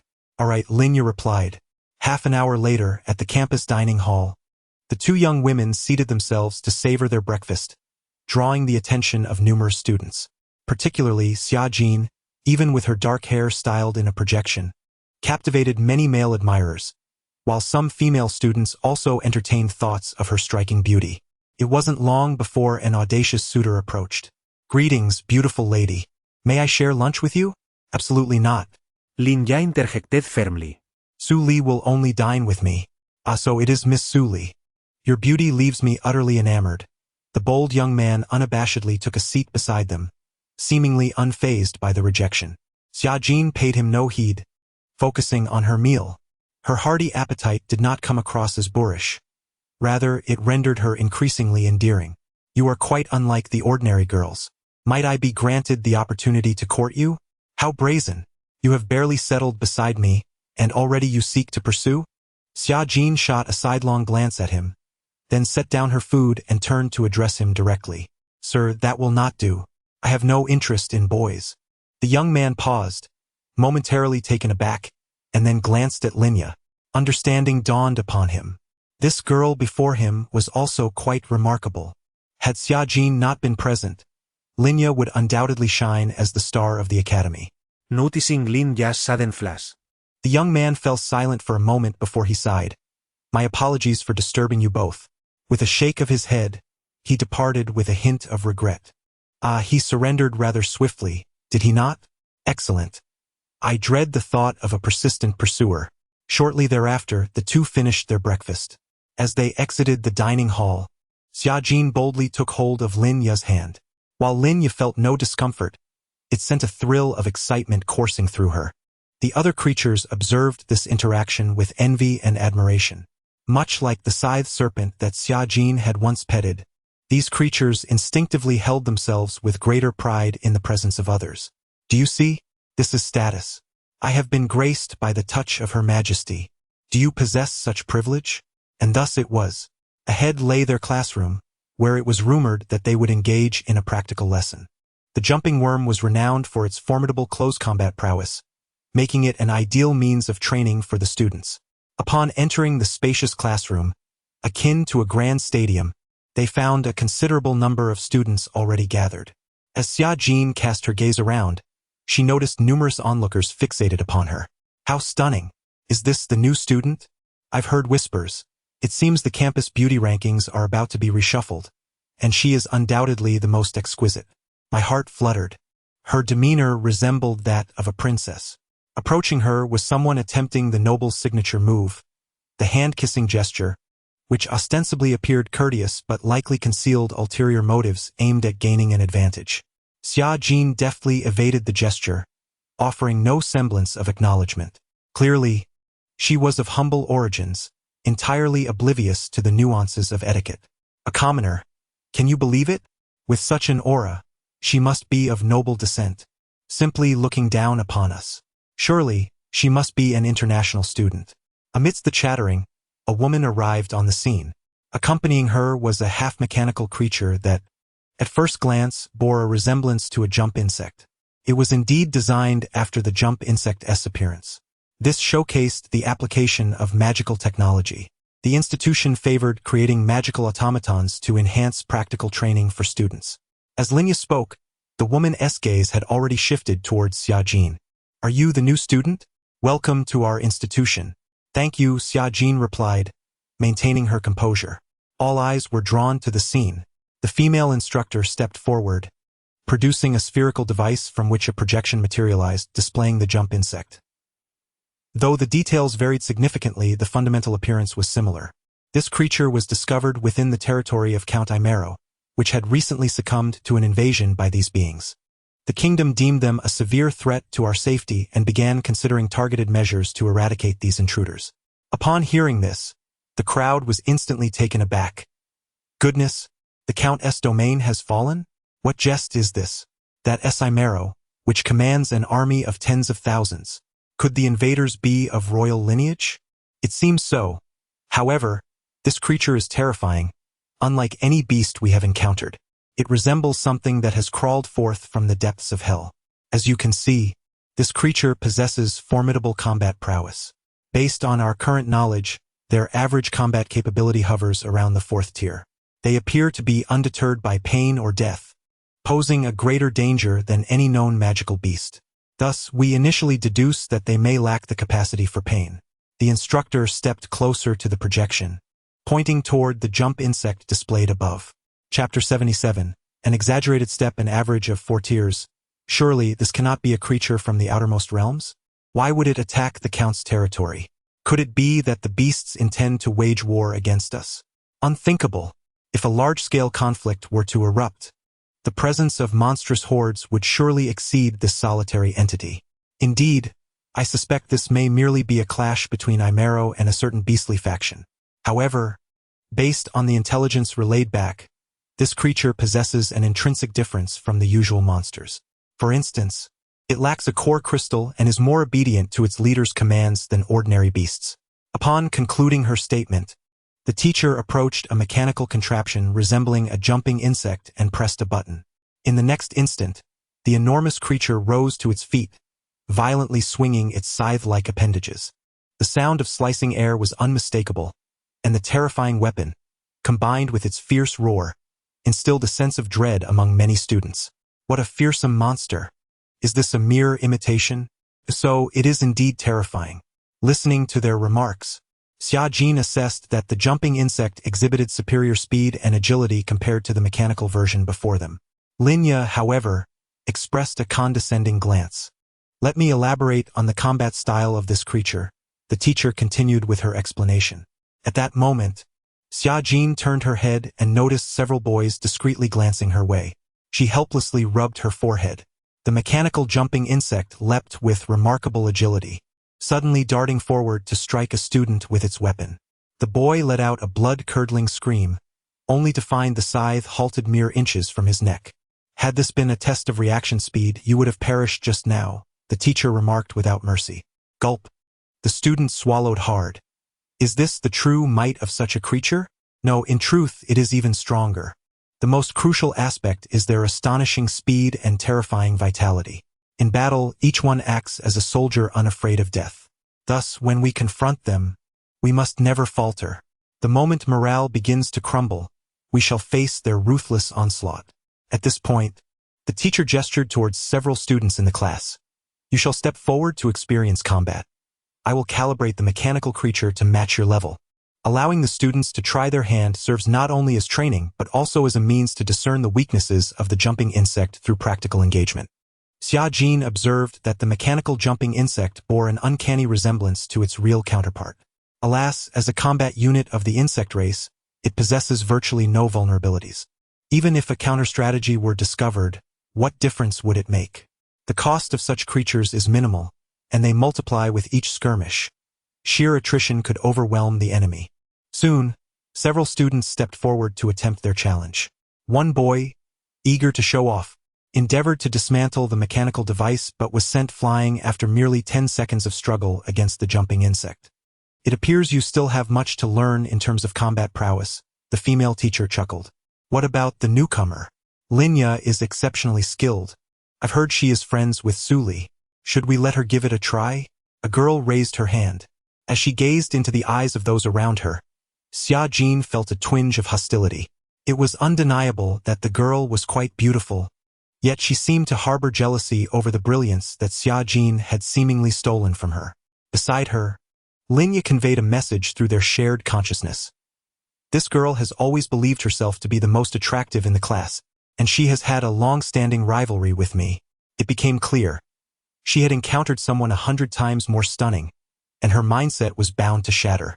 All the boys surrounding that girl were captivated by Xiajin, a situation she found utterly intolerable. After all, most of the newly admitted students had entered through connections and wealth. She doubted Xiajin's abilities could be formidable. If such beauty were also accompanied by astonishing combat prowess, then this world would be too absurd, allowing all virtues to converge upon a single individual. Very well, let us witness the strength of this newcomer. The teacher, filled with anticipation, extended a hand. Fine. Xiajin remained unfazed. Her physical capabilities were at the 5th level. Outwardly, she appeared to be a delicate girl, yet defeating a jumping bug. Even an incomplete version would not prove overly challenging. 1 minute later, they stood facing each other. With a swift command from the teacher, the scythe of the jumping bug swung into action. Boom! A ressounding explosion échoed.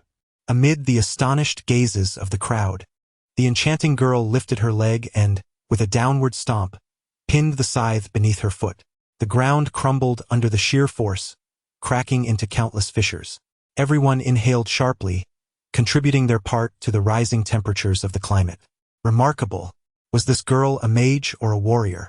This was a magic class, after all.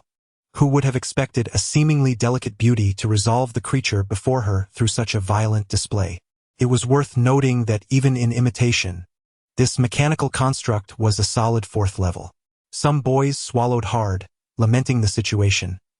Her mid-skirt, they could only catch glimpses of her calves and part of her thighs. Yet, even so, it was simply mesmerizing. Those black silk-clad legs were breathtaking.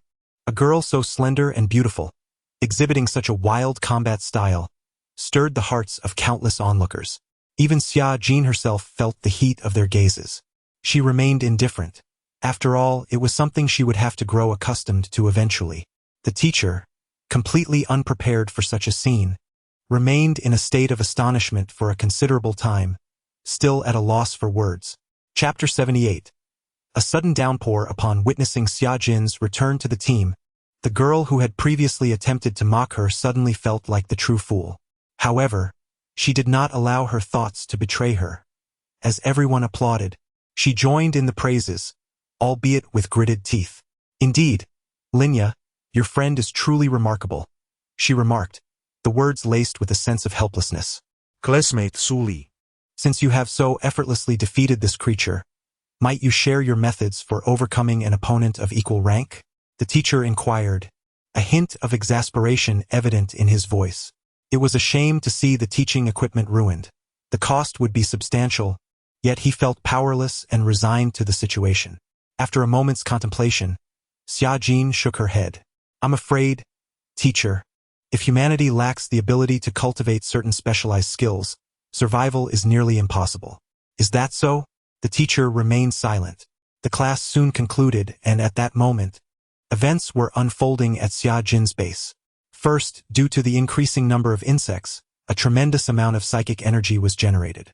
At this point, her talent, Queen's Projection, had advanced to the point where she could create a second doppelganger.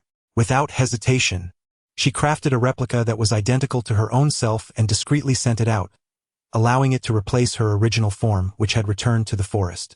The lords, for the most part, would remain oblivious to any discrepancies. Meanwhile, a torrential downpour commenced at the mother nest. As the original form returned, it was thoroughly drenched by the rain. Sitting inside a carriage, she gazed at the swiftly moving clouds overhead and felt the fierce wind against her skin, lost in contemplation. If the wind intensified any further, the carriage would surely falter. The rainfall was excessive, and the underground palace of the insect race, still under construction, was nearing inundation. The drainage system was overwhelmed. The ground level posed little concern, but amidst the curtain of rain, the buildings took on an unusual aura. The black spires, with their indescribable style, could perhaps be deemed chaotic, though a few structures did align with conventional human aesthetics.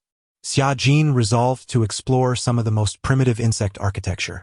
Following a winding path downward, she descended over 10 meters underground and gently landed in a waterlogged pit.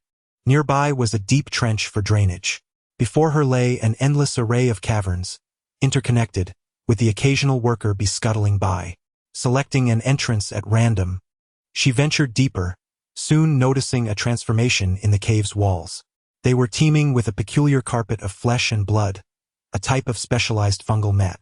As she pressed her hand against the fleshy wall, several tendrils instinctively extended towards her, beginning to entwine her form. Stop! What the? Xia Jin cried out, and the fleshy appendages froze midair before slowly retracting. Upon closer inspection, each tendril was as thick as an arm. Goodness, I've misinterpreted this, she thought, her face flushing crimson at the unsettling association between the girl and the fleshy tendrils, a pairing that inevitably conjured thoughts of certain sinister connotations. To avoid experiencing this sensation firsthand, she prudently retreated. Rainwater surged in from several potholes, the precipitation was outrageous, and she was soaked to the skin, her clothes clinging to her body. However, given her current constitution, there was little concern about catching a chill. Xia Jin reclined back, lying directly on the grass. Gazing up at the sky, a massive black shadow slowly traversed the horizon. She squinted slightly. What could that be? An ancient behemoth? As the creature passed overhead, the rain seemed to diminish momentarily, as if the water had been shielded by this monstrous figure. The size must be measured in kilometers. A flicker of caution arose within her, But thankfully, the creature appeared oblivious to her presence and quickly drifted away. At that moment, a newly hatched larva suddenly hopped over from the vicinity of its nest, wriggling occasionally, until it finally rested its soft head on Xia Jin's leg. "You!" The girl sat up, observing this languid creature, her forehead suddenly adorned with several dark lines. What an eccentric little being. Over time, she had grown less averse to the insects, even feeling a sense of kinship. This larva, in truth, possessed no advanced thoughts, only instinct. Its proximity to Xia Jin prompted its approach, akin to a dependency on a mother. Strictly speaking, my status among the insect race is quite similar to that of a mother to these creatures, although I bear no responsibility for birthing them. The mere thought of envisioning myself giving birth to a swarm sent a shiver down her spine. How terrifying! Fortunately, the propagation of the current swarm did not concern her. In fact, as the insect race evolved to an interstellar stage, it bore no relation to mere bugs. Even the early insect race was only superficially similar to insects in certain details. The collective consciousness and mental linkages formed the foundation for the species' ascendance to a pinnacle race. It is precisely their existence that ensures the queen's absolute command over every single insect. Several hours later, it was flooding. Sitting in a cart with its cover blown off, watching the water that had risen past her calves, Xia Jin felt somewhat speechless. Most of the insects in the territory had entered a bathing state. The underground palace, aside from a few waterproof areas, was largely filled with liquid. What on earth is this weather? She began to suspect whether this rain was indeed related to the entity that had flown overhead earlier. Fortunately, after another hour, the rain finally ceased. Xia Jin instructed the insects to continue their exploration westward in this environment. The vanguard of the swarm gradually crossed the bioluminescent forest, advancing further into the territory of the elf race. She still had no idea how vast this forest was. According to the elves, the area where Xia Jin currently resided was still on the outskirts of the forest. Chapter 79. The Great Water Monster. On the following morning, a vast swarm of insects, numbering over 1,000, surged southeastward, finally arriving at the periphery of Changlu Lake. During this advance, the coalition forces garnered additional support from numerous lords. In total, 20 noble families, accompanied by their legions, rallied to their aid. The scale of the Wurgs was vividly demonstrated through several large-scale battles. 3 consecutive clashes, each involving tens of thousands, coupled with resistance mounted by the lordly legions against the Wurgs' advance, resulted in an estimated enemy casualty count exceeding 150,000. Of course, only half of this number fell to the blade of Xia Jin. Presently, the lords had laid bare their resources, intent on assisting Her Highness the Princess in obliterating the foe. Although the immediate losses may be severe, inflicting significant damage upon the Wurg tribe would ensure the kingdom's lakeside borders remain tranquil for decades. Your Highness, this is Changlu Lake. Seated atop a leaping insect, Xia Jin gazed in the direction indicated by Imero, where an expansive lake unfolded before her eyes. The area of Changlu Lake rivaled that of the ocean. Vast as it was, the waters contained pristine freshwater. As Imero spoke, several leaping insects had already plunged into the water. Did they not fear drowning? As Xia Jin pondered this, she observed a few leaping insects paddling across the surface in a dog paddling style, while others submerged beneath the surface. With a mere thought, Xia Jin synchronized her vision with that of one leaping insect. Beneath the lake's surface, lush aquatic vegetation flourished. Countless schools of fish swam nearby, suddenly sensing the turbulent currents, scattering in all directions before regrouping into a single mass, reminiscent of the ocean. Yet this was indeed a freshwater lake.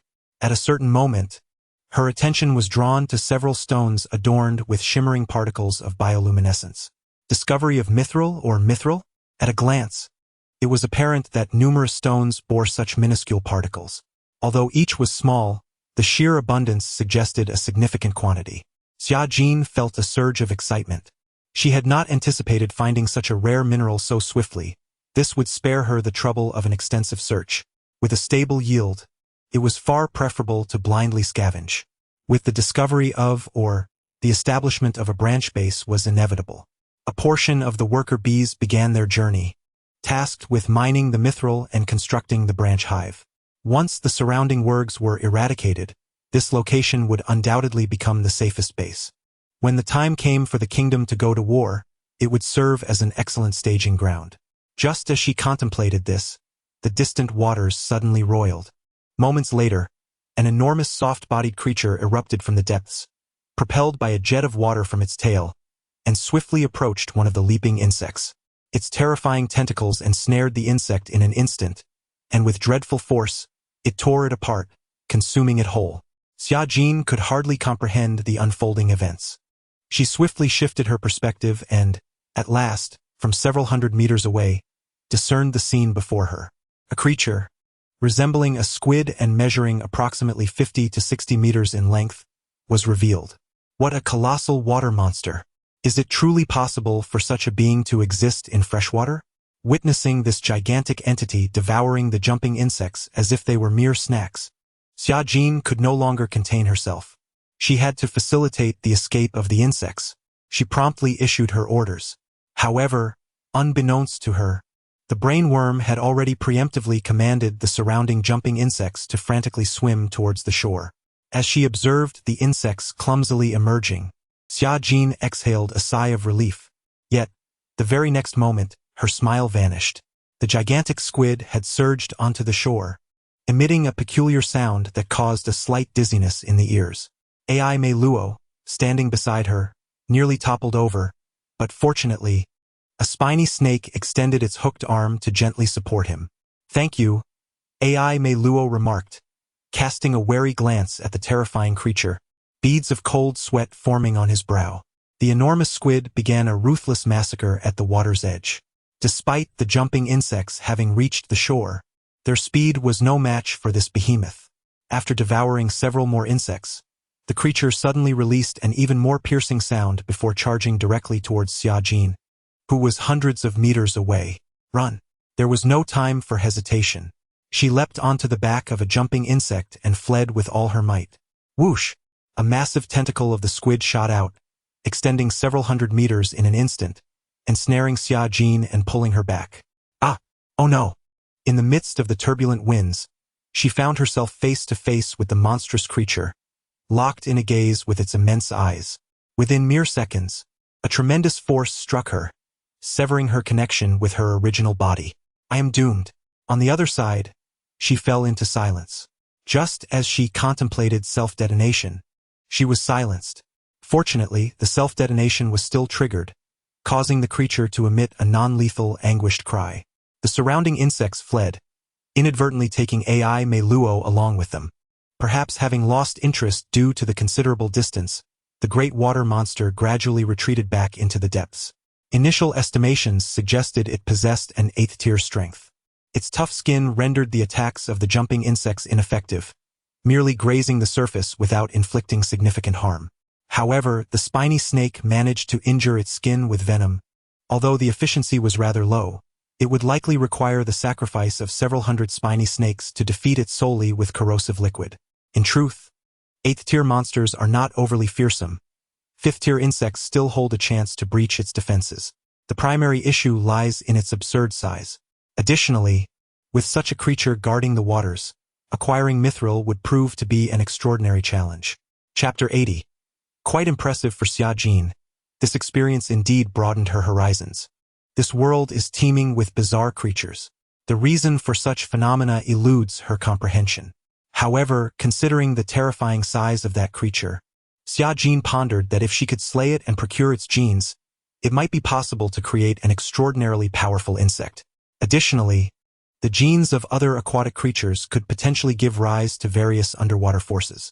The essence of the insect race lies in extracting the finest qualities while discarding the dross, absorbing all beneficial genes while eliminating the detrimental ones. She decided to deploy a few explosive insects and venomous serpents to test the waters. If they failed, so be it. Xia Jin once again dispatched a group of insects to the vicinity of the shore, noting that the giant squid-like water monster did not venture onto land. This indicated that, provided no provocative actions were taken, it generally refrained from surfacing. Perhaps a diversion would be prudent. She could use one group of insects to attract its attention, while another seized the opportunity to dive for the precious silver ore. Xiajin's primary objective was the silver ore. Acquiring genes was far too challenging given her current capabilities. Thus, she held little hope for the explosive insects. Soon, hundreds of insects arrived at the location.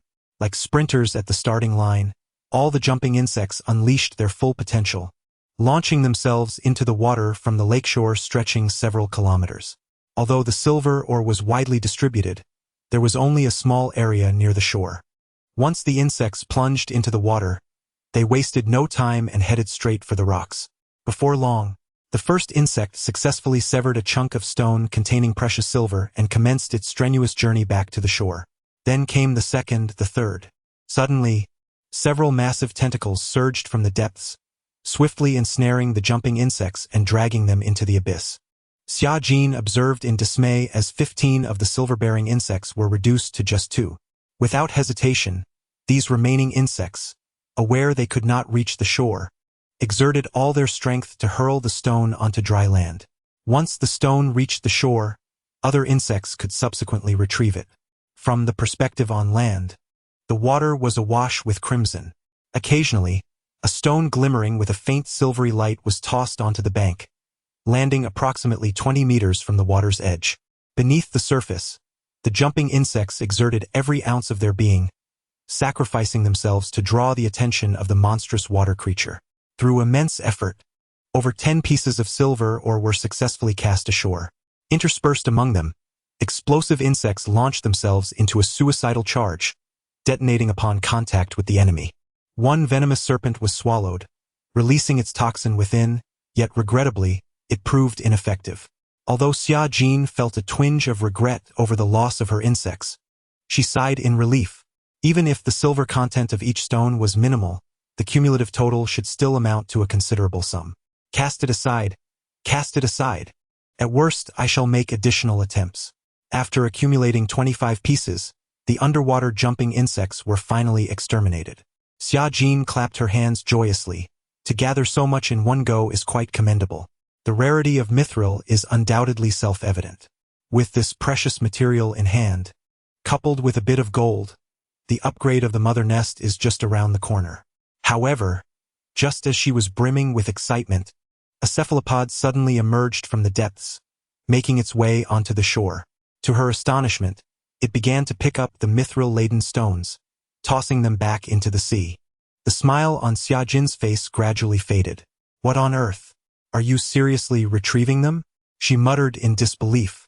With so many stones in the water, what purpose did it serve to come ashore only to return them? It was only after the creature had finished its peculiar task and submerged back into the water that Xiajin pressed her hand firmly against her chest, exhaling deeply, finally managing to utter impressive. She resolved to bide her time and develop further before taking action. It would be worth exploring other areas, diving in search of different aquatic creatures to slay. The focus would now shift to locating genetic material. Surely, there must be a means to counter that creature. That detestable squid. Xiajin decided she would hunt for some squid meat in the future. Roughly estimating, over 600 insects had been lost to that entity, yet she had barely made a dent in its defenses. Could it possibly be at level 9? With this thought, Xiajin sighed and instructed the worker bees to halt in their tracks and begin the incubation of the mother nest. This was the only course of action. She deliberately placed the mother nest further away. The aquatic beast should not be able to remain out of the water for long. Constructing her base 20 kilometers from the lakeshore, she figured that amassing troops from this distance would likely pose no significant issue. At the base, Xiajin created her second avatar. Once again, it retained the appearance of her original self. She wondered if Imero believed she had perished. Should those lords betray her as a result, Xiajin would show no mercy. Soon, her new form stood before her, adorned in white silk and a matching blouse. In the rain, the girl's long hair cascaded down to her shoulders, droplets trickling down her skin in an artistic fashion. The outfit was not the usual voluminous princess attire, but rather more akin to a schoolgirl's dress. This was one of the rare instances where Princess Xia donned something light and simple. I need to acquire more clothing. They are becoming nearly consumable, she mused with a wry smile as she regarded her appearance. Chapter 81. Researching a new underwater species, Xia Jin's new avatar hastened towards Lord Imero's domain once more. The insects had already plunged into the waters at her command from various locations around the lake. It was at this moment she realized the abundance of perilous creatures lurking within the depths of Changlu Lake. While most of the small fish posed little threat, there were occasional encounters with particularly ferocious beings. As a terrestrial organism, the jumping insects found their advantage diminished when faced with the agile denizens of the water. For instance, Xia Jin observed a distinctly third-tier water snake, its speed astonishingly swift. Despite the relentless pursuit of the jumping insects, they were ultimately outmatched and fell victim to a venomous strike from the creature. Though the jumping insects possessed commendable resistance to toxins, this encounter resulted in their demise. Provoked by the loss, nearby insects surged forward, launching a coordinated assault against the serpent. The creature, akin to a tightrope walker, adeptly evaded their attacks while retaliating, claiming the lives of 9 jumping insects before, in a moment of exhaustion, it was inadvertently bitten by one of its adversaries, succumbing instantly. With the serpent vanquished, the jumping insects promptly surfaced, carrying the carcass to the shore, where it was delivered to the worker bees. This specimen held significant value. Its potent venom warranted further exploration of its genetic potential. Concurrently, 5 kilometers away, another group of jumping insects emerged from the water, bearing a creature reminiscent of a flying fish. This too appeared to possess advantageous genes. Although these monsters exhibited numerous traits absent in the insect clan, a thorough analysis revealed that not all would be accepted. The majority of their genetic material lacked potential, only proving effective at lower tiers and becoming irrelevant as the insect race evolved into a higher civilization. Thus, the acceptance of genes required those that could showcase formidable combat prowess even in the future. Genes that thrived at tiers 3 or 4 but faltered at 7 or 8 were unequivocally discarded. After 3 hours of relentless hunting, Xia Jin encountered a formidable aquatic beast at the lake's bottom, an orb-like, fuzzy entity floating serenely. As the swarm approached, this creature suddenly began to spin, unleashing an incessant barrage of flying needles, each causing a terrifying explosion upon impact with the jumping insects. This creature's tier was considerably high. While each needle's explosive force was not excessively daunting, the sheer volume was frightening. A horde of jumping insects launched a desperate charge towards the 2-meter diameter orb, creating a tumultuous whirlpool of chaos with each explosion. With every fallen insect, the subsequent ones pressed forward, gradually closing the distance to the menacing sphere. The insects then directed their sharp appendages toward the entity. To their astonishment, the orb proved unexpectedly resilient. Despite the 4th-tier jumping insect's assault, it merely scratched the surface. Nevertheless, they had inflicted some damage. As the jumping insect prepared to strike again, over a dozen needles erupted from beneath the creature's exterior, striking the insect with precision. Boom, boom, boom. After a series of violent explosions, the jumping insect finally succumbed. However, it appeared that the proximity of the blast had also ruptured the surface of the spherical creature. The other jumping insects surged forward, heedlessly continuing their assault. Among them, 2 explosive insects unleashed a tremendous roar, causing the monster to wail in anguish. Finally, after much turmoil and the demise of nearly 100 insects, this creature was dragged ashore. Nearby worker bees eagerly awaited to claim the carcass. Hours later, new genes began to take effect. With the assistance of the brain insect's intelligence, the mother nest birthed the first type of insect developed from local resources, the water swimmer.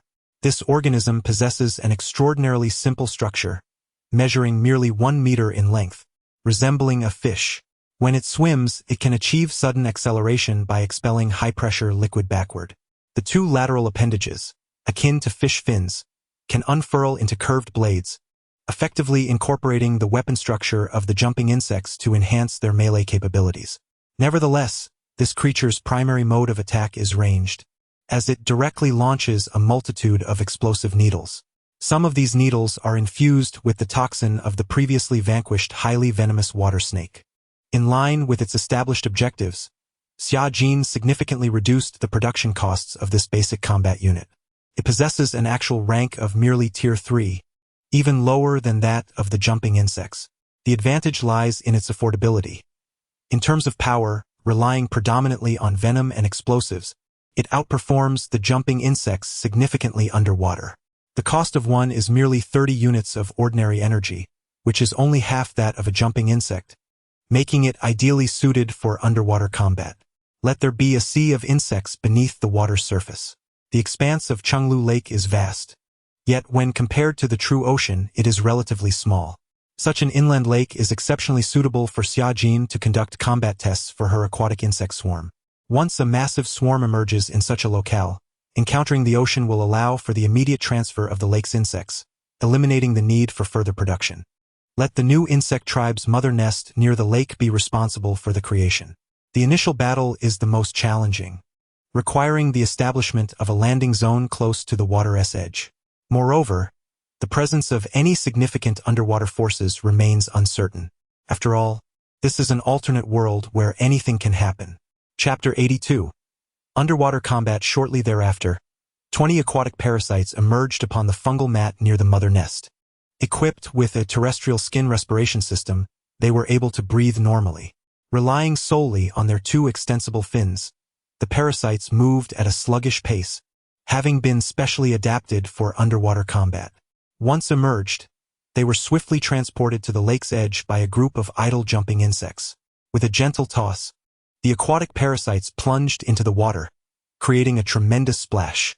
Within seconds of entering the water, these new creatures became active, beginning to oscillate their tails and swim gracefully. A few worker bees followed suit into the water. The foremost two aquatic parasites swiftly devoured two small fish, replenishing their energy, before setting their sights on a large fish in the distance. With synchronized tail movements, they approached their target methodically, so slowly that the fish remained oblivious until they were within 20 meters. At that moment, the fish seemed to sense the disturbance in the water, abruptly turning to reveal its gaping maw, lined with rows of shark-like teeth. With a flick of its tail, it charged ferociously at the aquatic parasites. However, the aquatic parasites were swifter. With a powerful flick of their tails, they simultaneously expelled high-pressure jets of water, nimbly evading the attack. The large fish snapped at them but missed entirely.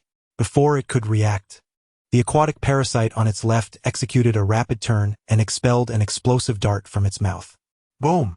A burst of light erupted underwater, and a dull roar quickly reverberated through the water, raising the temperature to a boiling point, producing a flurry of bubbles.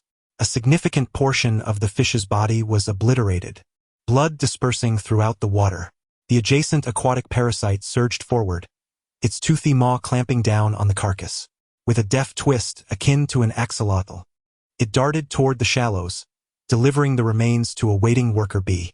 Remarkably effective. A three-tiered creature against another of the same level, resulting in a decisive victory. In contrast, the four-tiered jumping insects were far more challenging to eliminate. Their structure, resembling a dog paddle in the depths, left them vulnerable, unable to maneuver swiftly enough to evade attacks from underwater predators. Although the fish they just fought was only Tier 3 and offered fewer resources than a magical beast, it still yielded over 40 units of ordinary energy, sufficient to produce yet another aquatic parasite. The more they fought, the more they proliferated, a clear trend. Nearly 500 to 600 specialized worker bee teams had gathered nearby, poised to assist in the consumption of corpses once a stable underwater landing site was established. The best genes would be transported back to the mother nest. However, it is worth noting that genes providing long-term enhancements to the swarm were exceedingly rare. Xia Jin was particularly inclined towards dominant-level monsters, akin to the previously encountered spiked ball or the formidable giant squid that had irked her so. At that moment, I decided to test the aquatic insects. If they were unsuccessful, I would create a more advanced version. Presently, 10 aquatic insects entered the water, efficiently eliminating enemies in the vicinity. Although few in number, they undeniably showcased their immense potential in this battle. Combining the traits of venomous water snakes and spherical creatures, they performed admirably in close combat and demonstrated a remarkable ability to cooperate. Their only shortcoming was a lack of experience in underwater warfare. They began swiftly strangling creatures that ventured too close to the shore.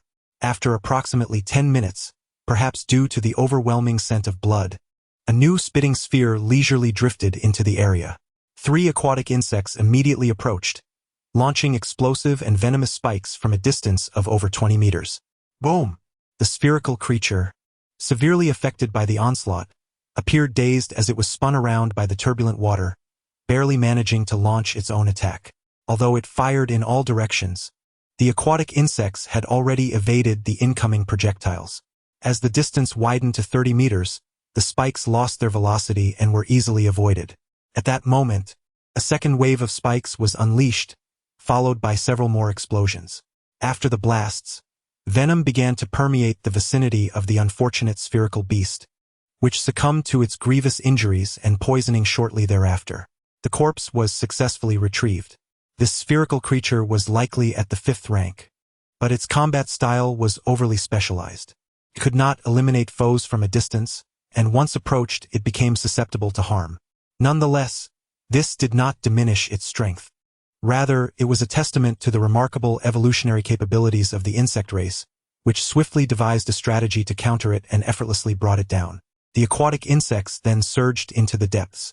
Approximately half an hour later, Xiajin glanced over and noted that 7 had perished, leaving 3 remaining. This was satisfactory. Compared to their reinforcements, the losses were almost pitiful. Upon tallying, 4 had fallen to encirclement, while 3 had been slain by formidable fish in regular combat. However, they had successfully dispatched over 30 aquatic creatures of the 3rd rank or higher. Xiajin felt immense satisfaction at this outcome. Meanwhile, more jumping insects had arrived, bringing with them over 100 aquatic insects, which they eagerly released into the water. At this moment, the new queen's projection appeared nearby, catching the astonished gaze of Imero. "Your Highness, you emerged from that monster's belly?" he exclaimed, his face alight with surprise. If anything had happened to the princess, he would have been the one to bear the brunt of it. With most of his forces decimated, aligning with the princess was his sole opportunity. If the princess had been slain by the squid, would he have any hope of survival? Thus, at this moment, he felt an unexpected wave of relief wash over him. "I was rescued by the insects and, incidentally, changed my attire," Xiajin remarked, lifting a cup filled with a viscous white nutrient solution and calmly taking a sip. As the cups separated, a liquid thread trailed behind, prompting Imero to raise an eyebrow. "What? Would you like to drink as well?" Xiajin playfully shook the cup. "No, thank you." Chapter 83. A sudden strike as the pure-hearted maiden sipped the viscous substance from her cup. Imerlo's thoughts inevitably began to wander. Xiajin seemed to sense something amiss and narrowed her eyes slightly. "Are you contemplating something inappropriate?" Imerlo, feeling a twinge of embarrassment, coughed softly. "Well, Silence." With a swift motion, Xiajin hurled her cup, splattering the liquid all over Imerlo's face. On the shores of Chenglu Lake, the Allied forces continued to face the relentless onslaught of the approaching Wolfman troops. At this stage, they had already seized over 5,000 square kilometers of territory. On the Wolfman side, anxiety permeated the air. 3 tribes had already met defeat, leaving them to ponder where these humans had garnered the support of such formidable beasts. The new tribal chief cast a sorrowful glance at the warriors behind him, who remained blissfully unaware of the gravity of their predicament. The expressions of the other tribal leaders around him mirrored his own grave concern. At this moment, a line of catapults appeared among the distant ranks of humans. A dozen soldiers meticulously set up the machinery, watching as several explosive insects crawled into position among the ammunition. Could this truly work? The squad leader felt a flicker of doubt as he glanced at the nearby jumping insects. The jumping insect nodded in affirmation. Truth be told, their mindset had shifted from initial fear to a burgeoning excitement. These insects were extraordinarily powerful and exhibited a remarkable synergy with the humans. The catapult launched the explosive insects, a substandard version of cannons, yet capable of wreaking havoc upon enemy formations. Once deployed among the enemy ranks, the explosions would be devastating. Significantly, the explosive insects could also adjust their trajectory mid-air, akin to having guidance systems. "Prepare yourselves. Inform the shield bearers to form a defensive line." As the catapults reached readiness, the commander shouted with all his might. The herald waved the flag, signaling the distant troops. Soon, the entire legion began to mobilize. The tightly packed throng organized into orderly lines, forming a formidable front with rectangular shields, creating an impenetrable wall. In the sunlight, the metallic sheen glimmered like rippling water, accompanied by the resonant sounds of clashing metal, creating a truly magnificent spectacle. Countdown 3, 2, 1. Launch! Swish, swish, swish. Hundreds of explosive insects soared from the mechanical launchers towards the densely packed wolfmen in the distance. A keen observer would note that nearly two-thirds of the explosive insects targeted a select few of the enemy's strongest fighters, while the remainder scattered to strike the enemy's concentrated formations. Boom! Boom! Boom! Boom! As the explosive insects landed, the wolfman troops were thrown into disarray. This wave of assault left two tribal leaders utterly stunned, for in their previous encounters, they had faced only a handful of stingers and jumping insects. Although the enemy's performance was fearsome, there remained a glimmer of hope to triumph over them through the resilience and cunning of the werewolves. Yet now, confronted with the astounding devastation of this biological weapon, an eerie silence enveloped those in the rear. Thousands of werewolf troops were thrown into disarray by a single wave of explosions. The grim fate of the vanguard was a terrifying sight for the werewolves who had yet to be affected. The morale of the army had begun to waver. Some human archers commenced launching rockets aimed at the werewolves' pelts. The rain of arrows descending upon them would inflict considerable damage, for fire had long been humanity's lethal weapon against the werewolf clan. Chief Shio, the enemy is advancing. Let the werewolves charge. Now is not the time for hesitation. Another leader, observing the expression of the chief, could not refrain from speaking. Understood, Shio replied with a suppressed nod. The werewolves were not adept in magic. If their physical prowess fell short of the enemy's, they could only resort to attrition. The lands by the lake had been painstakingly defended by the ancestors of the werewolves over the years at the cost of their lives. The fish in the waters provided essential protein, and the soil in many areas could yield crops obtained from humans. It could be said that they had learned much from humanity. However, it was inconceivable that humans would allow this alien race to grow unchecked. The absence of fatal attacks over the years was solely due to the internal discord amongst humans, preventing them from uniting against the werewolves. Chief Hu sent out 5,000 of the fastest werewolves to flank the enemy from another direction, while the other troops launch a frontal assault to draw the attention of those humans. The chief before him furrowed his brow, then nodded. Let us give it a try. Currently positioned among the enemy forces were 40,000 human lords and 10,000 insects. Although the average strength of the humans was somewhat inferior, they were still formidable foes. The werewolf leaders did not dare to underestimate any opponent. They began to discreetly mobilize their elite troops, maneuvering around the steep slopes nearby. However, just as they were about to emerge from the incline, over 2,000 insects suddenly appeared in their line of sight. Both sides stared at each other in shock, momentarily frozen in disbelief. Chapter 84. I understand the wolf men were evidently bewildered. How could they encounter enemies here when a surprise attack had been planned? On the other side, the swarm appeared dormant, but in reality, the brain parasites had yet to issue an offensive command. The current wave of wolfmen was formidable, and to ensure the success of their ambush, they had deployed only the swiftest jump bugs, devoid of any long-range fire support. Consequently, they required a few minutes to mobilize the rear-line spikers. At that moment, the chieftain of the Tiger clan, leading 5,000 elite wolfman warriors, began to grasp the situation. These adversaries were also intent on executing a surprise attack. Indeed, it dawned upon him that the valley's terrain was unsuitable for an ambush. However, if troops were dispatched to circumvent the area, they could strike the enemy's flank unnoticed and launch an offensive. Thus, both sides instinctively opted for a similar course of action, simultaneously planning their surprise assaults. Following a brief moment of mutual surprise, the Tiger chieftain suddenly let out a cold laugh. Since we have crossed paths, do not blame me for being inhospitable. The 5,000 wolfmen began their advance, with a substantial portion at the 3rd and 4th tiers, and 1/5 of their strength at the 5th tier. Numerous 6th-tier warriors bolstered their ranks, while the chieftain himself had reached the 7th tier. Faced with 2,000 jump bugs, they were poised to overwhelm them with ease. The chieftain aimed to deliver a stunning victory, which would significantly elevate his status among the wolfmen. Form ranks, he bellowed. The disarray of the rapid march necessitated a swift consolidation of their formation. After approximately 2 minutes, satisfied with the arrangement, he raised his claw and roared, "Charge!"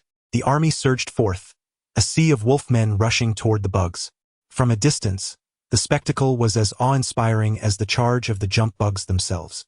Alas, midway through their advance, a deluge of spiker venom was unleashed from both flanks.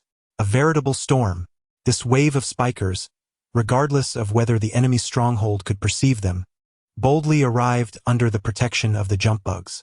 Some even bore explosive bugs on their backs, charging headlong into the enemy's ranks with a self-destructive fervor. 5,000 elite warriors, clustered so densely together, were utterly vulnerable to such an assault. Boom! Boom! The sound of explosions resonated, sending countless severed limbs flying. The lethal toxins of the explosive bugs quickly took effect, and soon the jump bugs launched their attacks from all directions. In this encounter, the wolfmen ultimately fell victim to the advantage of long-range attacks. A handful of magically gifted individuals could not alter the overall tide of battle. At this juncture, the morale of the chieftain of the Zio clan, situated within their encampment, crumbled. With their elite forces deployed, their surprise attack had backfired, leading to their own demise. Cursed foes! These beasts must have been privy to human treachery. They anticipated our ambush and lay in wait. The chieftain of the wolfmen remained utterly oblivious to the fact that their failure stemmed not from a strategic miscalculation, but rather from a fleeting moment during their initial encounter, when they failed to respond swiftly, allowing the insects to promptly summon reinforcements from nearby. Indeed, for the swarm, the entire battlefield operates in real time. In contrast, the wolfmen are incapable of such immediacy. They require time to react, as even upon receiving intelligence, they must relay commands and articulate messages to inform their kin, thus enabling decision-making. This disparity in efficiency has wrought irreparable losses. It is over, utterly over. Sighing deeply, Xiao felt a profound sense of despondency wash over him. Elders, devise a way to allow a portion of our forces to cover the rear, facilitating the retreat of the remaining wolfmen to regroup, one of the chieftains suggested. Agreed. Yet, despite his words, Xiao's lack of confidence was palpable. Nearly half of the northwestern expanse of Clear Willow Lake had been gradually consumed by the enemy. Each skirmish was an unbearable toll for the wolfmen at this juncture. It is essential to recognize that the wolfmen face not merely one adversary. Every faction along the shores of Clear Willow Lake stands against them. Should the news of their defeat in the direction of the kingdom spread, could incite further hostilities from other factions. At that point, the wolfmen would find themselves assailed from all sides. Meanwhile, Aime Luo had arrived at the water's edge.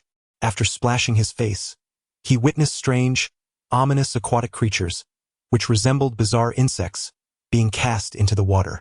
One such creature swam a few laps before vanishing beneath the surface. Another type of insect? Aime Luo furrowed his brow. Where on earth did His Highness acquire such a multitude of beings? It was perplexing, indeed. The crucial detail was that these creatures bore a resemblance to fish. Surely, His Highness did not entice the beast kings, did he? It appeared that more than one had been lured. Suddenly, realization dawned upon him. It seemed that multiple beast kings were enamored with His Highness, yet there was but one prince. The beast kings, proud as they were, could not tolerate the thought of the girl they cherished being claimed by another. However, given the prince's delicate nature, should they engage in a fierce battle for her affection, it could instill fear or even cause harm to her, which would be utterly unacceptable. Thus, the kings resolved to rely on their own abilities to win the prince's heart. In a moment's notice, to delight the prince, they eagerly offered their subordinates, willing to assist him in reclaiming his kingdom. This became the condition for the union between the beast kings and the princess. In pursuit of the beautiful princess, it seemed a legion of beast kings would willingly play the role of devoted suitors, vying for her affection and contending for her favor. What a remarkable spectacle this was. Chapter 85. A plea for aid. Merlot envisioned a dramatic scene where the kings, consumed by jealousy, vied for the favor of the beloved princess, potentially igniting a fierce and chaotic conflict. The princess, in her innocence, might remain blissfully unaware of the brewing turmoil. A sense of unease began to creep into his mind. Should the competition escalate, could a defeated king, in a fit of rage, resort to drastic measures akin to irreversible actions? Gazing at the menacing horde of insects and contemplating their varied appearances, Merlot was suddenly engulfed by a wave of melancholy. At the same time, Xia Jin encountered an urgent sprite hastily making its way through the forest. The sprite nimbly leapt from tree to tree, deftly avoiding any puddles. As it approached, it beheld Xia Jin sitting upon a large rock, her legs playfully splashing in the water, reminiscent of a child at play. The sight momentarily left the sprite in astonishment.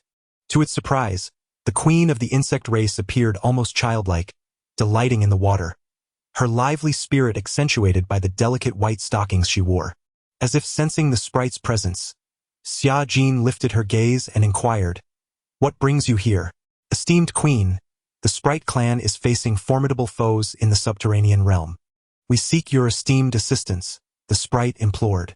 Upon finishing its plea, it seemed to employ a spatial artifact, revealing a grotesque humanoid corpse before them. Its body was covered in scales, with only its eyes and mouth visible, the rest obscured by dark, large scales. What is this? A demon, a terrifying creature that dwells in the underground world. Detected 15 units of high-energy crystals. What? Upon sensing the energy within, Xia Jin's eyes sparkled with intrigue. Demons possessed high-energy crystals. Unlike other beings, which typically yielded only ordinary energy, the acquisition rate was insufficient for Xia Jin. To her surprise, the corpse sent by the sprite clan had such potential. "Very well, I shall dispatch a contingent of insects to assist you."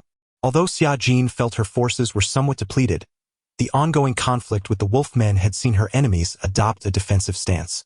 Maintaining a front line of 10,000 insects in conjunction with the Lord's army for a gradual advance was all that was required. While larger battles loomed ahead, the wolfmen, having tasted defeat, performed considerably worse than at the onset of hostilities. "Thank you immensely for your assistance. How many forces can you provide, Your Majesty?" 3,000.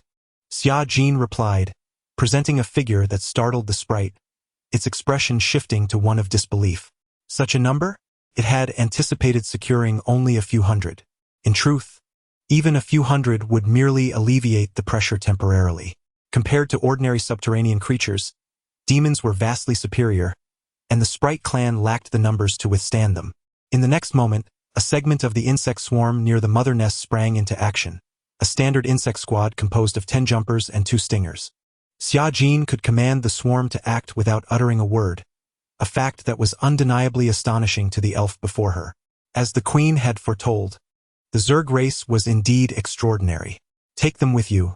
There are 1,000 here and more will arrive shortly." "Thank you." The swarm swiftly departed from their original location and ventured into the territory of the elves. In the bioluminescent forest, the elven queen took the initiative to greet them. This time, Xia Jin dispatched Ellie, the transformed knight. There were simply too few insects capable of facilitating communication, and the young lady's remarkable appearance made her the most fitting choice. "Your Majesty, please guide us to the underground realm." "Very well, please follow me." Upon seeing such a multitude of the swarm, the elven queen was once again struck by the Zerg's sincerity. "We are about to confront a truly malevolent force. Therefore, we have allied with 2 other races from the underground world, the Treants and the Ursids. We are all adversaries of the monstrous creatures, and united, we should find a way to overcome them." "Ursids and Treants?" Ellie exclaimed in surprise. The former was understandable, but she had never heard of the latter. Were they perhaps people resembling trees? As she pondered the appearance of the Treants, the main force finally arrived at the underground defense line. Standing atop the high walls, rich with the scent of nature, Ellie caught sight of a mass of dark figures in the distance, and her brow furrowed. The numbers were daunting, and more critically, the enemy was exceptionally powerful. All were monstrous beings, with the weakest among them reaching a formidable 4th tier. It was no wonder that the elves found them difficult to contend with. A starting tier of 4 was comparable to the current swarm. With such overwhelming numbers, it seemed improbable that the elven race could withstand even a single encounter. As they traversed the uneven platforms, several unfamiliar beings soon came into view. A robust tree, towering over 10 meters, bore a human face, its lower branches splitting into 2 legs, manifesting remarkable agility. Beside this colossal tree stood several formidable creatures, their impressive forms resembling upright bears, exuding an air of authority. Chapter 86. United combat, the monstrous creatures are poised to launch another assault. Will your elven kin continue to linger in hesitation? I must concede that the adversary is formidable. Yet if we cower in fear, awaiting death, it would be far more honorable to charge forth and confront them in battle. Why this timorousness? The bear tribesman spoke with a tone steeped in disdain, anger flickering across his visage. Before him, Vyagia could only respond with a subdued tone. I sincerely apologize. If we could hold on just a little longer, our allies, the insectoids, shall arrive. Their strength is considerable, and they will undoubtedly bolster our efforts. Enough, Lady Elf. How many days have you uttered this? I fear your insectoids might not dare to show themselves. Indeed, this unfamiliar race has yet to be acknowledged. Faced with their skepticism, Vyagia felt exasperated. The insectoids were indeed formidable, and some had come to assist.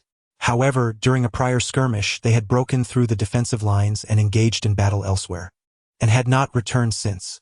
This left the elven kin, who had boasted of the insectoids' prowess, in an awkward predicament. Their continuous assertions of imminent arrival had become a source of embarrassment for the elven queen, who now hesitated to confront them.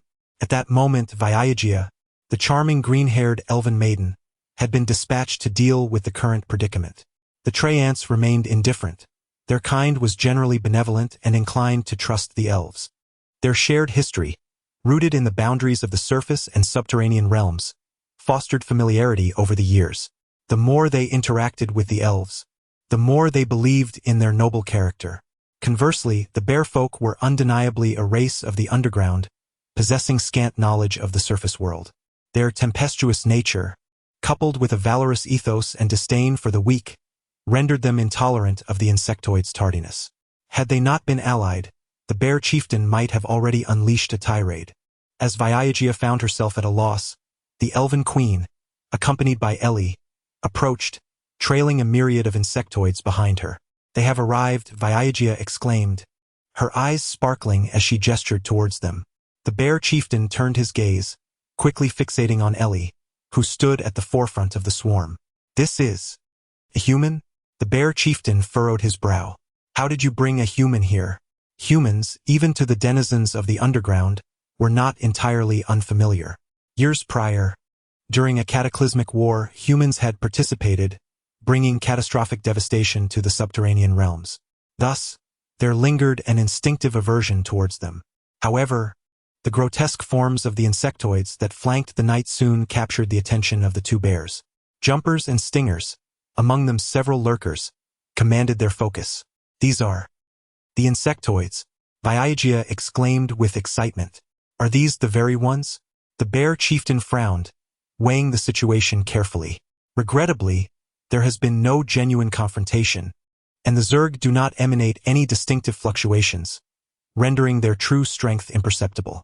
Humph, they may appear somewhat terrifying, but do they genuinely possess such power? Surely, you are not in alliance with the beasts outside. The Traiant suddenly interjected, expressing that it was not a matter of disbelief towards those beasts, but rather a general consensus that their strength may not exceed that of your elven kin. Perhaps one could even argue they are comparatively weaker. In the Trent's understanding, the monsters surrounding the elves are indeed feeble. If the elves possess wondrous magic to bridge the gap in strength, then the multitude of lower-tier beings among the beasts is truly unworthy of regard. In response, the approaching elven queen could only clarify, I sincerely apologize, Mr. Traiant. However, the Zerg are indeed different from the beasts. Please have faith in their combat prowess. Since you assert this, I shall believe it. The Traiant nodded in acknowledgement. The bearfolk chieftain, standing nearby, snorted dismissively. Ellie felt somewhat exasperated. Suddenly, a tremor emanated from the distant ground. Some monsters began to draw near, with dozens of them sprouting wings and soaring into the sky at an alarming speed. This is bad. The monsters are attacking. In such times, there is no room for idle chatter. The bearfolk chieftain bellowed to those below, Warriors of the Bearfolk, the enemy is attacking once more. Arm yourselves and do not allow them to breach this city. Beneath the elven fortress, which resembled a wasteland, countless plants had already been shattered in the fray. The facilities that once supported a multitude of archers were now in ruins, making it exceedingly difficult to maintain their defensive line. As a swarm of winged creatures approached, the elven archers immediately launched their counteroffensive. Whoosh, whoosh, whoosh, rays of light shot into the sky. The arrows of the elves boasted remarkable speed and power. However, the airborne monsters proved to be highly agile, with many deftly evading the onslaught. Only a few of the higher-tier elves could accurately strike their foes. The sky erupted in a symphony of wondrous explosions reminiscent of fireworks, as several figures plummeted to the ground. The Bearfolk, ever prepared, surged forward to deliver a punishing blow to the fallen adversaries. Yet more monsters swiftly descended. One in the forefront radiated a terrifying aura. At least to Ellie, it was exceedingly formidable. 7th tier? No, 8th tier. The Trey Ant chieftain remarked gravely. The strength of the monsters far surpasses our own, and this is not a matter that sheer fighting spirit can resolve. It seems the Zerg you summoned may only serve to delay the enemy momentarily. Our power is truly inadequate. Cornered by the enemy, must we retreat to the underground realm? The Trent's words made the Elven Queen's lips twitch. These creatures were originally driven underground. To flee back now would only reignite conflict with humanity. No matter, we shall rely on ourselves. Regardless, the Bearfolk will undoubtedly deliver a severe lesson to this group of scoundrels. The chieftain of the Bearfolk bellowed fiercely, preparing to join the fray himself. A brutal battle ensued below. One must concede that the combat prowess of the Bearfolk is commendable, surpassing that of the majority of adversaries currently faced by the Zerg. However, the monstrous creatures are even more outrageous, inflicting grievous losses upon the Bearfolk when they confront them. Bravery alone cannot bridge the chasm of strength. In truth, this battle represents a do-or-die scenario for the Bearfolk. Quite troublesome indeed. The towering Trey Ants sprang into action, beginning to sweep away the encroaching monstrous foes. One particularly massive tree swung its branches with great force, unleashing a multitude of leaves that sliced through the air like blades, ruthlessly cleaving into the bodies of the enemies. While undeniably powerful, their numbers were woefully insufficient, occupying but a minuscule portion of the battlefield. Furthermore, the exaggerated size of the Trey Ants quickly drew the attention of the enemies, making them prime targets for concentrated assaults. Consequently, the battle became exceedingly unfavorable for the defenders. As thousands of Bearfolk began to converge towards the city at the base of the defensive line, over 20 spiked serpents slithered forth from behind Ellie. With a series of rapid bursts, a torrent of venom was expelled from their mouths, soaring skyward. Although liquid, the venom did not splatter indiscriminately. The spiked serpent's attack was remarkably concentrated, capable of reaching great distances even when aimed at the heavens. In a moment of unforeseen vulnerability, a 4th-tier creature was caught off guard and drenched in the toxic spray. While the area affected was small and not lethal, the excruciating pain caused the unfortunate being to plummet from the sky. Witnessing this scene, the Bearfolk chieftain raised an eyebrow in astonishment. The attackers were indeed spiked serpents. That particular creature could attack the sky? Even more shocking was the sight that unfolded next. A multitude of jumping insects charged downwards with reckless abandon, disregarding all terrain in their frenzied descent. They displayed terrifying fangs as they clashed with adversaries of notably superior rank. The spectacle was astonishing. These creatures appeared to transform into reckless madmen when faced with the fearsome monstrous foes, leaving even their enemies in disbelief. Chapter 87. The power of the insects upon the successive platforms. An abundance of luxuriant vines dangled downwards, densely populated with venomous thorns. The monstrous creatures surged forward, relentlessly leaping up the 6 to 7 meter high steps. Indeed, the lowest tier of the Elven Fortress's defensive line resembled a terrace structure. Each level stood at approximately 6 to 7 meters, a height that was hardly adequate to repel the enemy, primarily serving to provide archers with advantageous angles for their shots. For the foes advancing to this point, they were easily ensnared in a crossfire net from all directions. A relentless rain of arrows descended upon them. Even amidst the arrows' assault, the monstrous beings fought fiercely, with the bear warriors continuously sacrificing their flesh and blood to the fray. The scene was one of utter chaos, a veritable throng of bodies clashing in a maelstrom of violence. In this meat grinder of battle, a horde of jumping insects launched a frenzied assault upon the front lines. With a reckless disregard for their own lives, they forcefully tore a gash in the defense. Although the overall strength of the monstrous creatures surpassed that of the jumping insects, the latter's death-defying charge and impeccable coordination left the monsters utterly bewildered. Suddenly, a sixth-tier monster transformed its arm into an enormous hammer, smashing down upon the insects before it, leaving them a bloody mess. Yet, this spectacle elicited no fear among the insects. Instead, the following wave of jumpers surged toward it, even leaping over its form to continue their charge. In a moment reminiscent of a tsunami, the swarm engulfed the area around the monster. The sounds of battle soon erupted from behind as well. Though there were merely a few hundred jumping insects, their charge undeniably pushed the front line back over 100 meters. These insects, akin to heavy cavalry assaulting infantry, trampled forward, causing considerable confusion among the monsters. In the midst of the dense throng of monstrous soldiers, a leader lifted its head and, upon witnessing the unfolding scene, its expression shifted dramatically. It was eager to discern the nature of these creatures. All were uniformly fourth tier, their appearance so fearsome that the individual differences were nearly indistinguishable. The most alarming aspect was that, after breaching the front line and slaying a fourth-tier monster, one of the jumping insects seized the corpse and retreated to gnaw upon it. Soon, a special combat code was deciphered and uploaded to the hive. A cursory analysis confirmed that it could be applied without the need for complex upgrades or modifications. In an instant, the insects at the front line let out a collective roar, and subtle changes appeared beneath their exoskeletons. They had acquired some of the monster's advantages, gaining enhanced resilience in battle. Although this did not result in a dramatic evolutionary change as analyzed by the hive, nor did it visibly elevate their tier, this slight increase in resilience was sufficient to markedly enhance their overall strength within the swarm. Many monsters of the same tier soon realized that while their combat prowess had previously been comparable, in the blink of an eye, the opposing defense seemed to have fortified itself. A strike that once could penetrate 10 centimeters now barely reached 9. In summary, this synchronized roar had abruptly elevated the power of the entire swarm. The chieftain of the bear folk gazed in astonishment at the unfolding scene. Initially dismissive of the swarm, he now recognized that these creatures, revered by the elves, seemed to possess greater combat prowess than his own kin. Were they all unafraid of death? Their reckless yet highly efficient method of dispatching foes appeared remarkably peculiar from his perspective. How formidable, the treeman chieftain murmured. At that moment, numerous treemen were engaged in a frenzied slaughter of the monstrous foes at the front lines. Individually, their strength was formidable, yet collectively they numbered only a little over 100, considerably fewer than the elves. Thus, each treeman's life was precious. After breaching a gap, the swarm began to strike from the flanks, miraculously carving a path through the enemy to rescue 2 encircled treemen.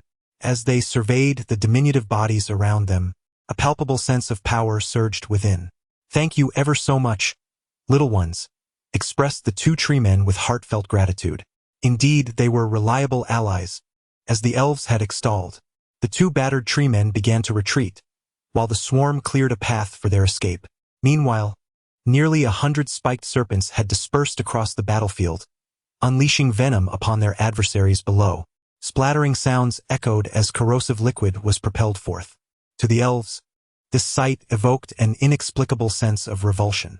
The serpents' massive forms and grotesque appearances were difficult for the charming elven maidens to accept.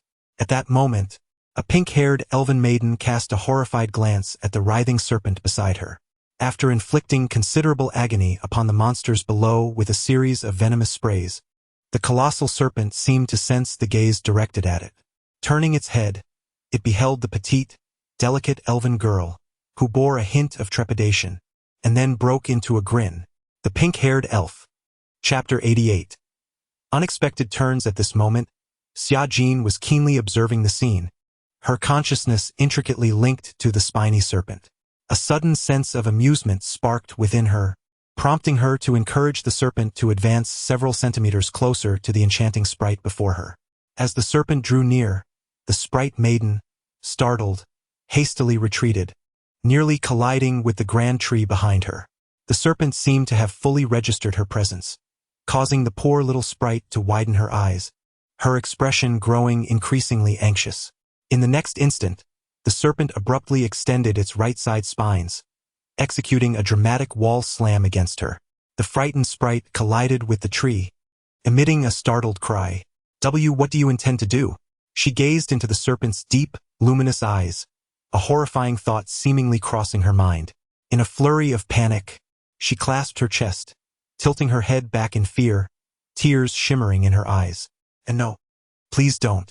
With innocent, tear-filled eyes, she pleaded as the serpent edged closer, her voice tinged with a quivering desperation. Alas, the serpent's hand lunged forward with sudden swiftness. Ah! The maiden shrieked, shutting her eyes in fright. Silence enveloped the scene for several seconds, with the anticipated sensation failing to materialize. Tentatively, the sprite opened one eye, only to discover that the serpent had gently nudged away the insects from her head and was meticulously arranging her long hair. After observing her with focused intent for a moment, Xia Jin nodded in satisfaction, relinquishing her remote control as the serpent turned to depart, leaving the sprite in a state of stunned bewilderment. Following more than 10 minutes of battle, the monstrous clan realized the extent of their losses and opted for a temporary retreat. Although the sprite's defenses appeared precarious, the underlying structure remained resolute. With the advantageous terrain and the formidable ranged units in play, the commanders of the monsters recognized that a straightforward assault could lead to excessive casualties, prompting them to issue a retreat order. Witnessing this turn of events, Vijaya could not help but smile, turning to the slowly retreating bear chieftain. So what do you think, chieftain of the bear folk? Do you believe me now? The bear chieftain remained silent, yet the complexity of its expression clearly betrayed its sentiments. These insect warriors are remarkably strong, not only in basic strength but also in combat prowess that far surpasses that of ordinary beings. Indeed, they are formidable, and I, as a bear, am truly impressed. However, their numbers remain insufficient. How long can our combined tribes endure? Do not fret excessively. The queen of the insect clan will dispatch more reinforcements to aid us, Vijaya replied with a cheerful demeanor. At that moment, a commotion arose from the rear. Numerous elves and insects parted ways, clearing a path. A petite girl with silvery white hair, sporting 2 comical antennae, strode forward, flanked by 2 infiltrators. Upon her arrival, the elf queen promptly stepped forward. Welcome, esteemed queen of the insect clan. Greetings, your majesty. The replica of Xia Jin, mirroring her original appearance, responded briefly, leaving several members of the bear tribe in stunned silence. Such a diminutive human. Indeed, regardless of the angle from which one gazed, Xia Jin exuded a delicate charm. Though her height was not considered short among her peers, her ethereal aura and fragile demeanor easily imparted the impression of one who had just begun to blossom, a tender bud awaiting its full bloom. This essence, one would think, could hardly be associated with strength. It was akin to witnessing a newly born kitten, unsteady on its paws, mewing innocently, its expression devoid of malice. One could scarcely fathom that this creature might one day possess the power to swat a tiger aside. Greetings, are you the esteemed queen of the insect race? A bear tribe member approached, extending a hand towards Xia Jin. However, upon noticing the delicate, petite palm of the young girl, he hesitated momentarily before opting to offer merely a finger. Xia Jin's cheeks twitched as she grasped the appendage. Indeed, her entire hand could barely encircle a single finger. Such strength and stature. Truly a bear among bears, one might exclaim. No, in reality, bears in nature could not possibly compare in size. Nearby, a larger Treyant elder ambled forward. Honorable Queen, we are profoundly grateful for your assistance. I have heard from the Elven Queen of your unparalleled virtue. I can only surmise that these insects possess admirable qualities as well. Upon hearing this, Xia Jin nearly faltered. When had the insect race ever been associated with such exalted terms? Casting a sidelong glance at the Elven Queen, who remained remarkably composed, she exhaled slowly. I have dispatched 3,000 insects this time, comprising 3 distinct types. The primary force consists of these melee jumpers, while range support will be provided mainly by the stingers, and the infiltrators will assist on the ground. They are all exceptional creatures, averaging level 45. Such strength is indeed remarkable. They possess the capability to contend with most lower-tier magical beasts. As for higher-tier threats, although the insect race has not contributed, perhaps the prowess of the strong among the three tribes may provide some support. With 3000 at our disposal, we could even launch a counteroffensive. I wonder if your majesty would be inclined to allow your kin to take such risks. Of course, Xia Jin replied without hesitation. The insects may commence their actions immediately. Chapter 89. The charge of the collective with the addition of the Zerg, the morale of the three races along the defensive line soared. In truth, aside from the Elven Queen who possessed some understanding of Xia Jin's background, the Treants and the Bear Clan were entirely oblivious. Current intelligence indicated that the subterranean world was far more dire than the surface, with a significantly reduced oxygen level and a dire shortage of food and resources.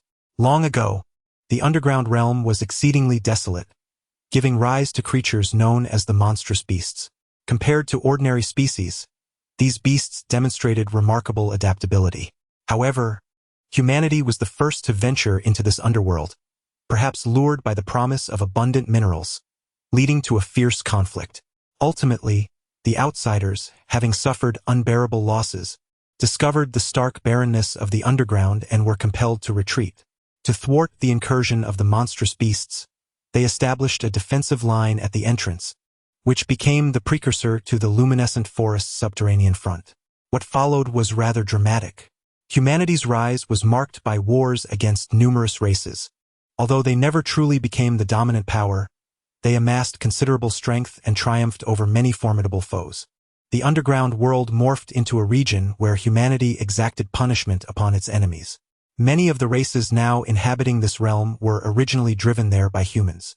The reasons for humanity's eventual departure, leaving behind the elves, have largely been obscured by the passage of time, with no clear explanations remaining. Indeed, even the elves themselves struggle to articulate it. All Zerg, prepare for battle. Brain Bug number 1, I entrust the command to you. At your command, Great Queen. The Brain Bug dutifully executed the order. The swarm began to mobilize swiftly, gathering toward the lower part of the defensive line. On the Bear Clan side, despite having endured a brutal confrontation and suffering significant casualties, the warriors commenced their assembly under the chieftain's command. Their faces bore resolute expressions, unwavering in the face of the bloodied, corpse-laden ground. From Xia Jin's perspective, these bare-headed creatures appeared somewhat comical. As for the Treants, observing the slow advance of these beings toward the platform below, Xia Jin began to entertain a mischievous thought. When might he manage to procure a few branches to bring back? Sentient, mobile plants that could speak were utterly fascinating. The Zerg could greatly benefit from such genetic research. In fact, as time progressed, even the Brain Bug began to recognize that the biological genes on this planet held a plethora of valuable traits worth acquiring. After more than 10 minutes, the main force set out. The Zerg struck with far greater vigor than the other two factions, launching a full-scale assault. Over 2,000 jump bugs surged forth from the defensive line, charging directly at the enemy. Though their formation was somewhat scattered, the astonishing speed of the creatures allowed them to close in on the foe long before the Bear Clan and Treants could mount a proper defense. The formidable front line surged forward with remarkable speed, leaving the distant monsters in a state of bewilderment. What on earth could it be? The diminutive black dots rapidly magnified. Good heavens!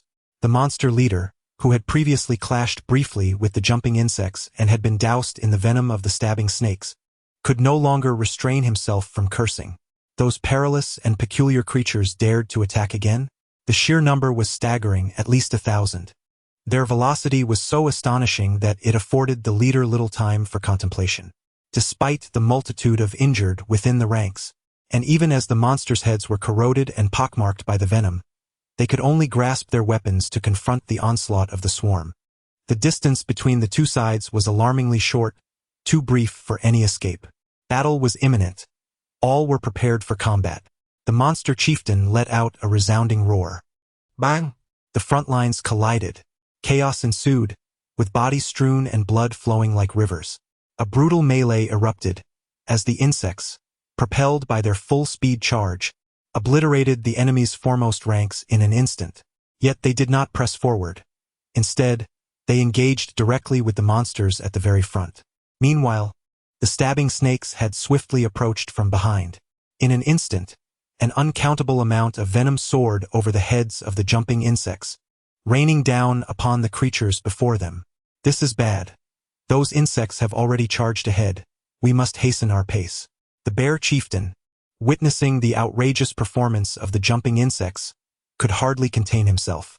Reluctantly, he issued an attack command to his subordinates.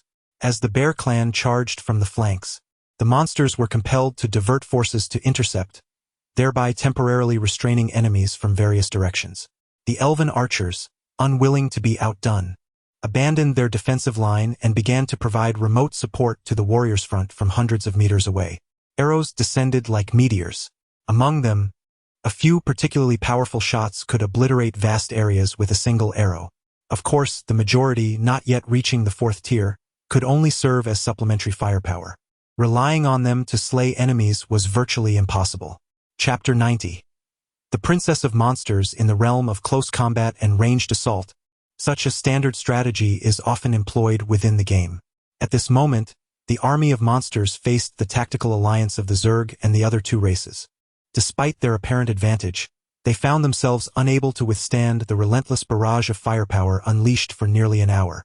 Over 1,000 Zerg had been slain, yet the monsters also suffered losses exceeding 1,000. While the numbers seemed comparable, many of the fallen among the monsters were of the 5th rank, with even some 6th rank beings falling victim to the ambushes. Spikes erupted from the ground in a cacophony, and the most frustrating aspect was the inability to even discern the enemy's location. The true leader of the monstrous army, the Monster King, sat upon a chair, observing the frantic reports of his subordinates. A deep silence enveloped him. The elves, having found such allies, surely would not wish to launch a counteroffensive, would they? He regarded this war with utmost seriousness. It had always been his dream to descend to the surface and witness the beautiful environment above. Moreover, since embracing the abyss, he had become steeped in its ominous essence. Behind the Monster King stood a demon from the abyss. Indeed, he had received protection from this malevolent entity. For any race on the surface, demons are indescribably terrifying beings. Lesser demons wield powers that far surpass those of ordinary beings, while the greater demons, or even the demon gods, can rival the divine. For countless years, the abyss has invaded innumerable worlds. Many realms, once home to astonishing numbers of powerful beings, quickly transformed into hellish landscapes under the watchful gaze of demons. Terrifying slaughters have swept across countless timelines. Now, it is evident that the abyss has set its sights on this place as well. Become my servant, and I shall bestow upon you strength. This voice resonated with an unimaginable vastness. From that moment forth, the once weak monster youth began to rise. Gradually, he ascended from the status of the weakest servant to the ruler of his entire race. Decades later, he found himself in his current position, his gaze fixed upon the world below. Those surface-dwelling beings had brought such catastrophic disaster upon them by merely expelling a few races. It is true that beings like treefolk and bearfolk, once victims, transformed into invaders upon entering the underground world. In their quest for a habitable soil, they waged war against the local monsters and other races. After so many years, the enmity between the two sides had become irreconcilable. Now, the Monster King declared his intent to wield his power to alter everything. He aspired to ascend to the surface, becoming the first of his kin to venture into the new world. However, with the emergence of the Zerg, doubts began to creep into his heart. He pondered when his great master would commence the invasion of this world. The thought of that formidable demon instilled a profound wariness within him. He had always believed that, with the support of demons, he could effortlessly conquer the surface world. The issue lies in the timing of this support. After years of promises, the nefarious overlord has recently accepted all offerings, yet no response has been forthcoming. What could be the reason for this? The Monster King pondered this dilemma, finding himself at a loss for conclusions, and could only shake his head before rising to his feet. Observing the anxious expressions of his subordinates, he felt a surge of frustration. Just as he opened his mouth to speak, a startled scream echoed from a distance. Alas, the crown princess has been captured. The monster king felt a jolt of alarm at the sound. Soon, a flustered commander rushed towards him, exclaiming, "My lord, trouble has arisen." The crown princess took it upon herself to lead her troops to the front lines and was subsequently seized by the enemy's monsters. A peculiar silence enveloped the scene. The monster king narrowed his eyes, and all his subordinates sensed an overwhelming fury boiling within him. Yet ultimately he refrained from unleashing his wrath and, in a voice laden with restrained intensity, commanded, "Rescue her at all costs." Yes. At that moment, on the elven front line, when Xia Jin beheld an exceptionally adorable monster girl cowering on the ground, her expression filled with terror as she gazed back at her. Xia Jin's eyes undoubtedly brightened. Could there be such a cute and tiny creature among monsters? The girl's dazedly sweet appearance, laced with panic and unease, stirred something within her. After all, who could resist a charming little girl? Nearby, more than a dozen monsters, pinned to the ground by the jumping insects, roared in response to the scene. "Damn it! If you dare to harm the crown princess, the monster king will not take it lightly." Their expressions, wide-eyed and brimming with fury, conveyed their indignation. "She is, after all, a princess." Xia Jin reached out, lifting the girl's chin, overwhelmed by an indescribable cuteness. "You! I shall never yield," the little monster girl declared, her eyes glistening with tears, fists clenched tightly, her voice trembling yet resolute in the face of such pressure. Xia Jin was momentarily taken aback. Chapter 91. Take her away, goodness. Is she truly this resolute? Observing the anxious and reluctant gazes of the surrounding demons, combined with prior conversations, it becomes apparent that this young lady holds an exceptionally high status. The princess, who would have imagined that such a delicate being would venture onto the battlefield, particularly against the insectoid race? Perhaps they hadn't anticipated confronting such swarms at all, but had originally intended to battle the bear tribes and treants. After stroking his chin, resembling a peculiar uncle gazing at a young girl, Xia Jin fell into a moment of silence before suddenly breaking into a mischievous smile. "How about you become my little maid? You wish?" Before she could utter a word, a male demon in the distance roared vehemently. Instantly, the insects behind him turned their cold, piercing gazes towards him. The demon felt a shiver run down his spine and prudently closed his mouth. Yet, as a demon, he found it utterly intolerable to even contemplate such a notion. The princess, a figure of prominence second only to the demon king, could not possibly be reduced to the status of a servant. Such a fate was simply unimaginable. In truth, the resilience of the demons was surprisingly steadfast. They firmly believed that even the most brutal of punishments from the insectoid race would not compel the princess to submit. With this thought, their gazes shifted towards the insect queen, and a sense of calm settled among the demons. This beautiful and seemingly amiable queen appeared youthful and delicate, her form diminutive to an astonishing degree. Her slender, fair arms were beyond belief, and her facial features, exquisite, radiated an allure that rivaled that of succubi. Surely, such an entity would not engage in excessively cruel acts. No demon could bear the consequences of any misfortune befalling the princess. Should she endure extreme brutality, even if they managed to return safely to their camp, they would inevitably invoke the wrath of the demon king. In this moment, the charming demon princess resolutely puffed out her not-so-prominent chest and declared with utmost seriousness, "I will not submit to you, villain." Their eyes met. Xia Jin's clear and adorably innocent visage inexplicably caused the little princess to momentarily lose her composure. Why did it feel as if the other was even more delicate than herself? As this thought crossed her mind, she noticed Xia Jin reaching out to lift her chin once more. The girl leaned closer, inhaling softly. The adorable little face was now in such proximity that she could feel the faintest breath. Strangely, the princess's cheeks flushed. What do you intend to do? Damn it. No matter what wicked magic you employ, I shall not waver. Xia Jin, the more she observed this little creature, the more she found her endearing, utterly distinct from the ordinary demons. Moreover, there was a subtle fragrance about her. Fear not, I shall not force you. In truth, I am quite kind. Xia Jin gently lowered the blushing girl's chin. Observing her turn away with a displeased huff while occasionally stealing glances, She couldn't help but smile. The girl's gaze had begun to fixate on the adversary, who bore an uncanny resemblance to a human. Undoubtedly, Xia Jin's appearance, if placed among humans, would be deemed utterly flawless. After her transformation into a queen, her already perilous beauty was further enhanced by subtle influences, thanks to the insect race's modifications. Present, her allure had nearly reached the zenith of human standards, with not a single flaw to be discerned in any detail. As she beheld the girl, clad in a dress that exuded both purity and seduction, the demon princess found herself momentarily entranced, questioning the normalcy of her own aesthetic sensibilities. Why did she perceive this being as beautiful? Most curiously, why did she find her particularly captivating? The faint scent that enveloped her was surprisingly delightful. She could hardly believe that she felt such fondness towards an enemy. Damn it, this creature must have cast some sort of spell upon me, she thought bitterly. At that moment, Xia Jin turned her gaze towards Ellie, who was positioned behind her. Take her to the mother nest, she commanded. Understood.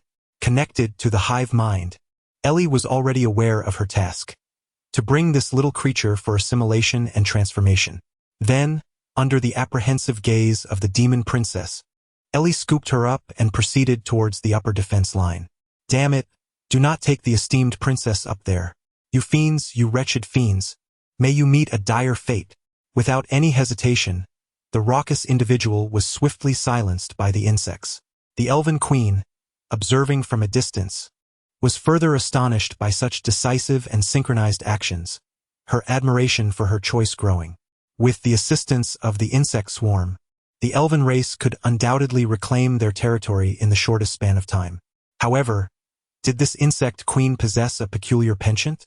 Her eyes sparkled at the sight of beautiful girls. Recalling Xia Jin's earlier appearance, she suddenly felt that the survival of the elven race was not solely due to their inherent value but perhaps more so because of their beauty. With this thought, the elven queen felt an inexplicable flush of embarrassment. Chapter 92. The princess's sudden betrayal. How despicable. Release me at once. No matter how fiercely she struggled, Ellie could not escape the grip of her captor. Her strength paled in comparison to that of the monstrous princess. Gradually, she was led to the front lines, her voice dwindling to silence as she entered a realm she had never encountered before. Along the path, flowers and verdant leaves belonging to the elven kin adorned the surroundings with extraordinary elegance. Tiny insects emitted bioluminescent sparks, casting an enchanting glow that transformed the area into a fairyland. Was she about to enter the world above? No creature of the abyss knew what lay beyond. After traversing a seemingly unremarkable, desolate cave, a breathtaking forest filled with fantastical hues unfolded before her eyes. It was the true realm of the luminous forest. Under the velvet night, the exquisite scenery left the monstrous princess utterly astounded, plunging her into a deep silence. Soon, they departed from the realm of glow, and the vistas on either side transitioned into an ordinary forest. Yet even this ordinary sight possessed a beauty that was unattainable in the underground world, until the horrifying swarms of insects and the colossal hive came into view. The princess felt a wave of terror wash over her. Was this truly the lair of such creatures? It was unimaginable. The insect queen was the leader of this species.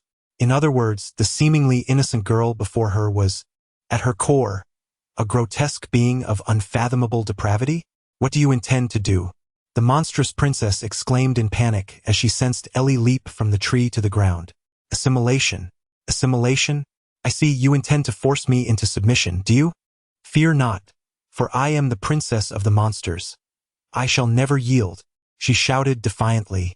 Yet in the next moment, she found herself cast into the depths of the hive. Excellent, we can commence, Ellie nodded with satisfaction. In her youth, she too had been filled with fear, but now she realized how delightful and joyous it could be to join the insect kin. Soon, the princess would come to understand her benevolent intentions. Shortly thereafter, the princess was brought back to the underground world, still in a daze. The transformation had proceeded with unexpected swiftness. It seemed her captor would not have to wait long for her to express a strong inclination to submit. It appears your loyalty to your own kind is somewhat lacking. Summer Jean smiled faintly upon seeing the monstrous girl brought before her. She glanced at a distant group of agitated monsters who had just been captured. Initially quiet, they now erupted like frenzied bulls upon seeing the princess. "How dare you? What have you done? Why is the princess here with you?" they shouted, their rage palpable. "Release her at once, or you shall face dire consequences."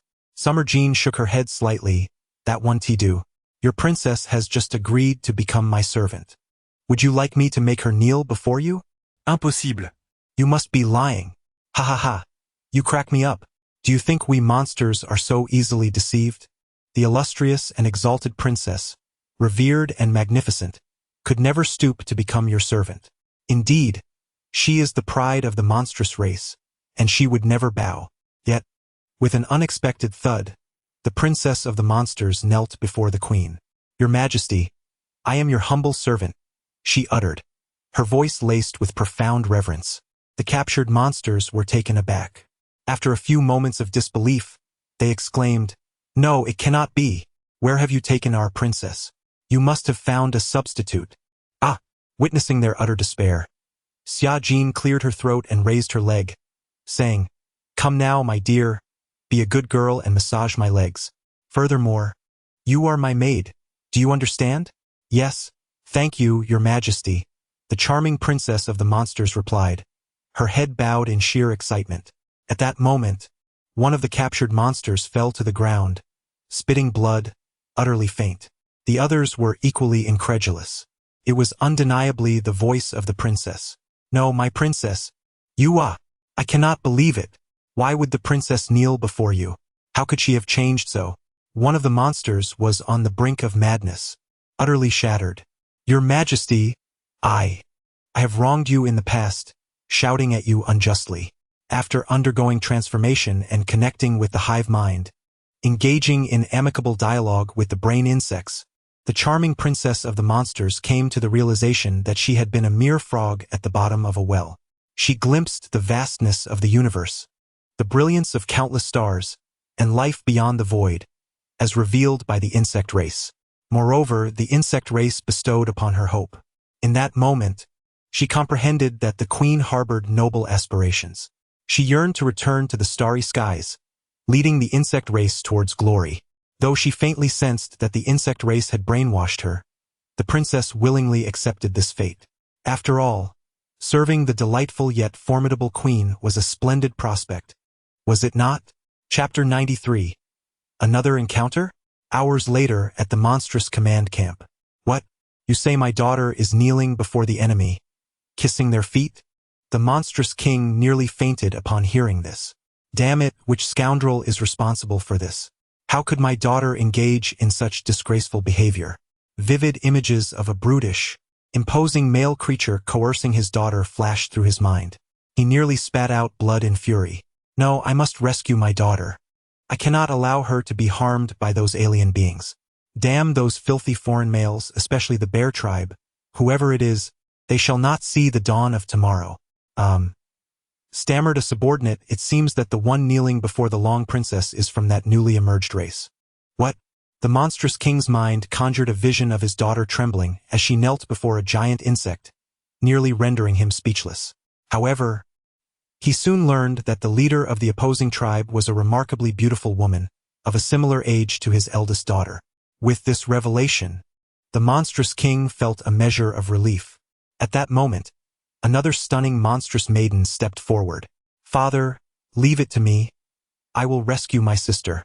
Upon seeing his flawless daughter, the monstrous king hesitated for a moment, but, noticing her resolute and confident demeanor, he eventually nodded. This daughter was unlike the eldest. Not only was she immensely powerful, but she was also exceptionally wise. Her strategic prowess surpassed that of ordinary individuals. Indeed, she was the only one among the king's offspring in whom he felt a sense of trust. "Very well, I shall entrust you with 3000 troops. I hear the enemy is currently positioned on the battlefield's flank. Are you confident in advancing?" "Absolutely. In both numbers and quality, they cannot compare to us." "Excellent. I preemptively congratulate you on your success." Seeing his daughter's confident expression, the monstrous king nodded approvingly. The second daughter departed. Half an hour later. "Not good. My lord, the second princess. She is kneeling alongside the long princess before the enemy, licking their feet. Panicked monstrous general rushed in. The monstrous king? The other monstrous beings exchanged bewildered glances, utterly at a loss for words. Having secured 2 subordinates, Xia Jin joyfully departed from the front lines of this subterranean world. To be candid, this battle was significantly marred by the enemy's oversight. Despite possessing a formidable army, they had only dispatched a few thousand to attempt a rescue. It is crucial to recognize that the insect tribe is not alone. The arrival of the enemy does not preclude intervention from the Treants and elves, particularly the bear folk, who were eager for a fierce confrontation to showcase their prowess to the other races. In such circumstances, the standoff remained disadvantageous for their side. Furthermore, Xia Jin was not in a position to send additional reinforcements at that moment. Certainly, considering the substantial consumption of resources during the battles in this region, the branch nest near the forest has been specifically designated to supply the subsequent troops. Additionally, 10 new brood mothers have been produced and dispatched here. In terms of resources, the high-energy crystals found within the magical creatures are indeed commendable. While they do not possess the same properties as magic cores, their value is by no means inferior. Naturally, as spoils of war, the current phase necessitates a judicious distribution among the 3 factions. Given the exceptional performance of the insect race, the majority of the spoils have ended up in Xia Jin's hands, while the spoils acquired by the elven race have also been appropriated by her. As for the other 2 races, the crystals significantly enhance the strength of the Treants. When carried on their bodies, they greatly augment their combat prowess, thus ensuring no waste. Conversely, the Bear clan discovered that aside from mere observation, the crystals served little purpose. Ultimately, they opted to trade them with Xia Jin in exchange for some resources from the forest, primarily meat and fruit, which were all of the lowest tier. This act greatly strengthened the camaraderie between the 2 factions. However, Xia Jin herself had never contemplated the insect race's need for friendship. According to the brain insect, the former ruler of the insect race had a singular goal: to annihilate all life within the universe. Not only the living flora and fauna but also microorganisms. Indeed, even viruses were deemed unacceptable. This ruler believed that the universe should be solely inhabited by the insect race. And then, there was nothing more. The insect race is undeniably formidable, yet the universe is vast, and certain races are terrifying beyond description. The insect race is not the earliest civilization. Thus, provoking adversaries while aspiring to surpass them is a perilous path, leading only to ruin. With the failure of their ascension to a superior civilization, extinction seems to have become inevitable. The last ember of life, represented by brain insect number 1, along with a fragment of her memories and genetic heritage, arrived at this location after expending nearly all energy in an ultra-long-distance spatial traversal. Even brain insect number 1 is unaware of their precise location in the universe. Although a relatively secure environment was initially selected, the possibility of encountering danger remains. Fortunately, Xia Jin has managed to survive thus far. The current state of the insect race is quite primitive. This does not imply a lack of strength, but rather indicates a need for time to gradually unlock their previously sealed genetic potentials. This process is accompanied by evolution. In fact, during this period of conflict, the insect race has undergone numerous small-scale evolutions. Such evolutions may require only a few seconds to several minutes. For instance, when encountering enemies with unique toxicities during a skirmish, the insect will make self-adjustments, and once adapted, an instantaneous synchronous evolution will occur across the entire insect race. However, this is still far from the extraordinary evolutionary speeds observed at the cosmic level, where adaptation to high-risk environments can occur within mere seconds. The initial evolutionary trajectory of the insect race is not aimed at becoming excessively powerful but rather at reducing costs. Currently, the brain insect has been dedicated to a singular endeavor, one that has consumed vast resources of the insect race. In other words, to enhance magical resistance. Chapter 94. The floating cave worm magic is a prevalent force on this planet. Within the cosmos, numerous civilizations exist, some of which harness energy that is relatively idealistic in nature. Magic is one such manifestation. Why is it deemed idealistic? Primarily because no civilization, including those dominated by magic, has yet discerned its true origin. Some believe it to be a phenomenon conjured from thin air. The so-called magical elements often reflect the fantasies of individuals, suggesting that imagined entities can materialize into reality. Moreover, magical crystals are enigmatic artifacts. In truth, there exists a remarkably intricate underlying principle in this world. When one slays a magical beast, if one perceives that it lacks a magical crystal, one will invariably find none upon dissecting its abdomen. Conversely, if, in that fleeting moment, one subconsciously believes that it possesses a magical crystal, it undoubtedly will. This sensation is not something one can summon at will. Rather, it arises spontaneously at the moment of the kill, independent of the slayer's intent. In a previous life, one might have described this phenomenon through the lens of quantum theory or metaphysics.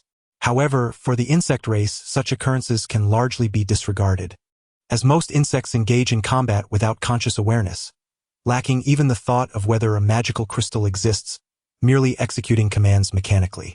This manner of fighting results in nearly all magical beasts of second tier or higher possessing magical crystals, while other sentient beings often discover only empty shells.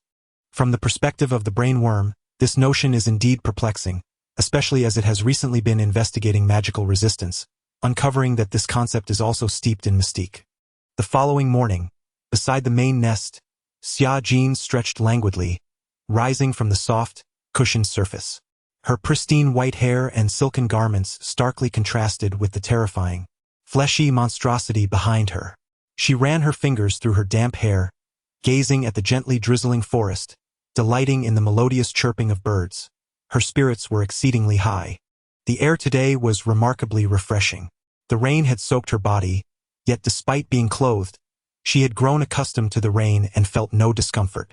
In fact, as she glanced down at her white silk-clad legs resting in the waterlogged cushion, she found them somewhat enticing.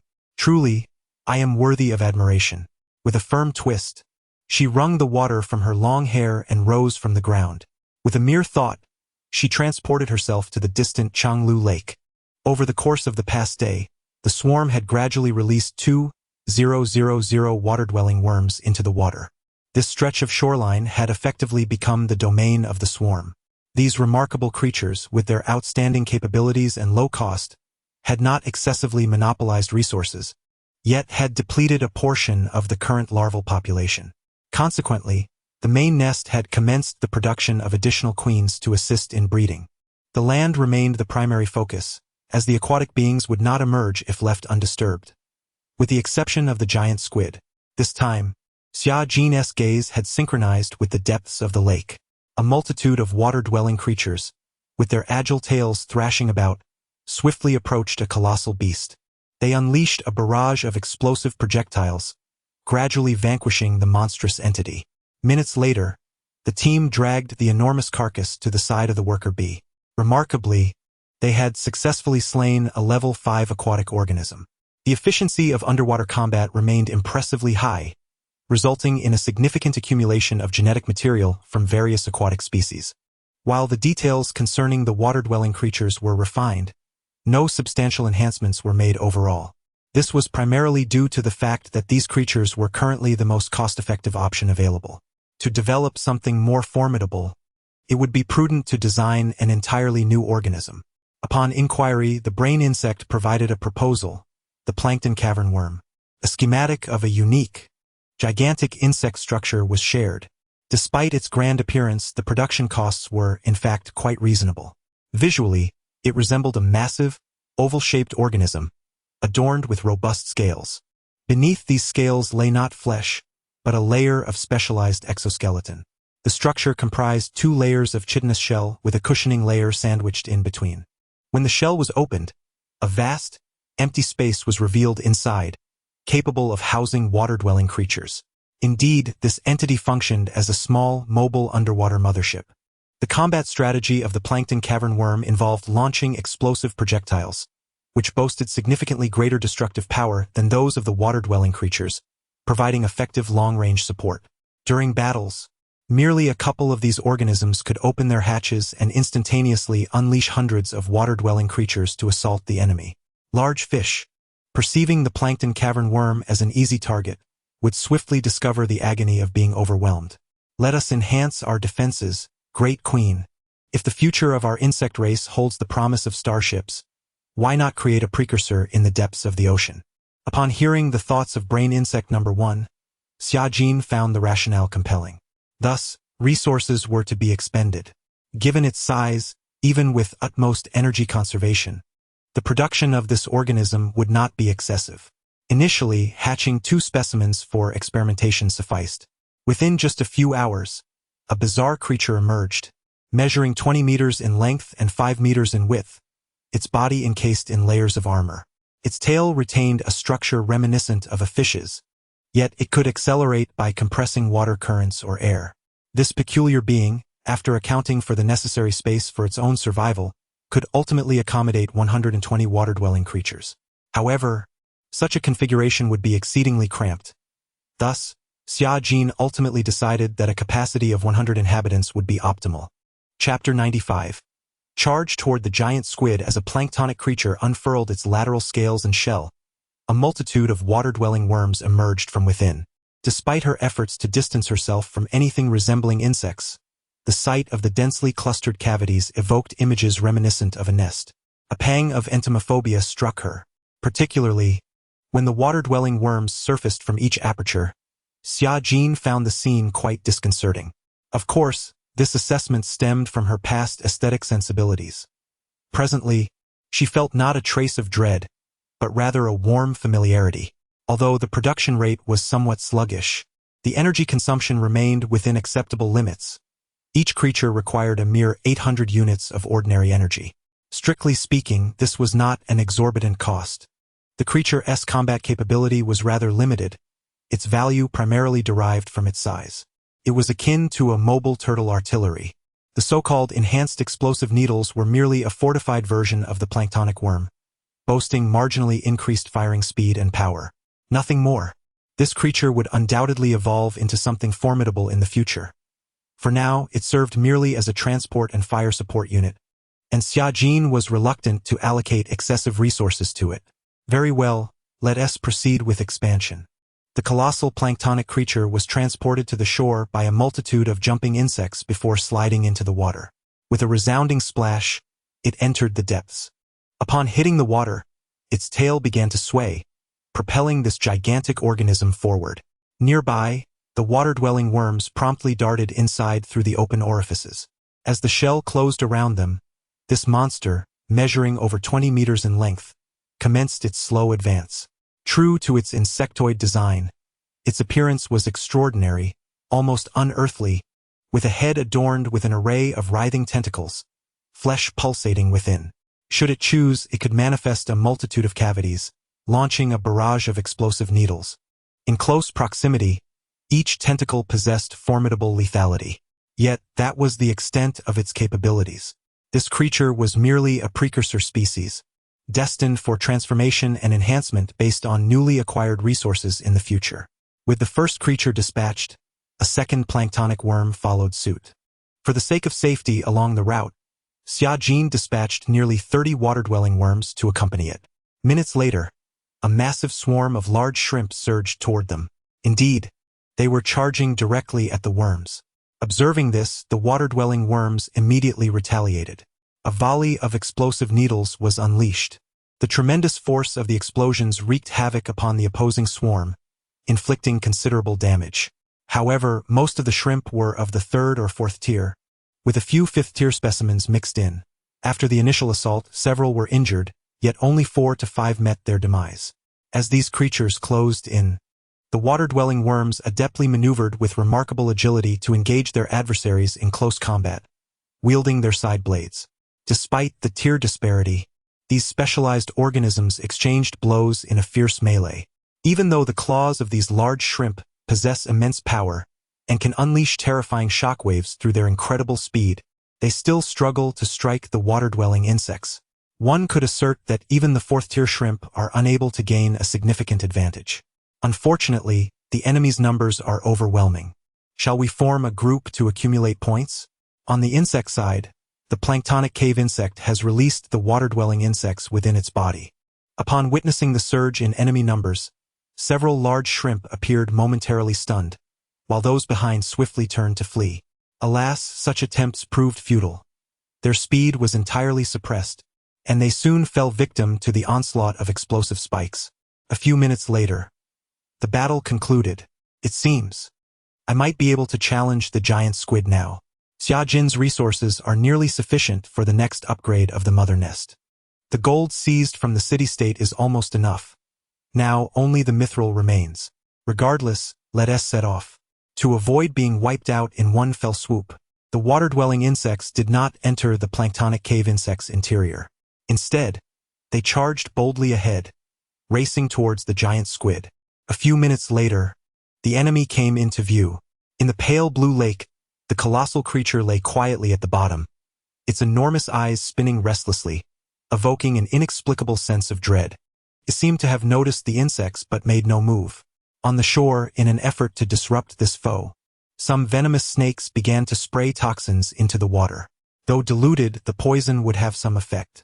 Meanwhile, several explosive insects leaped into the water.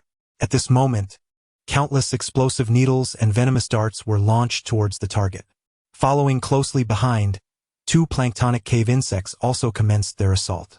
Each needle left behind slender trails of bubbles in the water. As they approached within a distance of 50 meters, the fearsome squid's tentacles suddenly swung its massive arms towards them. Boom, boom, boom. At the moment of impact, hundreds of explosions erupted. The enormous squid recoiled from the force. It worked. Xia Jin's eyes brightened. It was evident that once the explosions accumulated to a certain extent, they yielded significant results. However, the jumping insects in the water differed. The agility of the water-dwelling insects ensured that they could react swiftly to the squid's counterattacks. At least a few managed to evade. Thus, the battle commenced. Tentacles of the squid flailed chaotically in the water, instantly claiming the lives of more than 10 water-dwelling insects. Yet, this time, each insect was dispersed over a considerable distance, with nearly 200 attacking from various directions. Upon seeing the enemy approach, they would flee.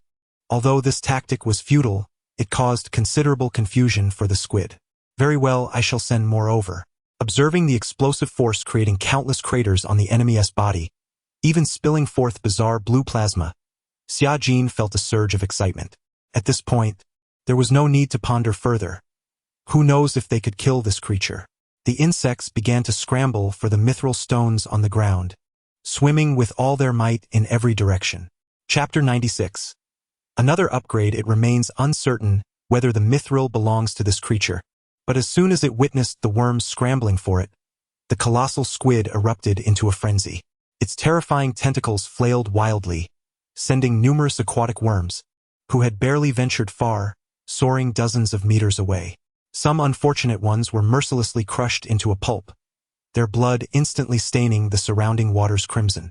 Xia Jin observed in disbelief as this creature reclaimed the stones, meticulously returning them to their original positions. Remarkably, there was hardly any deviation. Is this creature toxic? Xia Jin pondered, somewhat speechless at the sight. Nevertheless, it was evident that it had sustained injuries. She sensed that vanquishing it might prove challenging, given the overwhelming number of its muscular limbs, while its main body remained ensconced at a considerable distance, rendering it nearly untouchable. As long as the aquatic worms continued their reckless pursuit of the mithril stones, this colossal squid would undoubtedly struggle to cope. Let us see how you manage.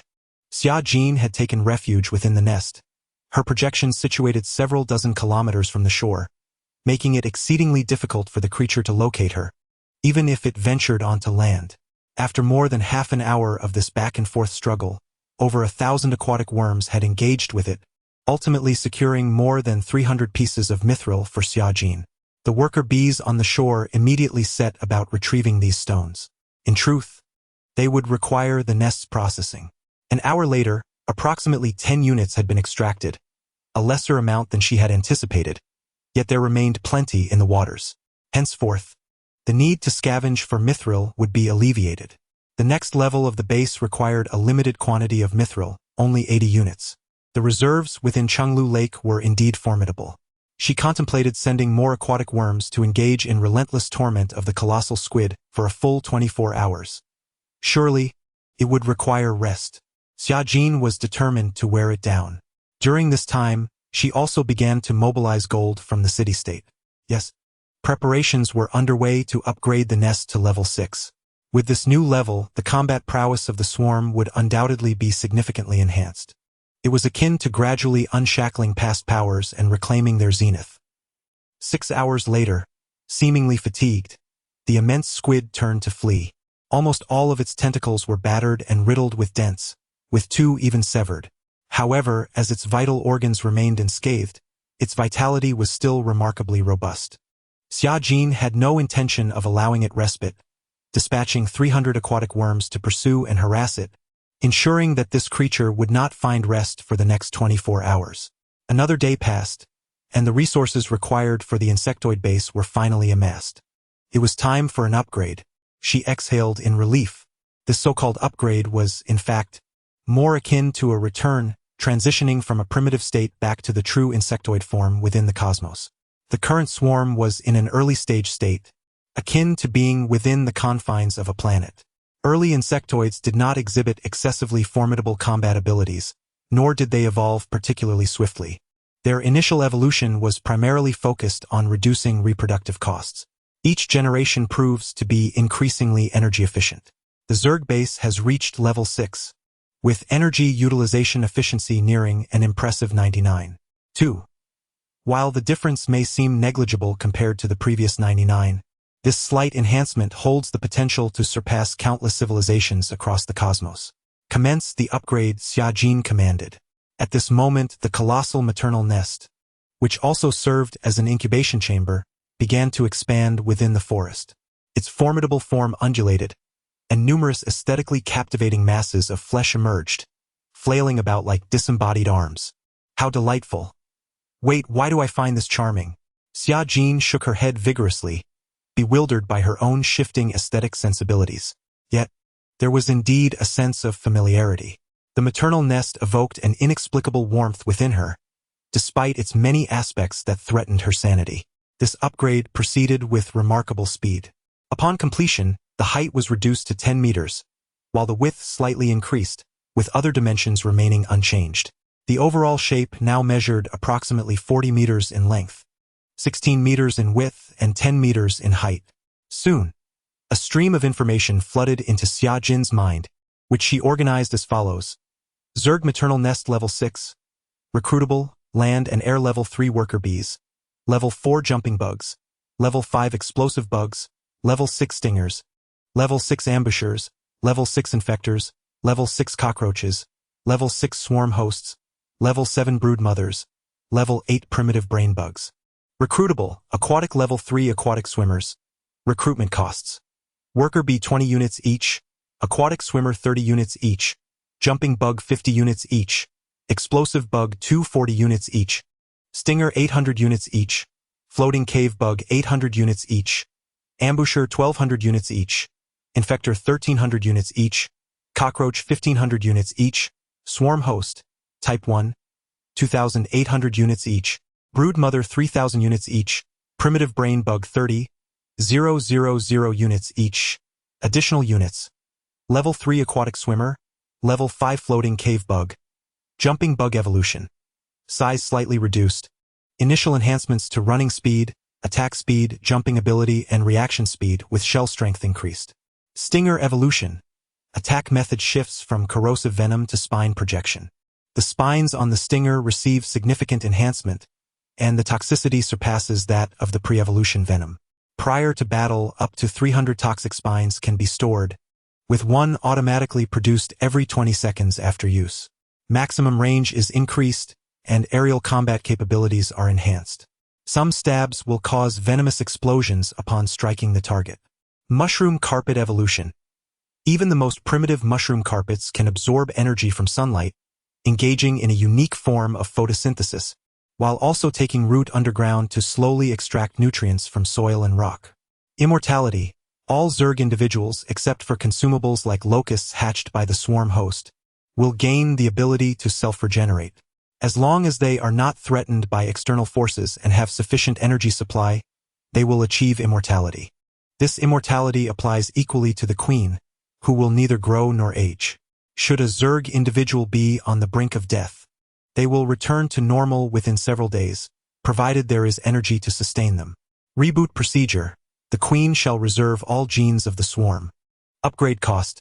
60 million units of ordinary energy, 300,000 units of high-energy crystals, 200,000 units of gold, 400 units of mithril.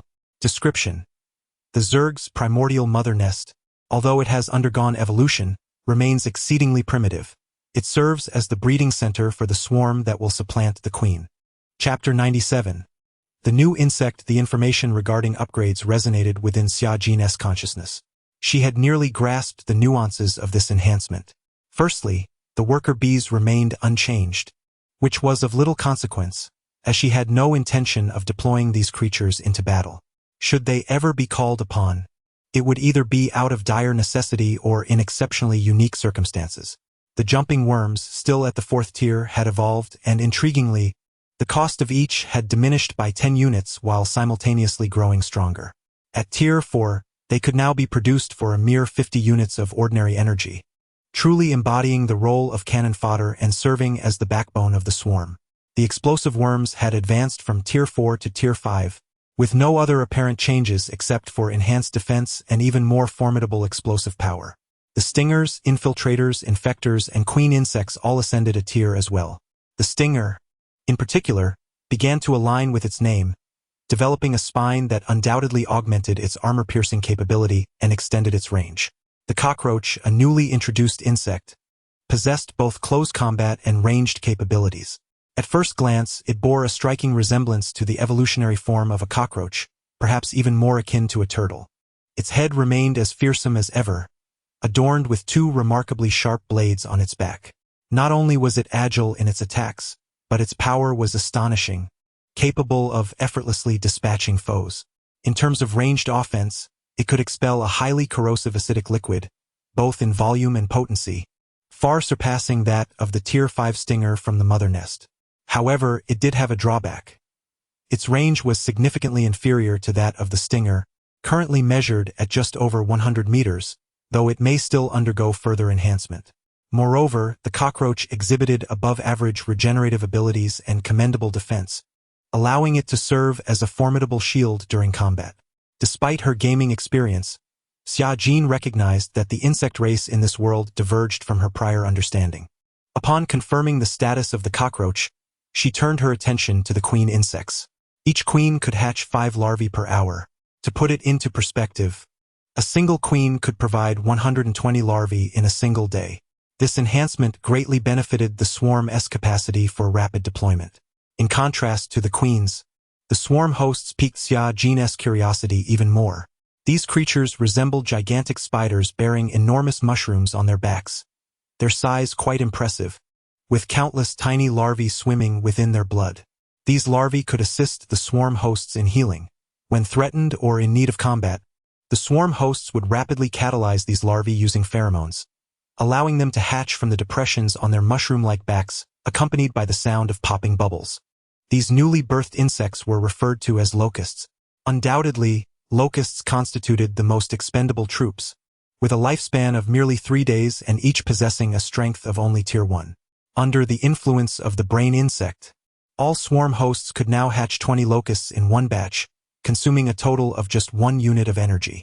In essence, a mere unit of energy suffices to summon 20 first-tier locusts to battle on behalf of Xia Jin.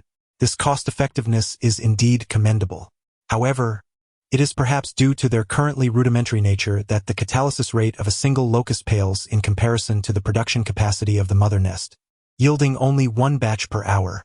Over the span of 24 hours, a maximum of 480 locusts can be deployed to the battlefield. Nevertheless, this remains a substantial advantage, such inexpensive cannon fodder. Describing the strength of first-tier locusts is quite challenging.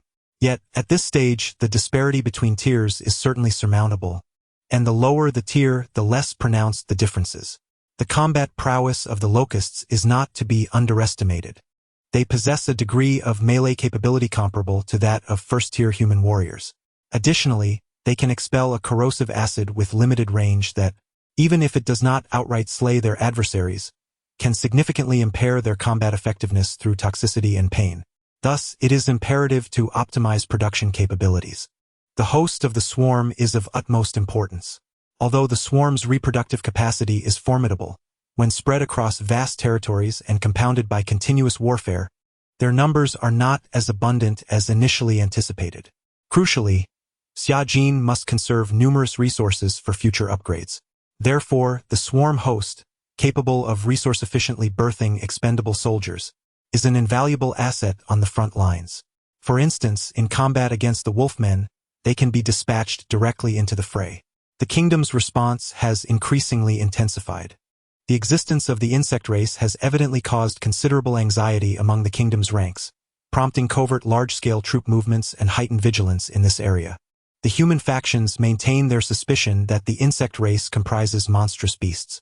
Xiajin is quite pleased with this misconception. The royal family would never suspect that the charming princess, recently exiled, is orchestrating her revenge. With this thought, she chuckled softly and turned her attention to the final primitive brain bug. As its name suggests, it is a remarkably primitive specimen. Brain bug No. 1 represents the pinnacle of interstellar evolution and is certainly unrivaled. As a specialized entity within the insect race, the primitive brain bug possesses the following capabilities: genetic research, command control, and information transmission. They exhibit considerable intelligence, enabling direct communication with the queen. While individual locusts may boast extensive combat experience, the integration of a single brain bug can significantly enhance coordination among various locusts. An investment of 30,000 ordinary energy units for one is undoubtedly worthwhile. Xiajin inhaled deeply and issued the command. The appearance of the brain bug had begun to take shape, a colossal worm reminiscent of the intelligent creatures depicted in certain science fiction films. Compared to ordinary locusts, the brain bug, ranked at the 8th tier, possesses formidable mental fortitude and can utilize a capability known as psychic energy to assault the minds of their foes. For now, that is all it can do. Perhaps in the future, its psychic abilities will evolve further. Chapter 98. The waiting period. After waiting for a full 2 hours, the brain worm had yet to emerge. Thus, Xiajin proceeded to produce 10 cockroaches and 2 host insects. As the larvae transformed into plump cocoons, she curiously approached and gently kicked one. The cocoon trembled, as if a heartbeat pulsed within. Indeed, unbeknownst to me, my adaptability had become remarkably robust. Taking a deep breath, she vigorously rubbed her petite face, attributing it all to her own excessive cuteness. Some insects would bathe in the nutrient solution, and she mused that if she were to adopt such a habit, the imagery would surely be rather grotesque. Your Majesty, just as Xiajin entertained this thought, a transmission from brainworm number 1 suddenly reached her. The nutrient solution of the insect race greatly benefits your physique. Your body can autonomously absorb its beneficial energies, enhancing your constitution. Xiajin? Her expression turned peculiar. What do you intend to do? Surely you don't wish to see me bathing in it? With that remark, she placed her hands on her hips, visibly displeased. Brainwurm, I can't explain the reason. I can only say that this is how the genetic library is programmed. Xiajin's lips twitched in response. After a brief silence, she turned to observe the nearby princess of the monster clan and the second princess. Although the eldest princess was older, she appeared more like a younger sister. The second princess, on the other hand, exuded a mature aura. At that moment, the eldest princess sat timidly on the ground, her expression radiating joy. The second princess was adorned in a maid outfit designed by Xiajin. Yes, the kind from Earth, accentuating her perfect figure, her legs clad in black stockings, embodying the essence of a mature woman. Why not? The two of you take a dip, Xiajin suggested, pointing towards the nutrient solution ahead. Both princesses fell into a moment of silence. Never mind, perhaps next time you can give it a try. Stretching languidly, Xiajin moved about a bit. It was evident that, post-immortalization, she felt her body lighter, even finding herself free from the need for sleep. While this was indeed advantageous, did it imply that I would remain in this state eternally? She wandered a short distance to the carriage, its roof blown off, and retrieved a large mirror from within. Gazing at her reflection, it was unmistakably that of a girl around 14 or 15. No, in truth, she perhaps appeared even a touch younger. Pure and petite, radiating an inexplicable sense of innocence and authority that made her heart flutter. According to the standards of the insect race, she had indeed reached adulthood. At least internally, she was fully matured, yet her appearance still resembled that of the devastatingly beautiful maiden from her past. No one would believe me if I claimed to be an empress, she mused, quickly withdrawing from her self-examination. Opting instead to survey her domain, her diminutive form ascended above the mother nest, and she settled beside it, her small legs dangling in the air, swaying leisurely. From her elevated vantage point, she could see the distant forest stretching out before her. In the vicinity of her gaze, several swarms of insects scurried about. In truth, most of these colonies refrain from lingering too close to their nest. Their mission is one of expansion and conquest, while the guardians surrounding them predominantly consist of the stinging serpents, capable of both aerial and terrestrial defense. Below, the princess raised her head, inadvertently catching sight of Xia Jin, causing her cheeks to flush unexpectedly. Xia Jin immediately narrowed her eyes, contemplating the little creature's thoughts. It seemed as though this individual had become quite enamored with her. At that moment, her gaze shifted, only to discover the second princess had also lifted her head, her eyes falling upon Xia Jin's legs, which made her face turn crimson as well. I beg your pardon, your majesty. I truly did not harbor any improper thoughts. She hastily blushed and turned her head away. Xia Jin took a deep breath, jumping down from the nest and delivering a light slap to one of them. Who would believe such nonsense? She quickly assessed the other insects. Fortunately, all the creatures, including the brainworms, appeared quite normal, unlike these two individuals before her. Chapter 99. The Locust Production Plan. Not long after, with a resounding crack of the cocoon, the first cockroach emerged into existence. Witnessing this peculiar creature, adorned with numerous spines and possessing a somewhat clumsy appearance, brought immense satisfaction to Xia Jin. Measuring an impressive 3.5 meters in length and slightly over 2 meters in height, it was indeed large, though not excessively so upon reflection. In comparison, the upgraded puppy had shrunk to just under 2 meters tall, making the cockroach appear notably larger. Xia Jin commanded the cockroach to brandish its scythe-like appendage. The swift movements were nearly imperceptible to the naked eye. Quite impressive. In terms of close combat, it seemed to surpass the puppy. Indeed, having ascended a rank, it consumed significantly more energy. If such expenditure did not translate into the expected might, it would be profoundly disappointing. After allowing the cockroach to sprint a few paces, Xia Jin directed it to unleash a stream of potent acid upon a distant boulder. In an instant, the massive stone, along with the earth beneath it, was corroded, resulting in a shallow crater within mere seconds. The pit, exceeding 3 meters in diameter, brimmed with liquid bubbling with a green hue. Although the corrosive power had waned, and further erosion ceased, a person who might leap into it would still suffer injuries akin to those inflicted by concentrated sulfuric acid. With 2 more explosive sounds, the second cockroach, the host of the swarm, was born in succession. In truth, the production rate of the cockroaches far exceeded that of the latter. Simply put, approximately 5 cockroaches had come into being by the time the first host barely hatched. This host was even more imposing, standing at least 5 or 6 meters tall, its enormous mushroom-like cap presenting a striking sight. However, through the perspectives of a few insects that had climbed to the summit of the nest, the uneven contours on its back elicited an indescribable discomfort in Xia Jin. Indeed, her fear of dense clusters had not been entirely alleviated. Observing it in reality was an entirely different experience from viewing it in pictures. Xia Jin stroked her chin, closed her eyes, and her consciousness swiftly traversed the expanse of the swarm, ultimately settling upon the front line where the warg was engaged. At this juncture, the battle had reached a somewhat stalemated state. The swarm had not significantly increased its reinforcements. Although many warg tribes had been vanquished, they constituted only a minor fraction of the entirety along the shores of Clear Willow Lake. In this moment, stimulated by the events here, the wargs had become tense, even clashing with various human factions in the vicinity.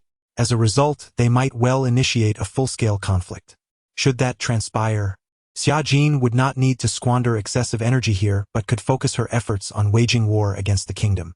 At this moment, most of her insects were actually in the border forest, the vast territory west of the glowing forest, engaged in conflict with several newly encountered beastly monarchs. The current swarm was vastly transformed, capable of overwhelming these regional monarchs, leaving them in disarray.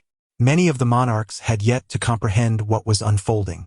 In a sudden and overwhelming surge, an army of countless insects descended upon the land, commencing a brutal massacre of their own kind. While such carnage may seem horrific, it is, in fact, a common occurrence within this forest, governed by the unyielding laws of the borderlands and the creatures that dwell therein. The principle is straightforward: conquer your adversary to claim their territory. Presently, the main insect swarm can afford to diminish further.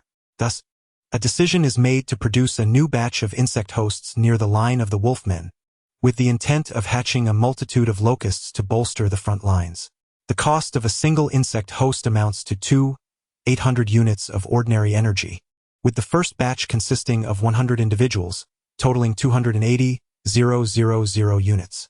The energy expenditure for higher-tier insects is indeed staggering, illuminating the rationale behind the swarm's relentless pursuit of low-cost fodder. A jumping insect, for instance, costs merely 50 units, allowing for the production of over 50 such creatures to match the cost of a single host. However, this perspective is limited. In the long run, as long as the insect hosts survive, the sheer number of locusts they produce will be immense, eventually exhausting the jumping insects. With a single command, the insect hosts began to hatch in large numbers, albeit at a sluggish pace. The first host has already embarked towards its designated area. Although its progress is slow, given its size, it is expected to arrive by the following day. An hour later, through the eyes of a jumping insect, Xia Jin witnessed a sudden explosion on the creature's back, launching 20 green, gelatinous sacks into the air, which landed upon the ground. The sacks trembled briefly before bursting open, revealing the locusts within. The appearance of these locusts can only be described as somewhat grotesque, with a plump, rounded form and a glossy black exoskeleton tinged with a faint red hue. Their forelimbs are equipped with sharp, hooked weapons, granting them formidable close-range combat capabilities. Nevertheless, these locusts primarily rely on ejecting corrosive saliva as their means of attack, allowing them to engage in both melee and ranged combat, thus enabling them to contend against some weaker Tier 2 creatures. Measuring only 1 meter in length, these locusts possess the ability to unfurl their wings and leap high with the aid of air currents, though they often prefer to scuttle along the ground. Rapidly catalyzed into existence, their lifespan is limited to 3 days, making their deployment as cannon fodder during this period an excellent strategy. Upon hatching, the 20 locusts swiftly surpassed their progenitor in speed, making their way towards the shores of Chenglu Lake.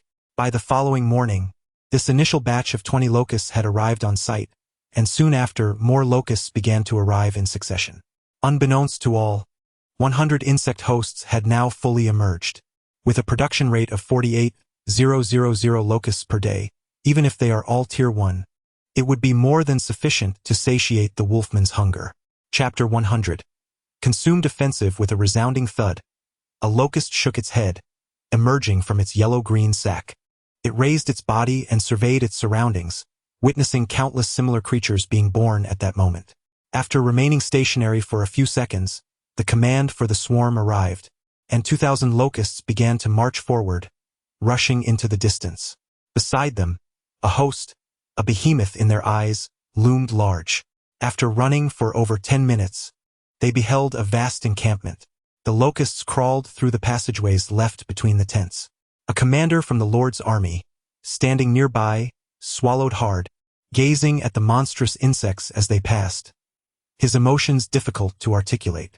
How many batches had it been? He turned to glance at another banner leader beside him. The latter took a drag from his cigarette and shook his head. This morning, Her Highness had declared her intention to send a Type 1 insect to assist. At the time, the soldiers regarded this with skepticism.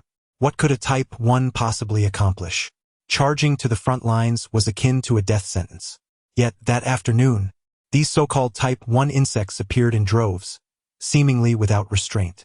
Just as the Type 1 soldiers among the Wurgs could occasionally inflict damage upon their Tier 3 and 4 counterparts, these locusts, when amassed in sufficient numbers, dared to charge straight at the enemy's defenses. In fact, the Wurgs had not taken these Type 1 beings seriously. 1,000 of them were dispatched to engage in battle across a flat expanse. When the skirmish concluded, the wargs suffered losses exceeding 160 individuals, including over 100 Type 1 wargs, more than 40 Type 2s, and a dozen Type 3s, some of whose corpses were seized by the insects. Such casualty figures undeniably drew the wargs' attention, as they had deployed several Tier 4 warriors to the front lines, only to find themselves embroiled in combat with a swarm of insects. These Type 1 locusts exhibited the same fearless ferocity as their larger counterparts, unafraid even when faced with formidable opponents. For the human soldiers, this was undoubtedly a fortuitous development. Oh no, here they come again. The commander, having just witnessed 2,000 locusts pass by, now noticed another 1,000 approaching from a different direction. These had descended from the mountains after clearing a portion of bandits from the southern woodlands. By the end of the day, the total number of locusts hatched from the swarm hosts had surpassed 18,000, with over 2,000 having perished in the skirmishes with the wargs, and more than 1,000 lost to the eradication of mountain bandits. The remaining locusts were now beginning to gather in large numbers. A dense mass of pale red-black insects advanced from all directions, resembling a flowing river. The banner leader squinted. Perhaps even Type 1 insects could be deemed trustworthy. Indeed, they were arriving in overwhelming numbers. Although the number in the tens of thousands may not seem significant in general terms, in the context of a stalemate, it signifies a greater capacity to deplete the enemy's living forces while minimizing one's own losses. It is crucial to acknowledge that the insects provided by Her Highness the Princess are formidable creatures, relentless in their ferocity. As the commander contemplated this, an officer mounted on a warhorse approached nearby. "Commander," he dismounted and approached with a salute. "The lords have issued a command for you to lead the archers in providing long-range support against these locusts." Locusts? The commander expressed mild surprise at the term, yet it undeniably fit the 1-meter-sized insects before him. He nodded in understanding and replied, "Understood. Please provide the details on how to proceed." 20 minutes later, a force of approximately 2,000 troops, accompanied by 200 shield-bearers, departed from the formation towards the battlefield. They had not traveled far when a torrent of black insects surged forth in the distance. Thousands of locusts converged into a tsunami-like wave, advancing towards the enemy lines in 3 distinct streams. "Quickly, the swarm has commenced its assault. All units, prepare for fire support." The archers hurriedly ignited the tips of their arrows, drawing back their bows with powerful arms. The distance between the two sides was nearly 800 meters. In ancient Earth, such a range for archers would have been virtually non-existent. Yet, the metal arrowheads, far more potent than ordinary bullets, soared toward the enemy with astonishing velocity. Bang! Bang! Bang! At the front lines, the locusts collided with the wargs' formation. The two sides engaged in fierce close combat. Many wargs quickly realized that these foes were far more formidable than anticipated. Upon closing to within 3 meters, they began to expel corrosive acid. Any contact with the insects caused a hissing sound to emanate from their skin, which then released black smoke accompanied by excruciating pain. The acid significantly weakened the wargs' melee capabilities, resulting in the downfall of several Tier 2 and 3 warriors under such circumstances. While no Tier 4 warriors had yet perished, this did not imply they could confront the enemy unscathed. In fact, during prior skirmishes, many strong fighters had been inadvertently wounded by the locusts. At this moment, as the front line engaged in battle, a rain of arrows from the human archers descended upon the fray. Chapter 101. The underestimated numbers. The humans employed a cunning stratagem, deploying their most formidable archers to the forefront of the enemy lines, where they affixed oil bags to their arrows and launched them into the ranks of the wargs. Upon impact, the oil bags burst, scattering flammable liquid, followed by a rain of true fire arrows that ignited an inferno in an instant. Such flames were beyond the wargs' ability to extinguish, rendering futile their desperate attempts to smother the flames or roll on the ground.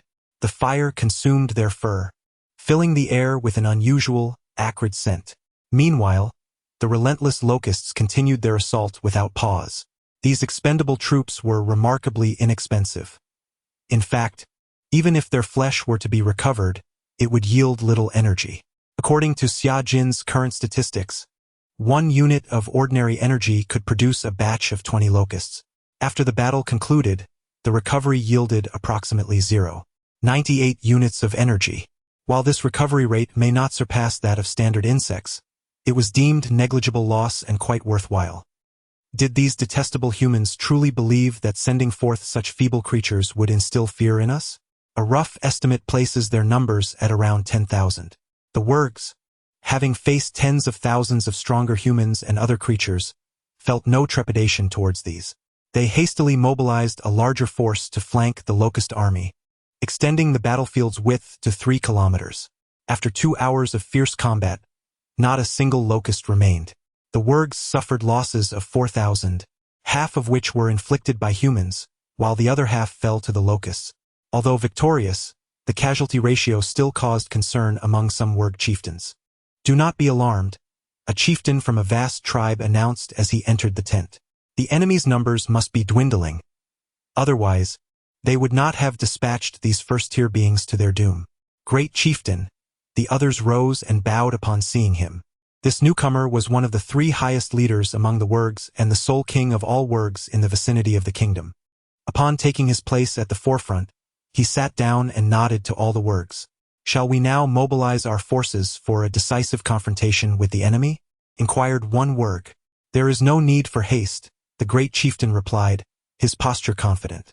"Though several tribes have suffered significant losses in these attritional battles, we have also diminished the enemy's strength.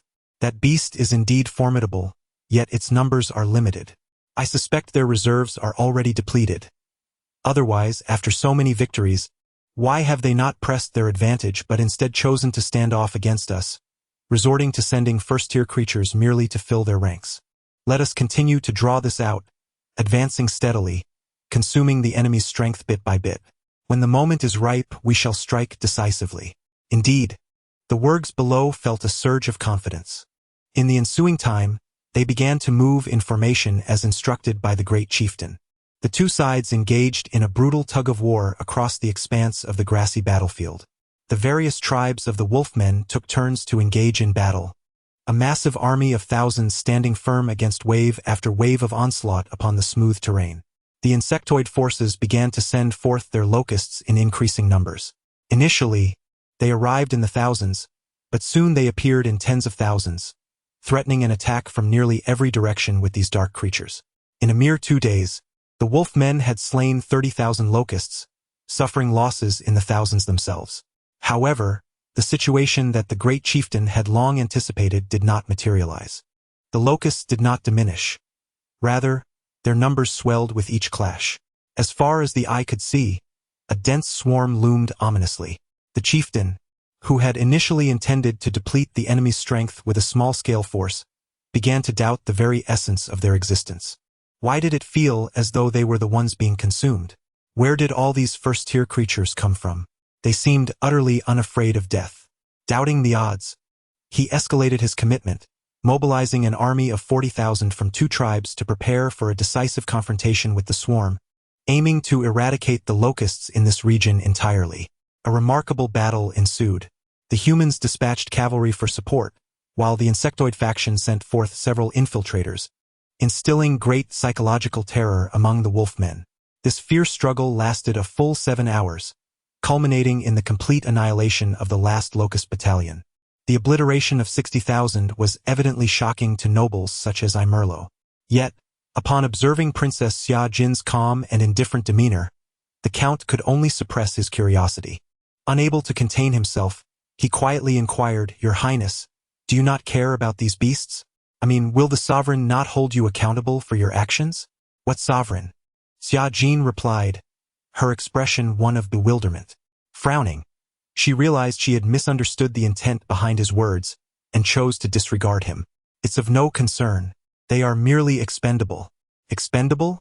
Imerlo asked in astonishment, just as he noticed another large group of newly arrived locusts in the distance, numbering 2,000. Momentarily, he became lost in thought. Chapter 102. The retreat of the wolves. The battle extended into its 2nd day. With a notification indicating a cumulative kill count reaching 300,000 and energy distribution completed, the Queen's rank ascended to level 8. In that moment, Xia Jin distinctly felt a surge of formidable power within her. she had advanced 2 tiers to level 8. Indeed, ever since reaching level 6, she had sensed a steady increase in her internal strength, even questioning whether she could contend with opponents of level 7. To her astonishment, the mother nest revealed her elevation to level 8. It was evident that the energy required for advancement escalated with each subsequent tier. However, this was not the crux of the matter. The enhancement of her own capabilities was paramount. At this very moment, she keenly noticed an enhancement in her control over the entire swarm. The once elusive brain bug No. 1 was now readily perceptible, allowing her to issue commands in any form. Where dialogue had once been necessary, she could now simply think, and instantly mobilize the entire colony. It was as though the insect race had transformed from mere tools into an extension of her own being, with the queen as the central nervous system. This state imbued her with a genuine sense of regality. With a mere thought, one of the jumping bugs began to joyfully leap in place. Almost every movement could be precisely orchestrated by her will. The creature's brain felt akin to her own. Yet, without intentional control, the bug would act autonomously while still adhering to the queen's commands. Simultaneously, merely a day had passed since the annihilation of the 60,000 locusts, and the internal strife among the wolfmen had become palpable. The enemy's numbers had not dwindled. Waves of locusts continued to launch relentless assaults, thousands upon thousands, all standard level 1. Though level 1 seemed weak in the ranks of the wolfmen, only half of their population could qualify for battle at this level. Much like in the human world, where in a vast nation with millions, most individuals could not hone martial skills. While level 1 was deemed insignificant within the military, reaching this tier indicated that one's strength and physical prowess placed them among the top 50% of the entire human populace. Despite the painful losses, the determined chieftain rallied his forces once more, engaging in fierce combat against the more than 40,000 locusts. Following the fierce battle, the human army and the jumping bug forces executed a brief surprise attack before retreating to their original positions. What followed was akin to a dull knife slicing flesh, accumulating the numbers of locusts while dispatching several hundred to 1,000 to harass the wolfmen, ensuring they were never at ease. In the span of just a few days upon reevaluation, the wolfmen were astounded to discover that their forces had been relentlessly depleted by the locusts, losing 25,000 in total. Coupled with the battles against the Lord's army and other insects, the total casualties exceeded 30,000. Such a terrifying loss, if it were to persist, would be unbearable under any circumstances. I find it incomprehensible. The Grand Patriarch gazed silently for a long while at the werewolves tending to the decaying corpses, finally whispering a solitary phrase. The enemy was not merely engaged in battle.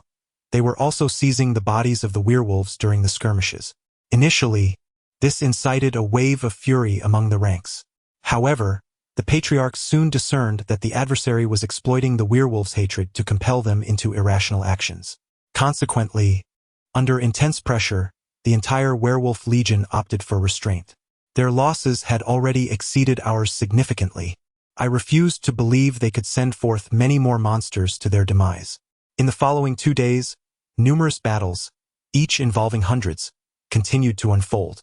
Each time, the insect horde emerged victorious, leaving not a single foe alive. Just as the werewolf legion was gripped by anxiety, a new locust swarm, comprising over 80,000, surged fiercely towards them. At this juncture, the creatures finally grasped the dread of the situation. This massive offensive forced the entire werewolf alliance into retreat, leaving behind over 20,000 stragglers. The rear guard, after enduring a day of relentless struggle, was ultimately consumed by the insect swarm. The tide of locusts began to disperse, pursuing the direction of the enemy's withdrawal.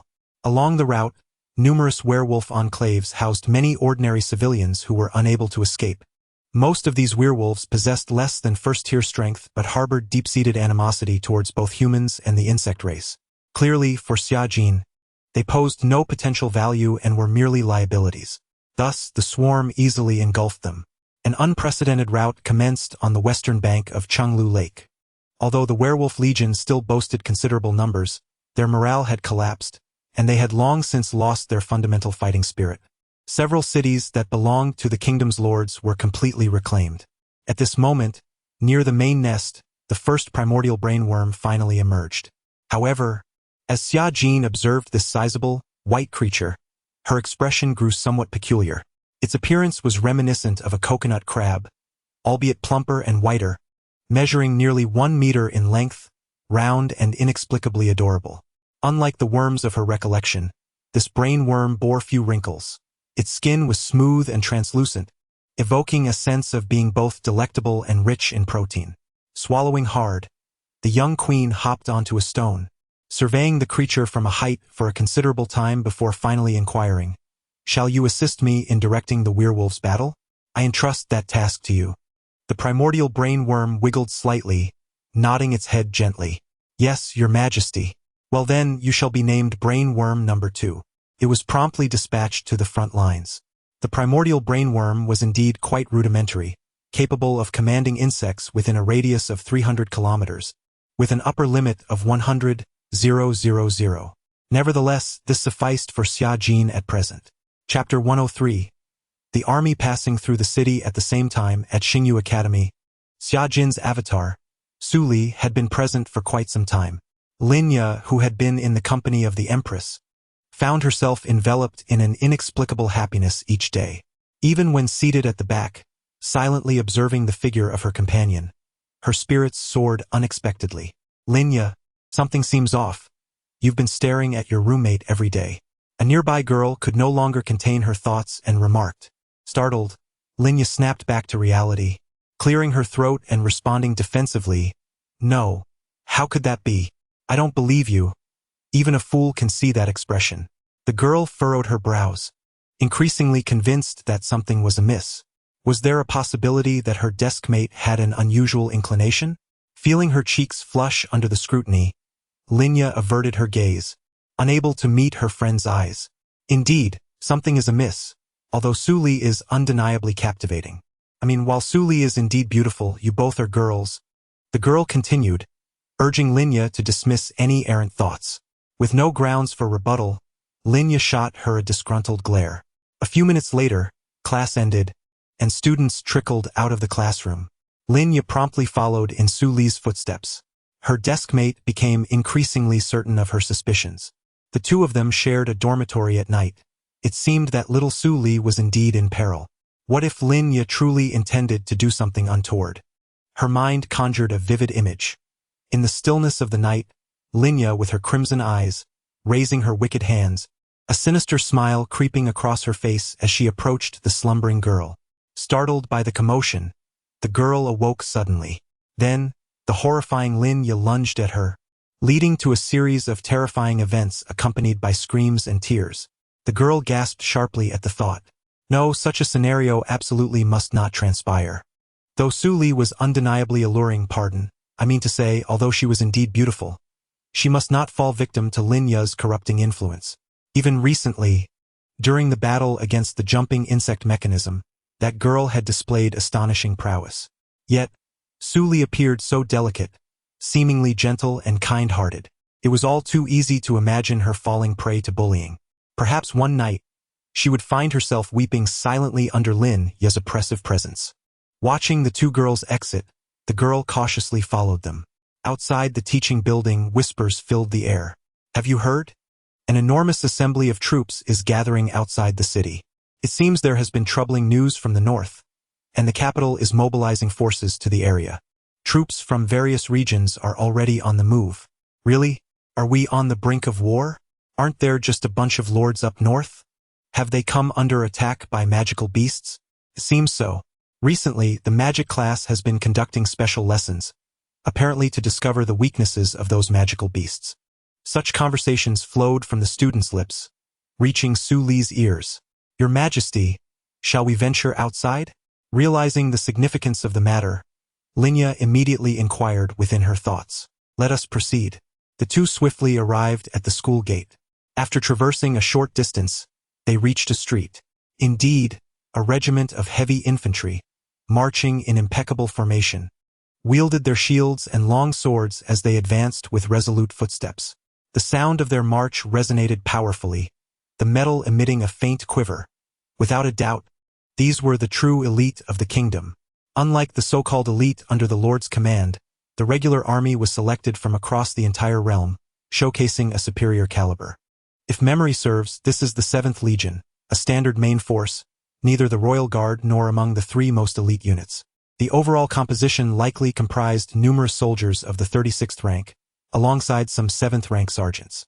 The personal strength of the Legion commander typically hovers around the 8th rank, with a few possibly being 7th rank powerhouses. This represents the culmination of all available talent within the kingdom. A battle is not expected to commence immediately, as the kingdom's understanding of the northern situation is still incomplete. Currently, it seems that only a limited number of main forces are being mobilized. We have time. Indeed, Linya nodded in response to Xia Jin's words.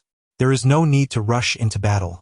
During this interval, let us dispatch tens of thousands of main forces to unify the underground world. Let us ascertain whether the likes of the 3rd and 4th princesses still linger among the monsters. Such were Xia Jin's contemplations. Linya instinctively lifted her gaze, eyeing the Empress beside her with a sense of unease. Given that the matters concerning the eldest and 2nd princesses had not been deliberately concealed from her subordinates, she was aware of their existence. At this moment, she was struck by an inexplicable feeling of trepidation. As a striking blue-haired beauty and a prodigious sorceress, she realized she seemed to lack the allure that those monsters possessed. At least in the eyes of the Empress, the 7th Legion soon vanished from sight.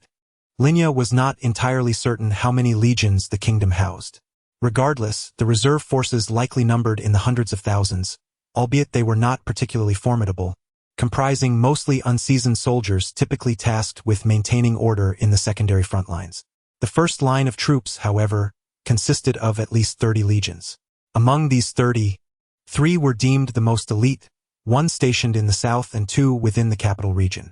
Their commanders were all quintessential 9th rank powerhouses, recognized as the pinnacle of strength within the kingdom. As for those beyond the 9th rank, known as the Holy Rank, such extraordinary talents had yet to emerge within the realm. Chapter 104. The Empress's grand support. Xia Jin's gaze settled upon the elven defense line.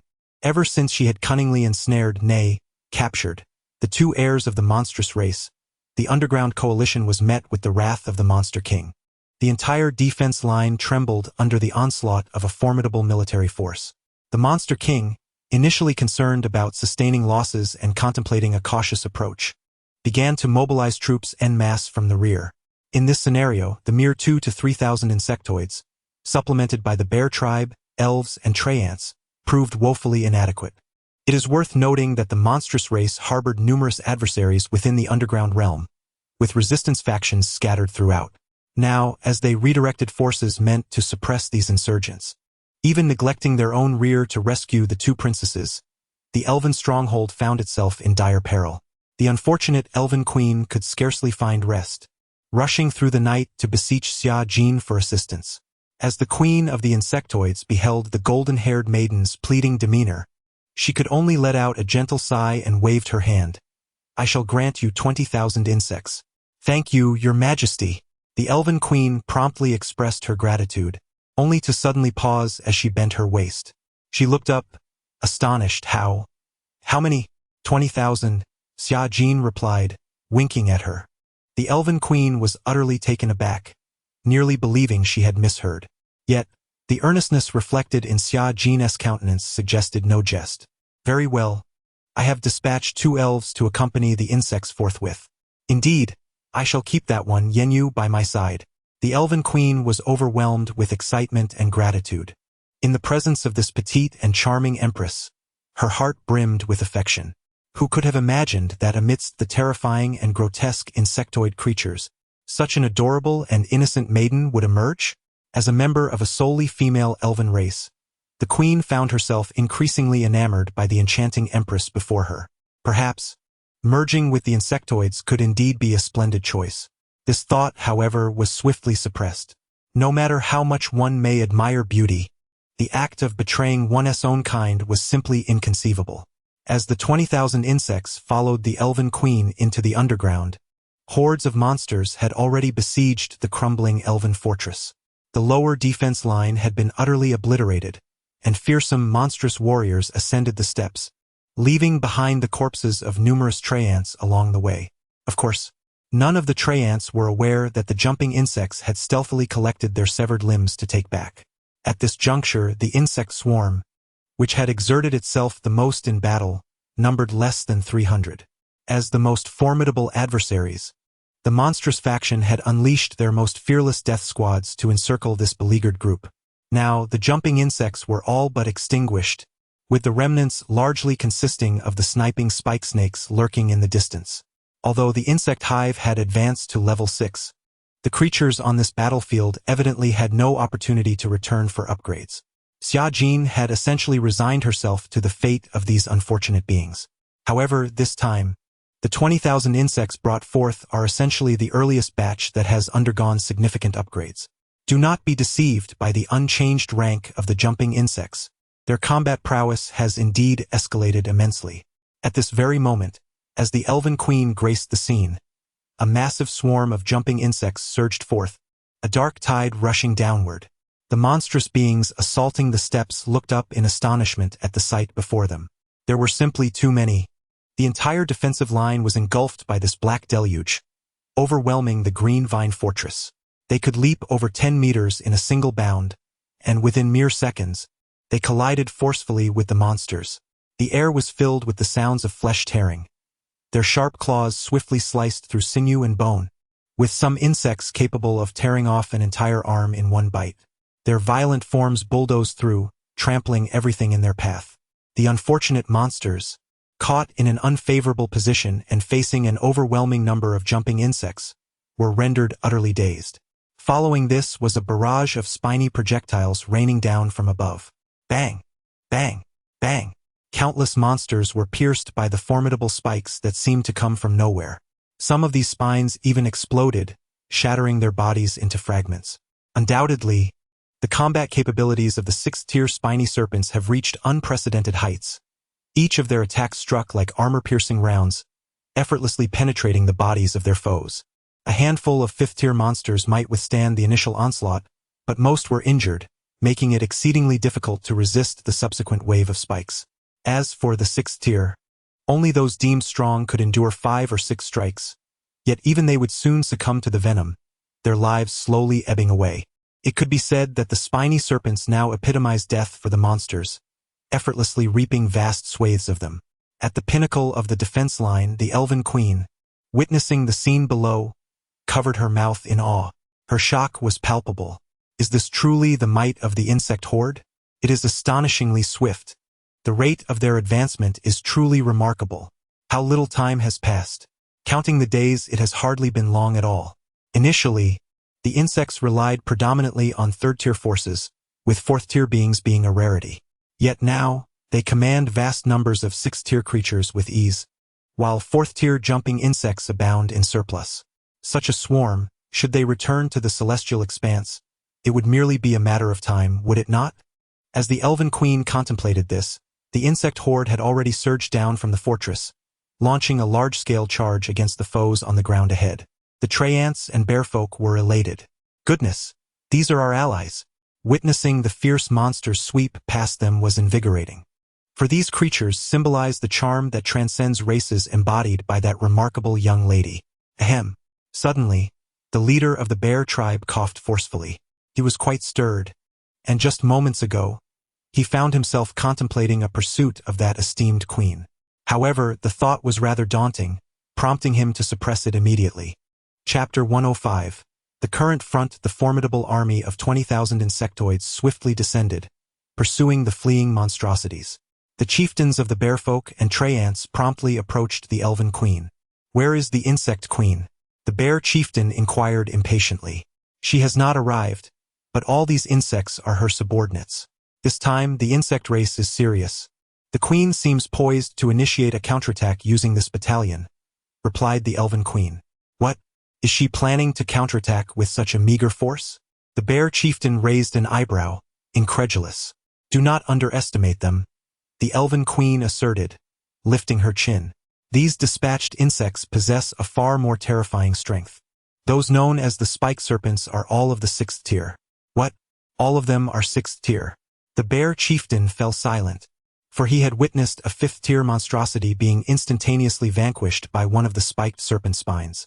As they deliberated whether to launch a full-scale assault alongside the insect swarm to eradicate the remaining monstrosities, a melodious voice resonated from behind them. "Your assistance is unnecessary." Everyone instinctively turned, only to behold a fair-haired maiden. This was a new avatar of Xia Jin. Indeed, after ascending to the 8th tier, she discovered her capacity to manifest additional avatars, 5 in total. Naturally, she had replicated her own form first. Thus, 3 of her avatars mirrored her true self, accompanied by 2 with ebony locks. 5 bodies in total, each embodying a youthful or somewhat lowly aesthetic. After all, her original form exuded the impression of being under 14, despite actually being 16. The dark-haired avatars, however, were crafted to appear around 16, looking just a tad more mature than the original, yet still radiating the innocence and charm of youthful maidens. In her interactions with those familiar with her, she naturally opted to present her white-haired avatar for engagement. Although the avatars currently stood at only the 5th tier, they shared her Dominion Shield ability, utilizing the collective mental prowess of the entire swarm to withstand enemy assaults. However, as this was mental energy rather than corporeal, the Dominion Shield's efficacy against physical attacks was rather feeble. Presently, the multitude of insects could endure merely a single blow from a 7th-tier adversary. Yet, when confronted with magical or non-physical damage, even a 9th-tier attack would warrant careful consideration. Upon witnessing the arrival of Xia Jin, the Avatar, the leaders all expressed their respect towards her.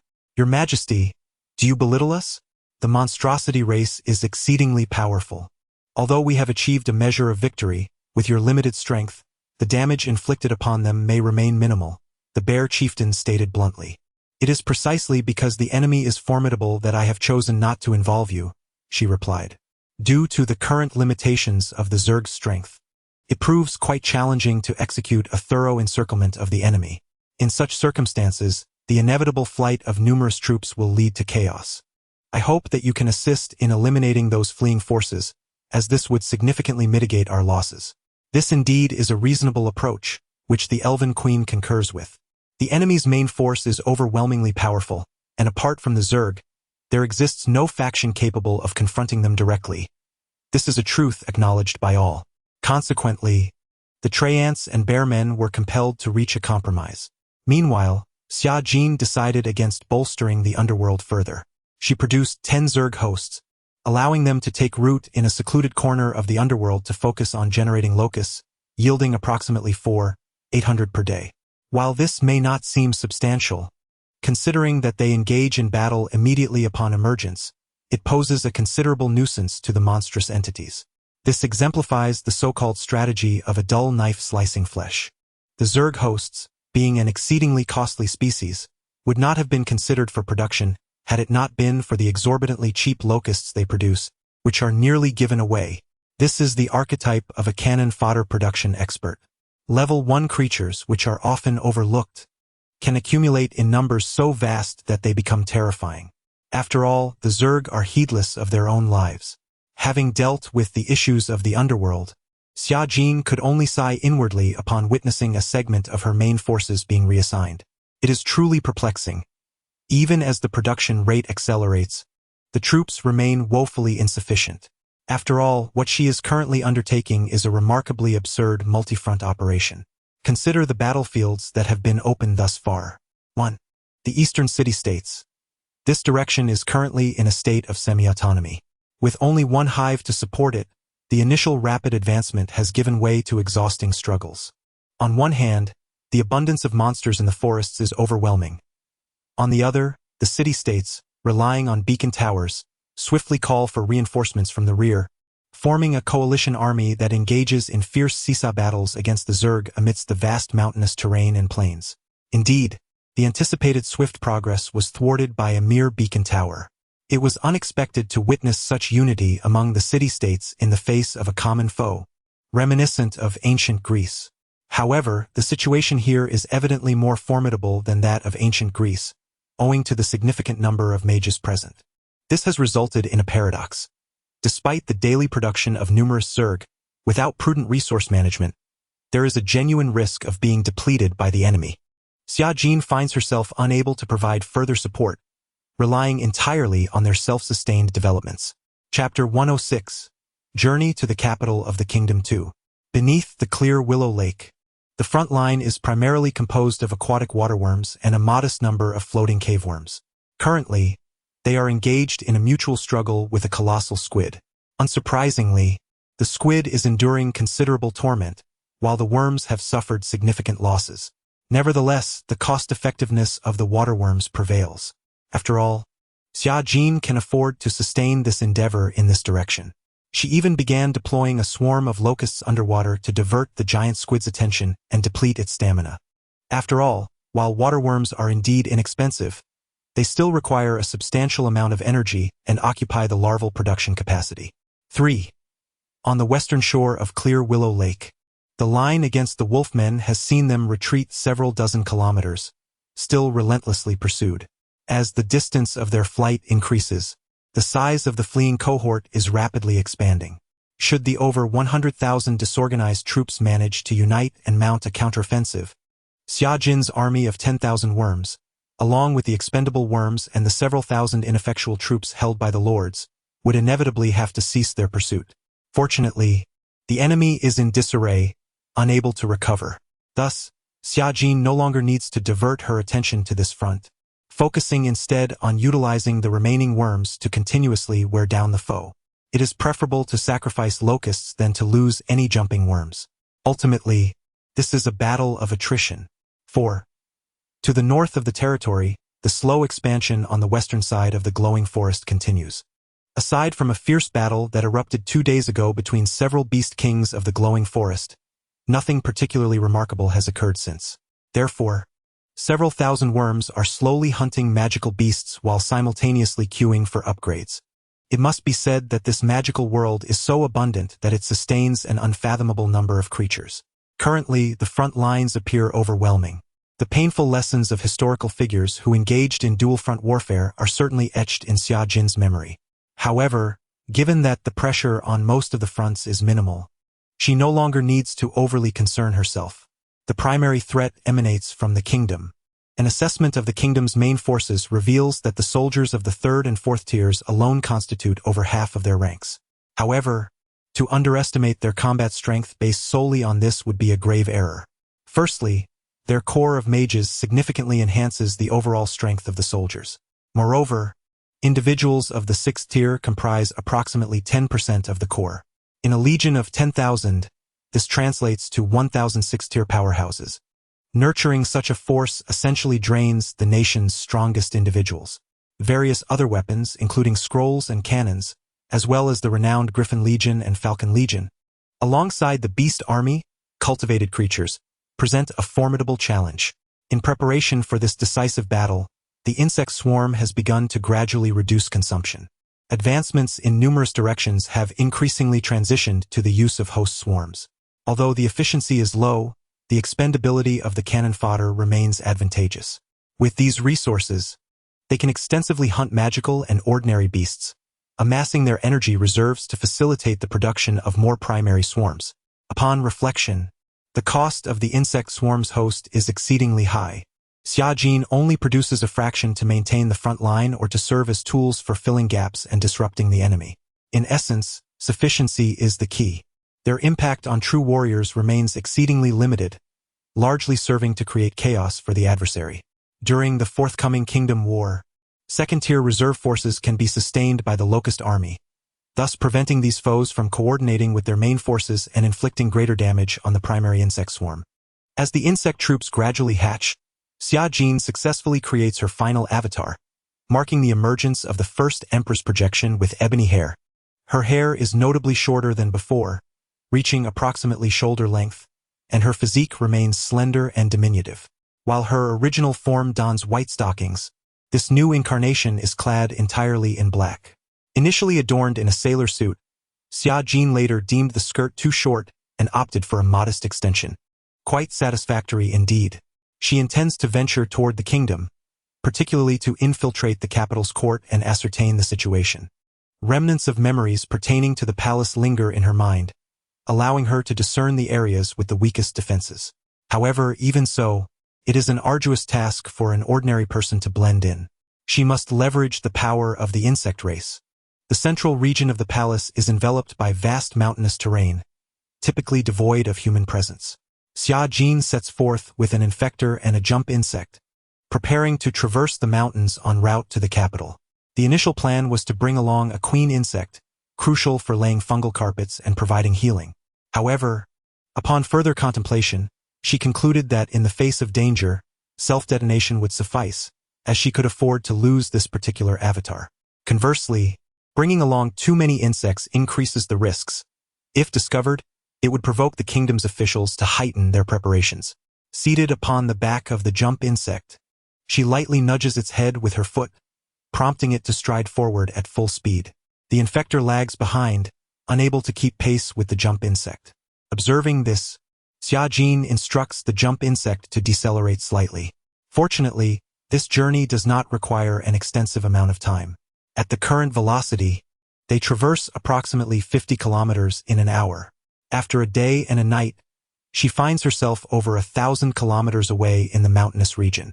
Indeed, she encounters numerous military formations along the way. The kingdom's response is far more vigorous than anticipated, indicating they must have acquired detailed intelligence from the territory of Imerlo. Of course, Xia Jin has since tightened her control, rendering it nearly impossible for anyone to successfully extract new information from her domain. Chapter 107. Ambush. The mountains stretched endlessly, adorned with verdant flora. As the jumping insect reached the banks of a crystalline stream, Xia Jin nimbly descended, stretching languidly before crouching to scoop up some water with her hands, savoring its refreshing taste. This mountain spring was delightful, untainted, and wholly natural. Through the clear water, she glimpsed her reflection, reminiscent of a being stepped forth from a two-dimensional realm, utterly flawless. After a relentless 24-hour journey, the jumping insect approached a nearby tree, effortlessly severing it before voraciously gnawing on the wood, replenishing the energy expended during the nocturnal dash. Meanwhile, the infected creature had captured a small rabbit, swallowing it whole. For these energy-efficient insects, such sustenance could sustain them for a considerable duration. At that moment, Xia Jin began to stroll upstream along the stream. A pair of insects trailed her at a distance. Suddenly, a pitch-black iron arrow descended from above, hurtling directly toward her. Clang! The jumping insect reacted almost instantaneously, lunging to shield Her Majesty. The arrow struck with the force of steel, ricocheting off harmlessly. Xia Jin's gaze swiftly fell upon the archer. A young man, his head bound in cloth, bow drawn, his expression frozen in shock upon witnessing the thwarted attack. Crouching down, Xia Jin retrieved the iron arrow that had landed to her left. Analyzing its trajectory, she deduced that the intended target was her left foot. Thus, the aim was not to kill her but to capture her. Whoosh! Another arrow shot forth, this one imbued with a shimmering energy. It was the kind of power attainable only after a warrior reached a certain level of mastery. The energy contained within this arrow was astonishing, penetrating the exoskeleton of the jumping insect and triggering an explosion within its body. The insect staggered back, glaring fiercely at the distance. The archer was a fourth-tier warrior. Upon witnessing the insect's resilience, he momentarily lost his composure. At that instant, the infected insect, lying in wait within the grass, surged forward with all its might, charging toward the enemies. Its speed was unremarkable, significantly lagging behind that of seasoned professionals. However, given the relatively short distance and its imposing size, within 5 to 6 seconds, the grotesque creature stood before them. Hiss! What manner of monster is this? In their negligence, they had focused solely on the young girl, forgetting the terrifying insect that lurked closely behind her. As the infected insect approached, one warrior suddenly unleashed a blinding light from his hand, striking down upon the monstrous form. Splash! The blow landed, releasing a viscous, foul-smelling liquid, streaked with a multitude of colors. At that moment, the body of the infection worm came to a sudden halt, violently flicking its tail, as a slender, sharp spike descended at an almost imperceptible speed, piercing the man's abdomen with a soft thud. He trembled all over, and after a couple of seconds, he dazedly lowered his gaze to his belly, impaled by the enormous blade. In disbelief, his eyes widened, rendering him speechless. Old 3. Someone shouted in anger from behind. Unfortunately, the consciousness of Old 3 quickly faded away. As the needle withdrew from his body, he appeared to be alive, though tiny threads of flesh and blood emerged from his arm. He staggered a few steps before slowly turning his head. Old 3, are you all right? The man, gazing at the gory wound on his abdomen, spoke with a quiver in his voice. The others around, witnessing this scene, instinctively recoiled. In the next instant, Old 3 unexpectedly raised his weapon and charged toward the nearest individual. The infection was successful. A surge of energy erupted from his hands as he decisively severed the head of a subordinate. Good heavens! Everyone realized that Old 3 had been controlled. At that moment, the jumping worm launched an attack on the others. A strange liquid splattered onto the bodies of more than 10 individuals, instantly binding them. They felt as though their minds had become unresponsive. Their bodies lost control, leaving them standing in a stupor. Subsequently, the jumping worm brandished its scythe and charged forward, swiftly cleaving multiple heads from their bodies. The remaining individuals fled. Alas, it was too late. The jumping worm darted past them in an instant, executing a graceful turn to block their path. The girl perched on its back then lightly leaped down to the ground. Though petite in stature, surrounded by the two fearsome worms, Xia Jin felt an undeniable sense of authority. Indeed, with a rustle, the remaining 10 or so individuals knelt on the ground. Miss, please spare us. We beg you for mercy. It was evident that the leader, the one who had earlier called out Old 3's name, had completely shed his previous anger, leaving only fear in its place. Initially, he had been captivated by the beauty of the dark-haired girl, intending to capture her alive. He had regarded the jumping worm merely as a beast raised by her, confident that with superior numbers, he could eliminate it, believing the girl would surrender willingly. Little did he expect it would unfold in such a manner. Chapter 108. The control of puppet Xia Jin stood quietly several meters away, her expression adorned with a peculiar smile as she observed these ruffians. Perhaps it was due to her enhanced strength and broadened horizons that she felt no anger towards the bandits who dared to attack her.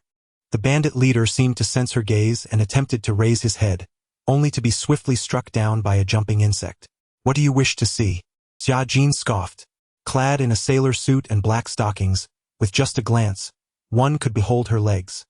How could she possibly grant these scoundrels any advantage? She scrutinized each one, and after a moment of contemplation, she inquired, your lair must be nearby, correct? Yes. Just as the leader prepared to lift his head, he was again thwarted by the jumping insect. With no other choice, he complied, lying flat like the others behind him. Lead me to your hideout, she commanded. The bandit chief was momentarily taken aback. Yet, feeling the distance of Xia Jin's retreating footsteps, he slowly raised his head to find the girl leaning against a tree in the distance, her face illuminated by a smile. At that moment, the bandit chief's heart raced. For the first time, he realized how beautiful this girl truly was. Her features were captivating, capable of rendering one spellbound with a mere glance. The contours of her figure were almost perfectly accentuated by her attire.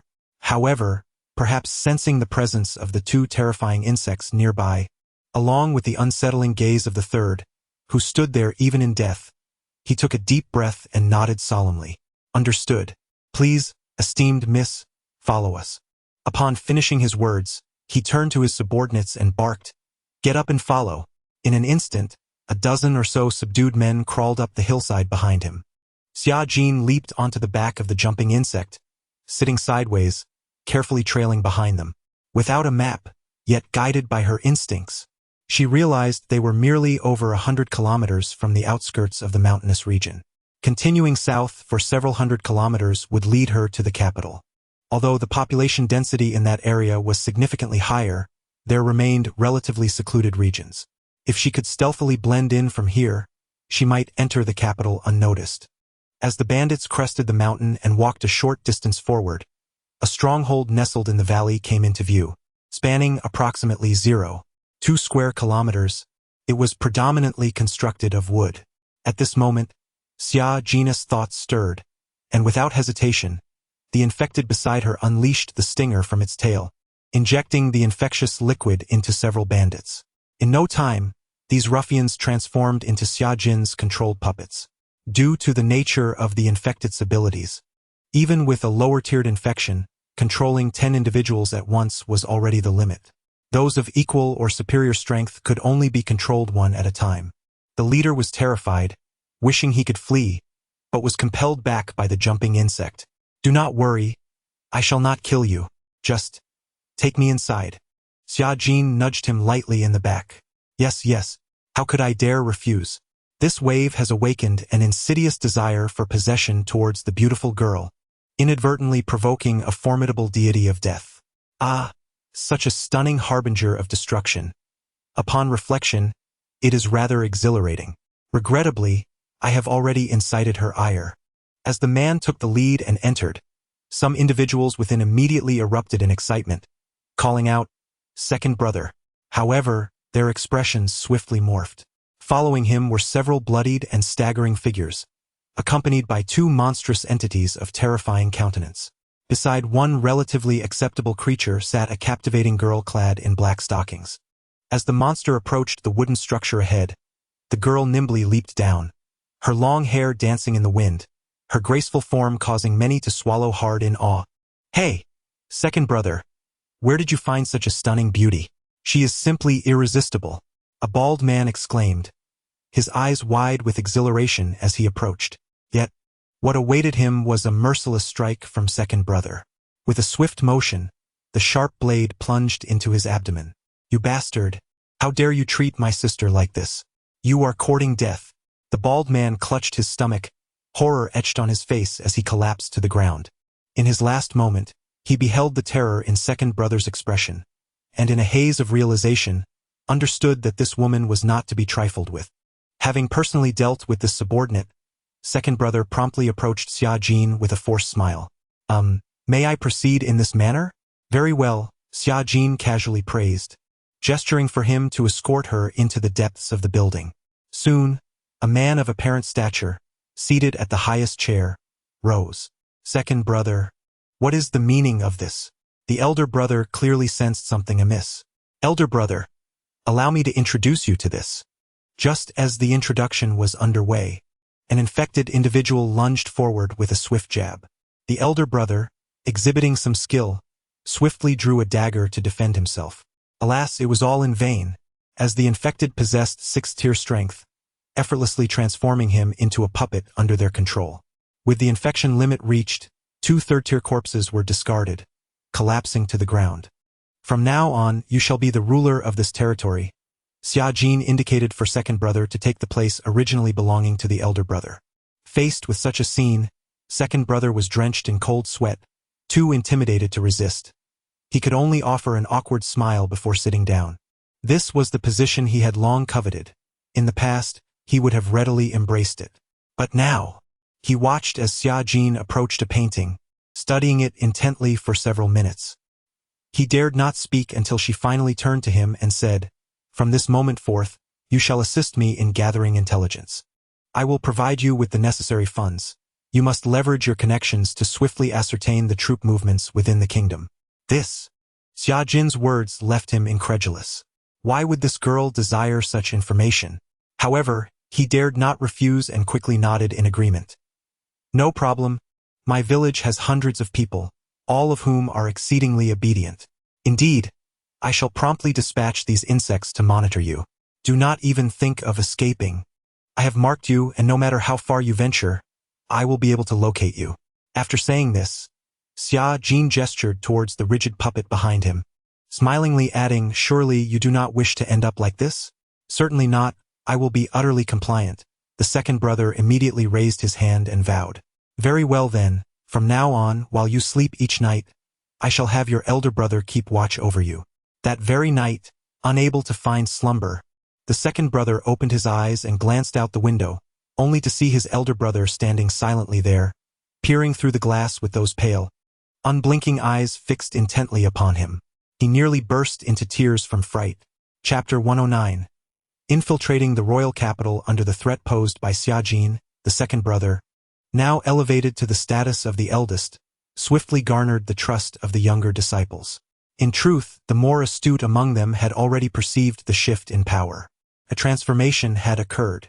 The true leader of this mountain stronghold had, in fact, become that young girl. Although she appeared harmless, her presence instilled a profound terror in the second brother. The third brother and the eldest had morphed into eerie puppets, left alongside the infected one to monitor the second brother's actions daily. As Xia Jin had predicted, the insects were already on their way. This mountainous region was not particularly hospitable for the insects, as the kingdom's official hawk knights frequently patrolled the skies. This implied that even when concealed in the woods, they could easily be discovered by the menacing gaze of the hawks. However, if they concealed themselves within the stronghold, spending most of their time indoors, they would largely remain undetected, occasionally venturing out and trailing behind the bandits. The luckier ones could masquerade as magical beasts raised by humans, thus avoiding special scrutiny. In summary, Xia Jin contemplated utilizing this bandit den as a refuge for a small number of insects. She intended to allow a portion of the creatures to slip through, hiding within the structures here while also procuring some sustenance, remaining for a few months without issue. Who knows when they might come to be needed? I must take my leave. Should you uncover any intelligence, simply relay it to this infected creature, or directly convey it to it, Xia Jin remarked, patting the insect beside her with a solemn expression. Yes, yes, the now transformed eldest brother nodded repeatedly. With her instructions complete, she set off with her jumping insect companion. The journey swiftly brought her to the outskirts of the mountainous region. Originally, she had planned to let the jumping insect carry her through the wilds, but upon hearing reports of patrolling hawk knights more than once, Xia Jin resolved to forego the insect, sending it back to the stronghold, while she ventured alone towards the kingdom. Navigating obscure paths and deliberately avoiding encounters with passers-by ensured her progress remained relatively smooth. Before long, Xia Jin successfully arrived at the threshold of the capital city. Upon beholding this marvel of magical wonders, she couldn't help but feel a moment of daze. The outer city walls towered to an impressive height of 50 meters. The city's form was, in fact, irregular. One side nestled against a vast artificial lake, while the outer wall encircled both the lake and the city, with the inner wall enclosing the core structure. The city's topography was tiered, with the periphery lower and the center elevated. The royal palace, situated at the highest point in the city, afforded a panoramic view of the entire expanse. Infiltrating this fortress would prove exceedingly challenging. Not to mention that the majority of the insect race had yet to evolve formidable tunneling capabilities. Even if they had, breaching the capital's underground detection magic array would be daunting. Thus, the safest course of action was to enter under the guise of an ordinary pedestrian, brazenly walking into the heart of the city. Xia Jin was well versed in this approach. She recognized that the internal atmosphere of the kingdom was relatively liberal. Due to the advancements of magical civilization, as long as one masqueraded as a mage, encountering obstacles would be an arduous task. Thus, she casually severed a branch from the roadside and hurried to a nearby shop to purchase a blue robe and a pointed hat. With a touch of skillful craftsmanship, she transformed these items into a loose-fitting magical garment.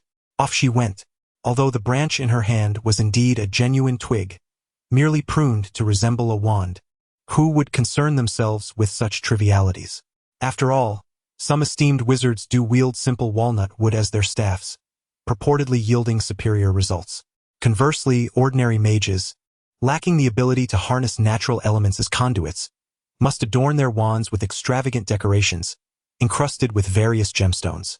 As the young girl, draped in her ample robe, donned her pointed hat and grasped her wand, slowly made her way into the city, two soldiers were momentarily spellbound. Naturally, regardless of other factors, her attire undeniably suggested that this girl was no ordinary individual. Thus, having successfully infiltrated, Xia Jin began her leisurely stroll toward the central district of the capital. Before long, she approached the inner city area. Blending in was not particularly challenging. One misstep could lead to dire consequences for an average person in this vicinity.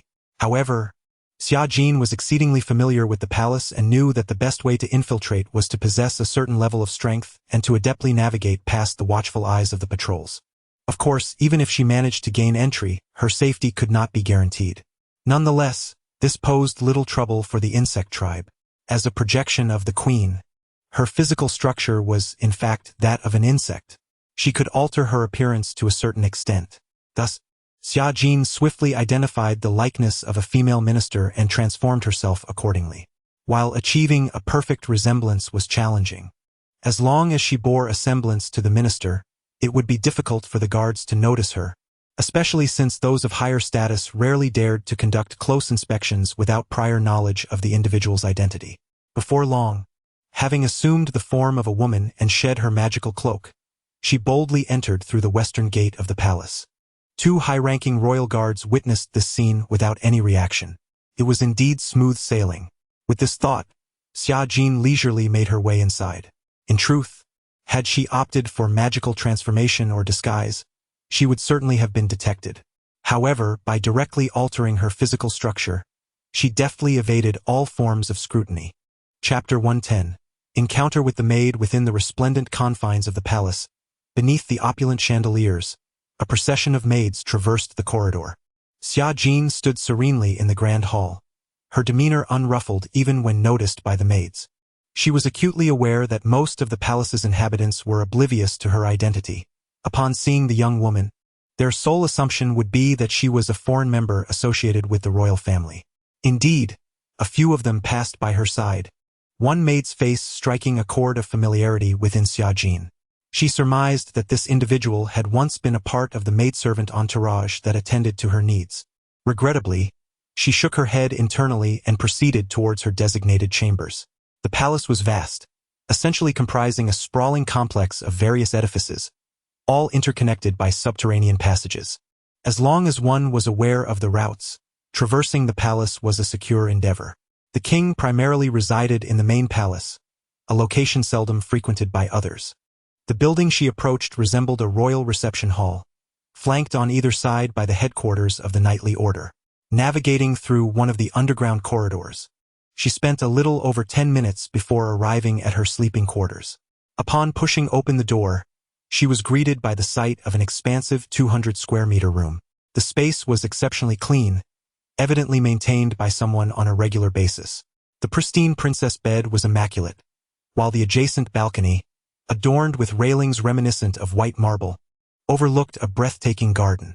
The verdant lawn and flower beds extended far into the distance, interspersed with an azure artificial lake. Beyond that, the landscape ascended, offering a panoramic view of the entire city. Despite the capital's population of merely a few 100,000, the majority resided in villas, with high-rise buildings being a rarity, thus occupying a considerable area. The city's sewage infrastructure was remarkably advanced. In fact, the capital bore little resemblance to the filthy and chaotic medieval cities of Earth. Instead, it was extraordinarily clean, imbued with a sense of civilization. At that moment, a sudden commotion emerged from outside the door. Xia Jin swiftly leapt onto a tall cabinet adjacent to her, perching herself atop it and peering down. Shortly thereafter, a maid entered the room, entirely unaware of the petite young woman seated above her. After entering, the maid retrieved a clean cloth, dipped it into a bucket of water, and began to wipe down a nearby cabinet. As she meticulously cleaned along the surface, she paused momentarily, her gaze wandering to the balcony. It seemed she was lost in thought, standing still for an extended duration before finally exhaling a deep sigh. "Your Highness, are you well?" she murmured to herself. Xia Jin, perched atop the cabinet, felt a wave of complex emotions. This was her former personal maid, who had never been tasked with menial chores such as cleaning, but rather existed solely to attend to her personal needs. The sudden appearance of the maid to perform such tasks suggested a likelihood of voluntary action. Perhaps she was still reminiscing about their time together? As these thoughts crossed her mind, the maid suddenly seemed to sense something, lifting her gaze. Her eyes fortuitously landed on the slender, black-haired girl seated atop the cabinet. The appearance of the stranger momentarily stunned the maid, who quickly adopted a stance of caution. "Who are you, and why are you in Her Highness's chamber?" Summer Jean shrugged and replied with a smile, "This is my room. Why shouldn't I return?" After saying this, she lightly leaped, and her physical form transformed into that of a silver-haired girl. However, this change was fleeting, as she soon reverted to her dark-haired state. The maid stood in a daze, for in that brief moment, she believed she had truly glimpsed the princess she had yearned for day and night. Why, Your Highness? It is I, Summer Jean responded, moving beside her to a cabinet, where she crouched down and tugged at it, revealing a small black box within. The box bore a 10-digit numerical code, which she deftly manipulated, and with a satisfying click, it opened automatically. Melodious music emanated from inside. Is it truly the princess? At that moment, the maid's belief was solidified. She rushed forward joyfully and wrapped her arms around Summer Jean. Ah, how fragrant and soft! The sudden embrace left Summer Jean momentarily overwhelmed, and she quickly shook her head to free herself. Observing the maid's ecstatic expression, she gently sighed, Vaya, how have you been? Your Highness, I thought you. The maid's words trailed off as a sudden realization struck her, and she clamped her mouth shut. Cautiously, she approached the door and gently tapped it. Ensuring that no one could overhear, she exhaled and whispered, Your Highness, the palace is not safe. What has happened? Summer Jean inquired. Do you know the reason for your exile? The maid took the princess's hand, her face etched with concern. The ministers compelled the king to banish me? Yes, but not entirely. The maid took a deep breath, and after a prolonged pause, as if steeling herself, she spoke anxiously. The king is not merely stripped of his power. The more troubling aspect is that most of the ministers in the court are no longer truly our allies. What do you mean? They are puppets of the empire. The maid lowered her voice. The court has been hollowed out. On the surface, they appear to be our own. Yet even the current monarch, in a certain sense, is an outsider. Summer Jean fell into silence.